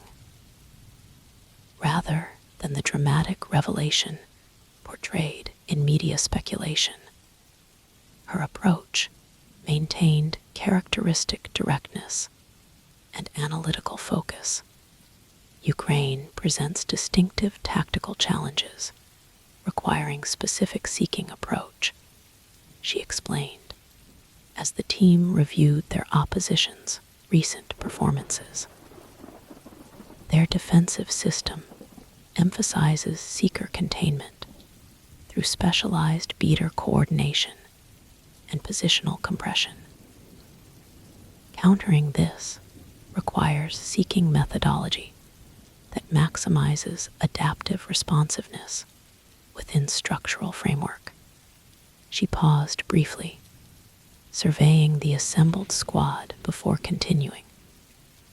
Performance evaluation indicates Potter's integrated approach presents optimal tactical alignment for specific Ukraine counter-strategy. He will start tomorrow's qualifier, with Frost providing specialized tactical support through match preparation and potential situational substitution. The decision represented genuine performance-based selection rather than political compromise or incumbency protection. Meadows had prioritized specific tactical alignment for the immediate fixture while maintaining longer-term evaluation.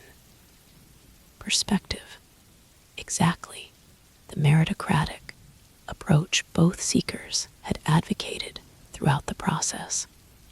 Frost's response demonstrated the professional character that had defined his international career. Rather than displaying disappointment or political maneuvering, he immediately engaged with the tactical implications, offering specific insights about Ukraine's seeking containment system and potential counter-strategies based on his previous encounters with their defensive approach. Their beater coordination employs what analysts term quadrant compression methodology, he explained, as the team reviewed specialized footage sequences. Systematic reduction of effective seeking space through coordinated bludger positioning. Countering this requires unpredictable movement patterns that resist positional anticipation, precisely the adaptive variability that characterizes Potter's integrated approach. This genuine tactical contribution, supporting the selected seeker, despite his own competitive aspirations, exemplified the professional standard that had established Frost as England's long-term starter beyond his technical capabilities. He was demonstrating the team-first mentality that international success required regardless of individual selection considerations. When match day arrived, Wembley presented atmospheric intensity that contrasted with Bulgaria's raw hostility while matching its competitive energy. 60,000 England supporters created an environment of passionate expectation rather than intimidating pressure. Collective anticipation focused on qualification advancement rather than individual selection narratives. During final preparation in England's dressing room, Harry received unexpected personal guidance from Frost himself.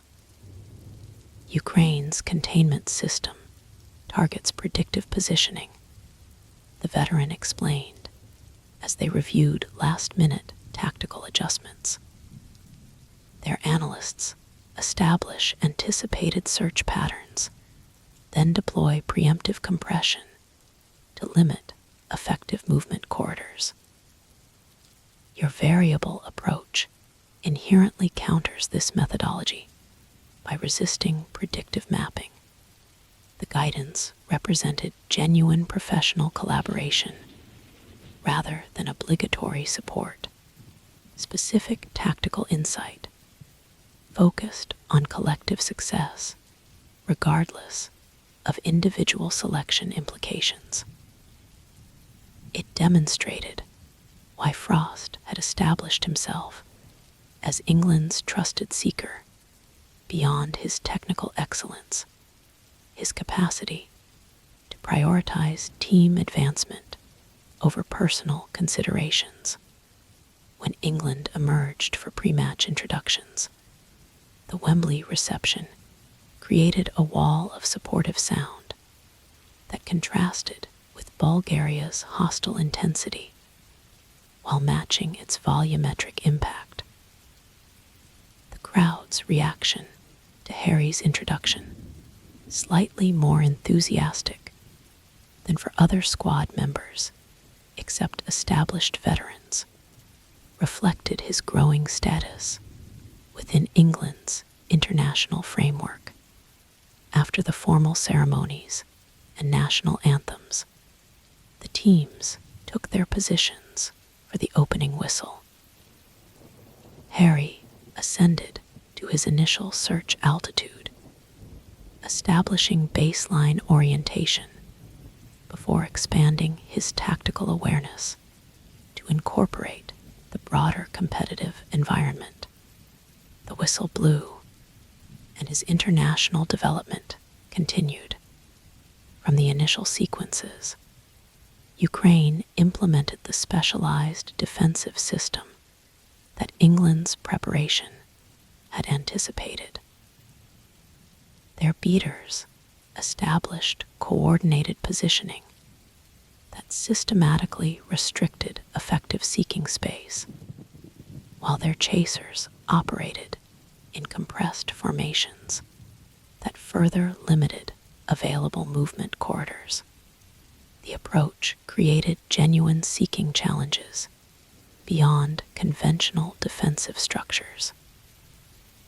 Rather than merely responding to specific movements or positions, Ukraine's system attempted to eliminate viable options preemptively, establishing compressed zones that restricted potential rather than reacting to actual movement.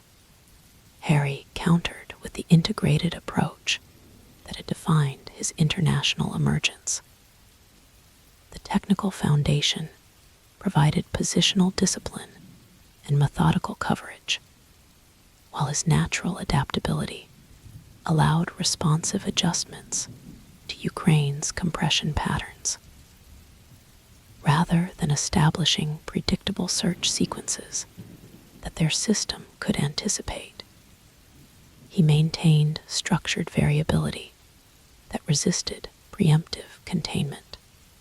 As the match progressed through its first hour, England gradually established tactical advantage. Their chasers penetrated Ukraine's compressed formations through specialized movement patterns developed during preparation, while their beaters systematically disrupted the visitors' defensive coordination. The score steadily advanced in England's favor, 40-20, then 70-30, then 100-40, creating comfortable margin without yet ensuring qualification security. The first genuine snitch opportunity emerged near the 2-hour mark. Harry spotted a golden flicker near the Ukraine goal structure and adjusted his position for verification. Ukraine's seeker, Petro Tarasenko, identified Harry's subtle movement and immediately alerted their beaters to implement the specialized containment protocol. They had clearly prepared for exactly this scenario. What followed demonstrated the distinctive challenges of international seeking. Ukraine's beaters executed coordinated movements that systematically reduced available approach vectors, while their chasers adjusted their positional structure to further compress viable movement corridors.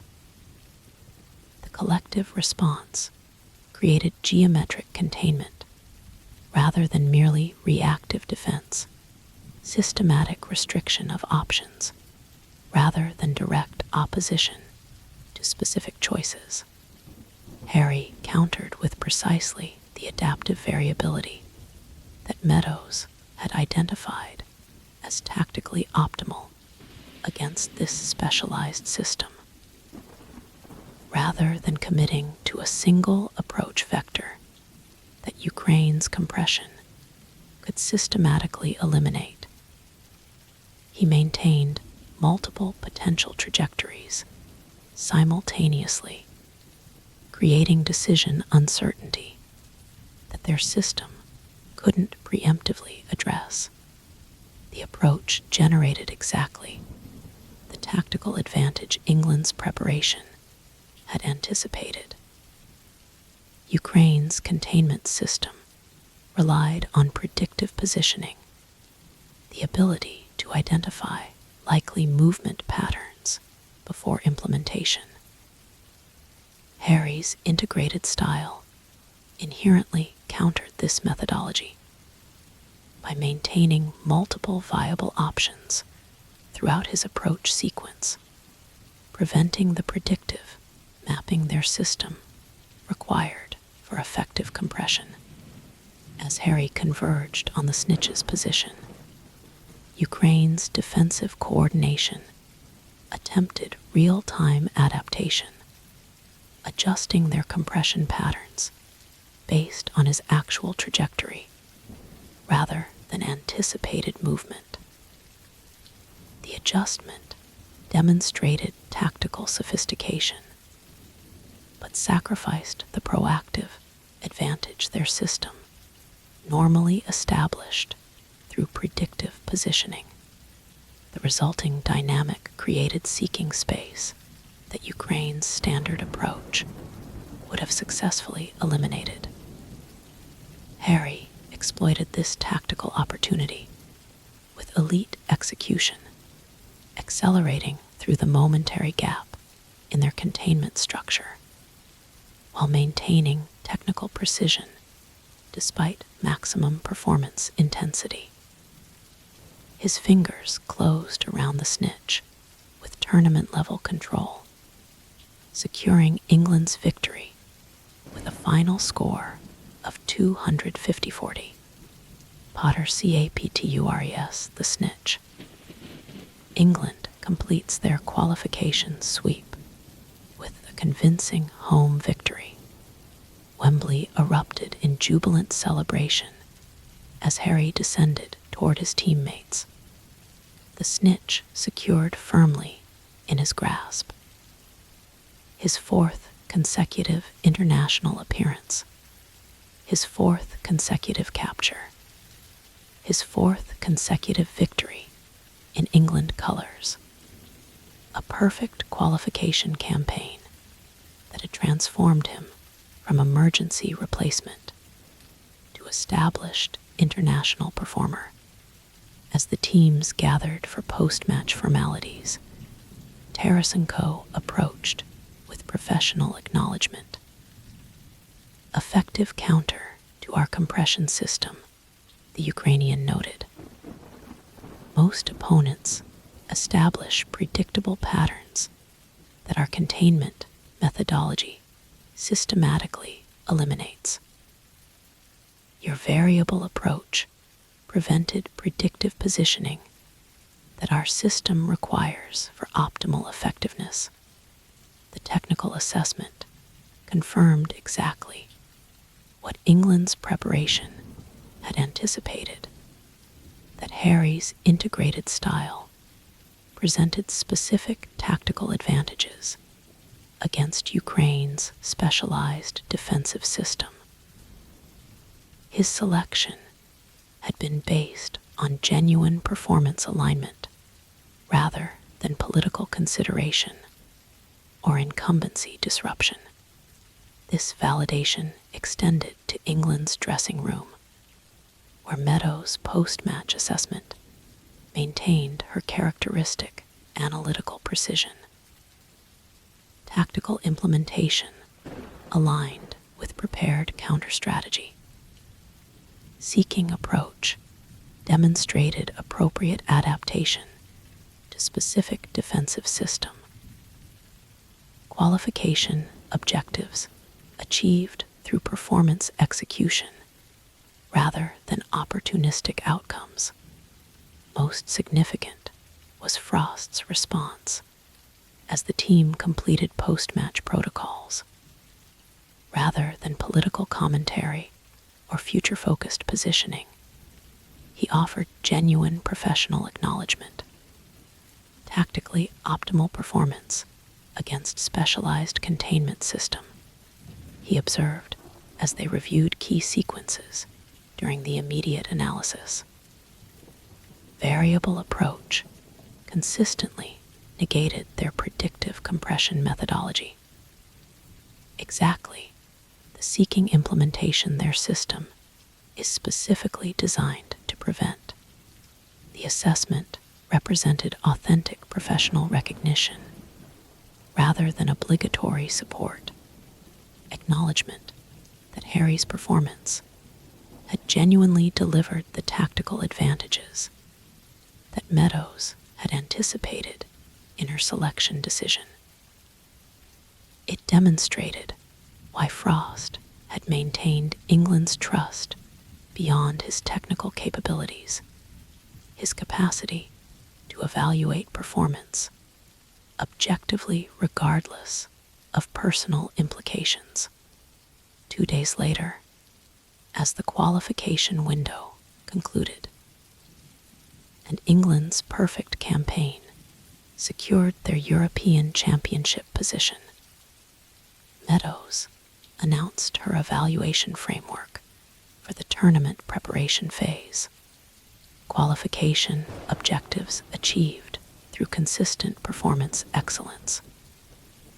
Preparation for European Championship begins immediately with tactical development and personnel evaluation, continuing through structured framework. Seeking position established through performance-based assessment, incorporating complementary capabilities and specific tactical requirements. The announcement confirmed exactly the meritocratic approach both seekers had advocated throughout the process. England's European Championship seeking position would be determined through genuine performance evaluation rather than predetermined selection or political consideration, creating legitimate competitive opportunity based on demonstrated excellence rather than historical entitlement. For Harry, this framework represented ideal continuation of his international development. His qualification performances had established legitimate tournament-level credentials, while the emerging evaluation structure provided appropriate opportunity to earn European Championship selection through demonstrated merit rather than circumstantial advantage.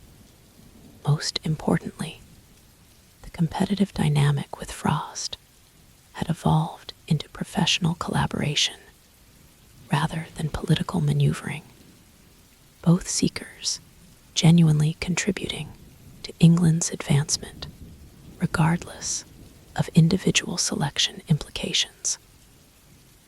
Their parallel development had enhanced rather than compromised national seeking quality, creating complementary excellence that provided tactical flexibility beyond individual capabilities. As the qualification campaign concluded and attention shifted toward European Championship preparation, Harry reflected on his extraordinary international emergence. From unexpected call-up to established performer, from replacement consideration to legitimate selection contention, his development had proceeded with unprecedented acceleration, while maintaining sustainable progression rather than temporary elevation. Chapter 16, World Cup Qualification. The European Championship represented a critical milestone in international Quidditch progression. Unlike the World Cup's global scope, the European tournament focused continental excellence into intense regional competition.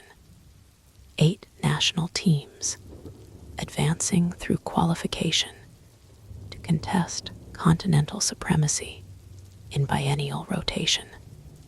For England, perfect qualification had established promising tournament positioning, with direct victories over primary group competitors.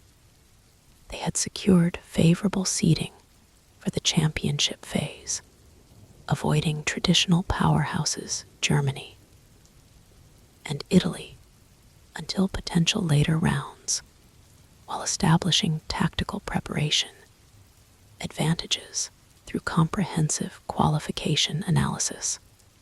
European Championship performance directly influences World Cup qualification framework. Meadows explained during England's tournament preparation briefing 6 weeks before the championship opened. Continental tournament results establish hierarchical seeding for global qualification. Quarterfinal achievement represents minimum expectation for advantageous World Cup positioning. This interconnected qualification structure created complex strategic considerations beyond immediate tournament objectives. Performance in the European Championship would shape World Cup qualification pathway, determining opponent quality, environmental challenges, and competitive difficulty throughout the subsequent global campaign. For England's seeking position, this extended competitive horizon reinforced the performance-based evaluation framework Meadows had established.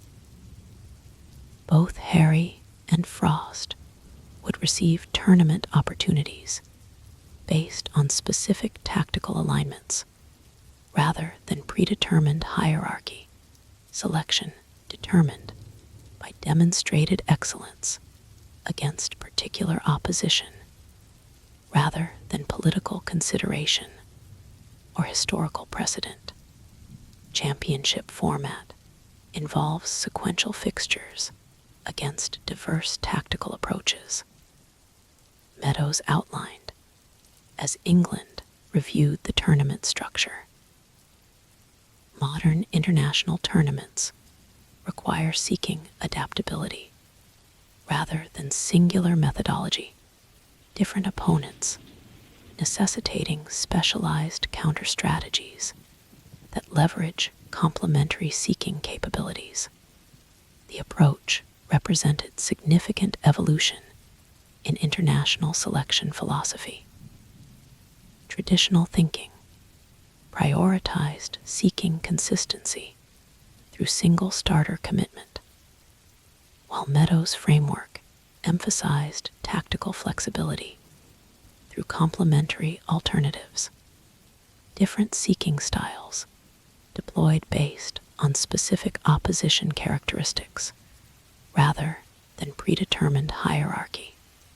Potter and Frost demonstrate distinctive methodological approaches, achieving comparable effectiveness through contrasting pathways.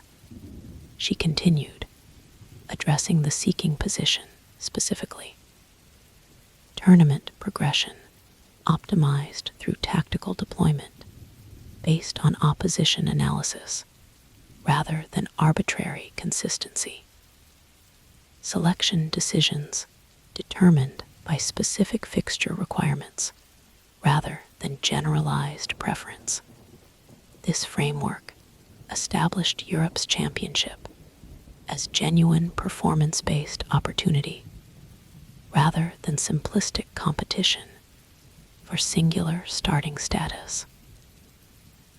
Both seekers would receive tournament responsibilities based on tactical alignment, with specific selection determined by opposition characteristics rather than predetermined preference. For Harry, this approach aligned perfectly with his developmental philosophy. Throughout his Quidditch journey, he had valued meritocratic evaluation over political consideration, performance-based opportunity rather than historical entitlement. Meadows' framework provided exactly that structure, selection determined by demonstrated excellence rather than famous reputation or established precedent. As tournament preparation intensified through specialized training modules and tactical simulation, this performance-based approach generated genuine developmental benefits beyond traditional selection models. Rather than isolated competition for singular starting status, Harry and Frost engaged in collaborative preparation, despite their parallel evaluation, each contributing complementary perspectives that enhanced England's collective capability beyond individual contributions.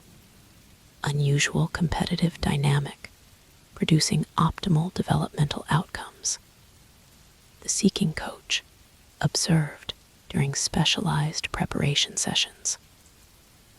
Parallel excellence elevating collective standard rather than compromising through political consideration. Both seekers demonstrating international professionalism while maintaining legitimate performance comparison. 3 weeks before the championship opening in Berlin, Meadows announced preliminary tournament responsibilities during England's advanced tactical briefing. Initial fixture against Portugal presents specific seeking challenges requiring tactical flexibility and variable approach patterns, she explained as the team reviewed their opening opponent's recent performances. Their defensive system employs specialized seeker containment through coordinated beater allocation and positional compression. She paused briefly, surveying the assembled squad before continuing. Performance evaluation indicates Potter's integrated methodology presents optimal tactical alignment for specific Portuguese counter-strategy.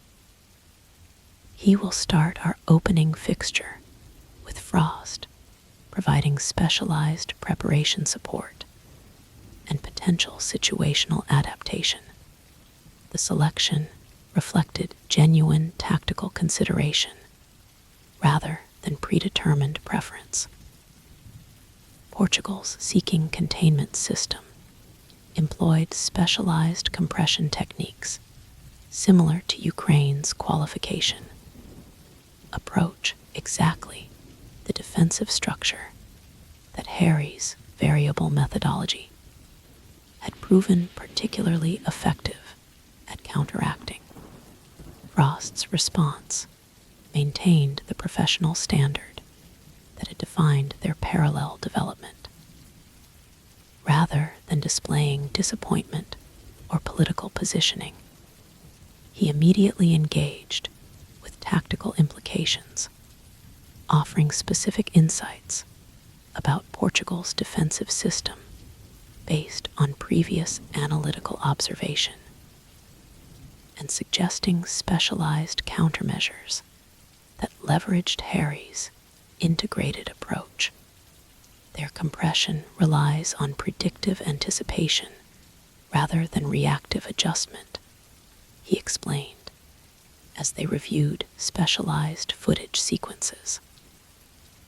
The system establishes containment based on probable search patterns rather than actual movement.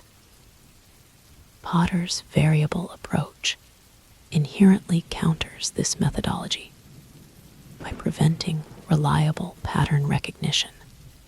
This genuine tactical contribution, supporting the selected seeker despite his own competitive aspirations, exemplified international professionalism beyond technical capabilities. Throughout tournament preparation, both seekers maintained this collaborative standard despite their parallel evaluation, each contributing to England's advancement regardless of individual selection implications. As England departed for Berlin and the championship's opening week, media coverage predictably emphasized individual narratives despite the team's collective focus. Potter, too, start European opener, headlined the Daily Prophet, while Quidditch Monthly featured analytical comparison titled Tactical Selection. England's seeking evolution under Meadows' framework, Most nuanced was Seeker Weekly's technical assessment, which accurately captured the performance-based approach Meadows had implemented. England's selection approach represents methodological evolution rather than political compromise. Rather than establishing arbitrary consistency through predetermined hierarchy, Meadows has implemented tactical flexibility through complementary capabilities, different seeking styles deployed based on specific opposition characteristics rather than generalized preference. This approach recognizes modern international reality, tournament progression, requiring adaptive methodology rather than singular approach. Different opponents present distinctive challenges requiring specialized counter strategies rather than standardized response. England's parallel seeking development provides tactical options beyond traditional selection models. The analysis accurately reflected England's preparation framework throughout the tournament approach. Rather than simplistic selection competition, their seeking development had emphasized complementary capabilities that provided tactical flexibility beyond individual preferences. Exactly the performance-based structure both seekers had advocated throughout their parallel evaluation.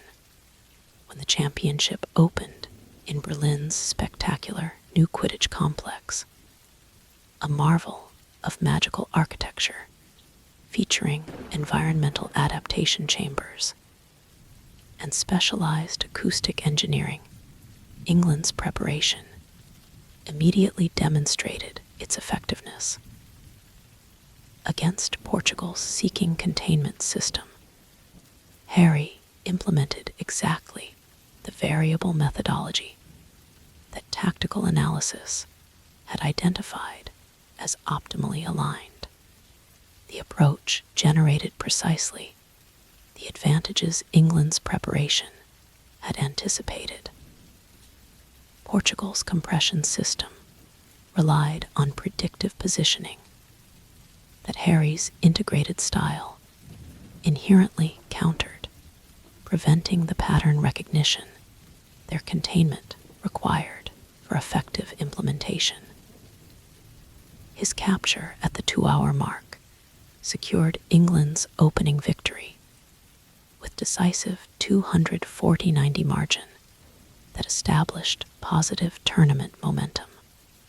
Tactically appropriate selection generating optimal outcome, Meadows assessed during her characteristically precise post-match evaluation.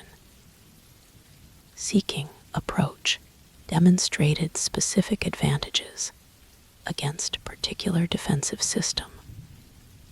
Tournament progression enhanced through performance-based deployment rather than arbitrary consistency.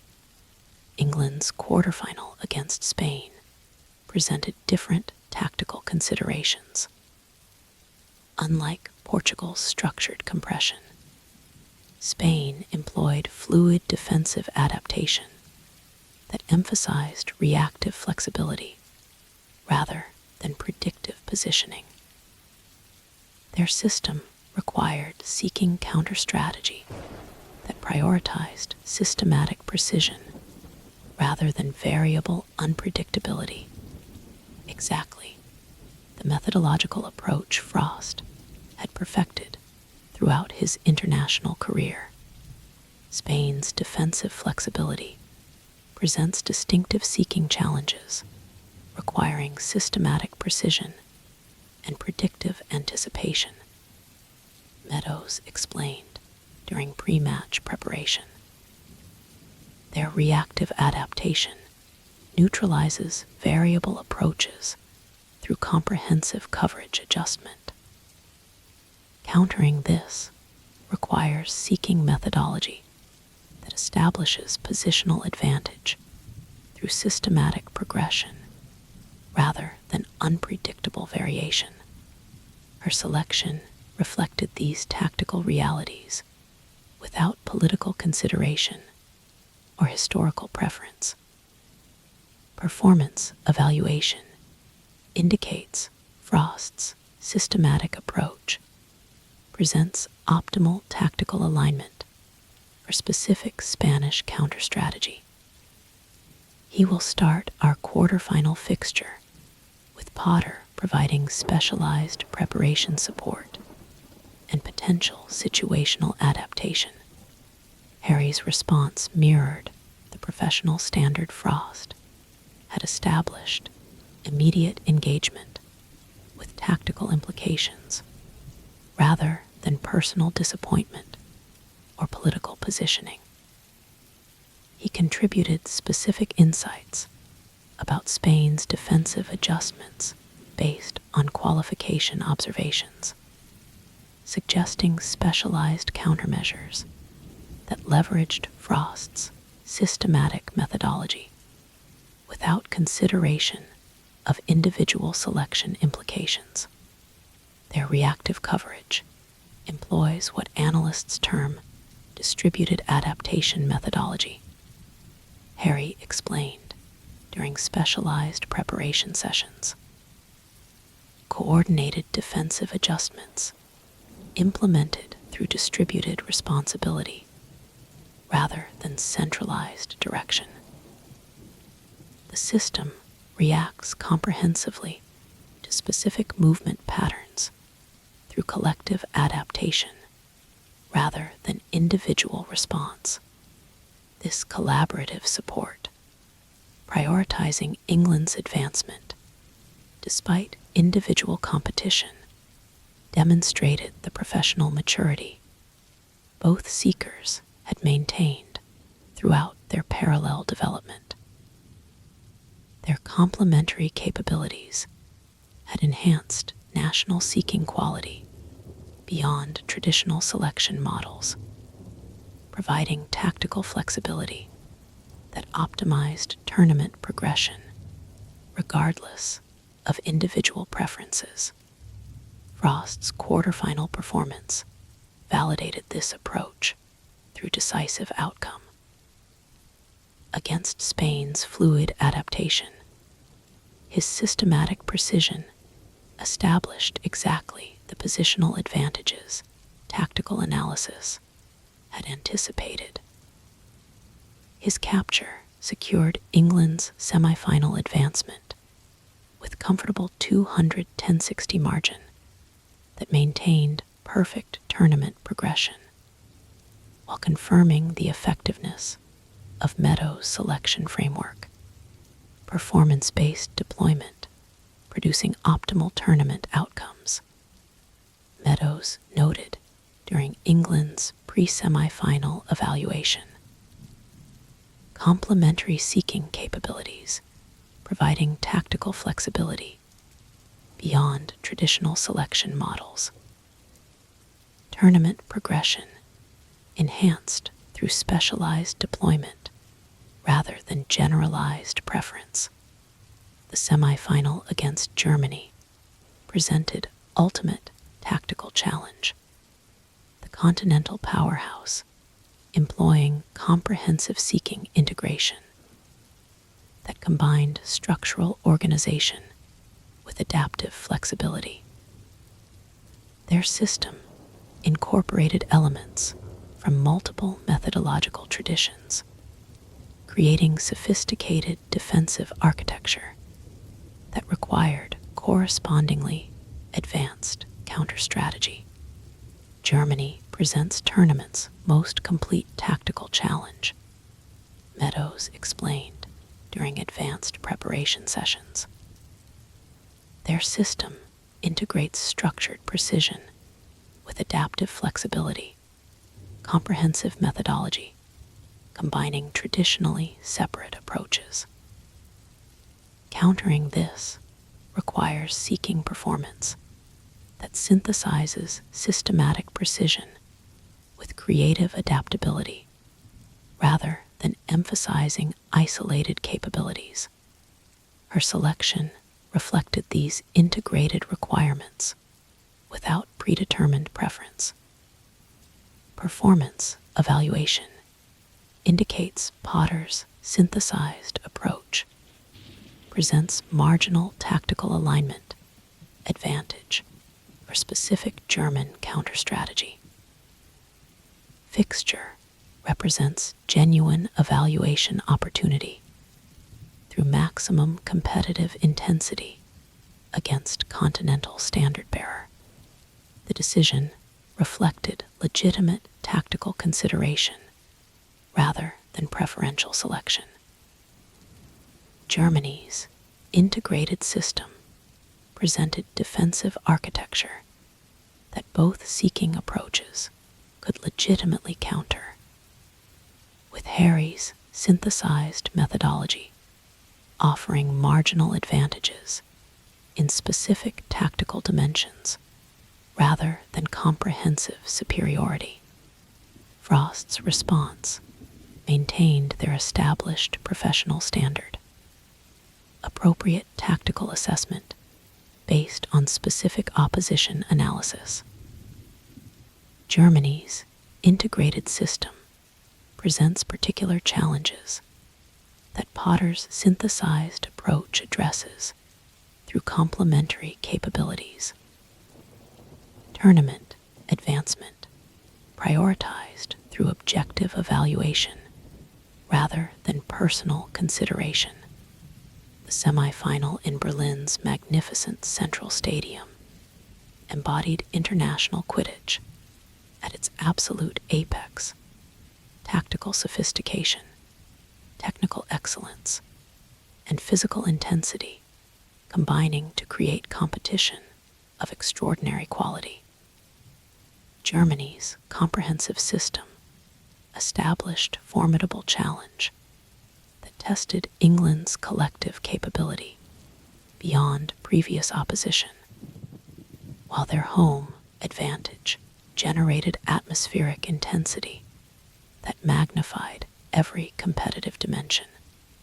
Against this elite opposition, Harry implemented the integrated approach that had defined his international emergence: technical precision, enhancing natural instinct, systematic discipline, supporting creative adaptation.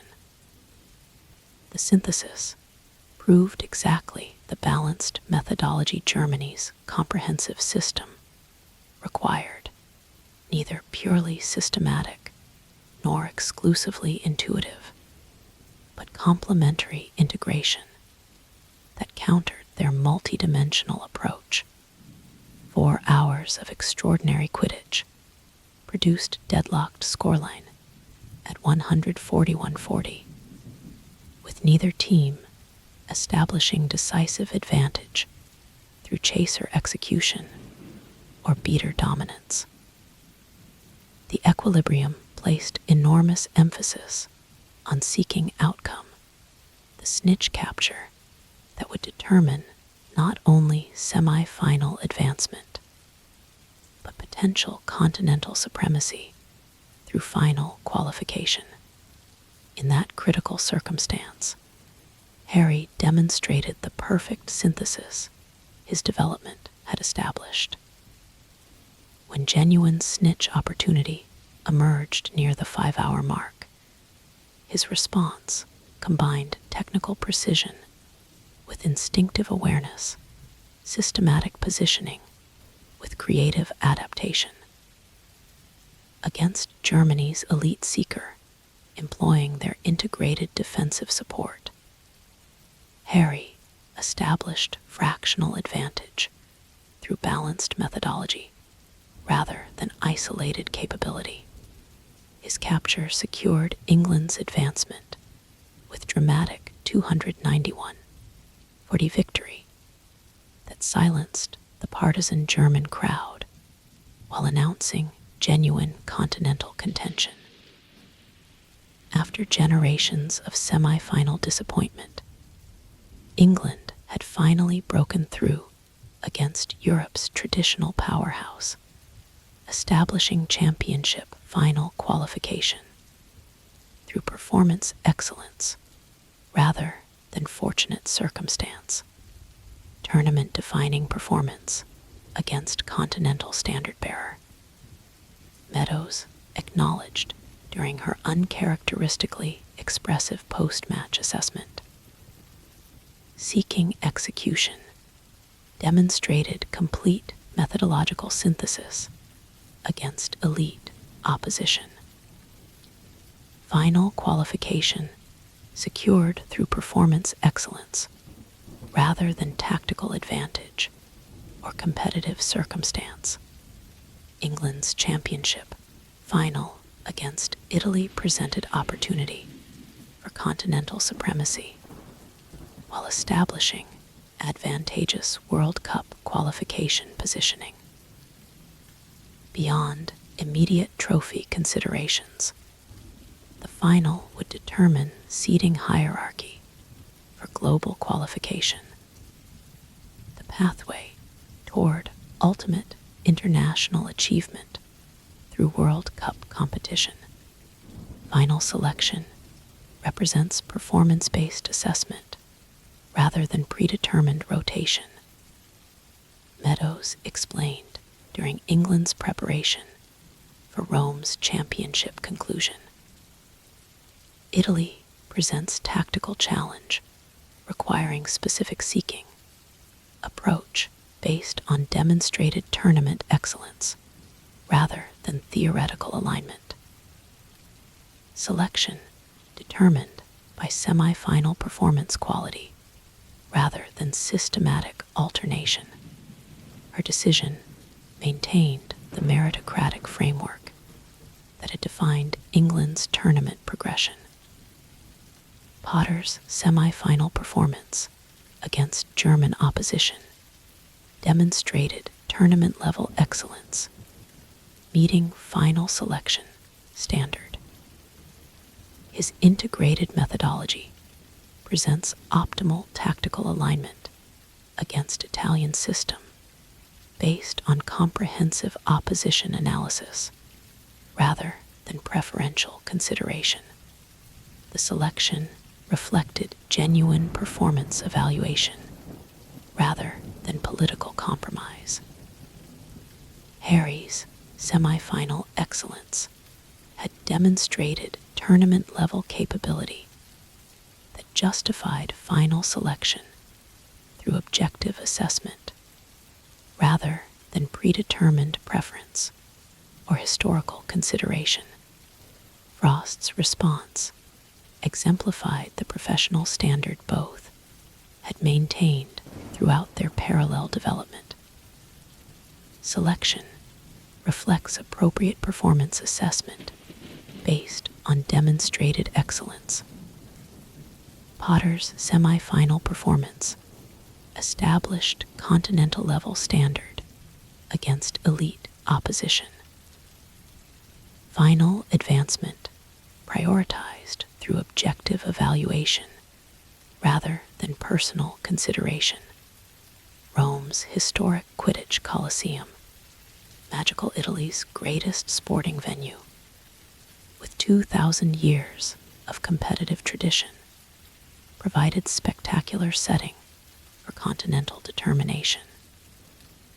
70,000 passionate supporters created atmospheric intensity that matched the competitive significance, while global broadcast magnified the occasion beyond European boundaries to international audience extending throughout the Quidditch world. The final embodied everything magnificent about international competition: tactical sophistication, technical brilliance, and physical commitment, combining to create Quidditch of extraordinary quality. Italy's comprehensive system established formidable challenge that demanded England's absolute performance standard, while the atmospheric intensity magnified every competitive dimension beyond normal parameters.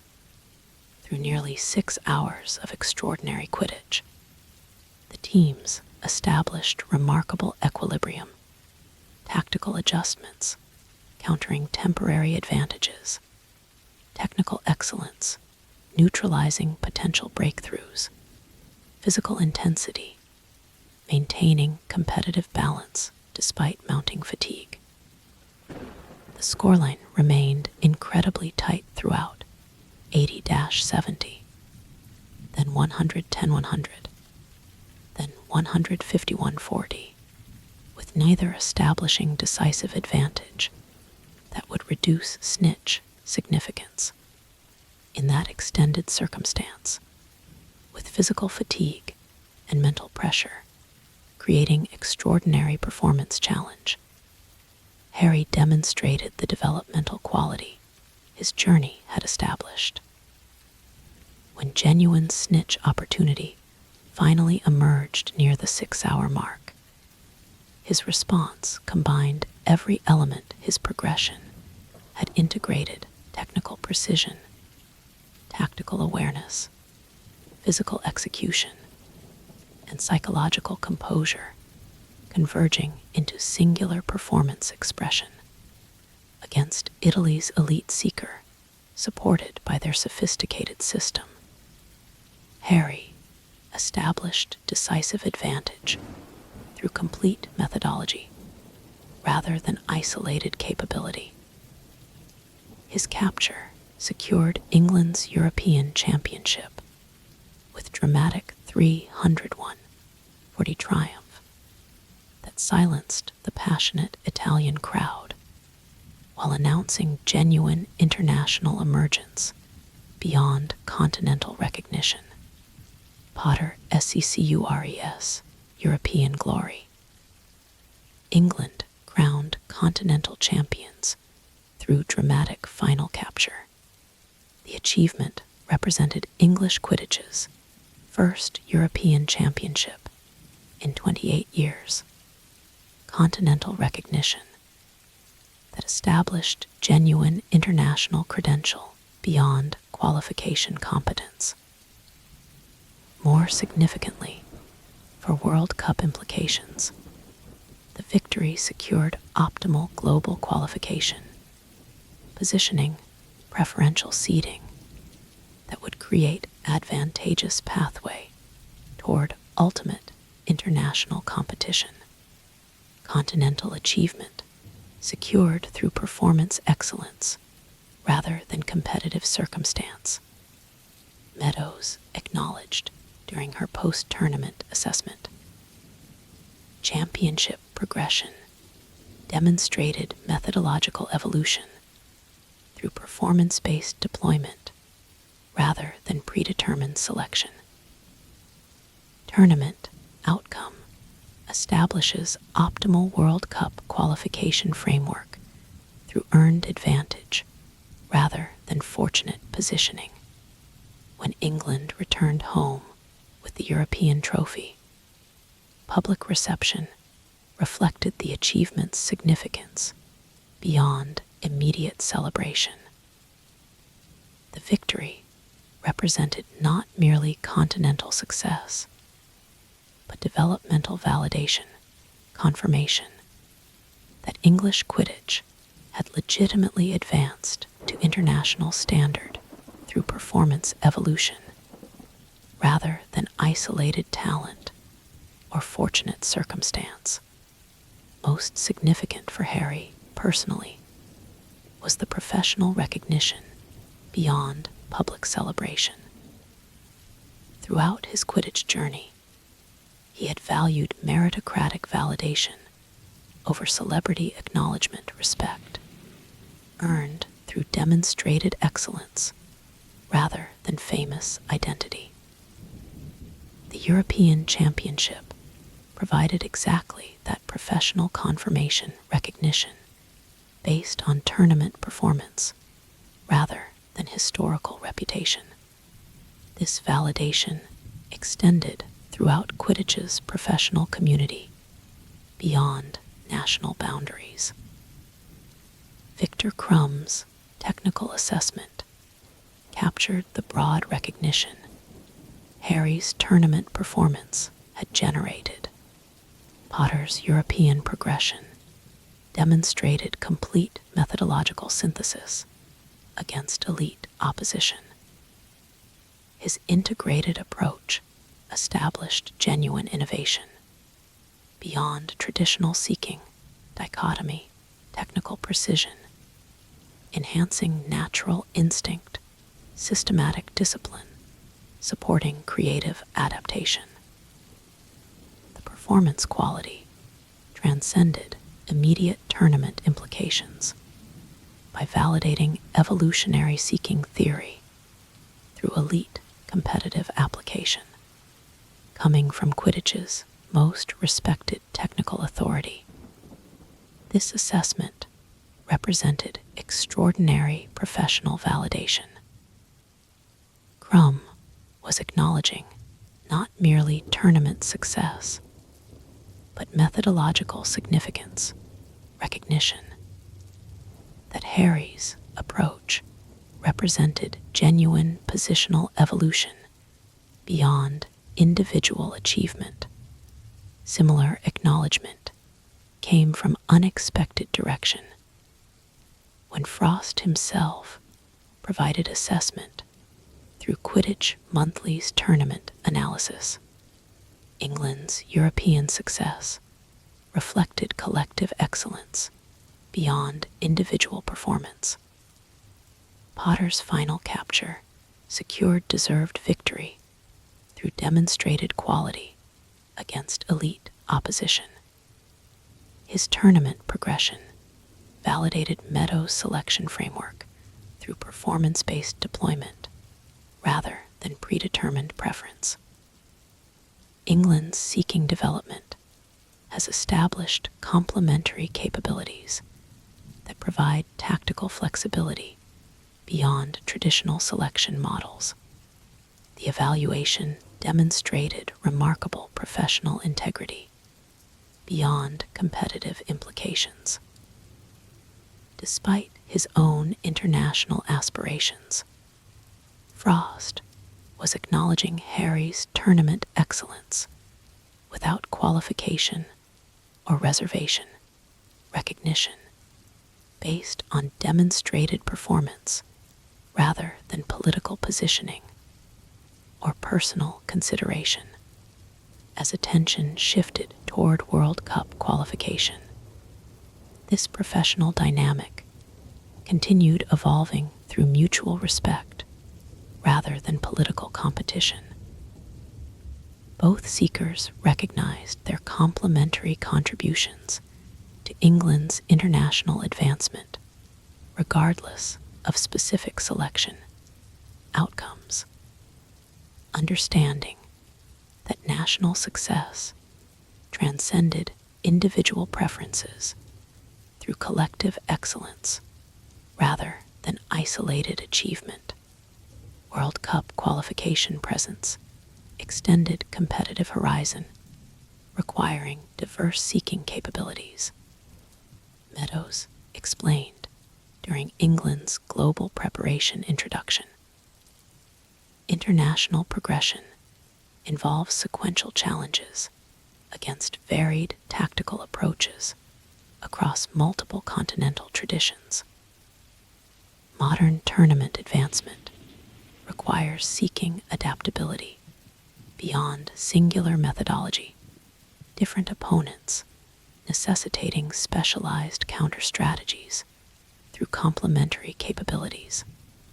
This framework established World Cup qualification as genuine performance opportunity rather than simplistic selection competition. Both seekers would receive international responsibilities based on specific tactical alignments, with selection determined by opposition characteristics and tournament progression rather than predetermined hierarchy or historical preference. For Harry, this approach represented ideal continuation of his international development. His European performance had established tournament-level credentials beyond qualification competence, while the evolving selection framework provided appropriate opportunity to earn World Cup responsibilities through demonstrated merit rather than historical reputation. Most importantly, the competitive dynamic with Frost had evolved into genuine professional collaboration rather than political positioning, both seekers contributing to England's advancement regardless of individual selection implications. Their parallel development had enhanced national seeking quality beyond traditional models, creating complementary capabilities that provided tactical flexibility beyond singular preference. World Cup qualification operated through regional progression based on continental performance. European Championship results establishing hierarchical seeding that determined initial pathway toward global tournament. England's continental victory had secured optimal positioning through performance-based achievement rather than political allocation, preferential pathway earned through competitive excellence rather than administrative consideration. European success established advantageous qualification structure through performance-based achievement. Meadows noted during advanced preparation briefing. Initial pathway involves sequential fixtures against graduated opposition quality, controllable progression through performance excellence rather than immediate elimination risk. Qualification advancement securable through systematic development rather than singular performance requirement.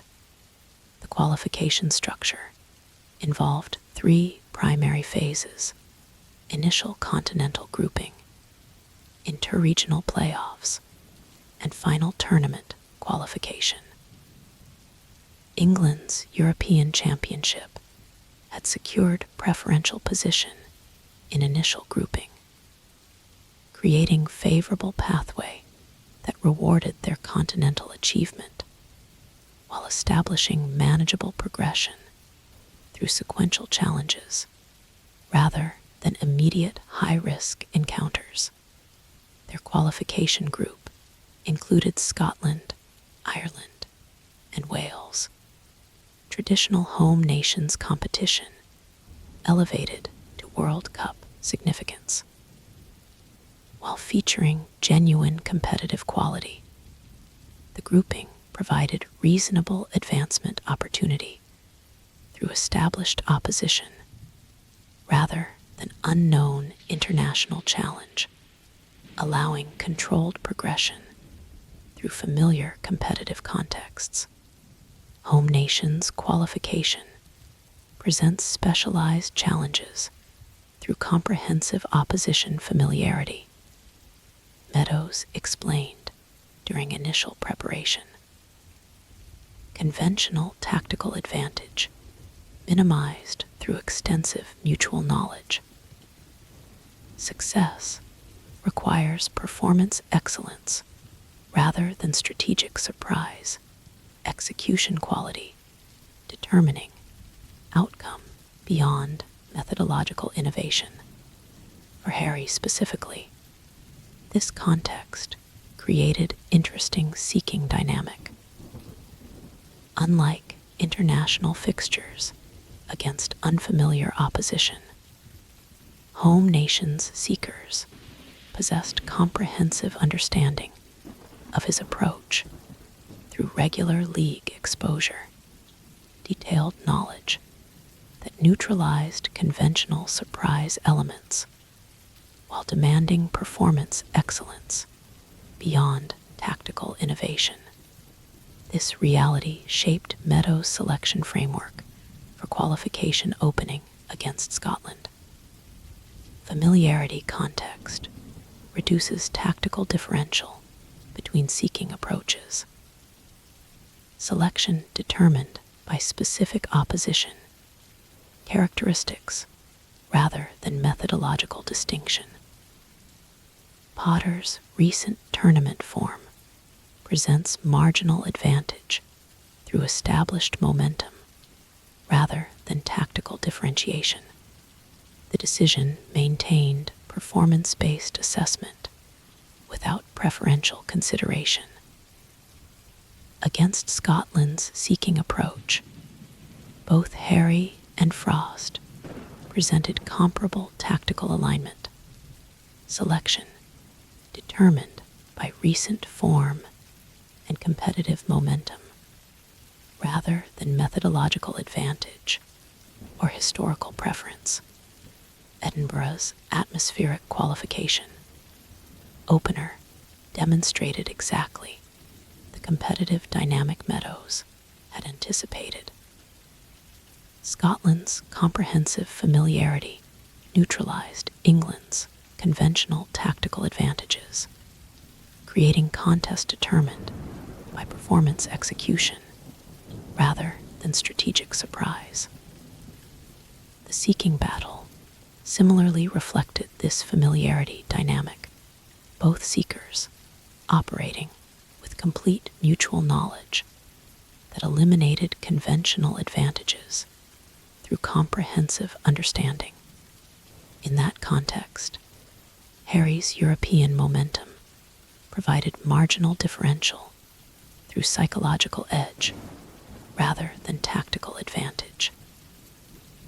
His capture secured England's opening qualification victory with professional 251-20 margin that established positive progression without definitive dominance, controlled advancement through performance quality rather than overwhelming superiority, appropriate execution, securing required outcome despite familiarity challenges. Meadows assessed with characteristic precision. Seeking performance maintained European standard against comprehensive opposition knowledge. Qualification advancement progressing through systematic development rather than isolated brilliance. Subsequent fixtures against Ireland and Wales presented similar familiarity dynamics with varying competitive intensity.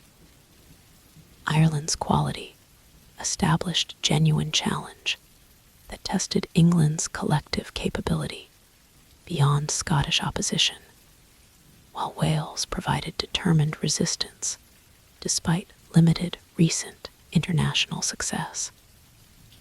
Through both encounters, England maintained controlled progression, securing comprehensive group victory through systematic excellence rather than intermittent brilliance. Harry and Frost continued their complementary development throughout this qualification phase. Meadows implemented performance-based rotation that provided both with international responsibility while maintaining competitive evaluation, selection determined by specific opposition, characteristics, and fixture significance rather than predetermined hierarchy or political consideration. Controlled qualification progression achieved through balanced deployment. Meadows noted during group completion assessment. Complementary seeking capabilities, providing tactical flexibility beyond singular approach. Performance-based rotation established systematic evaluation framework while maintaining competitive development through balanced opportunity. This approach had generated qualification advancement while developing both seekers through international responsibility, creating complementary excellence that enhanced England's collective capability beyond individual preference. Their parallel progression had established genuine selection competition based on performance quality rather than political positioning, meritocratic evaluation through demonstrated excellence rather than historical reputation. The interregional playoff phase presented elevated challenge through unfamiliar opposition across continental traditions. England's pathway included fixtures against Asian qualifier Japan and African champion Nigeria, diverse tactical approaches requiring specialized preparation beyond European familiarity. Intercontinental fixtures present distinctive challenges through methodological variation. Meadows explained during advanced preparation. Different Quidditch traditions employ specialized techniques and tactical approaches beyond European conventions. Success requires adaptive capability rather than standardized methodology, performance flexibility beyond established patterns. This context shaped selection framework through specific opposition analysis rather than generalized preference. Japan presents systematic precision requiring corresponding tactical discipline. Frost's methodological approach provides optimal alignment against their specialized structure. Nigeria employs creative variability, demanding adaptive responsiveness. Potter's integrated style presents advantageous counter-strategy against their fluid approach. The decisions reflected genuine tactical consideration without predetermined rotation or political compromise. Each selection responded to specific opposition characteristics based on comprehensive analysis rather than arbitrary consistency. Performance-based deployment, optimizing qualification progression through specialized alignment rather than generalized preference. Both fixtures demonstrated the effectiveness of this tactical specificity. Against Japan's systematic precision, Frost's methodological discipline established controlling structure that secured comfortable victory through technical dominance. Against Nigeria's creative fluidity, Harry's adaptive flexibility provided dynamic counter-strategy that neutralized their unconventional approach through responsive adjustment rather than rigid opposition. Interregional qualification secured through tactical specialization rather than generalized approach. Meadows assessed as England completed playoff advancement. Performance-based deployment, optimizing progression through specific alignment rather than predetermined consistency. World Cup qualification, advancing through systematic development rather than individual brilliance. The final qualification phase presented ultimate international challenge, direct elimination fixture against traditional power, Brazil determining World Cup participation through singular outcome. Beyond tournament qualification, the fixture represented comprehensive evaluation of England's international emergence, validation opportunity against established global standard bearer through direct comparison rather than sequential progression. Brazil presents complete international challenge through through comprehensive excellence, Meadows explained during intensive preparation. Their system integrates traditional Brazilian creativity with modern structural discipline, evolutionary approach, combining historical strengths with contemporary methodology. Countering this requires our absolute performance standard across all positions and tactical dimensions. For seeking specifically, this context-created selection framework based on comprehensive evaluation rather than isolated alignment. Brazil's seeking approach employs complete methodological integration, requiring corresponding counter-strategy. Selection determined through cumulative assessment rather than specific tactical advantage. Performance evaluation, incorporating qualification progression, opposition analysis, and developmental trajectory. Her decision maintained the performance-based approach that had defined England's international emergence. Potter's qualification progression demonstrates consistent excellence meeting selection, standard for decisive fixture. His integrated methodology presents appropriate counter-strategy against Brazilian approach based on comprehensive analysis rather than preferential consideration. The selection reflected genuine performance assessment without political compromise. Harry's qualification excellence had demonstrated international standard that justified decisive fixture selection through objective evaluation rather than predetermined preference or historical consideration.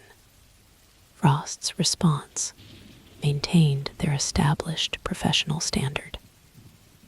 Selection reflects appropriate performance assessment based on qualification excellence. Potter's progression established international level standard through diverse opposition challenges. World Cup advancement prioritized through objective evaluation rather than personal consideration. Rio's spectacular qualification finale provided magnificent setting for World Cup determination. 70,000 passionate Brazilian supporters created atmospheric intensity beyond previous qualification phases, while global attention magnified the fixture's significance beyond immediate tournament implications to international recognition through World Cup participation. The match embodied everything extraordinary about international Quidditch: tactical sophistication, technical brilliance, physical commitment, and psychological resilience, combining to create competition of exceptional quality. Brazil's comprehensive excellence established formidable challenge that demanded England's absolute performance standard, while the qualification significance magnified every competitive dimension beyond normal parameters. Through nearly 7 hours of extraordinary Quidditch, the teams demonstrated remarkable equilibrium, tactical adjustments, neutralizing temporary advantages, technical excellence, countering potential breakthroughs, physical commitment, maintaining competitive balance despite mounting fatigue. The scoreline remained incredibly tight throughout, 70-60, then 110-100, then 161-50, with neither establishing decisive advantage that would reduce snitch significance. In that extended circumstance, with qualification determination creating extraordinary pressure beyond normal competition. Harry demonstrated the developmental quality his journey had established.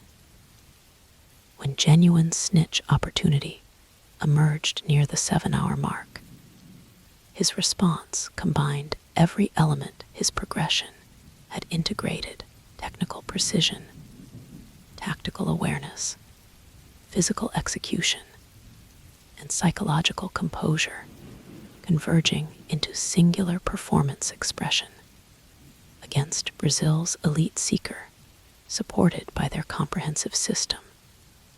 Harry established decisive advantage through complete methodology rather than isolated capability.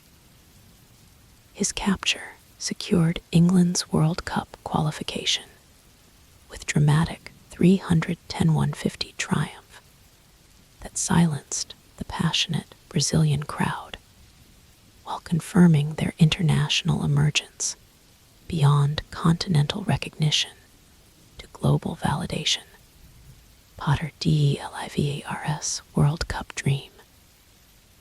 England secure global qualification through extraordinary Brazilian triumph. The achievement represented English Quidditch's most significant international advancement in decades. World Cup qualification, secured through performance excellence against established global power, rather than administrative allocation or political consideration. The victory validated England's international emergence beyond European success to global recognition, confirmation that their developmental progression had established legitimate world-class standard through demonstrated quality rather than isolated achievement. World Cup qualification secured through performance excellence against established international standard. Meadows acknowledged during her characteristically precise assessment. Seeking execution demonstrated complete methodological integration against elite opposition. Qualification achievement establishes tournament participation through earned advancement rather than administrative allocation. When England returned home with World Cup qualification secured, public reception reflected the achievement's significance beyond immediate celebration. The advancement represented not merely tournament participation, but developmental validation, confirmation that English Quidditch had legitimately progressed to global standard through performance evolution rather than isolated talent or fortunate circumstance. Most significant for Harry personally was the professional recognition beyond public celebration. Throughout his Quidditch journey, he had valued meritocratic validation over celebrity acknowledgement respect, earned through demonstrated excellence rather than famous identity. The World Cup qualification provided exactly that professional confirmation recognition based on international performance rather than historical reputation. This validation extended throughout Quidditch's global community beyond European boundaries. Quidditch International's technical assessment captured the comprehensive recognition Harry's qualification performances had generated. Potter's World Cup progression demonstrated complete international standard against diverse opposition challenges. His integrated approach established consistent excellence across tactical variations, European precision, Asian systematization, African creativity, and South American integration. The performance quality transcended qualification implications by validating England's seeking evolution through global competitive application, coming from Quidditch's most respected international publication. This assessment represented extraordinary professional validation. The analysis acknowledged not merely qualification success, but comprehensive excellence recognition that Harry's approach had demonstrated global standard across diverse challenges rather than isolated achievement against limited opposition. As attention shifted toward World Cup preparation, Harry reflected on the extraordinary journey his Quidditch career had traversed.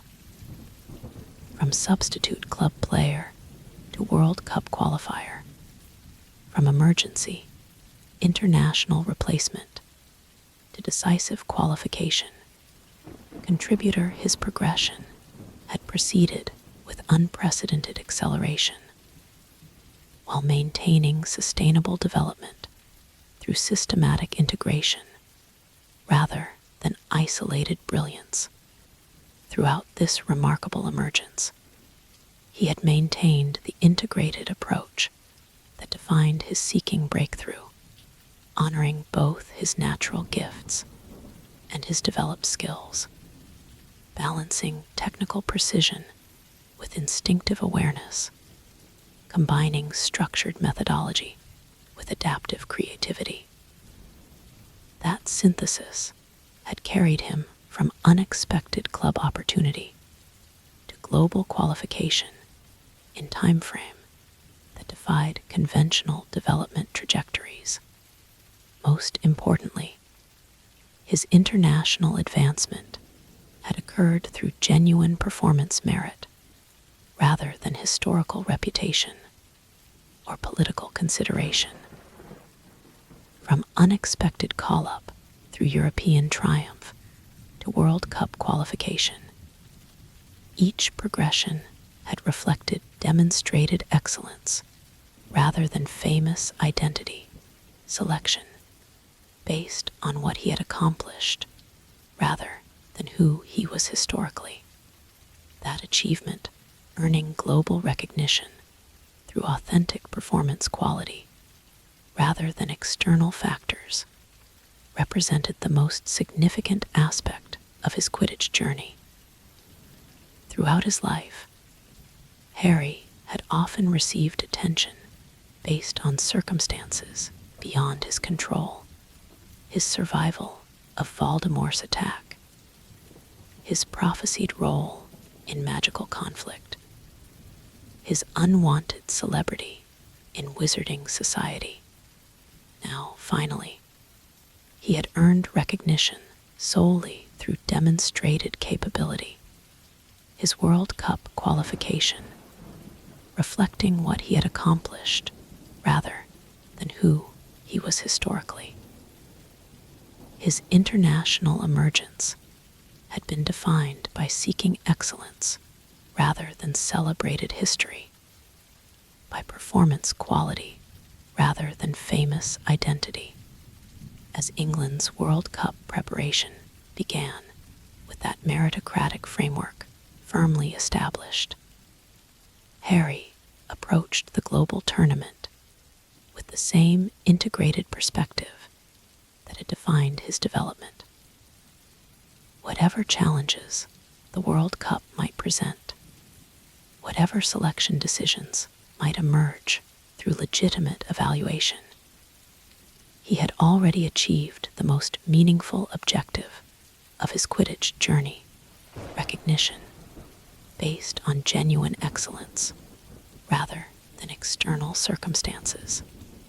That achievement would endure regardless of specific tournament outcomes, the validation of authentic merit rather than inherited advantage, of demonstrated capability rather than prophesied destiny. After a lifetime of attention for factors beyond his control, Harry Potter had finally earned recognition for something entirely his own, his emergence as seeking innovator whose integrated approach was redefining positional methodology at global level. No prophetic destiny had predicted that outcome. No famous history had guaranteed that achievement. His World Cup qualification reflected genuine developmental quality rather than circumstantial elevation. Exactly the meritocratic validation he had always valued beyond celebrity recognition or historical acknowledgement.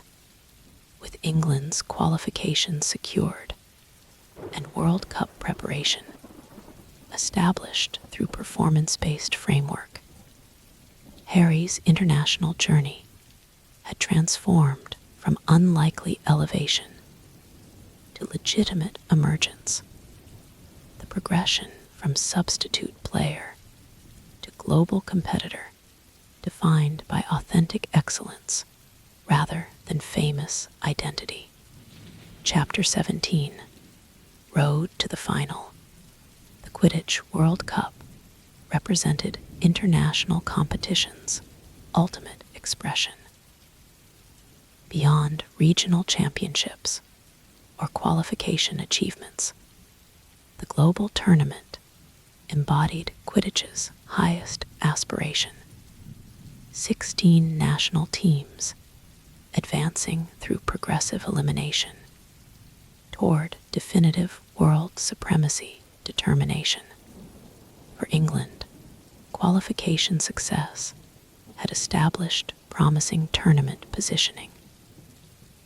Their European Championship victory, combined with decisive qualification performance, had secured favorable World Cup seeding, avoiding traditional powers like Bulgaria and Japan until potential later rounds, while establishing tactical preparation advantages through comprehensive opposition analysis.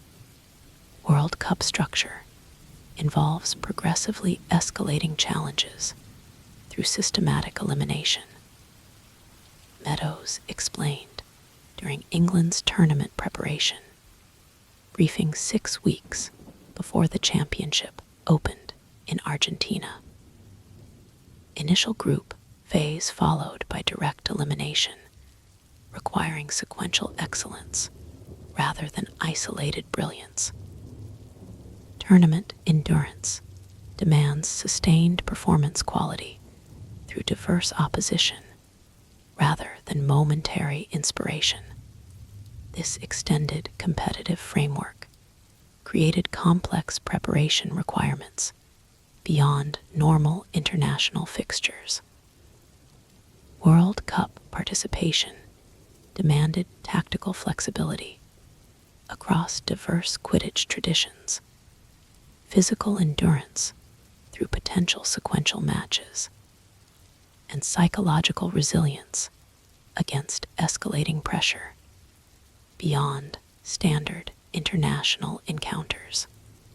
For England's seeking position, these multidimensional demands reinforced the complementary approach Meadows had established throughout their international emergence. Both Harry and Frost would receive tournament responsibilities based on specific tactical alignments, selection determined by opposition characteristics, and tournament progression, rather than predetermined hierarchy or arbitrary consistency. Modern World Cup requires seeking adaptability beyond singular methodology. Meadows outlined during specialized preparation. Different opposition traditions necessitate varied counter-strategies that leverage complementary capabilities. Tournament advancement, optimized through tactical deployment based on specific challenges rather than generalized consistency. This approach represented continued evolution in international selection philosophy, rather than establishing fixed hierarchy through singular starting commitment. Meadows maintained the performance-based framework that had secured European success. Different seeking styles, deployed based on specific opposition characteristics rather than predetermined preference. Potter and Frost continue demonstrating complementary methodologies, achieving comparable effectiveness through contrasting pathways. She continued, addressing seeking preparation specifically. Tournament progression optimized through tactical deployment, aligned with opposition analysis rather than arbitrary consistency. Selection decisions determined by specific fixture requirements rather than generalized preference. For Harry, this framework provided ideal continuation of his international development. Throughout his Quidditch journey, he had valued meritocratic evaluation over political consideration, performance-based opportunity rather than historical entitlement. Meadows' approach maintained exactly that structure: selection, determined by demonstrated excellence against specific opposition, rather than famous reputation or established precedent. As World Cup preparation intensified through specialized training modules and tactical simulation, both seekers maintained the professional collaboration that had defined their parallel development.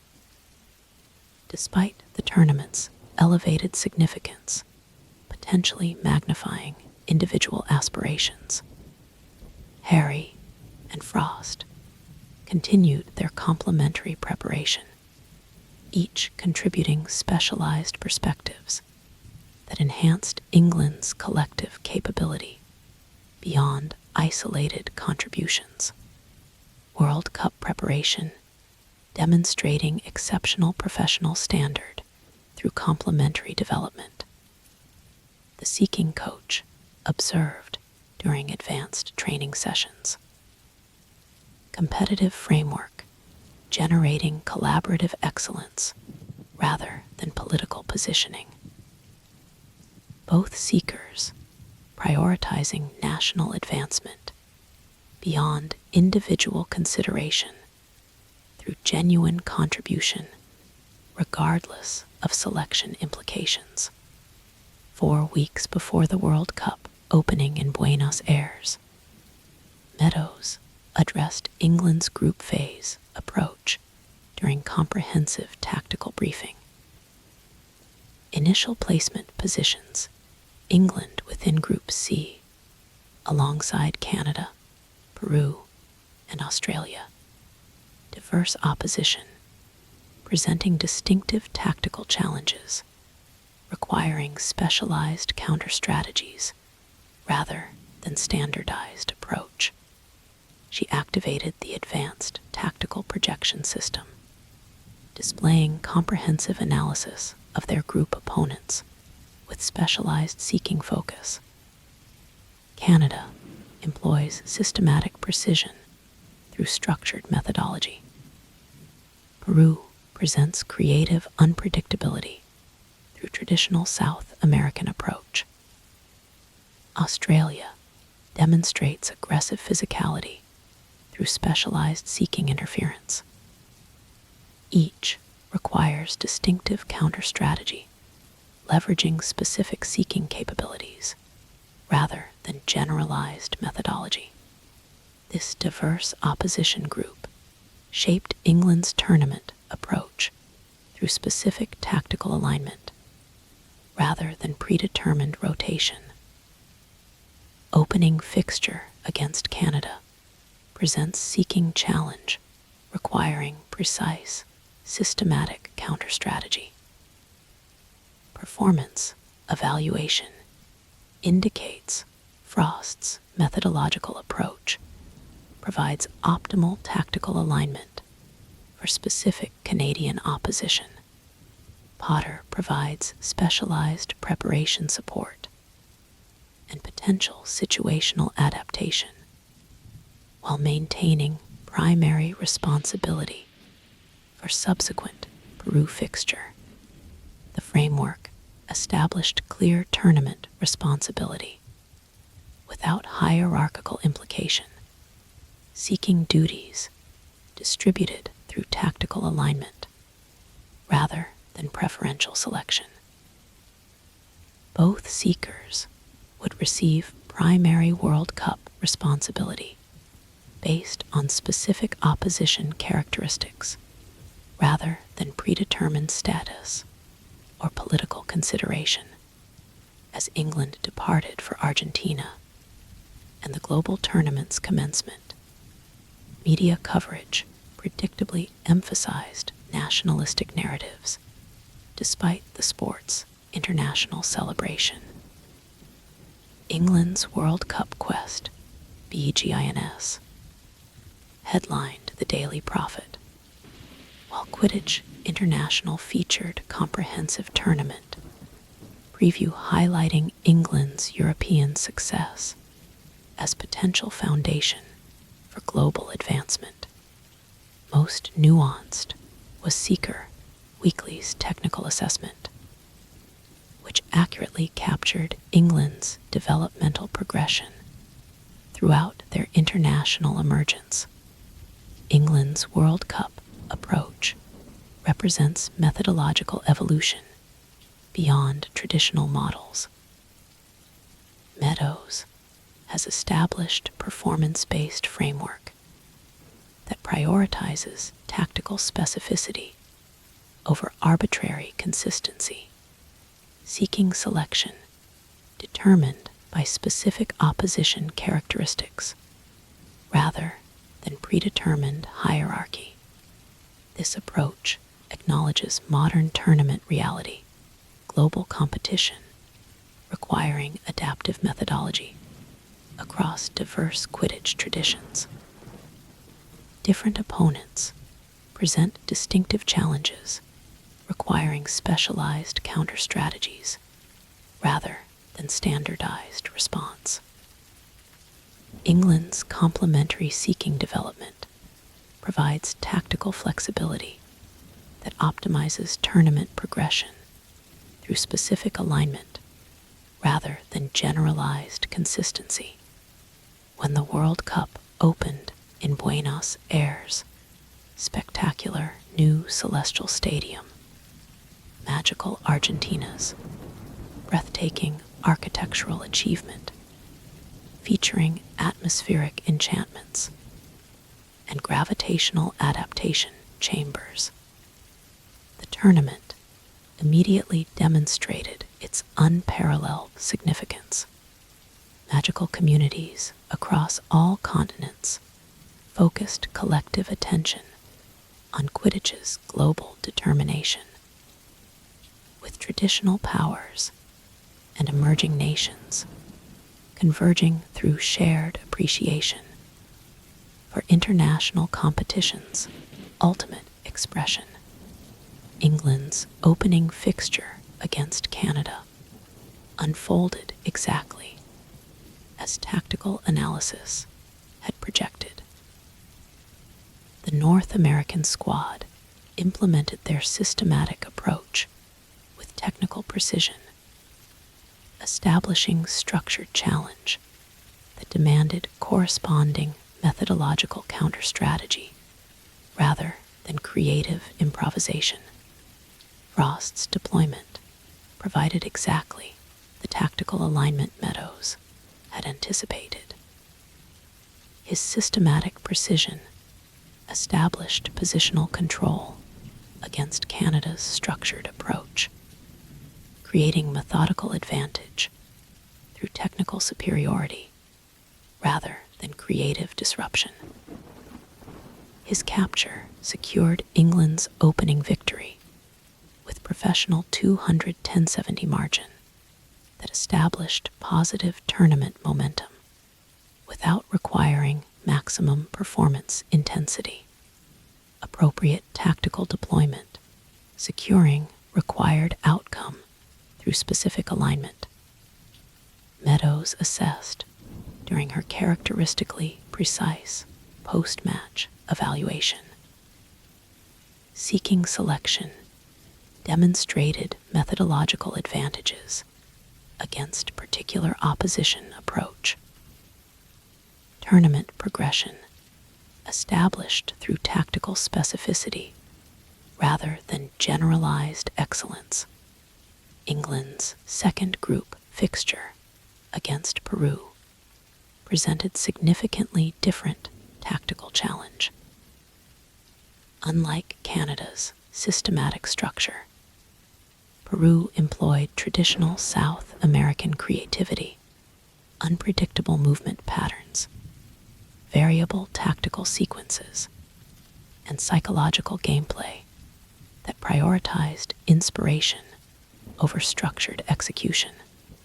Peru presents seeking challenge requiring adaptive flexibility rather than systematic precision.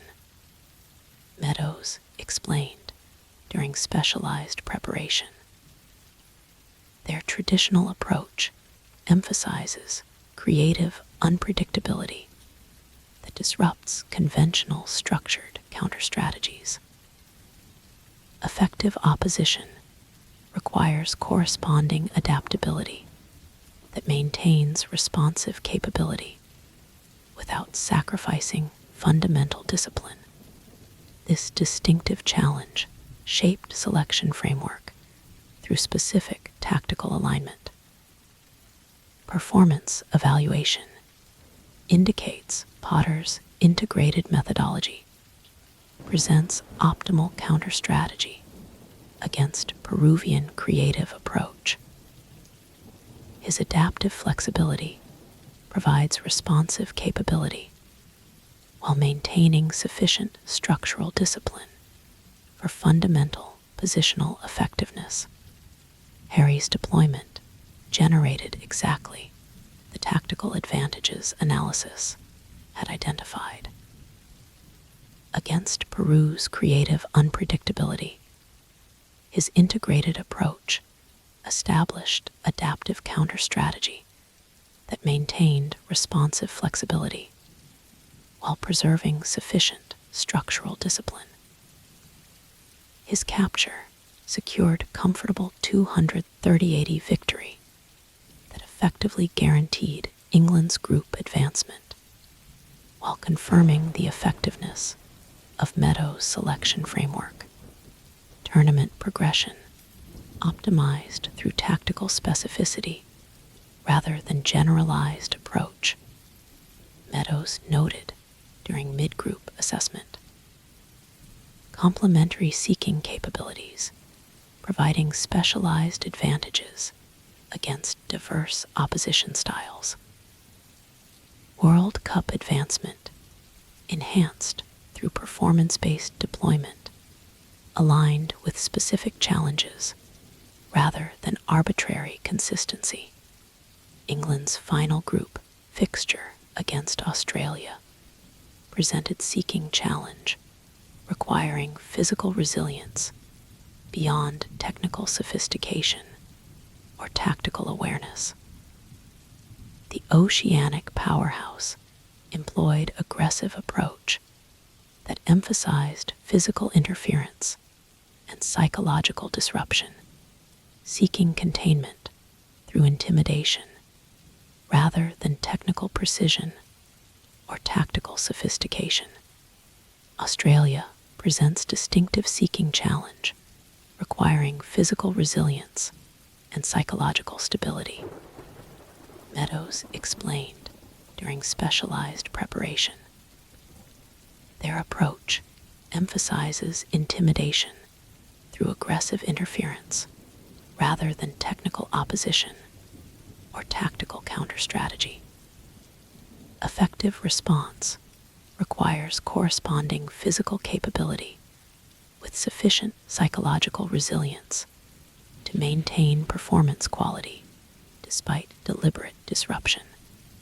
This specialized context shaped selection through specific capability alignment.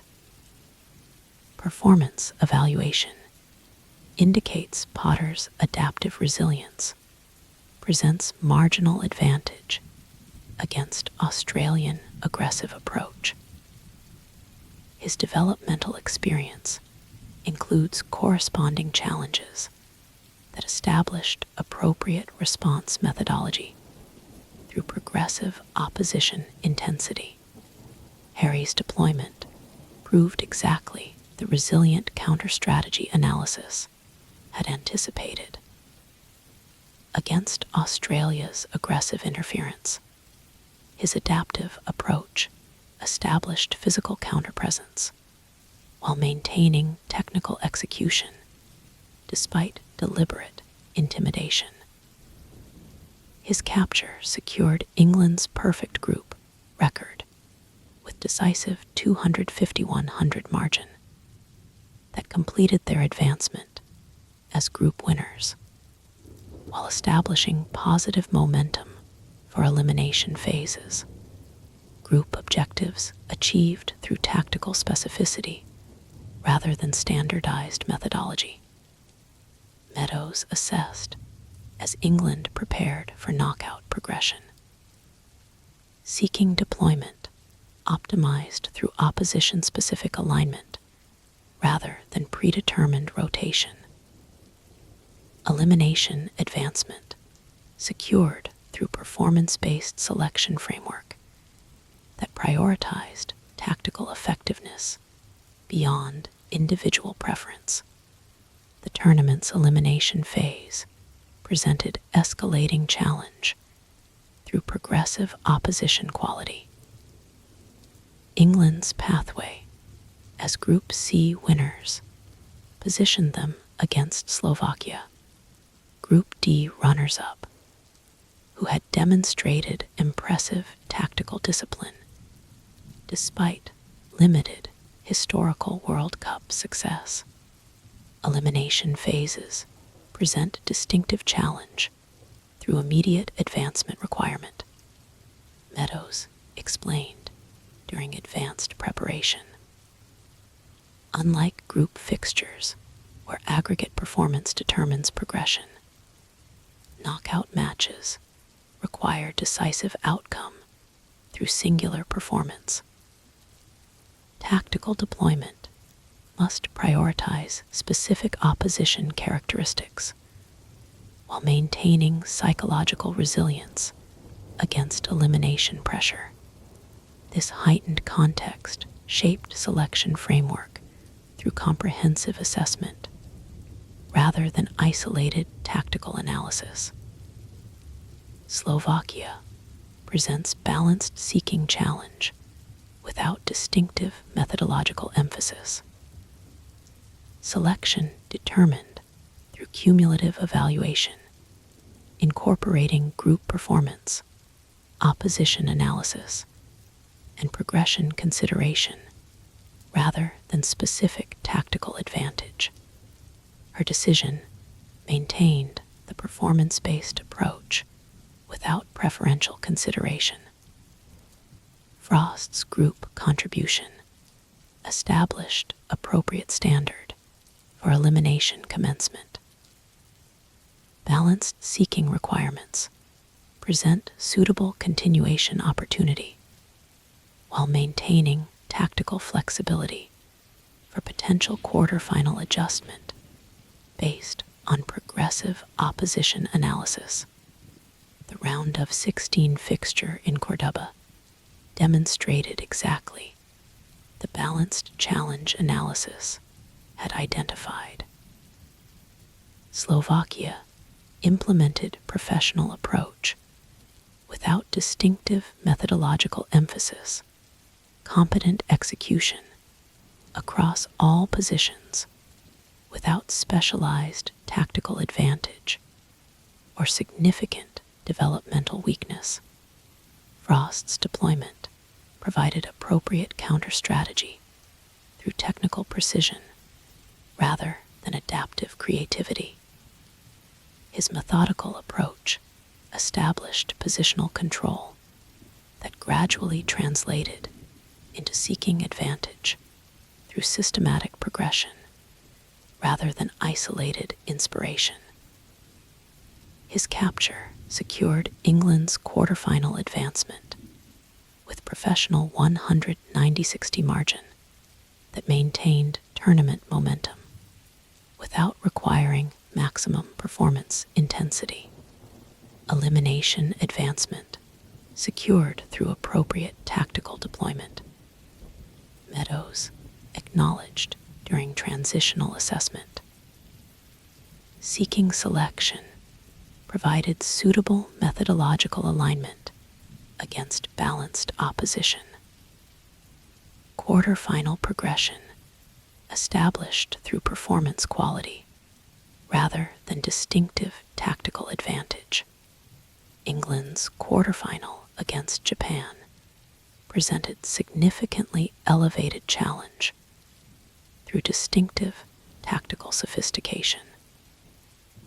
The Asian champions employed systematized precision beyond conventional methodologies, seeking approach emphasizing geometric positioning and mathematical trajectory calculation that prioritized analytical optimization over intuitive response. Japan presents specialized seeking challenge requiring integrated counter-strategy. Meadows explained during intensive preparation. Their analytical approach employs mathematical modeling that identifies optimal positional architecture through systematic calculation rather than intuitive assessment. Effective opposition requires corresponding integration that combines technical precision with adaptive flexibility beyond conventional counter-strategies. This distinctive challenge shaped selection framework through specific capability alignment. Performance evaluation indicates Potter's integrated methodology presents optimal counter-strategy against Japanese analytical approach. His technical intuitive synthesis provides balanced opposition that neutralizes their systematic advantage through complementary capability rather than corresponding methodology. Harry's deployment generated exactly the balanced counter-strategy analysis had identified. Against Japan's analytical precision, his integrated approach established adaptive opposition that maintained technical quality while introducing creative variability beyond mathematical prediction. His capture secured England's semi-final advancement with impressive 220-90 victory that demonstrated genuine tournament quality against elite opposition rather than favorable circumstance. Quarterfinal progression achieved through tactical specificity rather than generalized approach. Meadows noted during advanced preparation transition. Seeking deployment optimized through opposition-specific alignment rather than predetermined rotation. Semi-final advancement secured through performance-based selection that prioritized tactical effectiveness beyond individual preference. England's semi-final against Bulgaria presented ultimate seeking challenge through specialized historical significance. Beyond tactical considerations or methodological alignment, the fixture carried particular seeking dimension through Bulgaria's distinguished tradition. Victor, Crum's developmental influence, establishing seeking excellence as national priority beyond general Quidditch capability. Bulgaria presents distinctive seeking challenge, requiring comprehensive excellence beyond specific tactical alignment. Meadows explained during intensive preparation. Their seeking tradition emphasizes complete methodological integration that combines technical precision with creative adaptation through Crum's developmental framework. Effective opposition requires corresponding excellence across all seeking dimensions, rather than specialized counter-strategy against particular approach. This comprehensive challenge shaped selection through complete performance assessment. Semi-final significance necessitates evaluation based on tournament progression rather than isolated opposition analysis. Selection determined through cumulative assessment, incorporating elimination performances, progressive development, and specific Bulgarian considerations rather than predetermined framework or historical preference. Her decision maintained the performance-based approach without political consideration. Performance evaluation indicates equal tactical alignment potential from both seekers against Bulgarian integrated approach.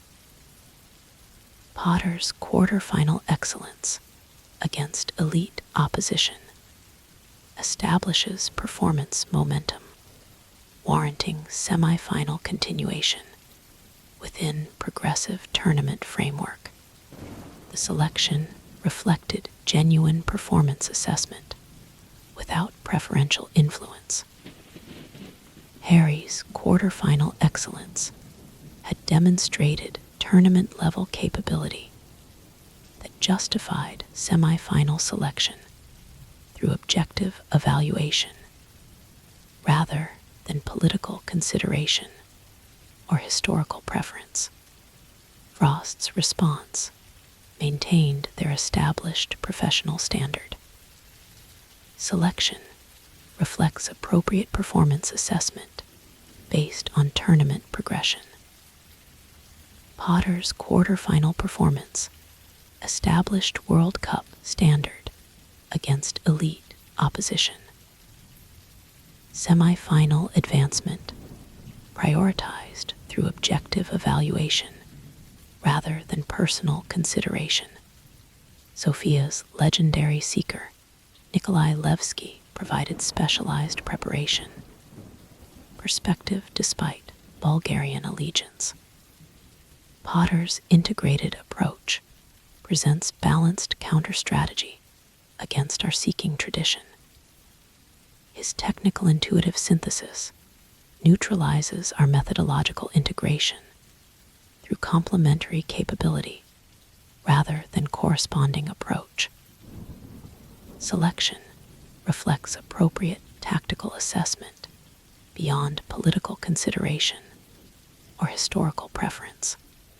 Moscow's magnificent semi-final setting provided spectacular backdrop for World Cup determination. 70,000 passionate supporters, predominantly Bulgarian, but with significant English contingent, created extraordinary atmospheric intensity that magnified competitive significance beyond normal international parameters. The semi-final embodied everything magnificent about World Cup competition: tactical sophistication, technical excellence, and physical commitment, combining with historical significance and national aspiration to create Quidditch of transcendent quality.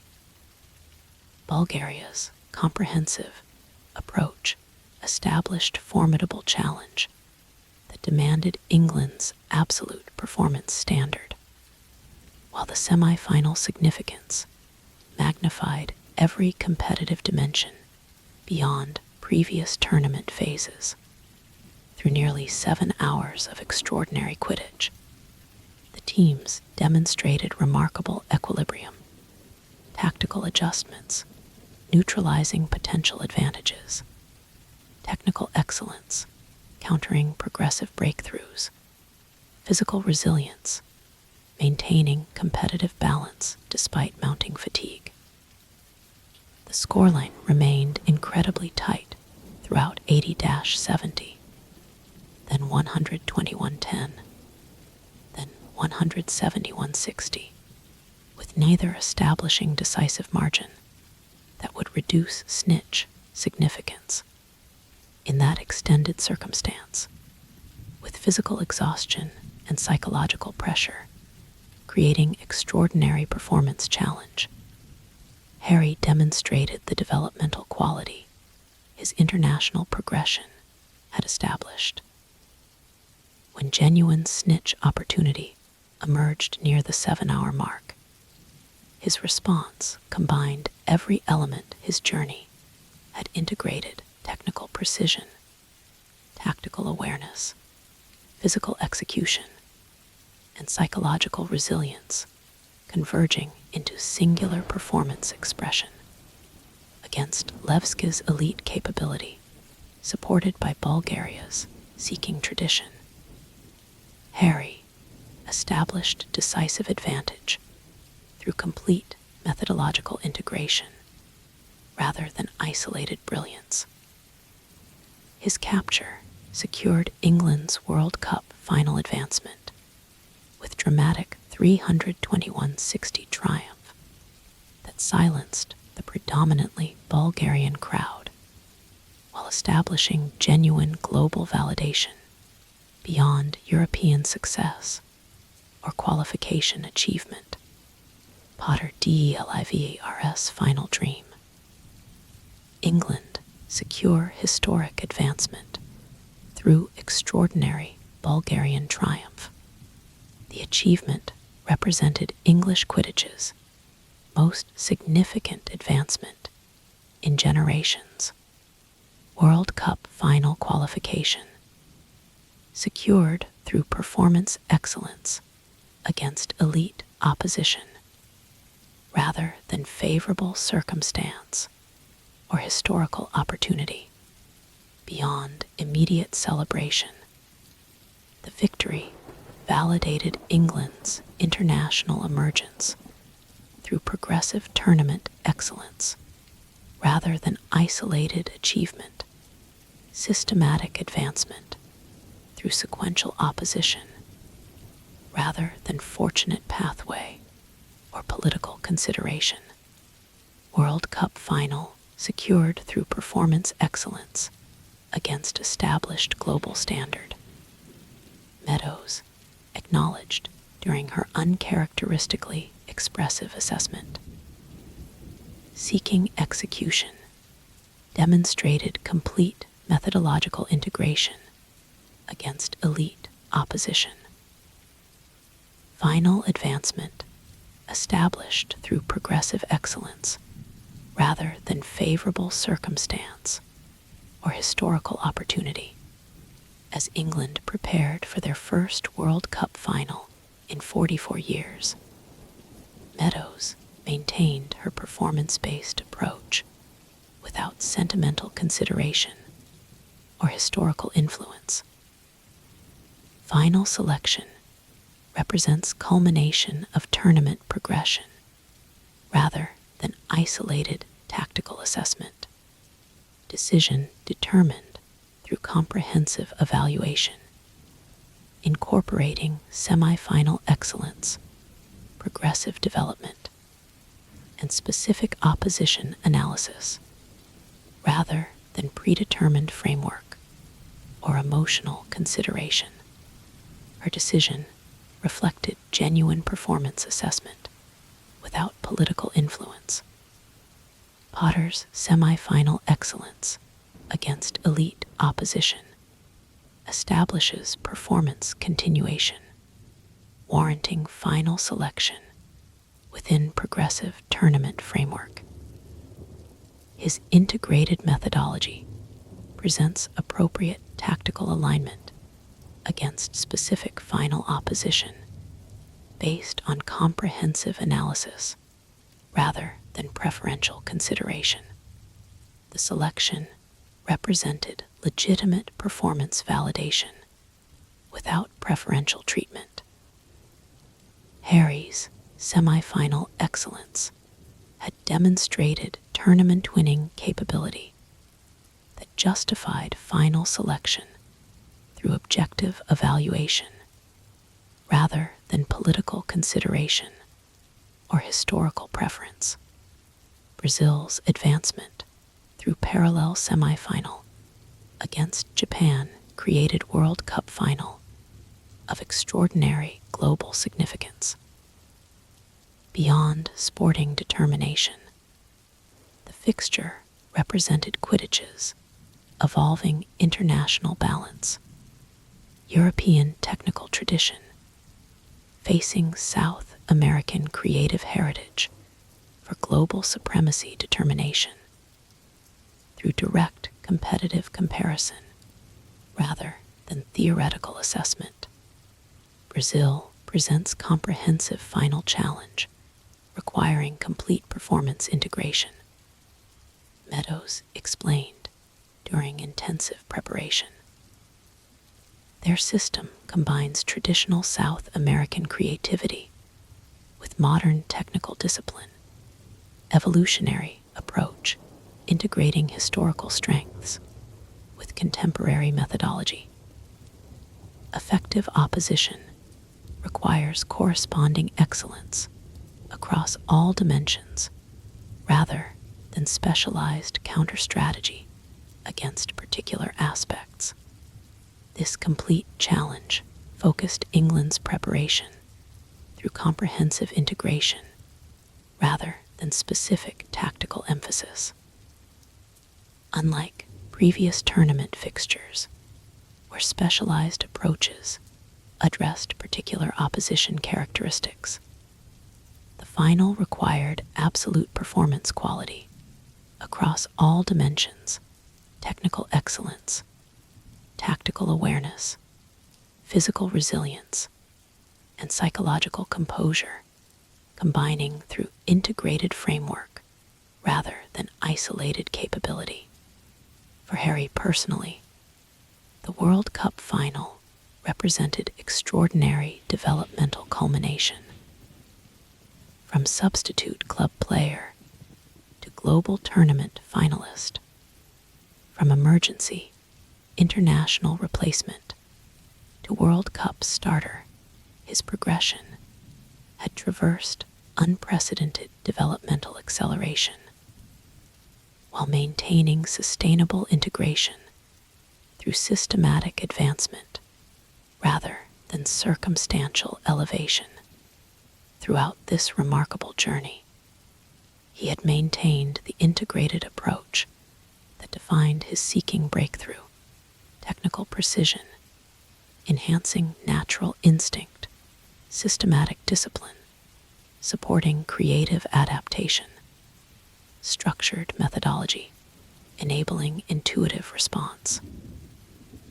That synthesis had carried him from unexpected club opportunity to World Cup final in time frame that redefined conventional developmental understanding through demonstrated excellence rather than theoretical potential. Most importantly, his progression had occurred through genuine performance merit rather than historical reputation or political consideration. From initial club elevation through European triumph to World Cup advancement, every developmental milestone had reflected demonstrated excellence rather than famous identity selection based on what he had accomplished rather than who he was historically. That achievement earning global recognition through authentic performance quality rather than external factors, represented the true significance of his Quidditch journey beyond tournament outcomes or competitive achievements. Throughout his life, Harry had often received attention based on circumstances beyond his control, prophesied significance, celebrated survival, unwanted celebrity in wizarding society. Now, finally, he had earned recognition solely through demonstrated capability, his World Cup advancement reflecting what he had accomplished rather than who he was historically. His international emergence had been defined by seeking excellence rather than celebrated history, by performance quality rather than famous identity, as England's final preparation intensified through specialized training modules and tactical simulation. This personal significance provided focusing perspective amid global attention beyond normal international consideration. Whatever the final outcome might ultimately deliver, whether World Cup triumph or honorable defeat, Harry had already achieved the most meaningful objective of his Quidditch journey beyond competitive results or tournament achievements. That understanding provided genuine liberation from outcome anticipation or performance anxiety, despite the final's extraordinary significance. Having earned his position through demonstrated excellence rather than external factors, Harry approached the World Cup final with authentic performance focus beyond result fixation, process commitment, rather than outcome attachment, regardless of global attention or historical implications. Potter demonstrating optimal psychological framework despite final significance. The performance specialist noted during preparatory assessment. Genuine process engagement beyond outcome fixation. Developmental validation, providing performance liberation through merit-based confidence rather than circumstantial consideration. This psychological framework focused Harry's final preparation through present engagement rather than historical anticipation or future projection.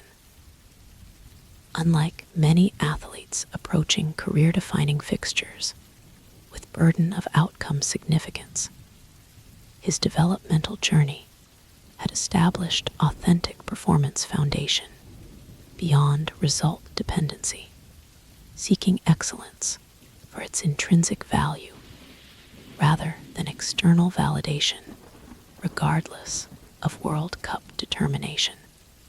When England departed for Buenos Aires and final preparation, this psychological liberation translated into optimal training quality despite global attention beyond normal international consideration. While media speculation reached unprecedented intensity through historical significance and competitive implications, Harry maintained genuine performance, focus through authentic developmental engagement rather than external distraction.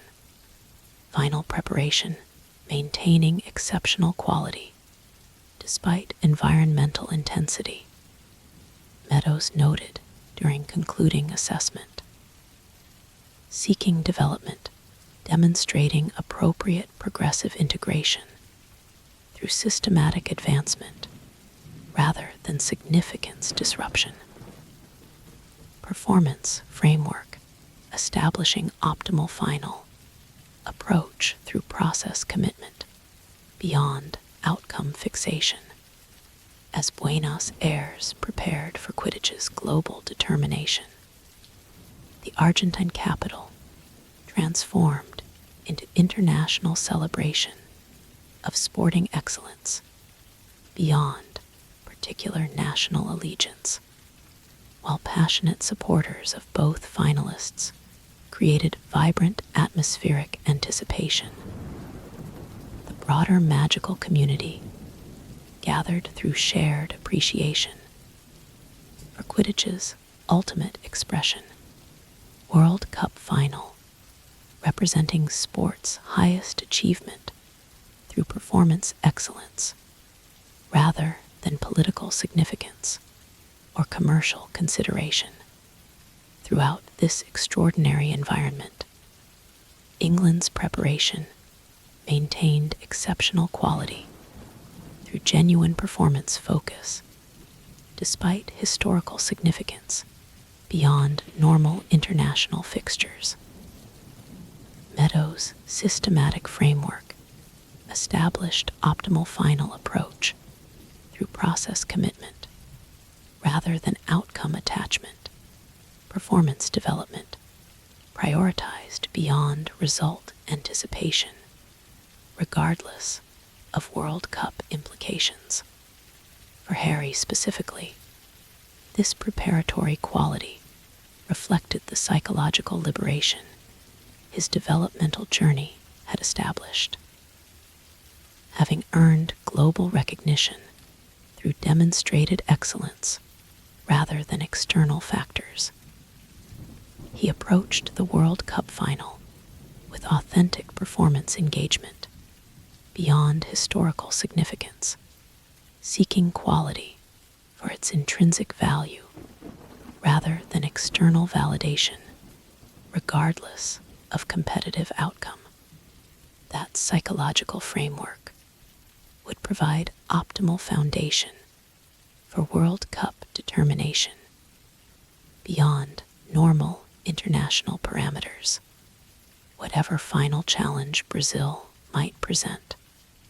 Whatever competitive intensity the global finale might generate, Harry Potter would approach Quidditch's ultimate fixture with the same integrated perspective that had defined his development: technical precision, enhancing natural instinct, systematic discipline, supporting creative adaptation, structured methodology, enabling intuitive response.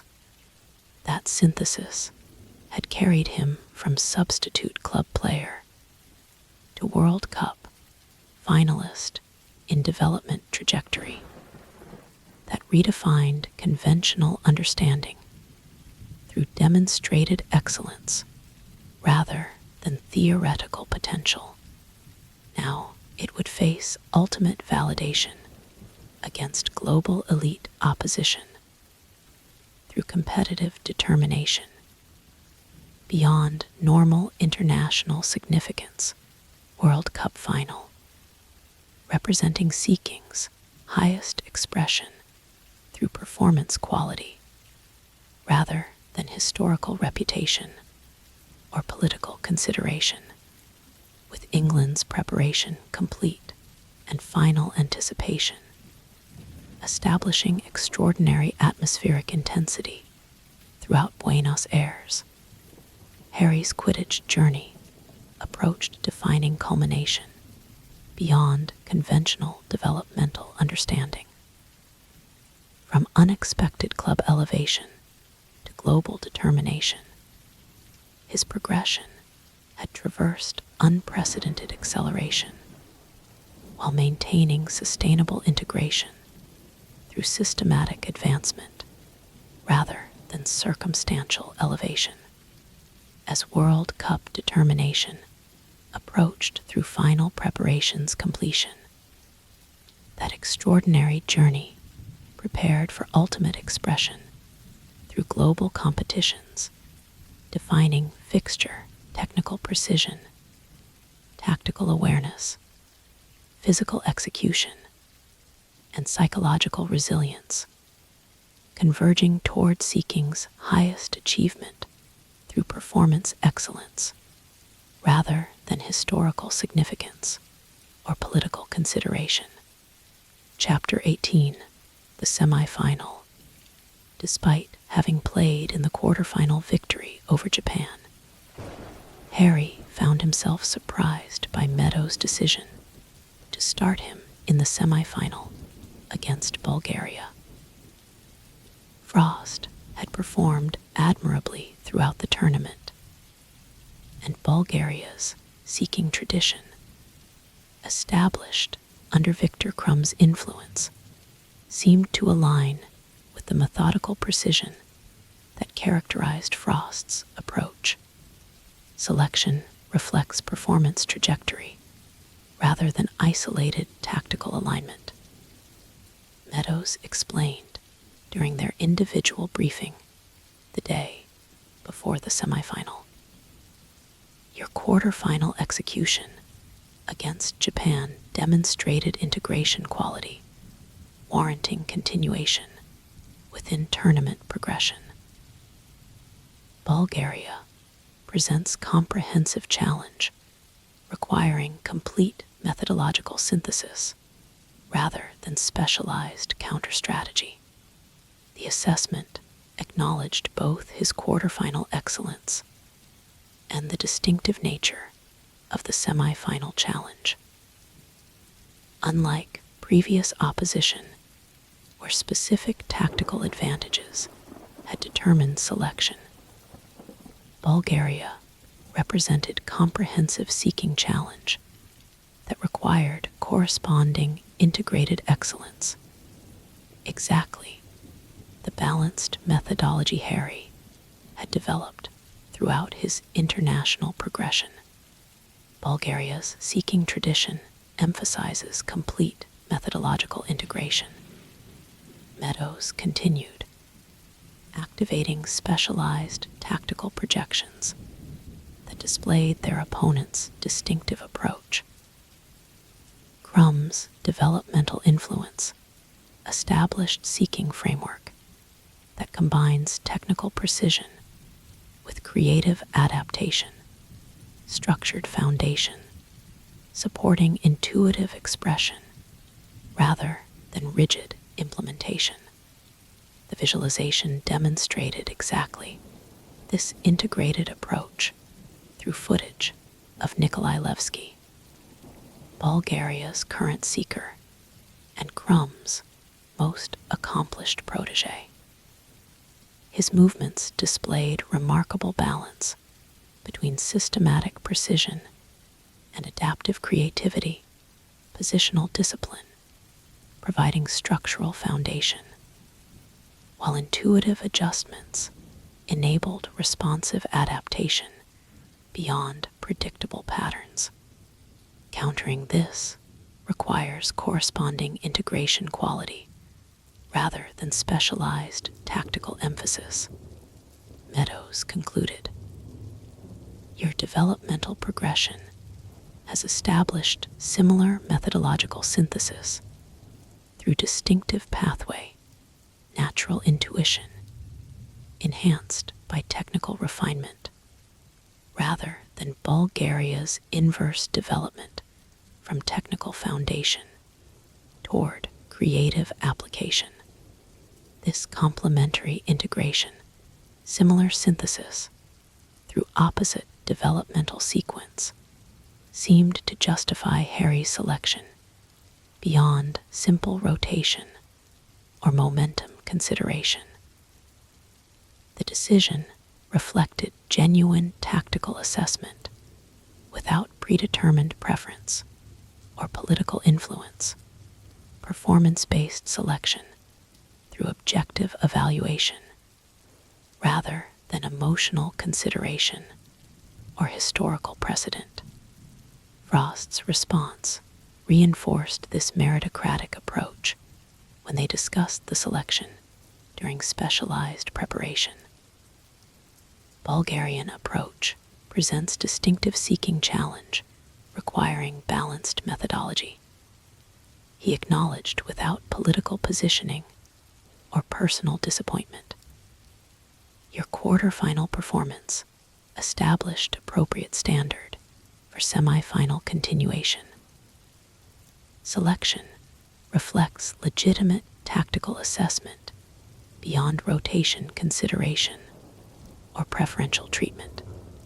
This professional perspective, prioritizing England's advancement beyond individual aspiration, had defined their parallel development throughout international emergence. Despite genuine competition for starting responsibilities, both seekers had maintained collaborative focus on collective success, regardless of specific selection decisions, each contributing to England's progression beyond personal considerations through complementary capabilities rather than political maneuvering. As England completed final preparation the night before the semifinal, this professional atmosphere extended throughout the entire squad, despite the fixture's extraordinary significance. Unlike previous generations, where historical opportunity might have created overwhelming pressure or emotional disruption, Meadows' systematic framework established performance focus beyond outcome attachment, process engagement rather than result fixation, regardless of semifinal implications. Moscow's spectacular Olympic Quidditch complex provided magnificent setting for this crucial encounter. Constructed for the 2010 International Quidditch Federation Centenary, the facility represented magical Russia's architectural triumph. Atmospheric enchantments, creating perfect playing conditions, regardless of external weather, while advanced acoustical engineering generated extraordinary spectator experience through specialized sound distribution that maintained communication clarity despite capacity crowd intensity. On match morning, Harry awoke feeling remarkably calm, despite the semifinals' enormous significance. The psychological liberation his developmental journey had established, validation through merit rather than famous identity, provided genuine performance freedom beyond outcome anxiety, having earned his position through demonstrated excellence rather than external factors. He approached the semifinal with authentic engagement rather than historical burden, seeking quality for its intrinsic value rather than external validation, regardless of World Cup implications. Optimal psychological framework established through developmental integration. The performance specialist noted during final preparation assessment. Activation balance, indicating appropriate intensity without excessive arousal. Cognitive engagement, demonstrating process focus beyond outcome attachment. Ideal competitive state regardless of fixture significance. When England emerged for pre-match preparation, Moscow's magnificent stadium had already reached capacity, 70,000 passionate supporters, creating atmospheric intensity that magnified the semifinal's significance beyond normal international parameters. While Bulgarian fans constituted clear majority, England's traveling contingent established substantial presence through concentrated positioning that amplified their vocal support despite numerical disadvantage. Most noticeable within this extraordinary environment was the prominence of seeking symbolism throughout the stadium. Bulgarian supporters displaying Crum's iconic silhouette, alongside Levski's contemporary image, while specialized banners highlighted their seeking traditions' distinctive characteristics. This seeking emphasis reflected Bulgaria's national identity.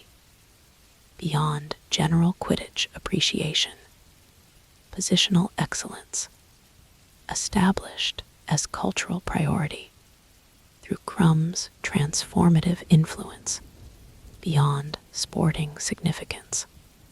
Bulgarian seeking tradition transcends conventional positional understanding. The cultural specialist had explained during England's preparation.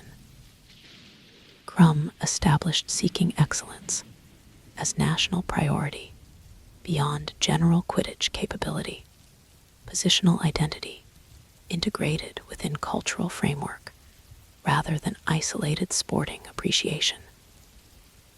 Opposition against Bulgaria carries distinctive seeking dimension beyond tactical considerations or methodological alignment, as both teams completed final warm-up routines. This seeking emphasis manifested through specialized attention toward Harry and Levski, camera projections highlighting their movements on enormous magical displays, while analytical commentary focused on their contrasting developmental pathways and complementary methodological integration.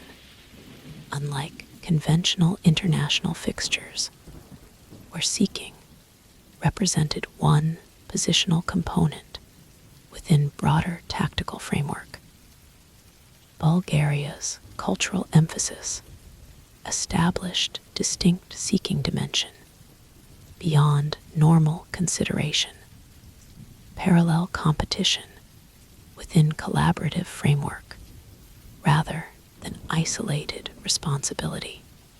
The formal introductions reinforced this specialized seeking significance through extended ovation when Levski's name echoed throughout the stadium. Bulgarian supporters demonstrating passionate appreciation beyond conventional recognition. When Harry's introduction followed, their response shifted toward respectful acknowledgement rather than enthusiastic celebration recognition of demonstrated quality rather than reflexive opposition despite competitive context. Potter's developmental progression has earned legitimate respect within Bulgarian seeking community. The cultural specialist had noted during preparation. His methodological integration demonstrates complementary synthesis that Bulgarian tradition appreciates beyond patriotic preference. Respect reflected through genuine acknowledgement rather than superficial recognition, authentic appreciation, or seeking quality regardless of national allegiance. After national anthems and final ceremonial protocols, both teams assumed starting positions with remarkable focus despite atmospheric intensity beyond normal international parameters.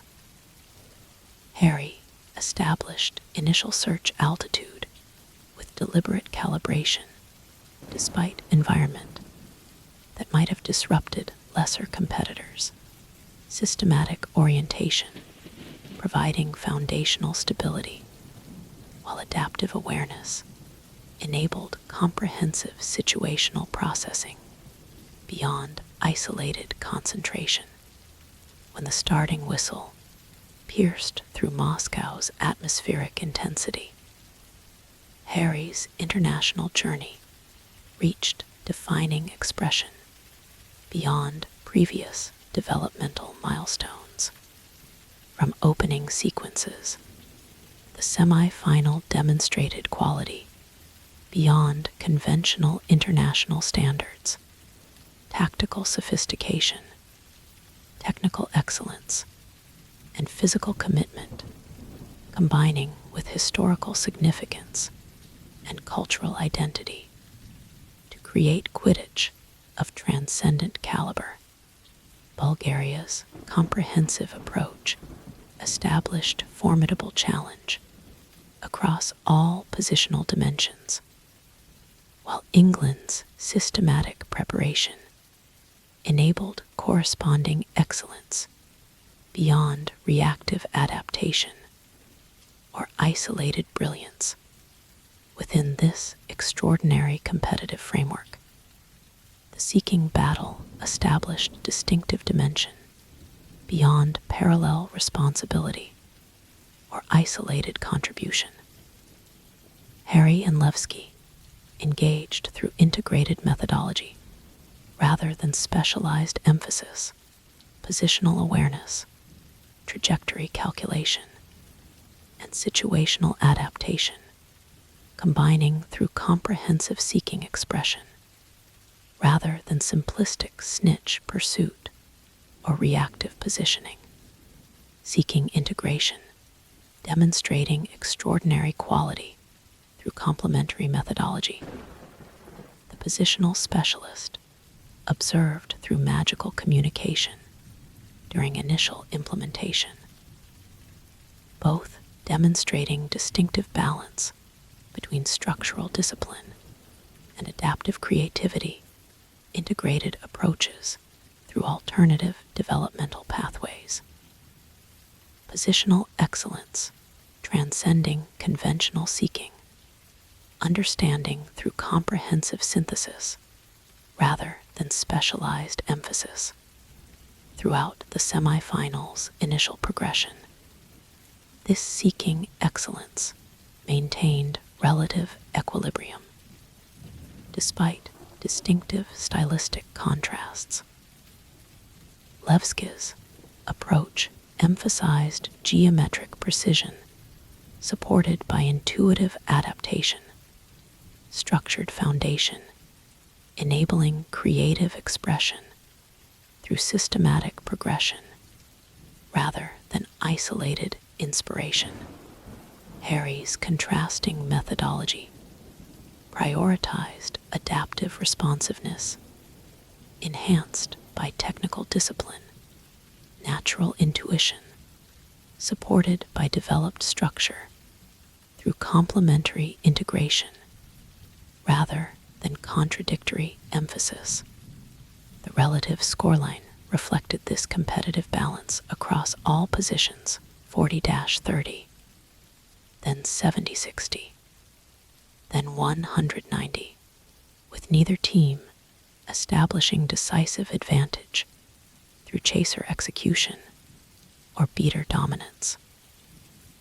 This equilibrium placed significant emphasis on seeking resolution beyond normal consideration, the positional battle that would ultimately determine semifinal outcome through distinctive quality rather than supportive contribution.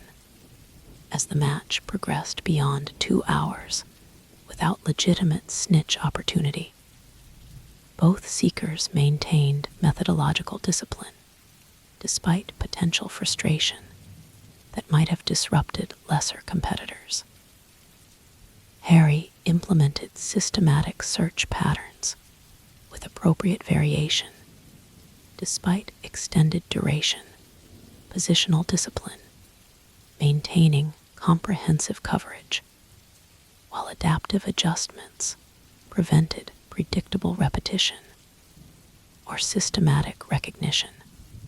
Extended seeking engagement, demonstrating exceptional psychological resilience beyond physical endurance.